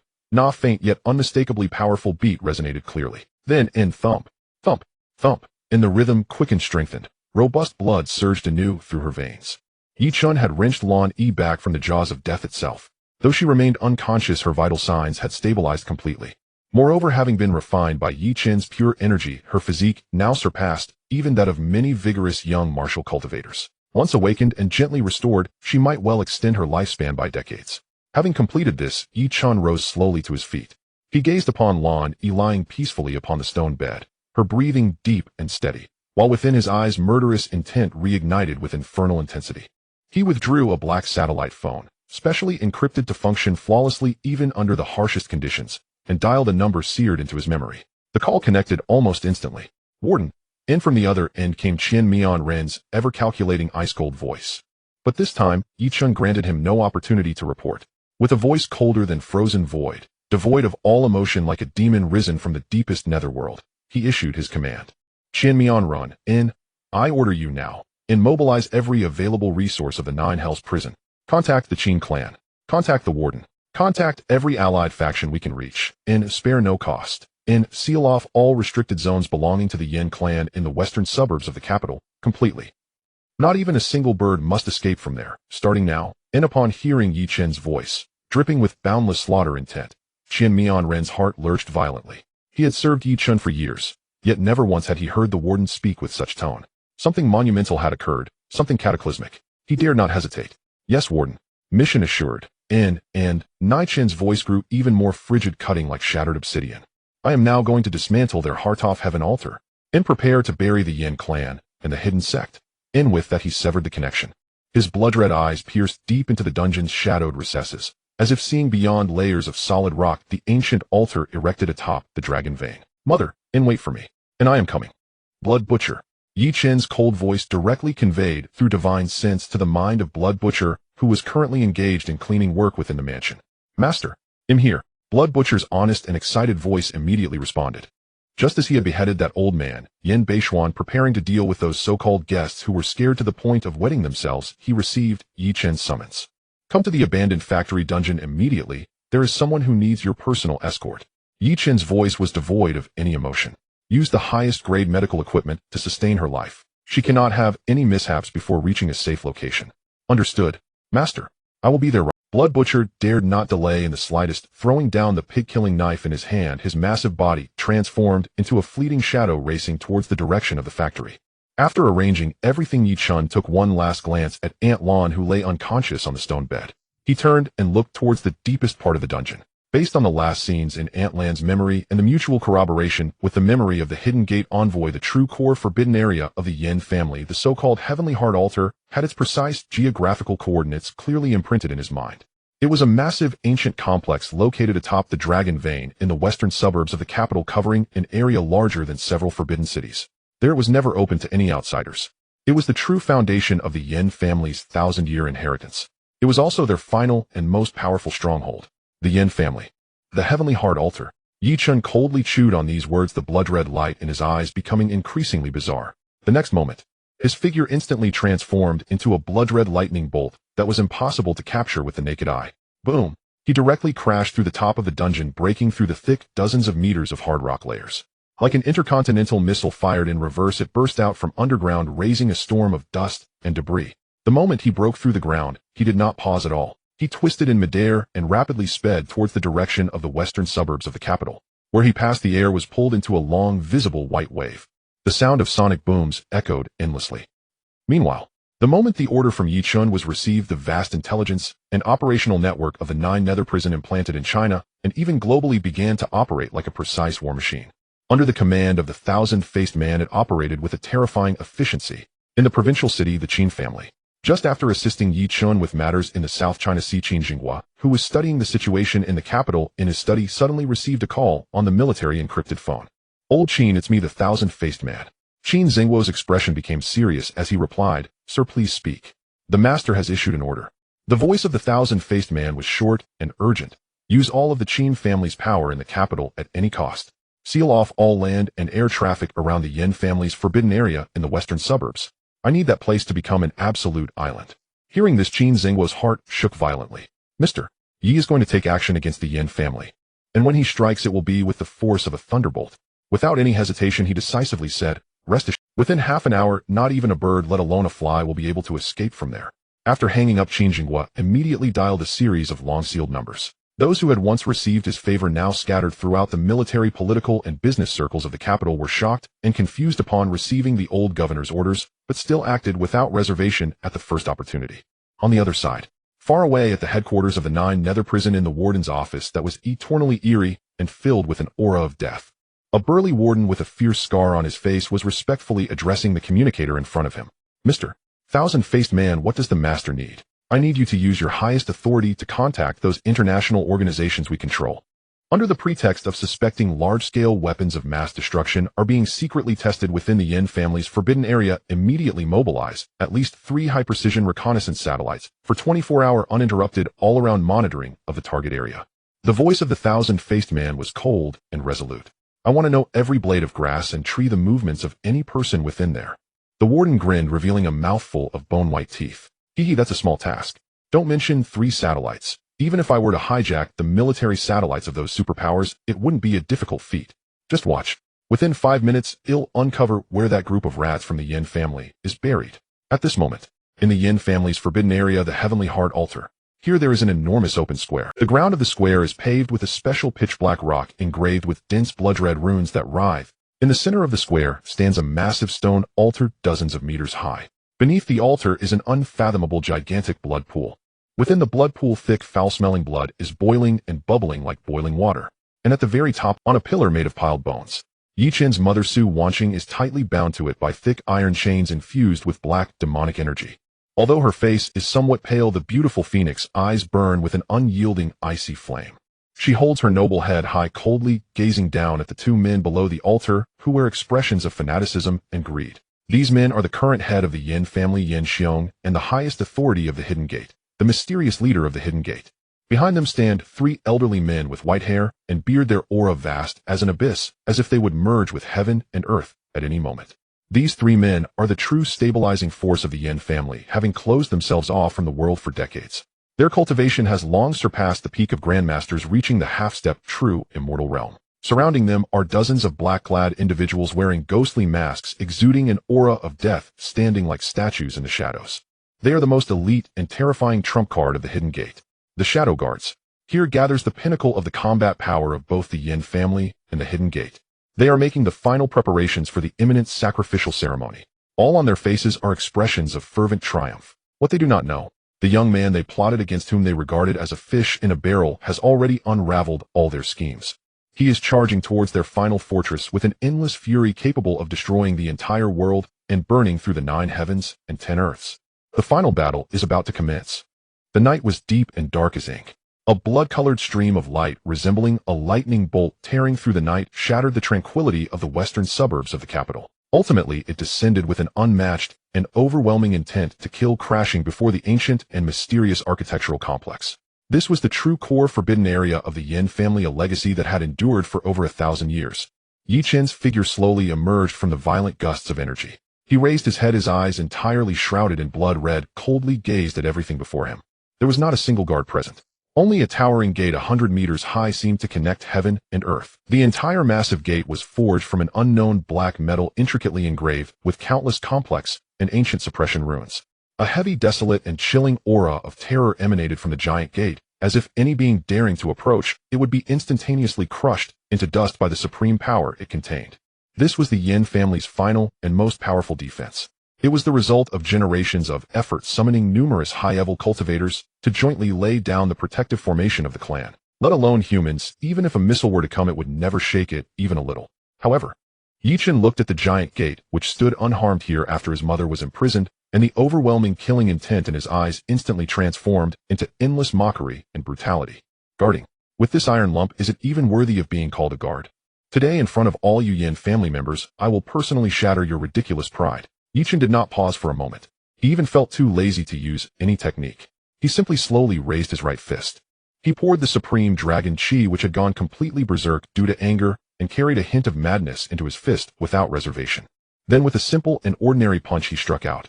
There were no earth-shattering phenomena. No dazzling brilliance, only a punch mark formed by the frenzied intertwining of blood-colored dragon chi and black demonic energy, imbued with destruction and brutality. The punch mark was released, expanding in the wind. In an instant it transformed into a giant energy sphere akin to a small meteorite crashing heavily towards the towering gate. Boom, rumble. The next second, a sound erupted that was tenfold, 100-fold more terrifying than that which shook the abandoned factory. The sound was so immense that half the population of the capital was awakened in the dead of night by this sudden explosion. Countless people scrambled out of bed in terror, fearing a violent explosion had occurred somewhere. And at the center of the explosion, the protective giant gate, said to be unbreakable and having guarded the Yin family for over 1,000 years, shattered inch by inch with a mournful wail as soon as it came into contact with the blood-colored punch mark. Immediately following, that massive gate, over 100 meters high and extremely heavy, along with the towering walls that extended for miles around it, were forcibly smashed into countless fragments and dust under this punch.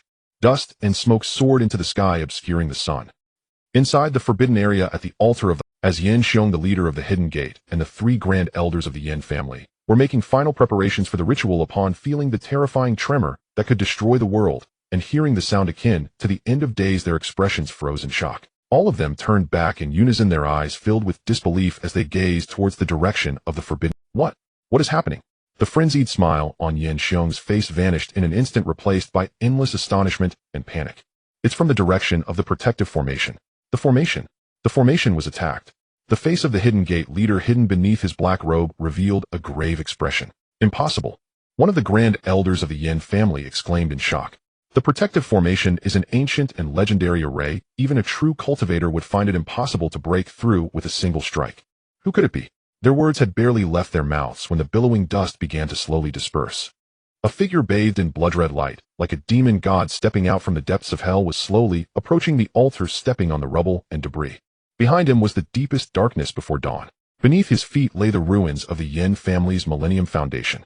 In his eyes burned an overwhelming rage capable of incinerating all in existence. Upon seeing that familiar yet unfamiliar young face, Yin Xiong's pupils shrank to the size of a pinprick.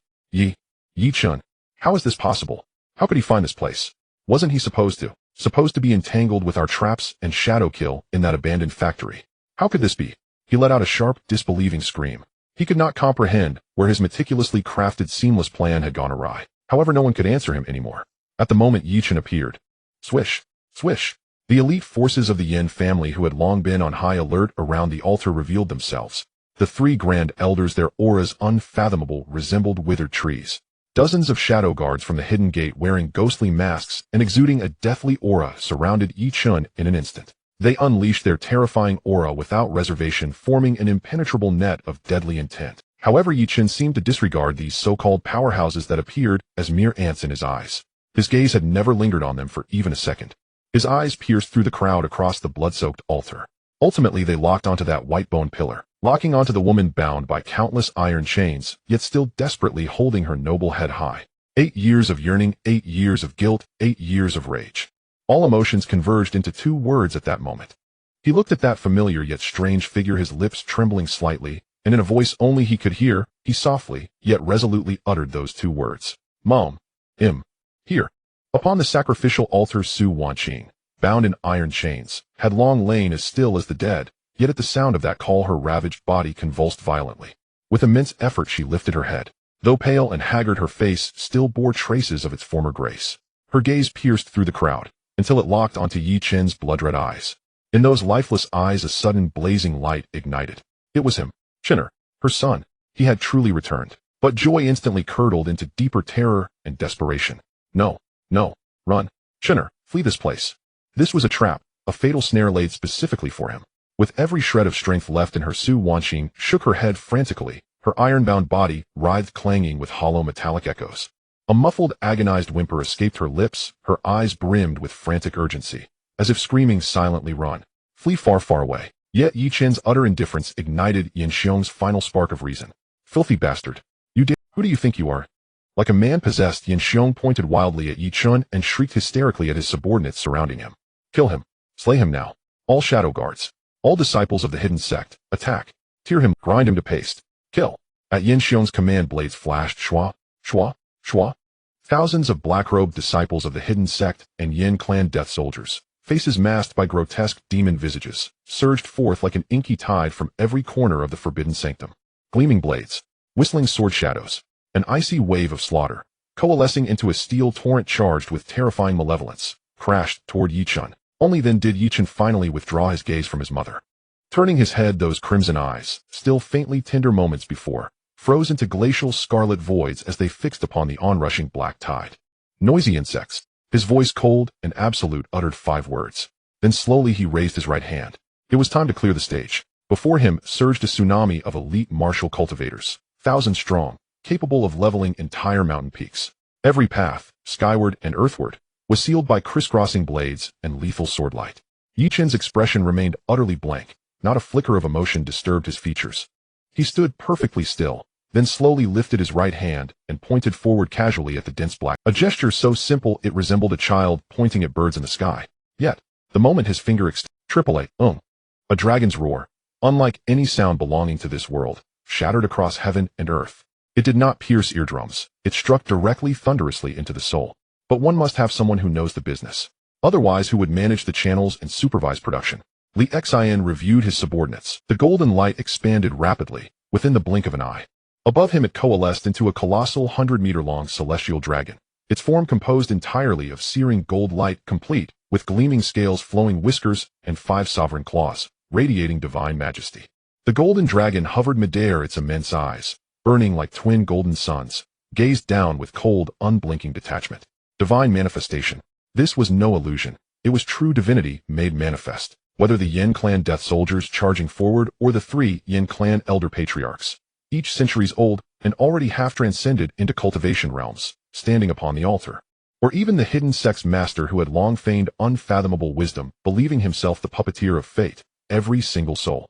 Frozen rigid upon beholding that awe-inspiring sovereign 5-clawed golden dragon hovering above Chen, stood utterly paralyzed. Their minds went utterly blank, filled only with overwhelming awe and primal soul-deep terror. Dra. A hidden sect disciple sprinting at the vanguard, his cruel smirk frozen mid-face, tremblingly raised a finger toward the heavens, unable to utter a coherent word. Wow, what is that? It's a dragon, a true dragon. Heavens, how can dragons exist in this world? After a breathless silence, cries of disbelief and raw terror erupted from the crowd. On the altar, Yin Xiong recoiled as though confronting a specter. His trembling finger jabbed upward at the golden leviathan coiled above Chen. A guttural, choking rattle choked his throat. His face drained of all color. Dragon Chi manifestation. This is the ultimate sign of sovereign bloodline perfection. Impossible. Utterly impossible. How old is he? How could he possibly cultivate the sovereign bloodline to such a pinnacle? Even Su Wanqing in her prime fell far short of this. As head of the Yin clan, he understood the weight of those 4 words better than any one. Dragon Chi manifestation. It meant the bloodline's power had been awakened to an inconceivable degree. It meant the bearer wielded authentic draconic might, capable of obliterating heaven and earth with a mere gesture. Even as all stood spellbound by this celestial spectacle, Chen moved again. His outstretched finger swept downward, lightly, effortlessly. The 100-meter golden dragon roared once more.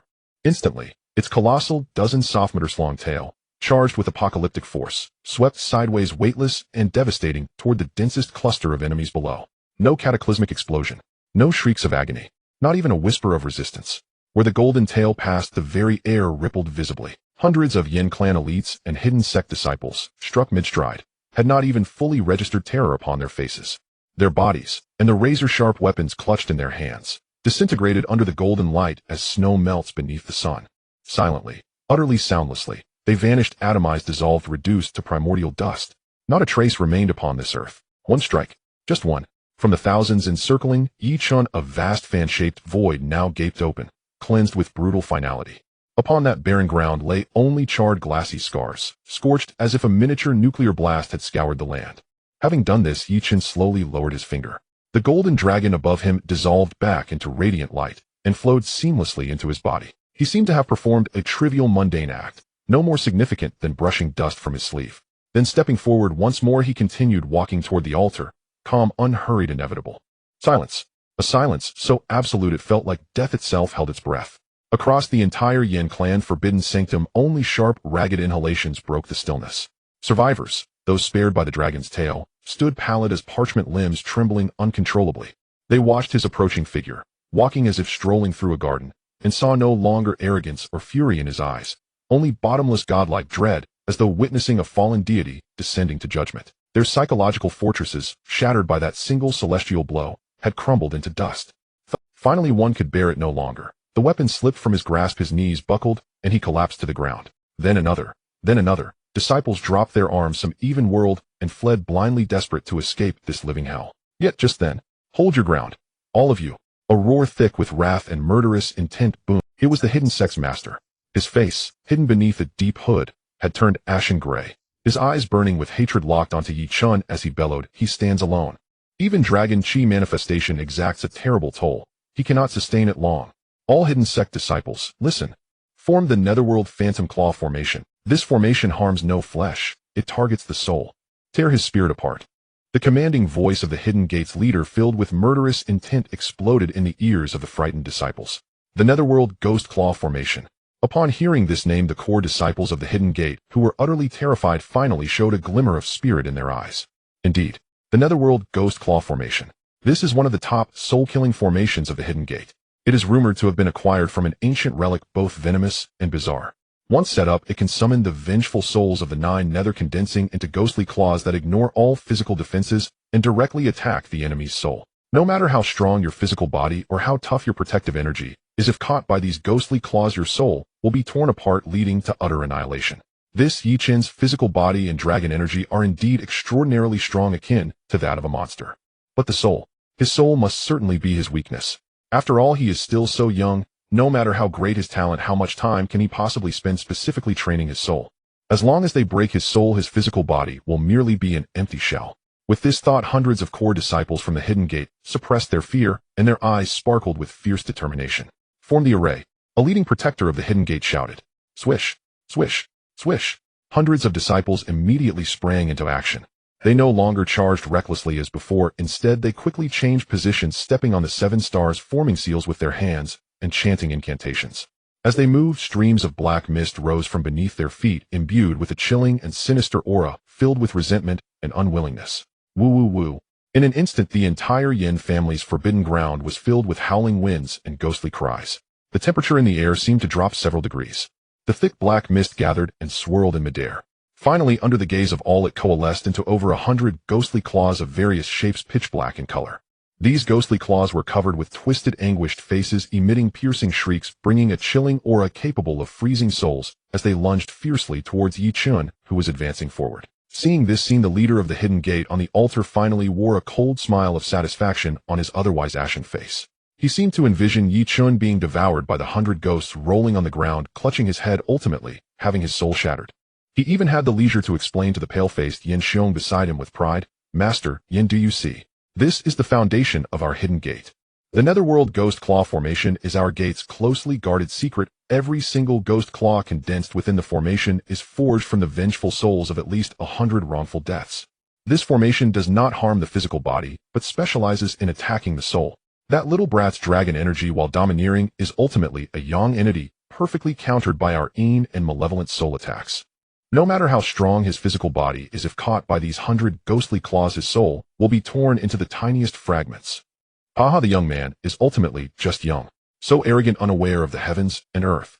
Today he shall pay the price of his ignorance with his life. On the altar, Su Wanqing, bound by chains, saw the multitude of ghostly claws reaching for her son, her eyes filled only with fear. No, no, Chainer, quickly dodge. She struggled desperately, the iron chains adorned with black runes clanking as she fought against them, her wrists and ankles bleeding from the tightness. She opened her mouth to warn her son, but only managed to utter incoherent sounds of no, no. 2 streams of tears slid down her pale cheeks. However, in the face of such terrifying attacks and her mother's anxious gaze, Yi Chen instead revealed a dismay. He did not even pause his steps. He merely lifted his head, glanced at those pitch-black, ghostly claws, and shot a condescending look at the self-satisfied leader of the Hidden Gate on the altar. "Using soul attacks against me? Are you just tickling me?" As his words fell, he truly opened his arms wide, making no defensive moves. He allowed those over 100 grotesque, terrifying, ghostly claws, shrieking piercingly, to pass through his body. Jia jia jia. Seeing the ghostly claws hit the Hidden Gate disciples, all revealed cruel smiles. It's done. However, in the next second, an odd scene occurred. When those black, ghostly claws passed through Yi Chen's body, they not only failed to harm him, but seemed to have encountered a red-hot iron. Huh. A wail even more tragic than before erupted from those ghostly claws. The moment they touched Yi Chen's body, they were ignited by an invisible force imbued with a faint golden glow. That golden flame appeared to be their natural nemesis. They twisted and struggled frantically, attempting to escape from Yi Chen's body, but were utterly unable to break free. Finally, amidst the 100 piercing cries of agony, the myriad ghostly claws were completely burned clean by the golden divine sense emanating naturally from Yi Chen. Not even a wisp of black smoke was left. What a joke!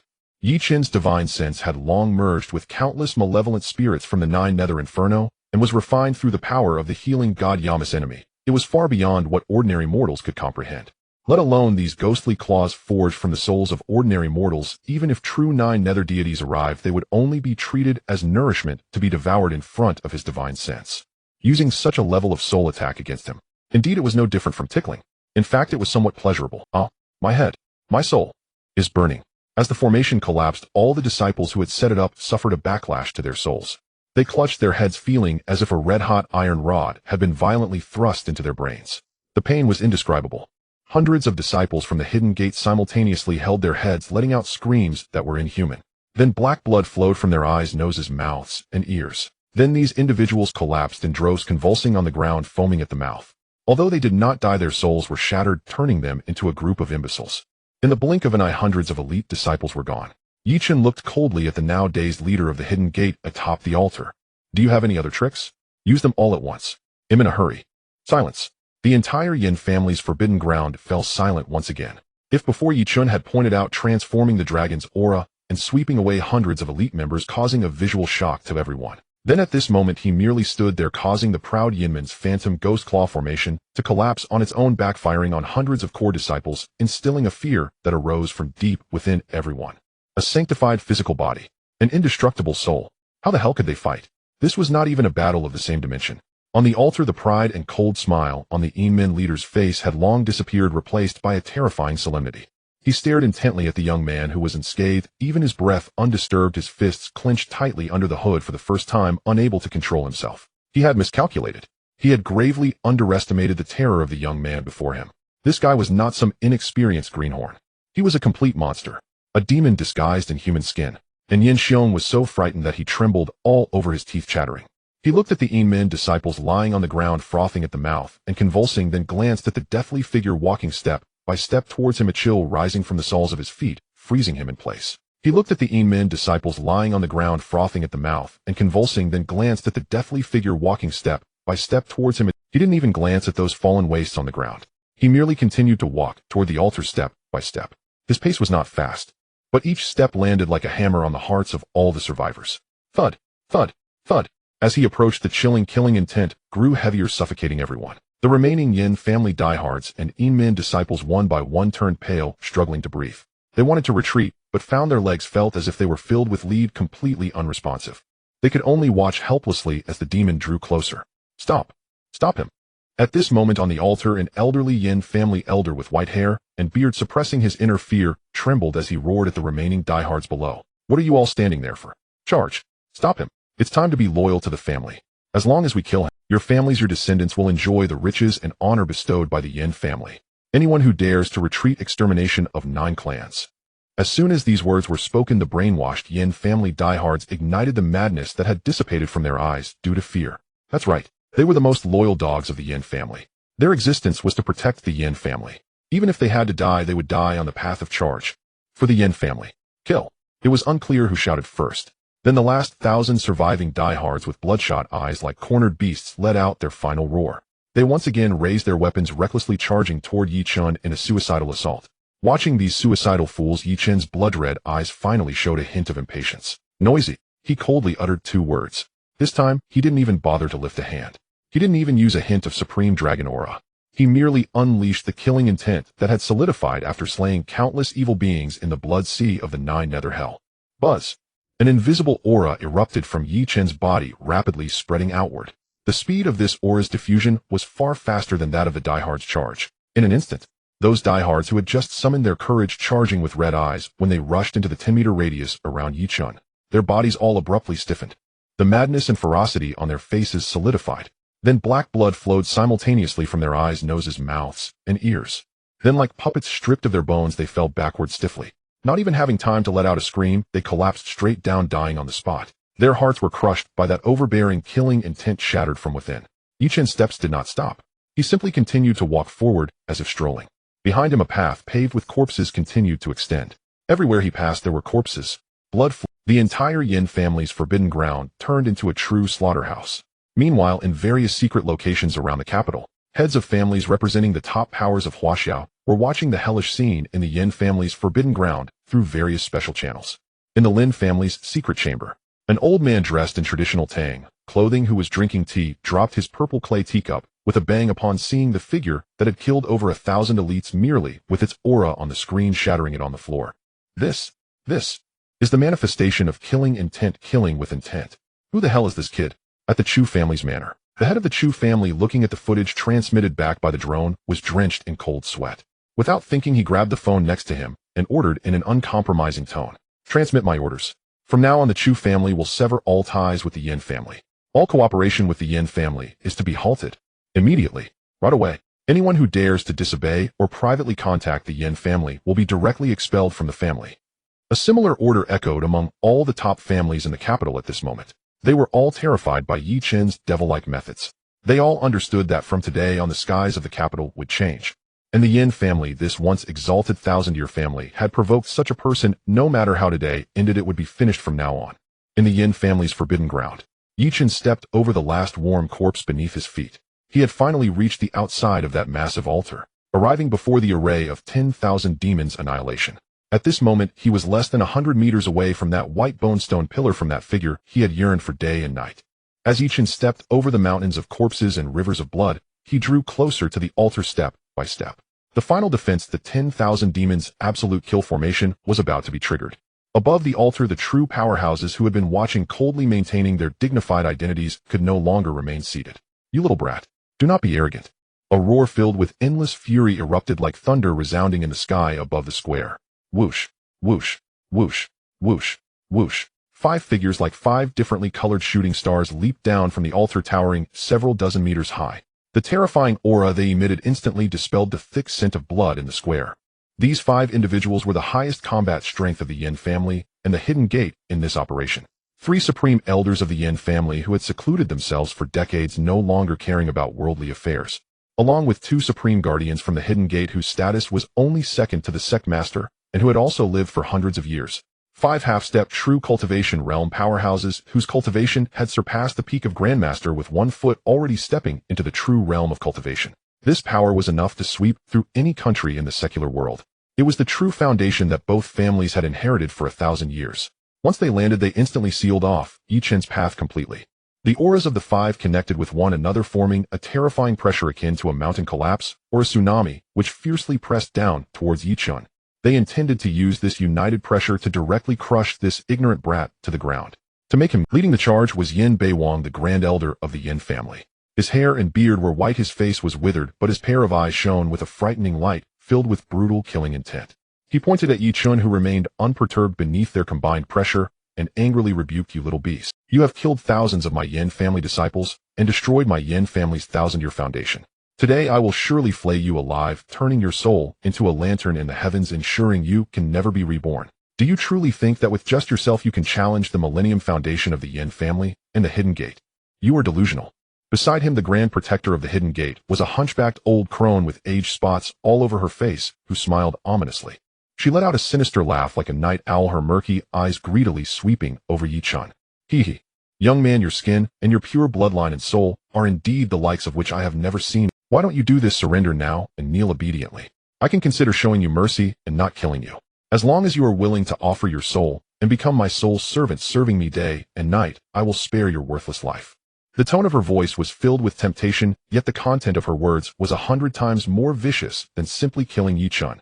A soul servant was a being even worse than a pig or a dog. However, in the face of the combined pressure from 5 half-step true cultivation realm powerhouses and their angry and greedy taunts, Chen's expression remained indifferent.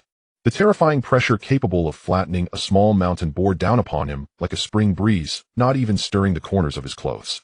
It was as if he did not see the 5 old beings before him at all. To him, they were no different from the ants he had faced before. His gaze bypassed them, still focused on the figure bound by iron chains atop the altar. A flicker of heartache flashed in his eyes. Then he softly spoke in a voice only he could hear. Mom, wait for me for 1 more minute. 1 minute.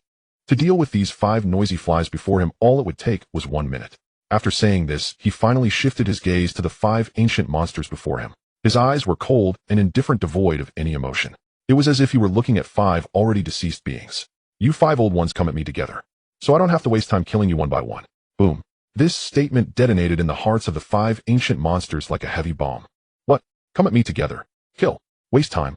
Who were they? They were half-step true cultivation realm powerhouses standing atop the pinnacle of martial arts in this world, looking down upon all beings. They were ancient monsters who had lived for hundreds of years. They were beings that countless people revered and feared. When had they ever been so underestimated? And by a young brat who was young enough to be their great-great-grandson. This was an incredible humiliation. Looking for death. Arrogant. You little beast. You successfully angered me.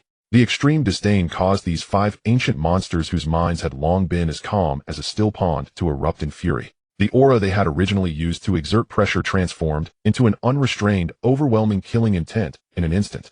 Good. Good. Good. Yin Beiwang laughed in anger, repeating the word good 3 times as his aura surged higher. Little beast, since you are so eager to seek death, then today I shall let you witness what true half-step true cultivation power looks like. Let you die clearly. The 5 no longer exchanged any more idle chatter. They understood that facing this incredibly peculiar young man, any isolated confrontation would be a foolish act. Even a lion uses its full strength to catch a rabbit. Let's do this. Yin Beiwang roared. The 5 simultaneously activated the culmination of their hundreds of years of cultivation.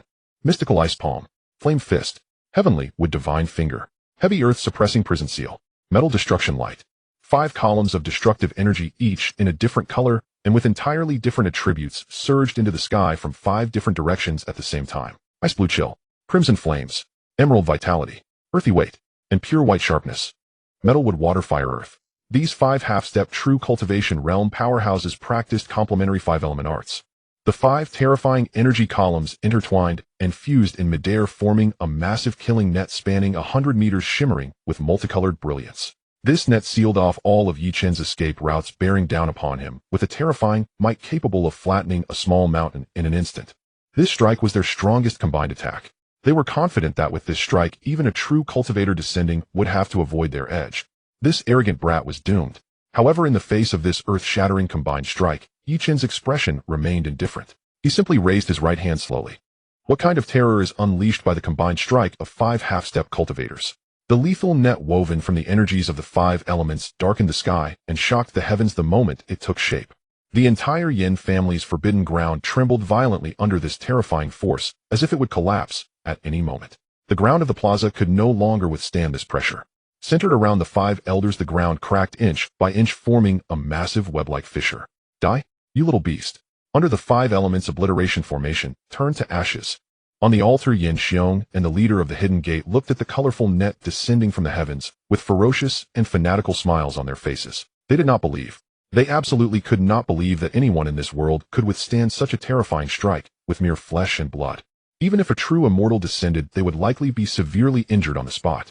This little beast is doomed. Yi Chen, positioned directly beneath the lethal net, faced this energy storm capable of warping space without a trace of fear on his face. He casually opened his right hand and made a gentle grabbing motion towards the energy net descending from above. Buzz! At the moment he made this gesture, a gigantic hand formed entirely of resplendent golden dragon chi appeared above his head out of thin air. This golden giant hand was so solid and immense that it nearly obscured half the sky. Within its palm, even the palm lines could be clearly seen, exuding an unparalleled dominance that suppressed all. As soon as this golden giant hand appeared, it moved first. Just a second before the colorful energy net was it firmly grasped the entire terrifying energy storm in its palm. This scene caused the smiles on Yin Xiong and the leader of the hidden gate to freeze instantly. It also made the 5 grand elders who were exerting their full strength almost pop their eyes out. Their world-destroying strongest strike was actually caught by a single hand. How is this possible?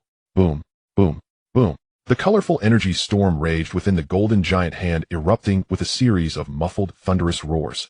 It desperately tried to break free from its restraints, attempting to explode the hand that dared to grasp it. Yet no matter how it collided, it could not escape the slightest bit from that golden giant hand.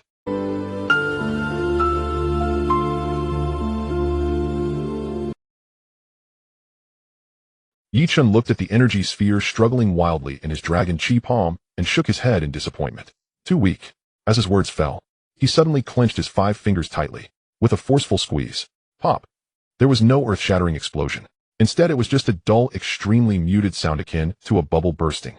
The golden giant hand, along with the colorful energy storm capable of leveling mountains, was utterly annihilated under Yi Chen's grip. It transformed into countless colorful specks of starlight drifting down from the sky, like fireflies. In the end, it dissipated into the air, as if it had never existed at all. Silence. A deathly stillness.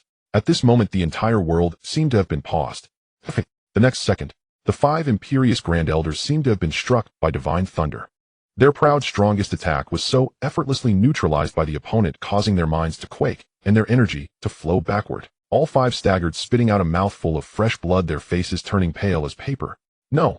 Yin Beiwang looked at the unharmed young man in disbelief, his eyes filled with endless horror and fear.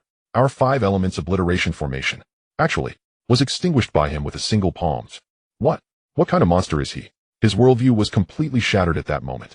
However, Yi Chen provided them no time for shock or contemplation. At the instant, their minds were lost. Yi Chen's figure vanished from the spot like a ghost. Not good. The 5 elders' hearts rang alarms instinctively, wanting to retreat for defense. But it was too late. The next second, Yi Chen's figure appeared before all 5 of them simultaneously, as if he had used a technique to create clones. Fast. So fast. So fast that their spiritual senses could not even capture his movement trajectory. The 5 elders only felt a flash before their eyes, and then they felt a cold hand, yet filled with infinite power, gently press against their crowns. In an instant, the 5 of them seemed to be under a binding spell, their bodies stiffened in place, unable to move at all. A never-before-seen chill of death rushed from their feet to the top of their heads.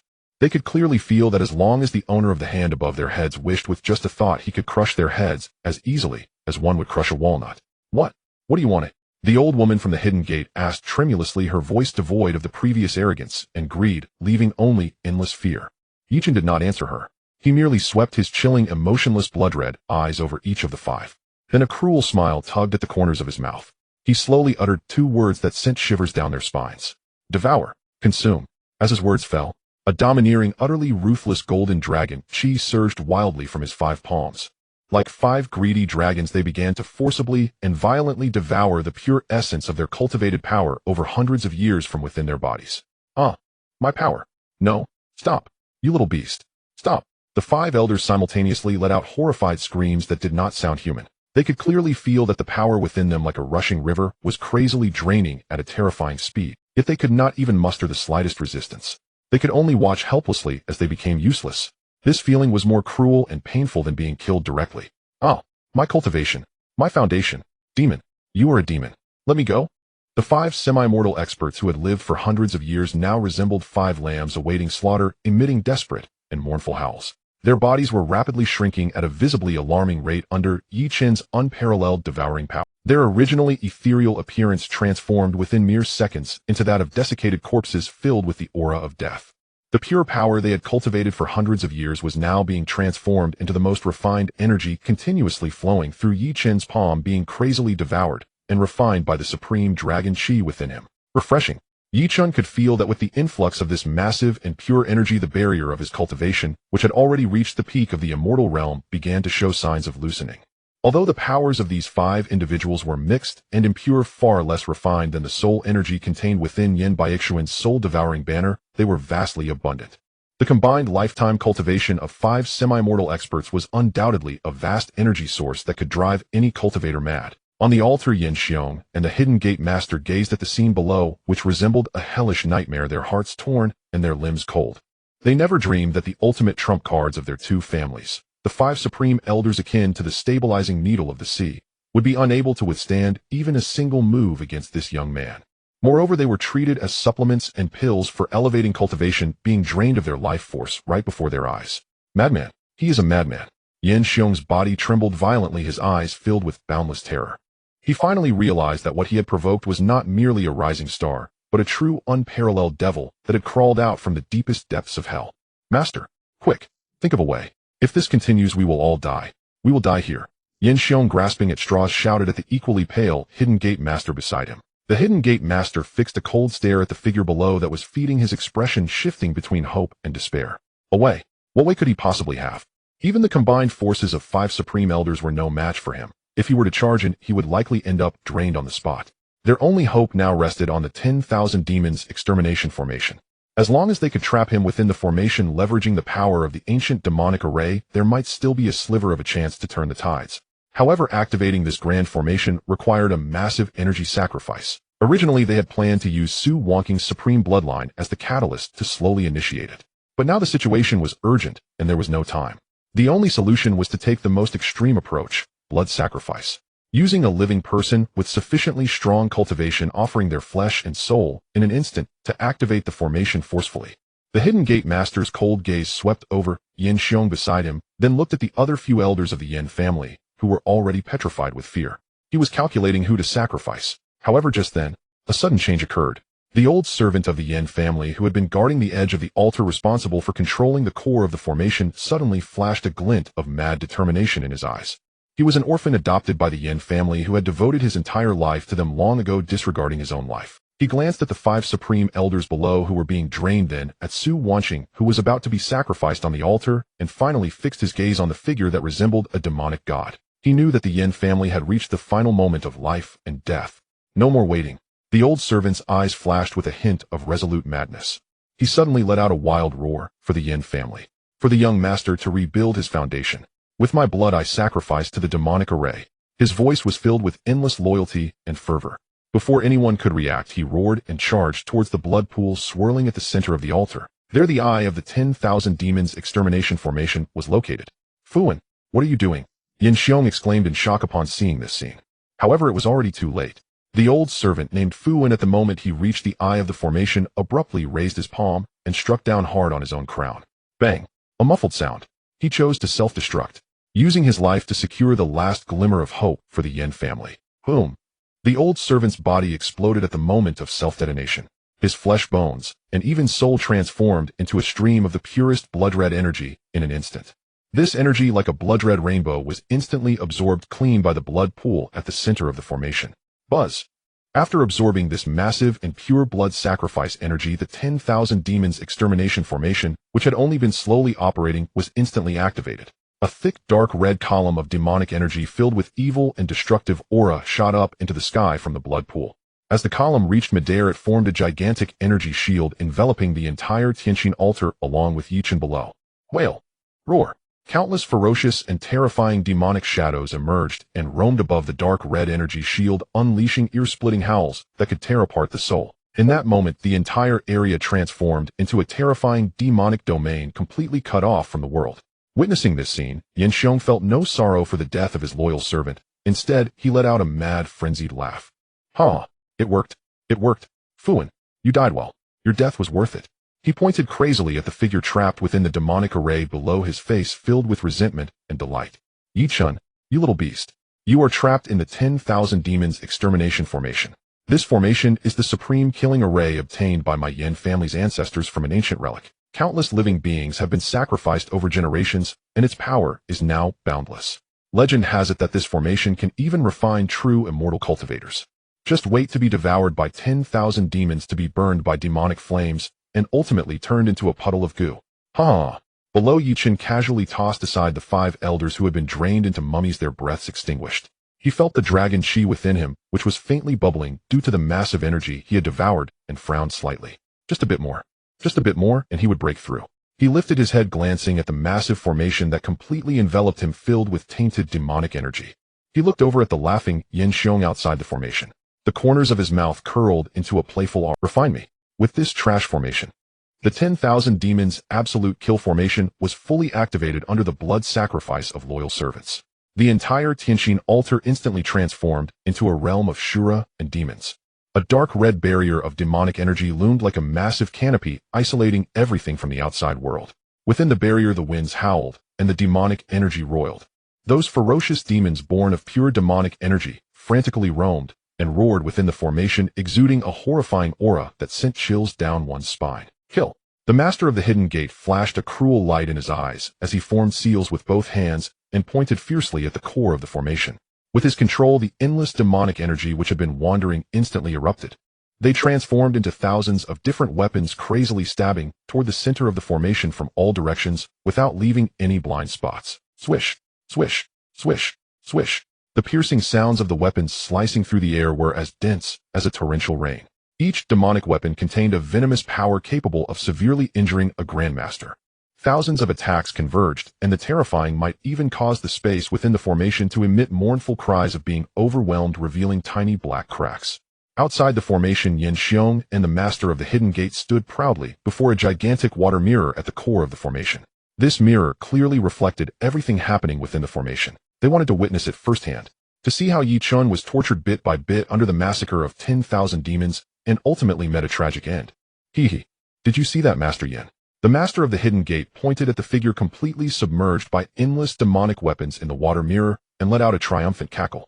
This is the true power of the 10,000 demons absolute kill formation. Being within it means enduring the torment of tens of thousands of demonic attacks every moment. Even a body of iron would be ground to powder. Moreover, this demonic energy can erode the soul and pollute. Given enough time, he will completely go mad, becoming a mindless killing machine. Yin Xiong's smile grew more sinister and gleeful as he watched the scene in the water mirror. Good. Wonderful. This is exactly how it should be. Let him be unable to live or die. I want him to pay the most painful price for everything he has done. They seemed to envision Yi Chun pierced by countless arrows, ultimately turning into a puddle of blood. However, the next scene in the water mirror instantly froze the smiles on their faces. Their eyes almost popped out of their sockets. In that storm of demonic weapons, the figure they deemed certain to die surprisingly had his hands in his pockets. He didn't even take a defensive stance. He strolled leisurely through the dense attacks of demonic energy. Those terrifying attacks capable of splitting mountains and severely wounding Grandmasters were automatically blocked by a thin, almost invisible golden aura when they approached within 3 feet of his body. Ding, ding, ding, ding. The sounds of dense impacts rang out. As the demonic weapons came into contact with that layer of golden aura, they melted and disintegrated instantly, like ice meeting a hot iron, dissipating into pure, demonic energy in the air. Throughout the entire process, not even the hem of his clothes was touched. What is happening? Yin Xiong's laughter came to a sudden halt. He rubbed his eyes, thinking he had seen it wrong. Why are the attacks of the 10,000 demons formation ineffective against him? The Master of the Hidden Gate wore a similar expression of disbelief. He stared intently at the water mirror, muttering to himself. Protective chi. No. Even a true cultivator's protective true essence would get consumed and polluted under the incessant erosion of the 10,000 demons formation. Why can his protective chi purify the demonic energy automatically? However, what shocked them even more was yet to come. In the water mirror, Yi Chun seemed to find it a bit boring. He casually reached out and grabbed a black spear formed from condensed demonic energy that shot past him. He held the spear up to his eyes, examining it, as if appraising a poorly crafted piece of art. Then he shook his head and made a comment that nearly made them spit blood on the spot. Chaotic energy, crude refining techniques. Trash. After saying that, he pinched it casually. Pop! That incredibly hard demonic spear transformed into the purest black energy in his hand, and was then directly sucked into his body. After completing all this, he smacked his lips as if he had just tasted a snack that wasn't very good. Boom. This scene struck Yin Xiong and the Master of the Hidden Gate like 2 bolts of lightning crashing down on their heads. What is he doing? Yin Xiong screamed in terror as if he had seen a ghost. Not only is he uninjured, he is absorbing the demonic energy from the 10,000 demons formation. Is he treating our killing formation like a cafeteria? The Master of the Hidden Gate felt a chill unlike any he had ever experienced surge from his feet to the top of his head.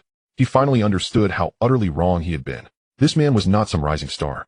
He was a complete and utter monster that defied all common sense. A monster that fed on demonic energy. Yi Chen paid no mind to the 2 clowns outside the formation who were on the verge of madness. To him, this so-called 10,000 demons absolute kill formation was no different than an energy-saturated cafeteria. His supreme dragon aura had originally transformed into supreme power after devouring countless evil demons from the 9 nether hell. Its essence is to devour and purify. These low-level demonic energies, composed of human resentment and ordinary demonic creatures, were simply supplements delivered to his door. He walked casually, crushing and absorbing wave after wave of demonic energy attacks. He could feel his aura steadily increasing at a slow but firm pace. Soon he disregarded the endless attacks and headed straight to the core area of this massive formation. There the demonic energy was the most concentrated and pure. There lay the energy source of the entire formation. Yi Chun braved the onslaught of the 10,000 demons absolute kill formation, walking unscathed to the very core of the array. This scene not only terrified Yin Xiong and the Hidden Gate Master on the altar. Through various secret channels, it was witnessed by all the top powers in the capital who were spying. The entire upper circle of the capital was in an uproar. Lin family secret chamber. The Lin family's ancestor, who had been in seclusion for decades, stood up immediately upon seeing the figure in the water mirror. His hand trembled, knocking over the Millennium Agarwood chessboard in front of him. the black and white pieces scattered all over the floor. Who exactly is this person? The Lin family ancestor's voice trembled. He regards the ancient killing formations as nothing and even absorbs the power of the formation. This has completely surpassed the realm of mortals. Even the legendary Earth Immortals are no match for this. He steadied himself, determination gleaming in his eyes. Come here. Send my ancestor's command. From today onwards, all disciples of the Lin family must treat this person with the respect due to a teacher. If anyone shows even a hint of disrespect, they will be immediately expelled from the family and have their cultivation abolished. Also, go to the treasury and pick the best 3 gifts. I will personally go to pay my respects. Chu Family Conference Hall. The head of the Chu family stared at the blurry image that was sent back, his face turning pale, cold sweat pouring down. He jumped up directly, shouting at the group of stunned family elders below, "Send my orders. Immediately. Right now. Terminate all cooperation between the Chu family and the Yin family.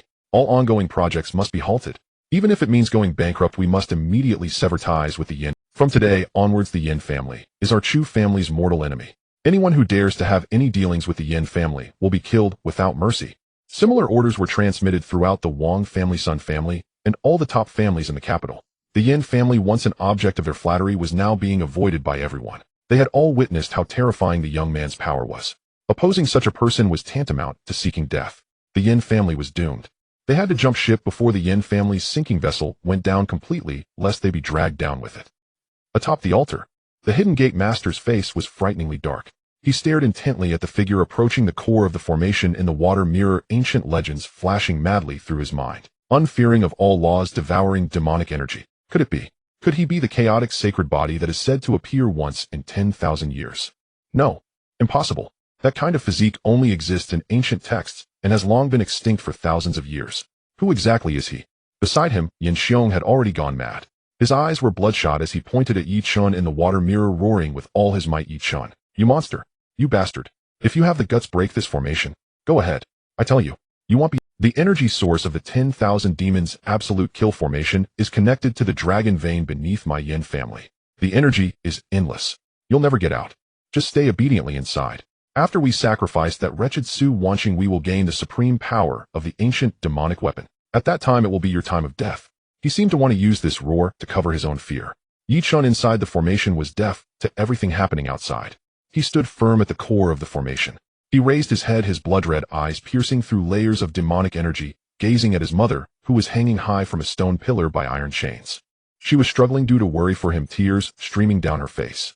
Pain flashed in his eyes along with an almost uncontrollable killing intent. "Mom, don't worry. Soon everything will be over," he whispered to himself. Then he no longer paid attention to the amidst the puzzled gazes of everyone, he slowly sat down cross-legged.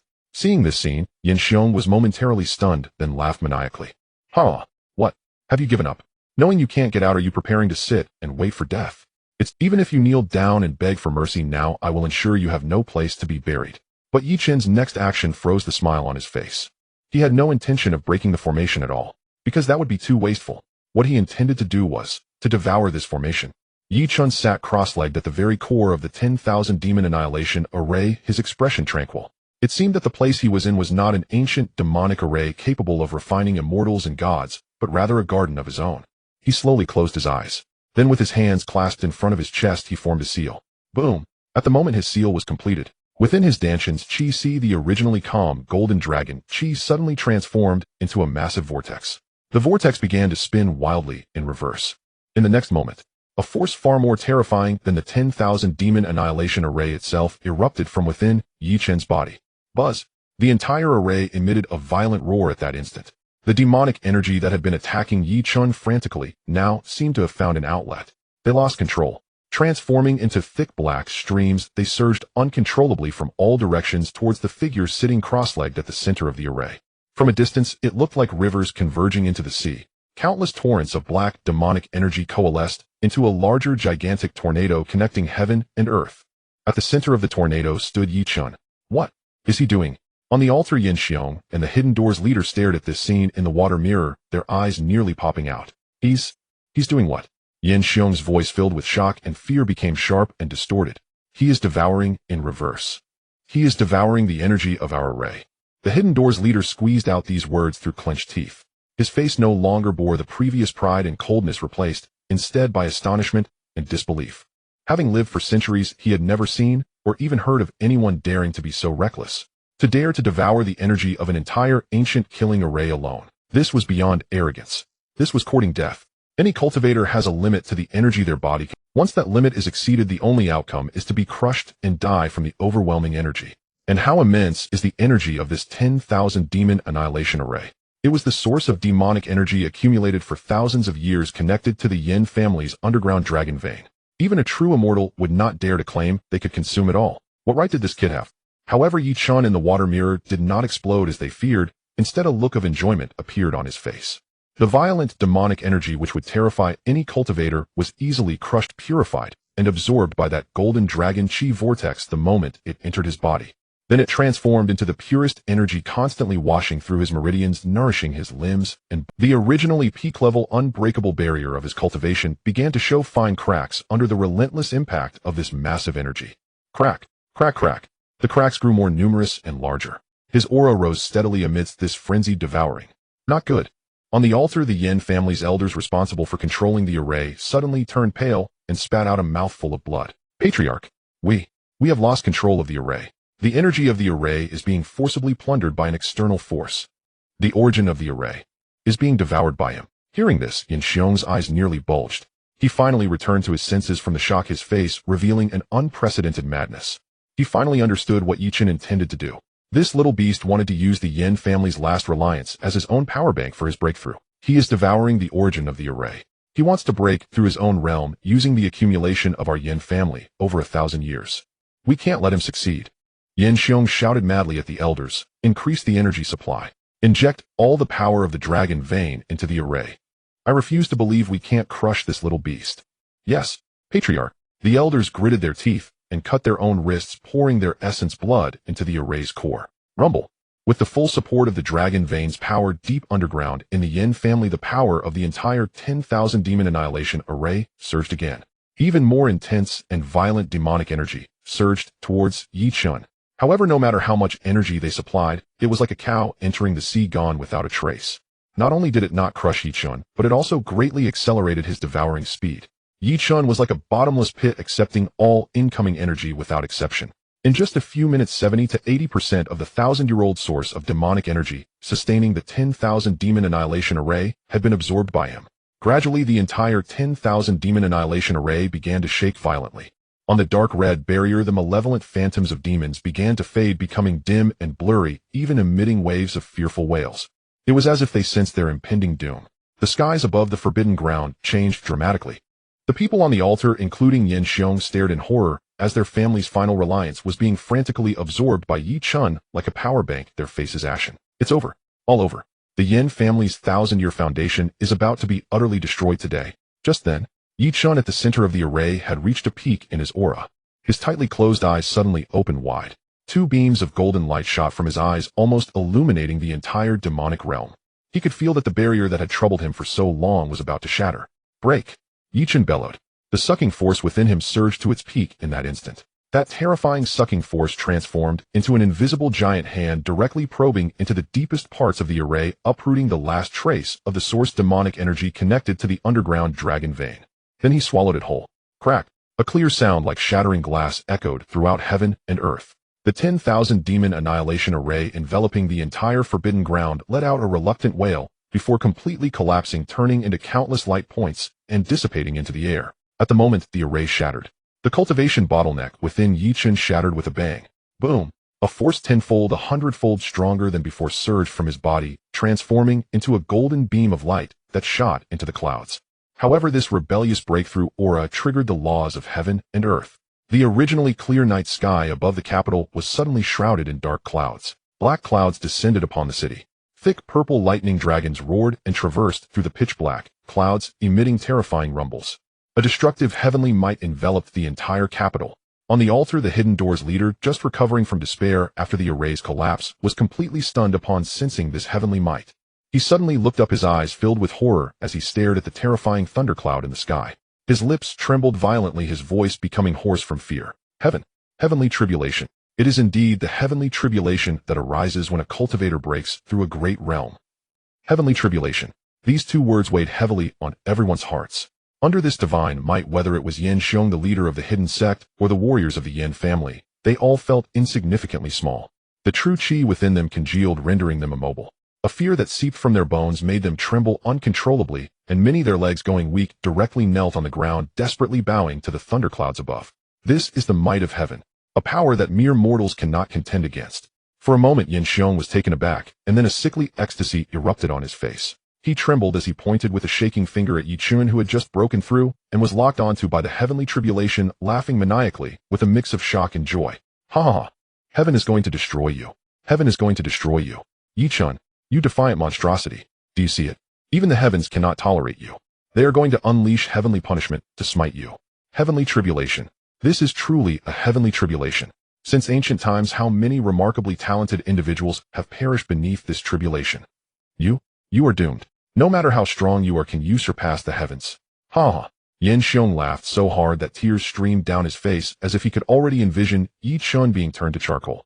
The leader of the hidden sect beside him, upon hearing Yin Xiong's laughter, wore a complex expression. There was bitterness, jealousy, and even more shock. He stared fixedly at Yi Chun, murmuring to himself, to provoke the heavenly tribulation. What kind of monster is he? In our hidden sect's 1,000-year legacy, we have scoured all ancient texts, and never have we recorded anyone capable of provoking the heavenly tribulation during Foundation establishment. Legend has it that only those who break through to the golden core or nascent soul can attract heavenly lightning to temper their bodies. How old is he? What gives him the right? The leader of the hidden sect felt his mind was insufficient. He had always thought Yi Chun was merely a fortunate junior, impressive yet understandable. Now he realized how utterly wrong he was. The young man before him could not be considered human at all. He was a complete and utter monstrosity. A creature that broke all rules. Boom. As everyone had their own thoughts, the tribulation clouds above had finished brewing. The first bolt of heavenly lightning was coming. It was a purple heavenly lightning as thick as a water barrel. It tore through the night sky, carrying a force to purify everything in the world, striking down towards Yi Chun below. The might of it shook the entire land. Yin Xiong and the others on the altar felt their souls nearly torn apart just by coming into contact with the scattered aura of the lightning. They believed this bolt of heavenly lightning was enough to reduce any half-step cultivator to ashes. Yet facing this lethal heavenly lightning, Yi Chun, locked in by the might of heaven, not only showed no signs of panic on his face, but instead laughed. Come on. He not only did not dodge, but also did not summon any magical treasures, and with a push from his legs launched himself off the ground. Boom. He shot into the sky like a cannonball. He actively met the descending purple heavenly lightning. Is he insane? Is he really trying to withstand the heavenly lightning with his body? Yin Xiong and the leader of the hidden sect on the altar were dumbfounded at this sight. They could hardly believe their eyes. What happened next left them utterly blank. In the eyes of all those who witnessed the impossible, Yi Chun soared into the air, arms wide open, striking a pose as if to embrace the sky. He simply allowed the heavenly lightning to strike down violently upon him. Sizzle. A sound that made one's teeth ache. The purple lightning enveloped Yi Chun entirely. Countless small electric serpents danced wildly over his body. It's over. Yin Xiong felt a surge of wild joy. To him, Yi Chun's act of seeking death was surely going to lead to his doom. Yet, the scene of blood and flesh flying did not occur. Yi Chun, enveloped by the lightning, made no sound, but instead leaned his head back, eyes closed, giving a satisfied hum. He was actually using the power of this heavenly tribulation to temper his body and supreme dragon chi. What others viewed as heavenly punishment, he considered a great tonic. This scene shattered the glimmer of hope that had just risen in Yin Xiong's heart. His wild laughter froze on his face. He felt as if a bucket of ice water had been poured over him, leaving his hands and feet cold. He is actually using heavenly lightning to temper his body. Yin Xiong's voice trembled uncontrollably with fear and disbelief. This little beast. What on earth is he? Boom.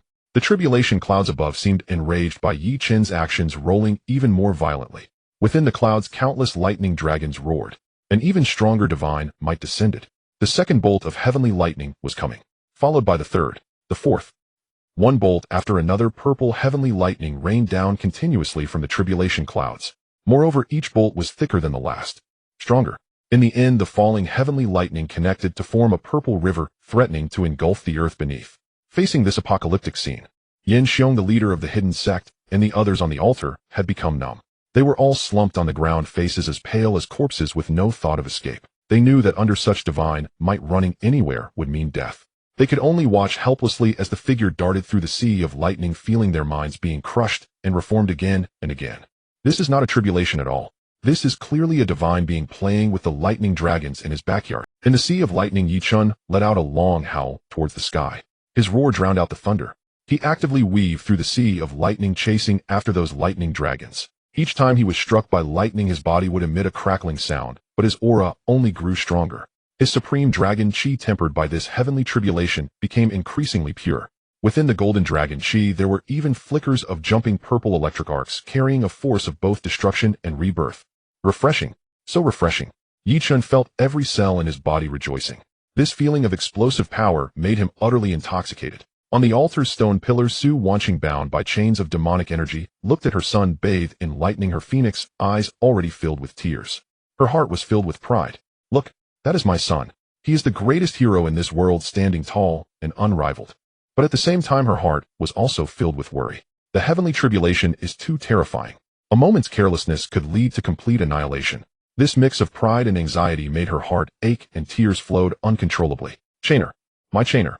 Finally, when the ninth bolt of heavenly lightning, like the last struggling dragon, was grasped by Yi Chen and crushed, devoured by him, the thunder in the sky finally ceased for the moment. However, the thick tribulation clouds, which were as heavy as mountains, showed no signs of dispersing. On the contrary, they became thicker and darker. They were gathering strength, preparing to unleash the final and most terrifying strike. Yi Chen felt the river-like power surging within him and slowly exhaled a puff of turbid air laced with electric light. He raised his head and glanced at the final bolt of tribulation lightning brewing above. Then he smiled a wild smile. He pointed a finger at the sky, beckoning. In a tone filled with provocation, he said lightly, "Is this all you've got? Bring it on." Boom. The Tao of Heaven seemed to be completely enraged by Yi Chen's blatant provocation. When that divine thunder carrying the power of the 9 origins of heaven and earth peeked out from the tribulation clouds, the entire world seemed to lose its color. Above and below, only that slowly descending 9-colored lightning remained, a pure aura of destruction directly enveloping the entire Yen family's forbidden ground. Under this aura, the space began to tremble and the earth shook. On the altar, the ancient leader of the Hidden Gate, who had lived for hundreds of years, could no longer withstand the fear that surged from his bones upon seeing the 9-colored divine thunder. His legs went weak and he collapsed to the ground.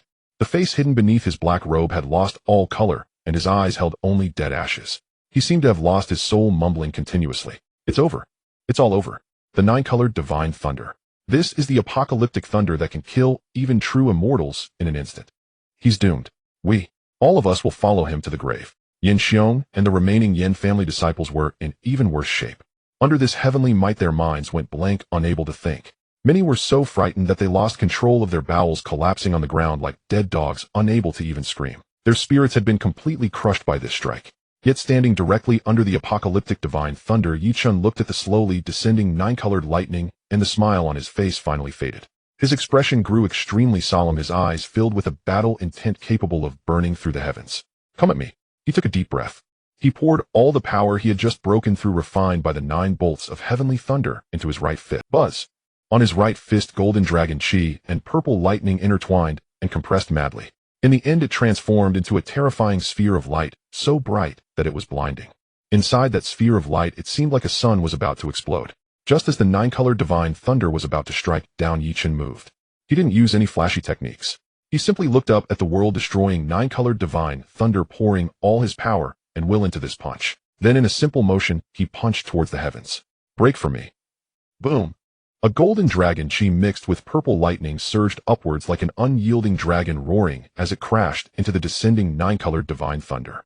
The next second, the golden purple fist light and the massive 9-colored divine thunder collided fiercely. A strange phenomenon occurred. There was no massive explosion as imagined. There was no energy storm. At the moment of their clash, the surroundings fell eerily silent. On the altar, the few who had not fainted stared in disbelief as the 9-colored divine thunder, which they thought could annihilate everything, met that golden purple fist light.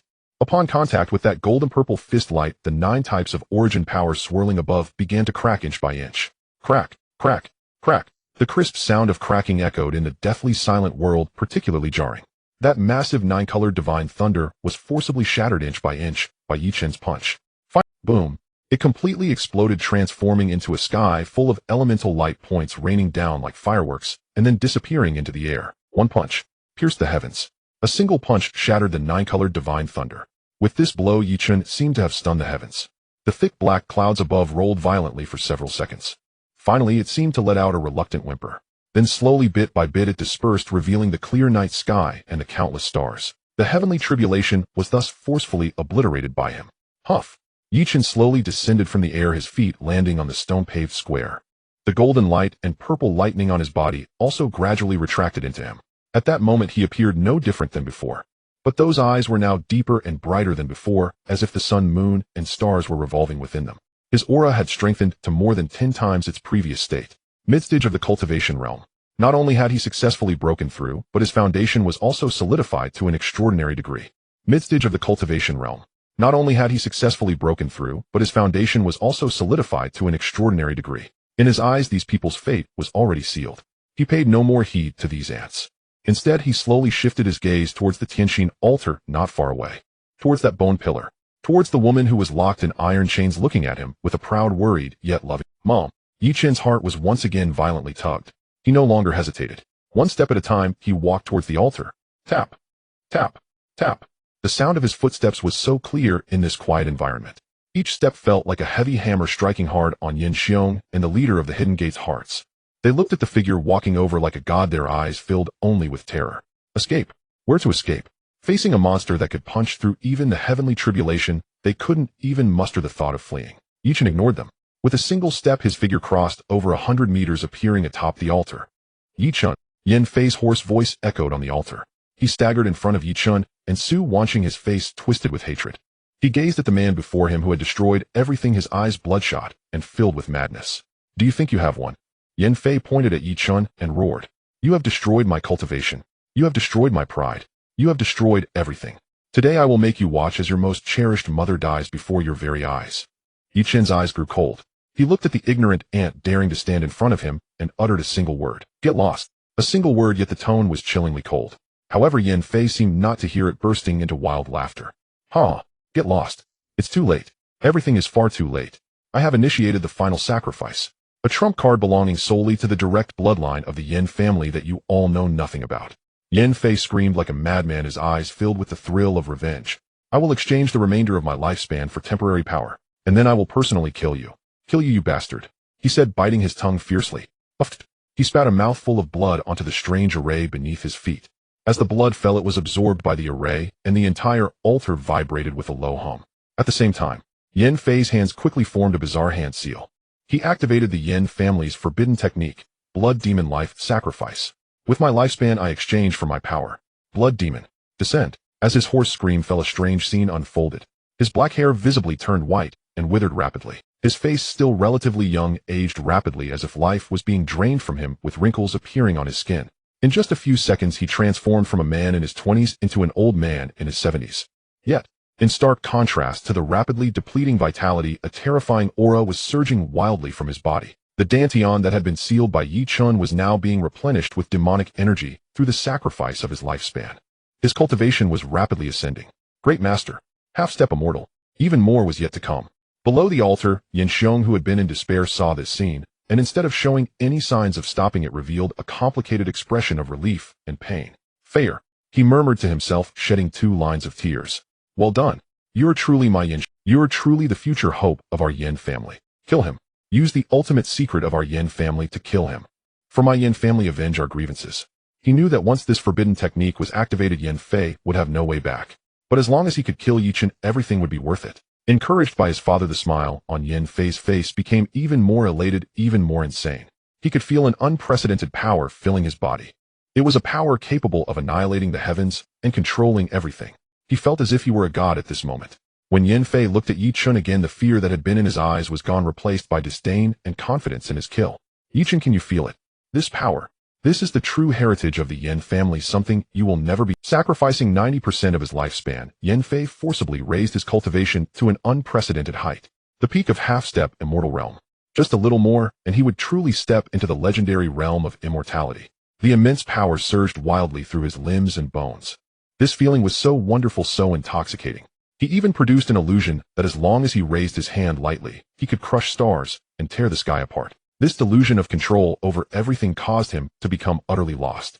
He looked at Chen, who still wore an expressionless face, and revealed a cruel, triumphant smile. Chen, do you feel fear? Are you scared? Yin Fei stepped closer to Chen, every step making the entire altar tremble, his demonic aura rolling like a demon emerging from hell.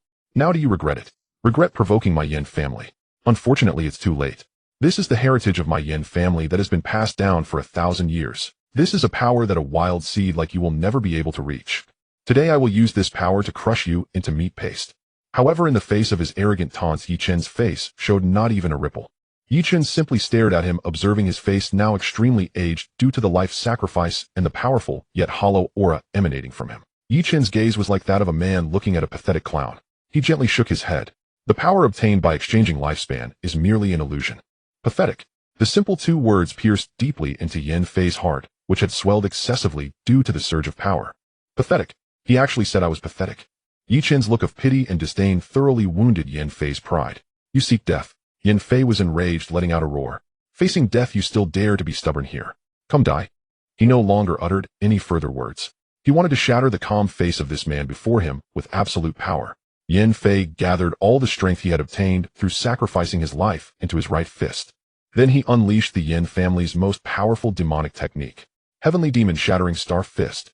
Roar. With a single punch, the rolling demonic energy behind him coalesced into a 10-meter-high terrifying demonic shadow. That black giant fist, composed purely of demonic energy, carried a terrifying force as it smashed toward Yi Chen's face. Wherever the fist's wind passed, even the air ignited, creating piercing sonic booms.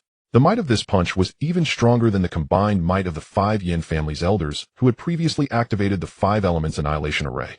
Below the altar, Yin Xiong and the others who had been in despair saw the terrifying might of this punch, and a glimmer of hope ignited in their hopeless eyes. So strong. Yin Fei's fist is actually so strong. Perhaps there really is a chance. Perhaps they can truly kill this monster. However, in the face of this earth-shattering punch, Yi Chun remained utterly unmoved. He didn't even bother to activate his protective dragon aura. He stood there quietly, hands still in his pockets, as if he hadn't even seen the enormous demonic fist that was about to smash into his face. His indifferent demeanor seemed to say, your full-force strike doesn't even deserve to make me lift a hand. A soft sound echoed. The exquisitely condensed golden finger light pierced through Yin Fei's brow without obstruction, emerging from the back of his head and finally dissipating into the air. Yin Fei's body suddenly stiffened. His eyes widened in fear, instantly lost all their luster and the light. His vitality was rapidly fading at a terrifying speed. However, just as he was about to completely die and his soul was about to dissipate, a sudden change occurred. A piercing shriek sharp enough to burst eardrums abruptly erupted from Yin Fei's, immediately following a completely black, thumb-sized grotesque creature resembling a baby's face violently burst forth from his shattered brow.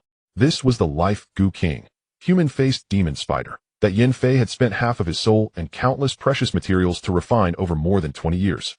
It was also the culprit that had planted the 7 orifices demon lotus Gu in Qin Shui. This human-faced demon spider was connected to Yin Fei's mind and had long since merged with him. If Yin Fei died, it could not survive. Stimulated by the prospect of death, this ferocious Gu King erupted in its final madness. At the moment it appeared, it transformed into a black lightning bolt moving at a speed surpassing that of lightning and shot directly toward the nearby Yi Chen's eyes. It aimed to penetrate Yi Chen's sea of consciousness. It sought to devour Yi Chen's soul. It aimed to perish together with this enemy who had destroyed its master. This sudden and lethal counterattack was incredibly swift and ruthless. The people below the altar, including Yin Xiong, hadn't even seen what had happened yet. The black light had already surged to Yi Chen's face. However, in the face of this Gu King's counterattack, which would make any cultivator's scalp tingle, Yi Chen's face showed no signs of surprise. In fact, a playful and expectant smile tugged at the corners. This was exactly what he had been waiting for. When he had previously exorcised the Gu from Qin Shui, he had captured a trace of this Gu King's aura. He knew that this Gu King had been nurtured with extremely pure evil energy and spiritual power. For his supreme dragon, Qi, this was undoubtedly a rare and tremendous supplement. Watching the black light about to shoot into his eyes, Yi Chen did not dodge. He merely slowly opened his mouth. Then he gently inhaled toward the lightning fast. A powerful invisible suction force surged from his mouth. At that moment, the supreme dragon Qi within him surged forth, transforming into a massive mouth of pure golden energy in front of him. That golden mouth swallowed the ferocious and imposing human-faced demon spider in one gulp. The human-faced demon spider, now engulfed, seemed to sense something was wrong and emitted a terrified shriek, desperately trying to struggle. However, it was all too late. The golden mouth formed from the dragon Qi abruptly closed, and then in midair it chewed contentedly twice. An extremely crisp sound akin to crushing a nut resonated clearly across the silent altar. Following that, the golden mouth let out a satisfying burp filled with energy. Finally, it transformed into a beam of golden light and returned to Yi Chen's Dantian Sea of Qi. The infamous life Gu King human-faced demon spider was thus devoured by Yi Chen as if it were a tasty candy. At the moment the life Gu King was swallowed by Yi Chen's dragon chi. Yin Fei, who should have already died on the ground, suddenly let out a wail 100 times more mournful than any before. His body convulsed and bounced on the ground like a fish thrown onto shore. The life Gu King was connected to his mind and was half of his soul. The forced devouring and refining of the Gu King equated to half of his soul being forcibly ripped away. This excruciating pain stemming from the depths of his soul was 1,000 times more agonizing than any physical torment. Yi Chen slowly approached him, looking down upon this worthless being writhing in pain on the ground. Is this your reliance? Yi Chen shook his head, a hint of disappointment flashing in his eyes. You've truly disappointed me. He had thought that this genius of the Yin family might have some remarkable trump card. He never expected that the final outcome would simply be delivering himself a rather pleasant dessert after a meal. You. Yin Fei's soul was torn apart, his consciousness already starting to blur, yet his resentful eyes remained fixed. He exerted the last of his strength, squeezing out intermittent curses from his throat. You will not have my father, my Yin family, my ancestors. Well, absolutely. Definitely not. Let you go? Upon hearing this, Yi Chen's lips curled into a cold arc. Ancestors. He chuckled coldly. Don't worry. They will soon come down to accompany you. With that, he slowly raised his right foot. Then he ruthlessly stomped down on the only intact left arm of the convulsing Yin Fei on the ground. The sound of bones shattering echoed painfully in the silent altar. Ah! Yin Fei's scream rose an octave higher. However, Yi Chen's actions did not pause in the slightest. Crack! Crack! He swiftly stomped down twice, more cleanly shattering Yin Fei's legs. With that, Yin Fei's limbs were completely severed. He lay on the ground like a person stripped of all bones, unable to even roll over. Endless agony made him feel worse than death. Kill me. He looked at Yi Chen with a pleading, if you have the guts, just kill me. At that moment, death had become a luxury for him. However, Yi Chen merely withdrew his foot.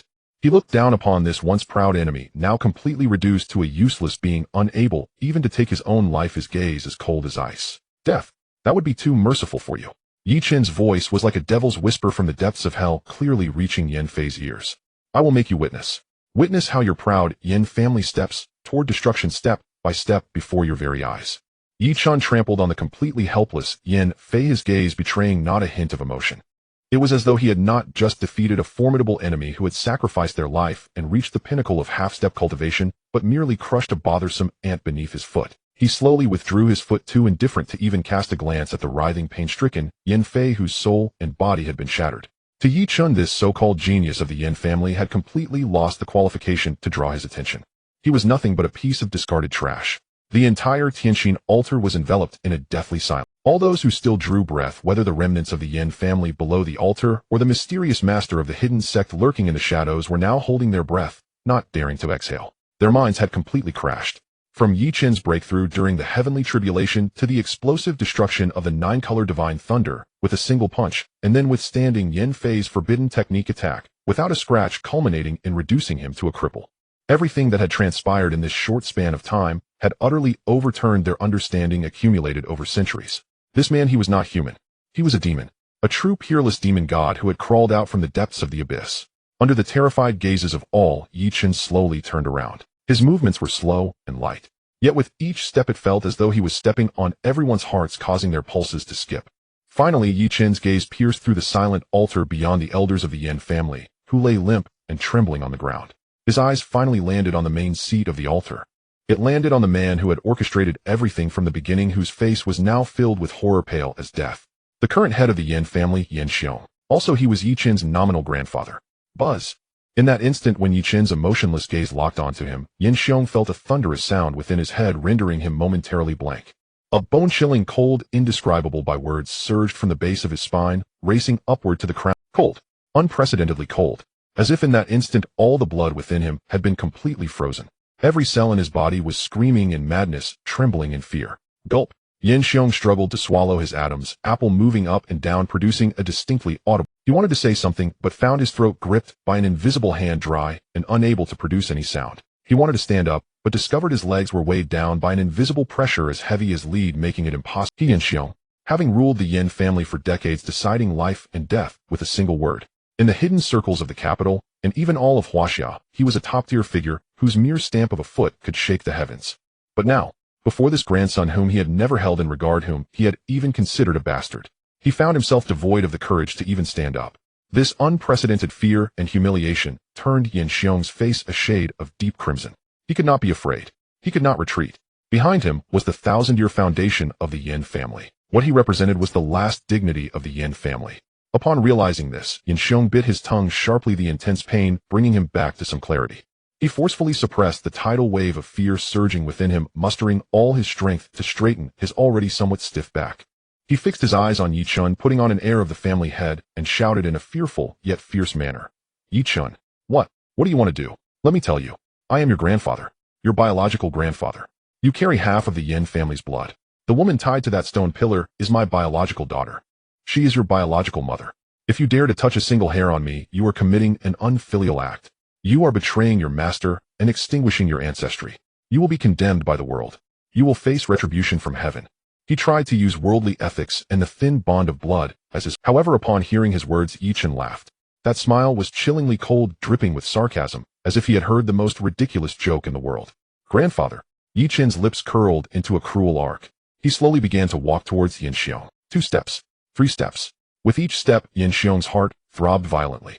You think you deserve. Finally, Yi Chen stopped in front of Yin Xiong, looking down at the man seated on the ground, his face filled with terror. His voice was not loud, yet each word struck Yin Xiong's chest like a heavy hammer. Yi Chen slowly raised his hand, pointing at the white bone pillar not far away, where a woman bound by countless chains of demonic energy was barely clinging to life, her consciousness already fading. Look at her. Yi Chen's voice was icy, devoid of any emotion. For the sake of your so-called family interest, to reshape the so-called foundation for your worthless son, who isn't even worthy to carry your shoes, you would sacrifice your own biological daughter, draining her blood, refining her soul. Yi Chen's gaze suddenly turned sharp, like 2 unsheathed swords ready to pierce through Yin Xiong's very soul. He questioned word by word. Yin Xiong, I ask you, what is your heart made of? Is it made of iron or of stone? These words rang like thunder in Yin Xiong's mind. Rendered speechless, his face shifted shades, turning pale and then flushed. His lips trembled, yet he could not utter a single word.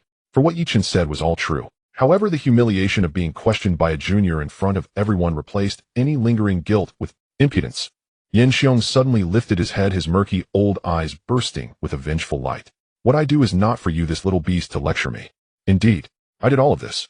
And so what? He seemed to tear off his disguise, revealing the coldest and most merciless side of himself. Those who achieve great things do not cling to trivialities. For the everlasting legacy of my Yin family, for the Yin family to produce a true golden core ancestor, sacrificing a mere woman is nothing. To contribute to the family's future, that is her honor, her greatest value in this life. She should feel proud. These words, so extreme in coldness and ruthlessness, flowed from Yin Xiong's lips. They sounded so natural, so justifiable. Upon hearing this, the last remnants of warmth in Yi Chen's eyes finally vanished completely. He slowly nodded. Good. What a great thing to achieve without caring for small details. What an honor for her. Since that's the case. Yi Chen's face suddenly broke into a strange smile. Then I will also let you have the honor. The moment his words fell, Yi Chen's figure moved. Swish. He seemed to vanish from his original spot. Fast. Unbelievably fast. Yin Xiong's pupils shrank to the size of pinpoints. He felt as if a terrifying, killing intent, unprecedented and suffocating, had instantly enveloped him. Not good. Yin Xiong's heart rang alarm bells, a sense of doom engulfing him. Without a second thought, his survival instincts compelled him to unleash his peak cultivation power without reserve. Roar! A torrent of black, demonic energy erupted from him like a volcanic eruption. He channeled all his strength into his right palm, slamming it down fiercely at the blurred figure before him. He was going to fight back. He was going to kill this little beast. Little beast, die for me. Yin Xiong roared with a twisted madness on his face. This palm strike gathered all of his essence, energy, and spirit. As a peak cultivator, its power strong enough to easily shatter a small mountain. Before the gust of the palm even arrived, a chilling and malicious aura had already caused the surrounding air to feel as if it had solidified. Below the altar, the Hidden Gate's leader, who had been slumped on the ground and nearly frightened into a stupor, felt the terrifying power of the palm strike, and a flicker of faint hope ignited in his hollow eyes. How powerful! Yin Xiong had hidden such a terrifying killing move. A full-force strike from a peak cultivator. Moreover, it was the most sinister demonic technique of the Yin family. Perhaps a miracle might really occur. Perhaps this monster, named Yi Chun, after withstanding the heavenly tribulation and crushing Yin Fei, was already at the end of his rope. However, facing this deadly strike that would make any cultivator of the same level change color, Yi Chun didn't even. His face remained an expressionless mask of indifference, yet deep within his eyes a profound contempt and disgust. It was as if a high and mighty deity looked down upon an ignorant ant, waving its ridiculous pincers in an attempt to provoke its majesty. Just as Yin Xiong's hand wrapped around a black skull was about to strike Yi Chen's face, Yi Chen finally moved. He did not channel the dragon chi within him, nor did he unleash any earth-shattering divine powers. He simply raised his right hand in a casual and almost indifferent manner. Then he struck first despite being the latter to act. As Yin Xiong's palm was less than an inch from his cheek, an incredibly crisp and resounding slap struck Yin Xiong's twisted old face. Bang! A loud sound erupted like a thunderbolt on the silent altar, drowning out all previous thunder and explosions. This slap seemed casual, yet the power contained within was immensely terrifying. The black skull formed from pure demonic energy, and Yin Xiong's palm was unable to resist even a shred when it came into contact with Yi Chen's palm. It was as if the snow under the sun was instantly evaporated. Following that, the unmatched terrifying force landed squarely on Yin Xiong's face. Puff! Yin Xiong spun like a high-speed rotating top propelled by the force of the slap. One turn, two turns, a full 720 degrees. In midair, everyone could distinctly hear a series of crisp cracking sounds like popping beans coming from his mouth. All his teeth from his incisors to his molars along with the roots deeply embedded in his gums were cleanly knocked out by this overwhelming slap. A spray of teeth mixed with blood and flesh erupted from his mouth, tracing a tragic blood-red arc in the bang. After spinning twice, Yin Xiong crashed heavily onto the ground several meters away, he lay on the ground completely dazed. The world seemed to spin around him, and his ears were filled with a loud half of his face had completely lost sensation.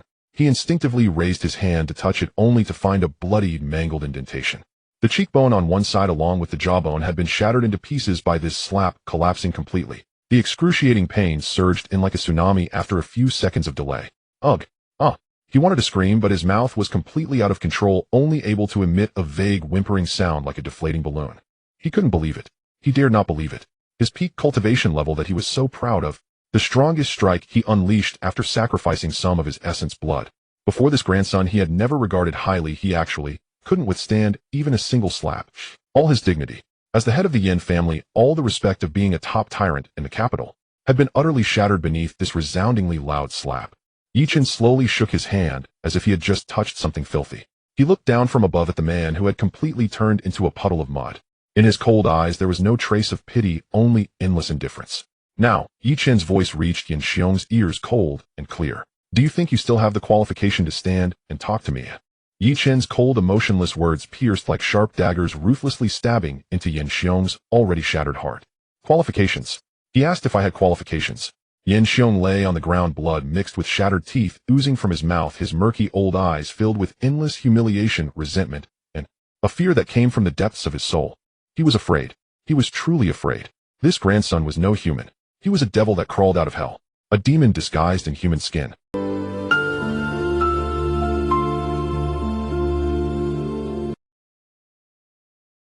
However, he had just propped himself up halfway. Oomph! A cold snort escaped Yi Chen's nostrils. In an instant, a terrifying pressure as formidable as an ancient divine mountain descended from the heavens. Boom! Yin Xiong felt as if an invisible mountain was crushing down on his back.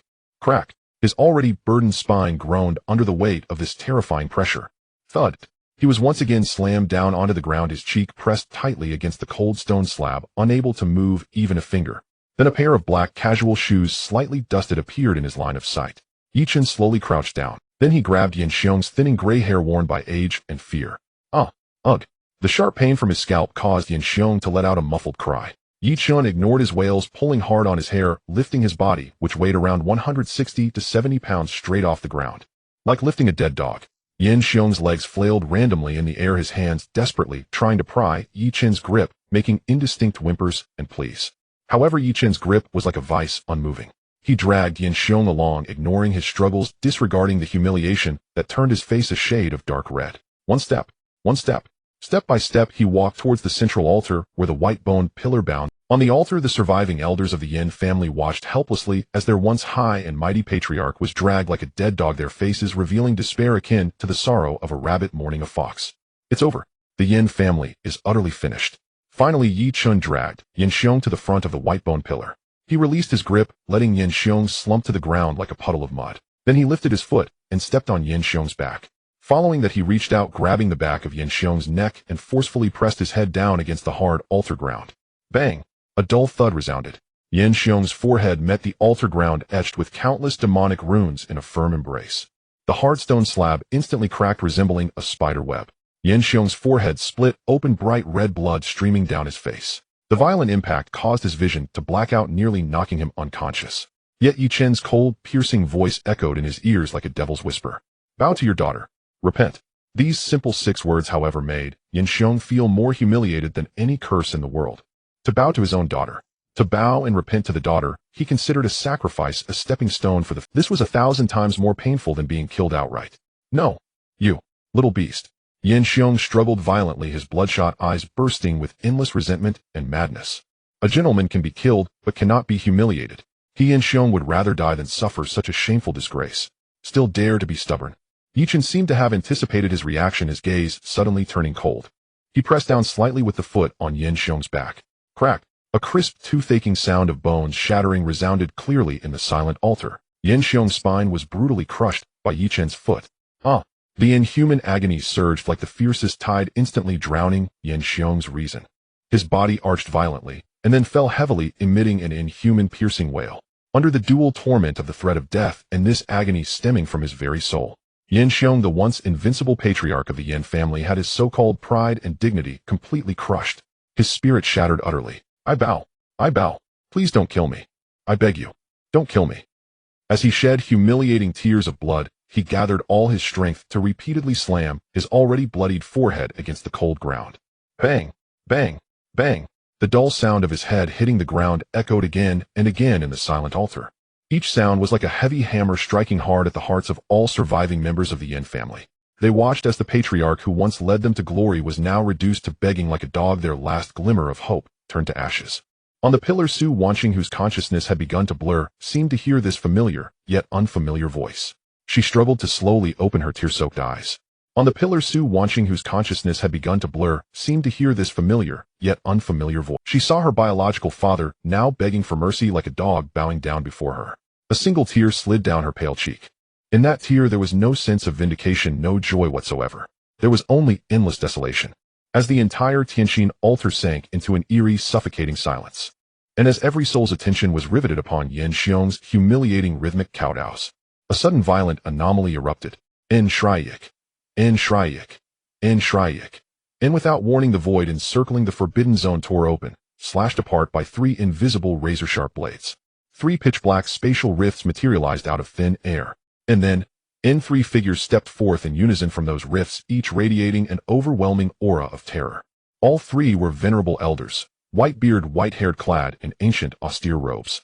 In their auras were profound and exquisitely refined, each having reached the absolute zenith of the half-cultivation realm. Their presence dwarfed even Yan Xiong's former might, by far.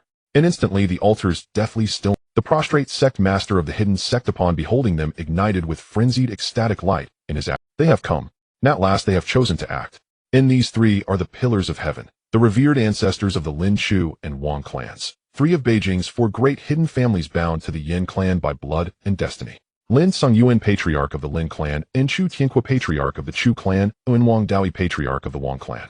Each had lived beyond 3 centuries, a true elder demon whose mere step could shake the foundations of Beijing's hidden world. They had ostensibly been invited by the Yan clan to witness the ceremony, to behold the birth of a golden core cultivator. Yet in truth their hearts harbored a far more sinister design: to sit back, watch the tigers fight, and seize the spoils. From the moment Yi Chen entered the forbidden zone, they had lurked unseen, observing coldly, silently. Nai Chun devouring the formation, enduring heavenly tribulation, crushing Yin Fei, slapping Yan Xiong. Each spectacle had pierced their very souls with primal dread.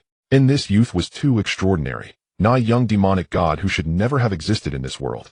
They knew with chilling certainty, if Yi Chen walked away alive today, and grew fully into his power, neither Beijing nor all of Huaxia would ever again hold space for their 3 clans. All glory, all dominion would be claimed, solely, by this young man surnamed Yi.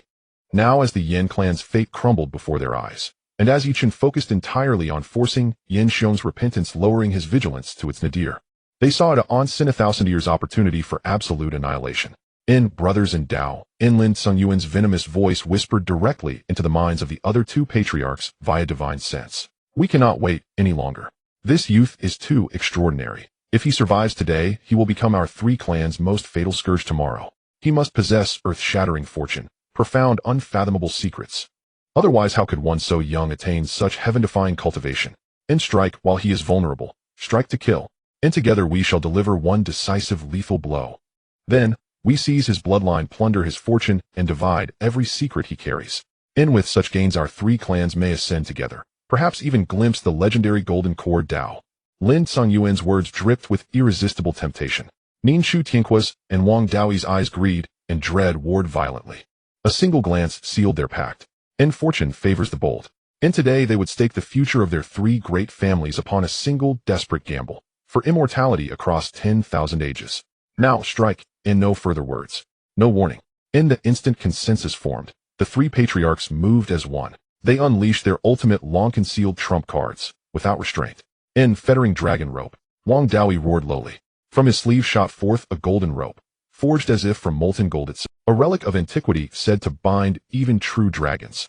Once entwined, no matter how vast one's spiritual energy escape was impossible. Soul-subduing bell, subdue. Enshu Tianqua summoned a palm-sized ancient bronze bell, its surface inscribed with countless arcane sigils. With a flick of his finger the bell swelled midair, expanding to the size of a mansion, and released an invisible wave of sound crashing down upon Yi Chen's crown. The soul-subduing bell spared the flesh. It targeted only the soul. Enveloped by its chime, one's spirit would be instantly crushed, reduced to a helpless lamb awaiting slaughter. Soul-destroying needle, kill. And the most treacherous of all, Lin Songyuan expelled a needle finer than a cow's hair, jet black, radiating utter annihilation. Forged over 3 centuries from his own vital blood, it was his life-bound artifact. Insidious, formless, designed solely for assassination, piercing the sea of consciousness, obliterating the divine sense. 3 ancient artifacts. None the fettering dragon rope surging upward to bind Yi Chen's legs. None the soul-subduing bell, descending from above to imprison his spirit. 1 the soul-destroying needle, transforming into an almost imperceptible black thread darting from behind, toward Yi Chen's occiput, poised to shatter his sea of consciousness. Below, above, behind, in 3 angles of attack, so vicious, so precise they defied defense. In body, spirit, consciousness, in 3 modes of assault, so vile, so lethal they left no path to survival. They sought one strike, one perfect, irrevocable kill.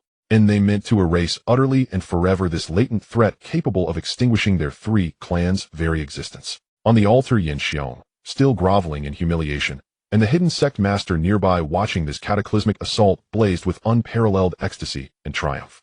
Excellent. Kill him well, and the 3 patriarchs are invincible. And wretched brat, you are finished. Utterly finished. Ha ha ha.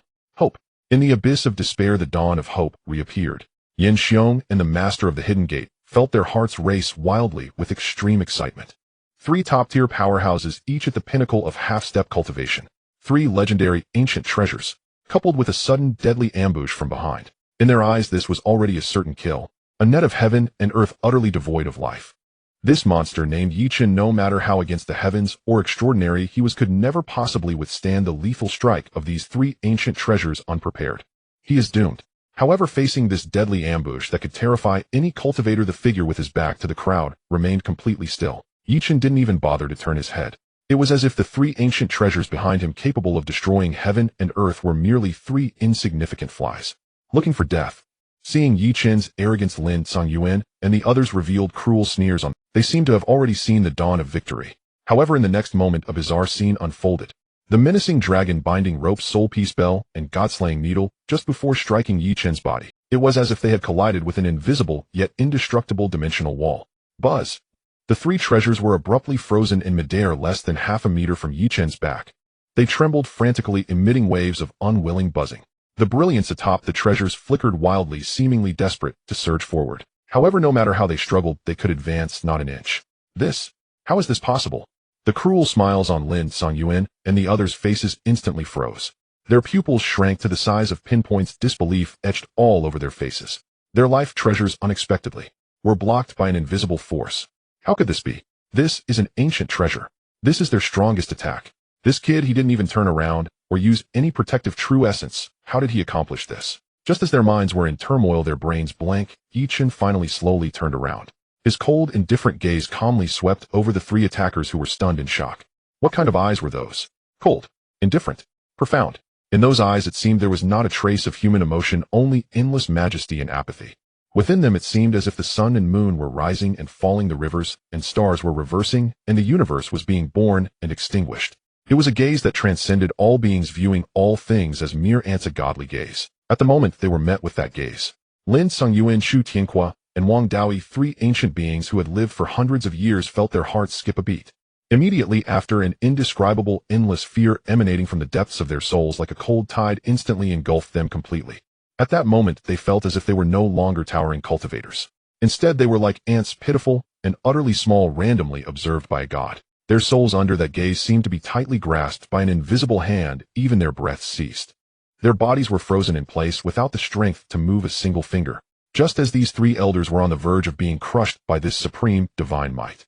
Yi Chen's indifferent lips gently parted. He looked at the three ants who were now frightened, silly, and slowly uttered a single word. A word devoid of any emotional undertones, yet imbued with the highest laws of the universe.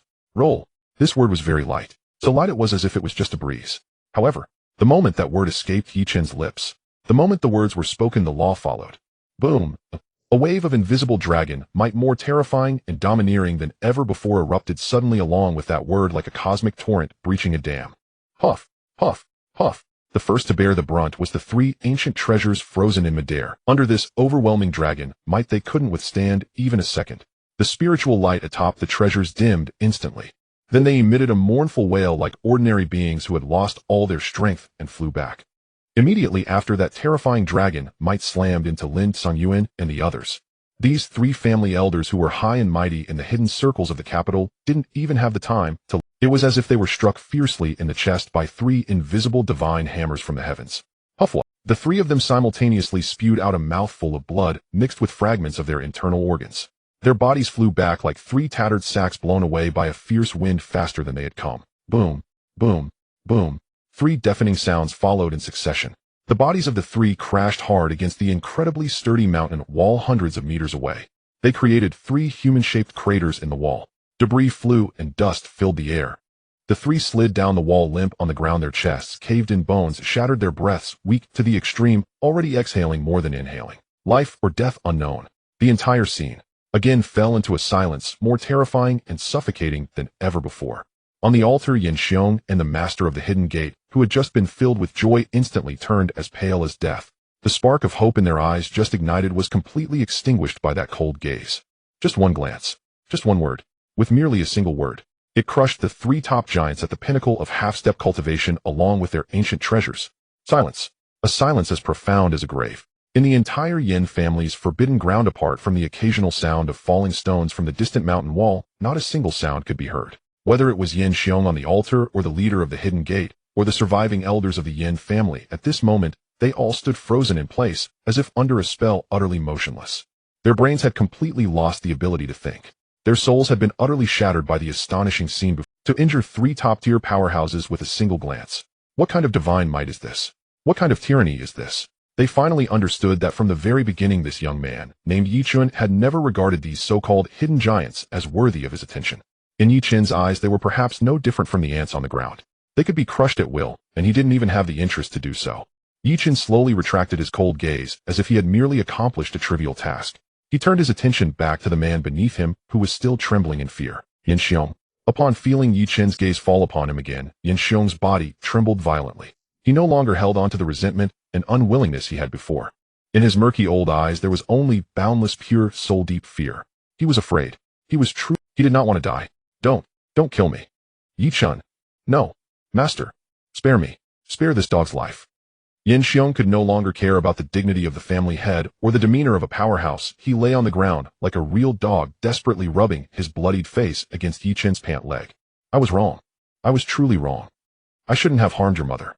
I shouldn't have been blinded by greed. Please, for the sake of the half of Yin family blood that still flows in you, spare me. I am willing. I am willing to give you the entire Yin family. All the wealth, all the techniques, all the secrets. All for you. I only ask if you grant me a way to live. He cried bitterly, utterly humiliated. However, Yi Chen looked at the bloody, disheveled man beneath him, observing his pitiful, pleading, ugly face. There was not a trace of emotion in Yi Chen's eyes, only an intensifying coldness and disappointment. He gently shook his head. As a cultivator, you possess not an ounce of a cultivator's dignity. Your power you do not deserve to possess. Yi Chen's voice was cold and indifferent, like a deity from the heavens, delivering the final judgment upon the sinner beneath him. The moment the words fell, Yi Chen slowly raised his right foot. Then seemingly casually, he stepped down on Yin Xiong's dantian, the space of qi. No. Upon sensing the destructive aura radiating from Yi Chen's foot, Yin Xiong's eyes finally revealed an endless despair more terrifying than death. He knew what Chen intended to do, to cripple his cultivation. For a cultivator, this was 1,000 times more brutal than being killed directly. However, it was all too late. Chen's foot had already come down. This time there was no devouring, because Chen found it too filthy. The supreme dragon chi within him simply looked down upon Yan Xiong's mixed filthy demonic chi. This time it was pure, extremely tyrannical, a crushing destructive force. Boom. A violently powerful golden dragon chi surged in like the sharpest drill, instantly breaking through all of Yan Xiong's defenses outside his dantian. Then it fiercely charged into his chi si, which he had painstakingly cultivated for hundreds of years. Tear apart, shatter, annihilate. Yan Xiong's incredibly resilient dantian chi si before this frenzied dragon chi was as fragile as a paper balloon. In an instant it was shattered to pieces. His surging demonic chi, which had been accumulated for hundreds of years, poured out like a flood that had found its breach. It madly surged out from his shattered dantian. This is easy. The pure demonic chi upon contact with the outside air quickly dissipated, transforming into wisps of black smoke returning to the heavens and the earth. And Yan Xiong's body, under the frantic flow of this energy, rapidly shriveled and aged at a visibly his body, which had been relatively robust, quickly withered away. His once black hair turned completely white and frail within just a few breaths, like withered grass in winter. Deep wrinkles appeared on his already elderly face as if carved by a knife, crazily surfacing. In just a short span of a dozen breaths, he transformed from a dignified, imposing peak-level cultivator family head into a frail, loose-skinned, powerless old man. A truly decrepit old man on the verge of death. My cultivation. My power. The immense pain of having his cultivation destroyed, combined with the overwhelming sense of loss from falling from the clouds into the abyss, utterly shattered Yan Xiong's spirit at this moment. He lay on the ground, his hands frantically clutching at his chest, howling like a madman. The sound was hoarse, desperate, filled with endless pain and unwillingness. For a person who had wielded great power for hundreds of years, losing everything in an instant and becoming a mere mortal was a feeling more brutal than any torture in the world. Chen slowly retracted his foot. Expressionless, he looked down at this enemy, who was suffering more than death itself. In his gaze there was not a hint of turbulence. Killing someone is merely a bow of the head. Yet what he sought was never so simple. What he desired was to strike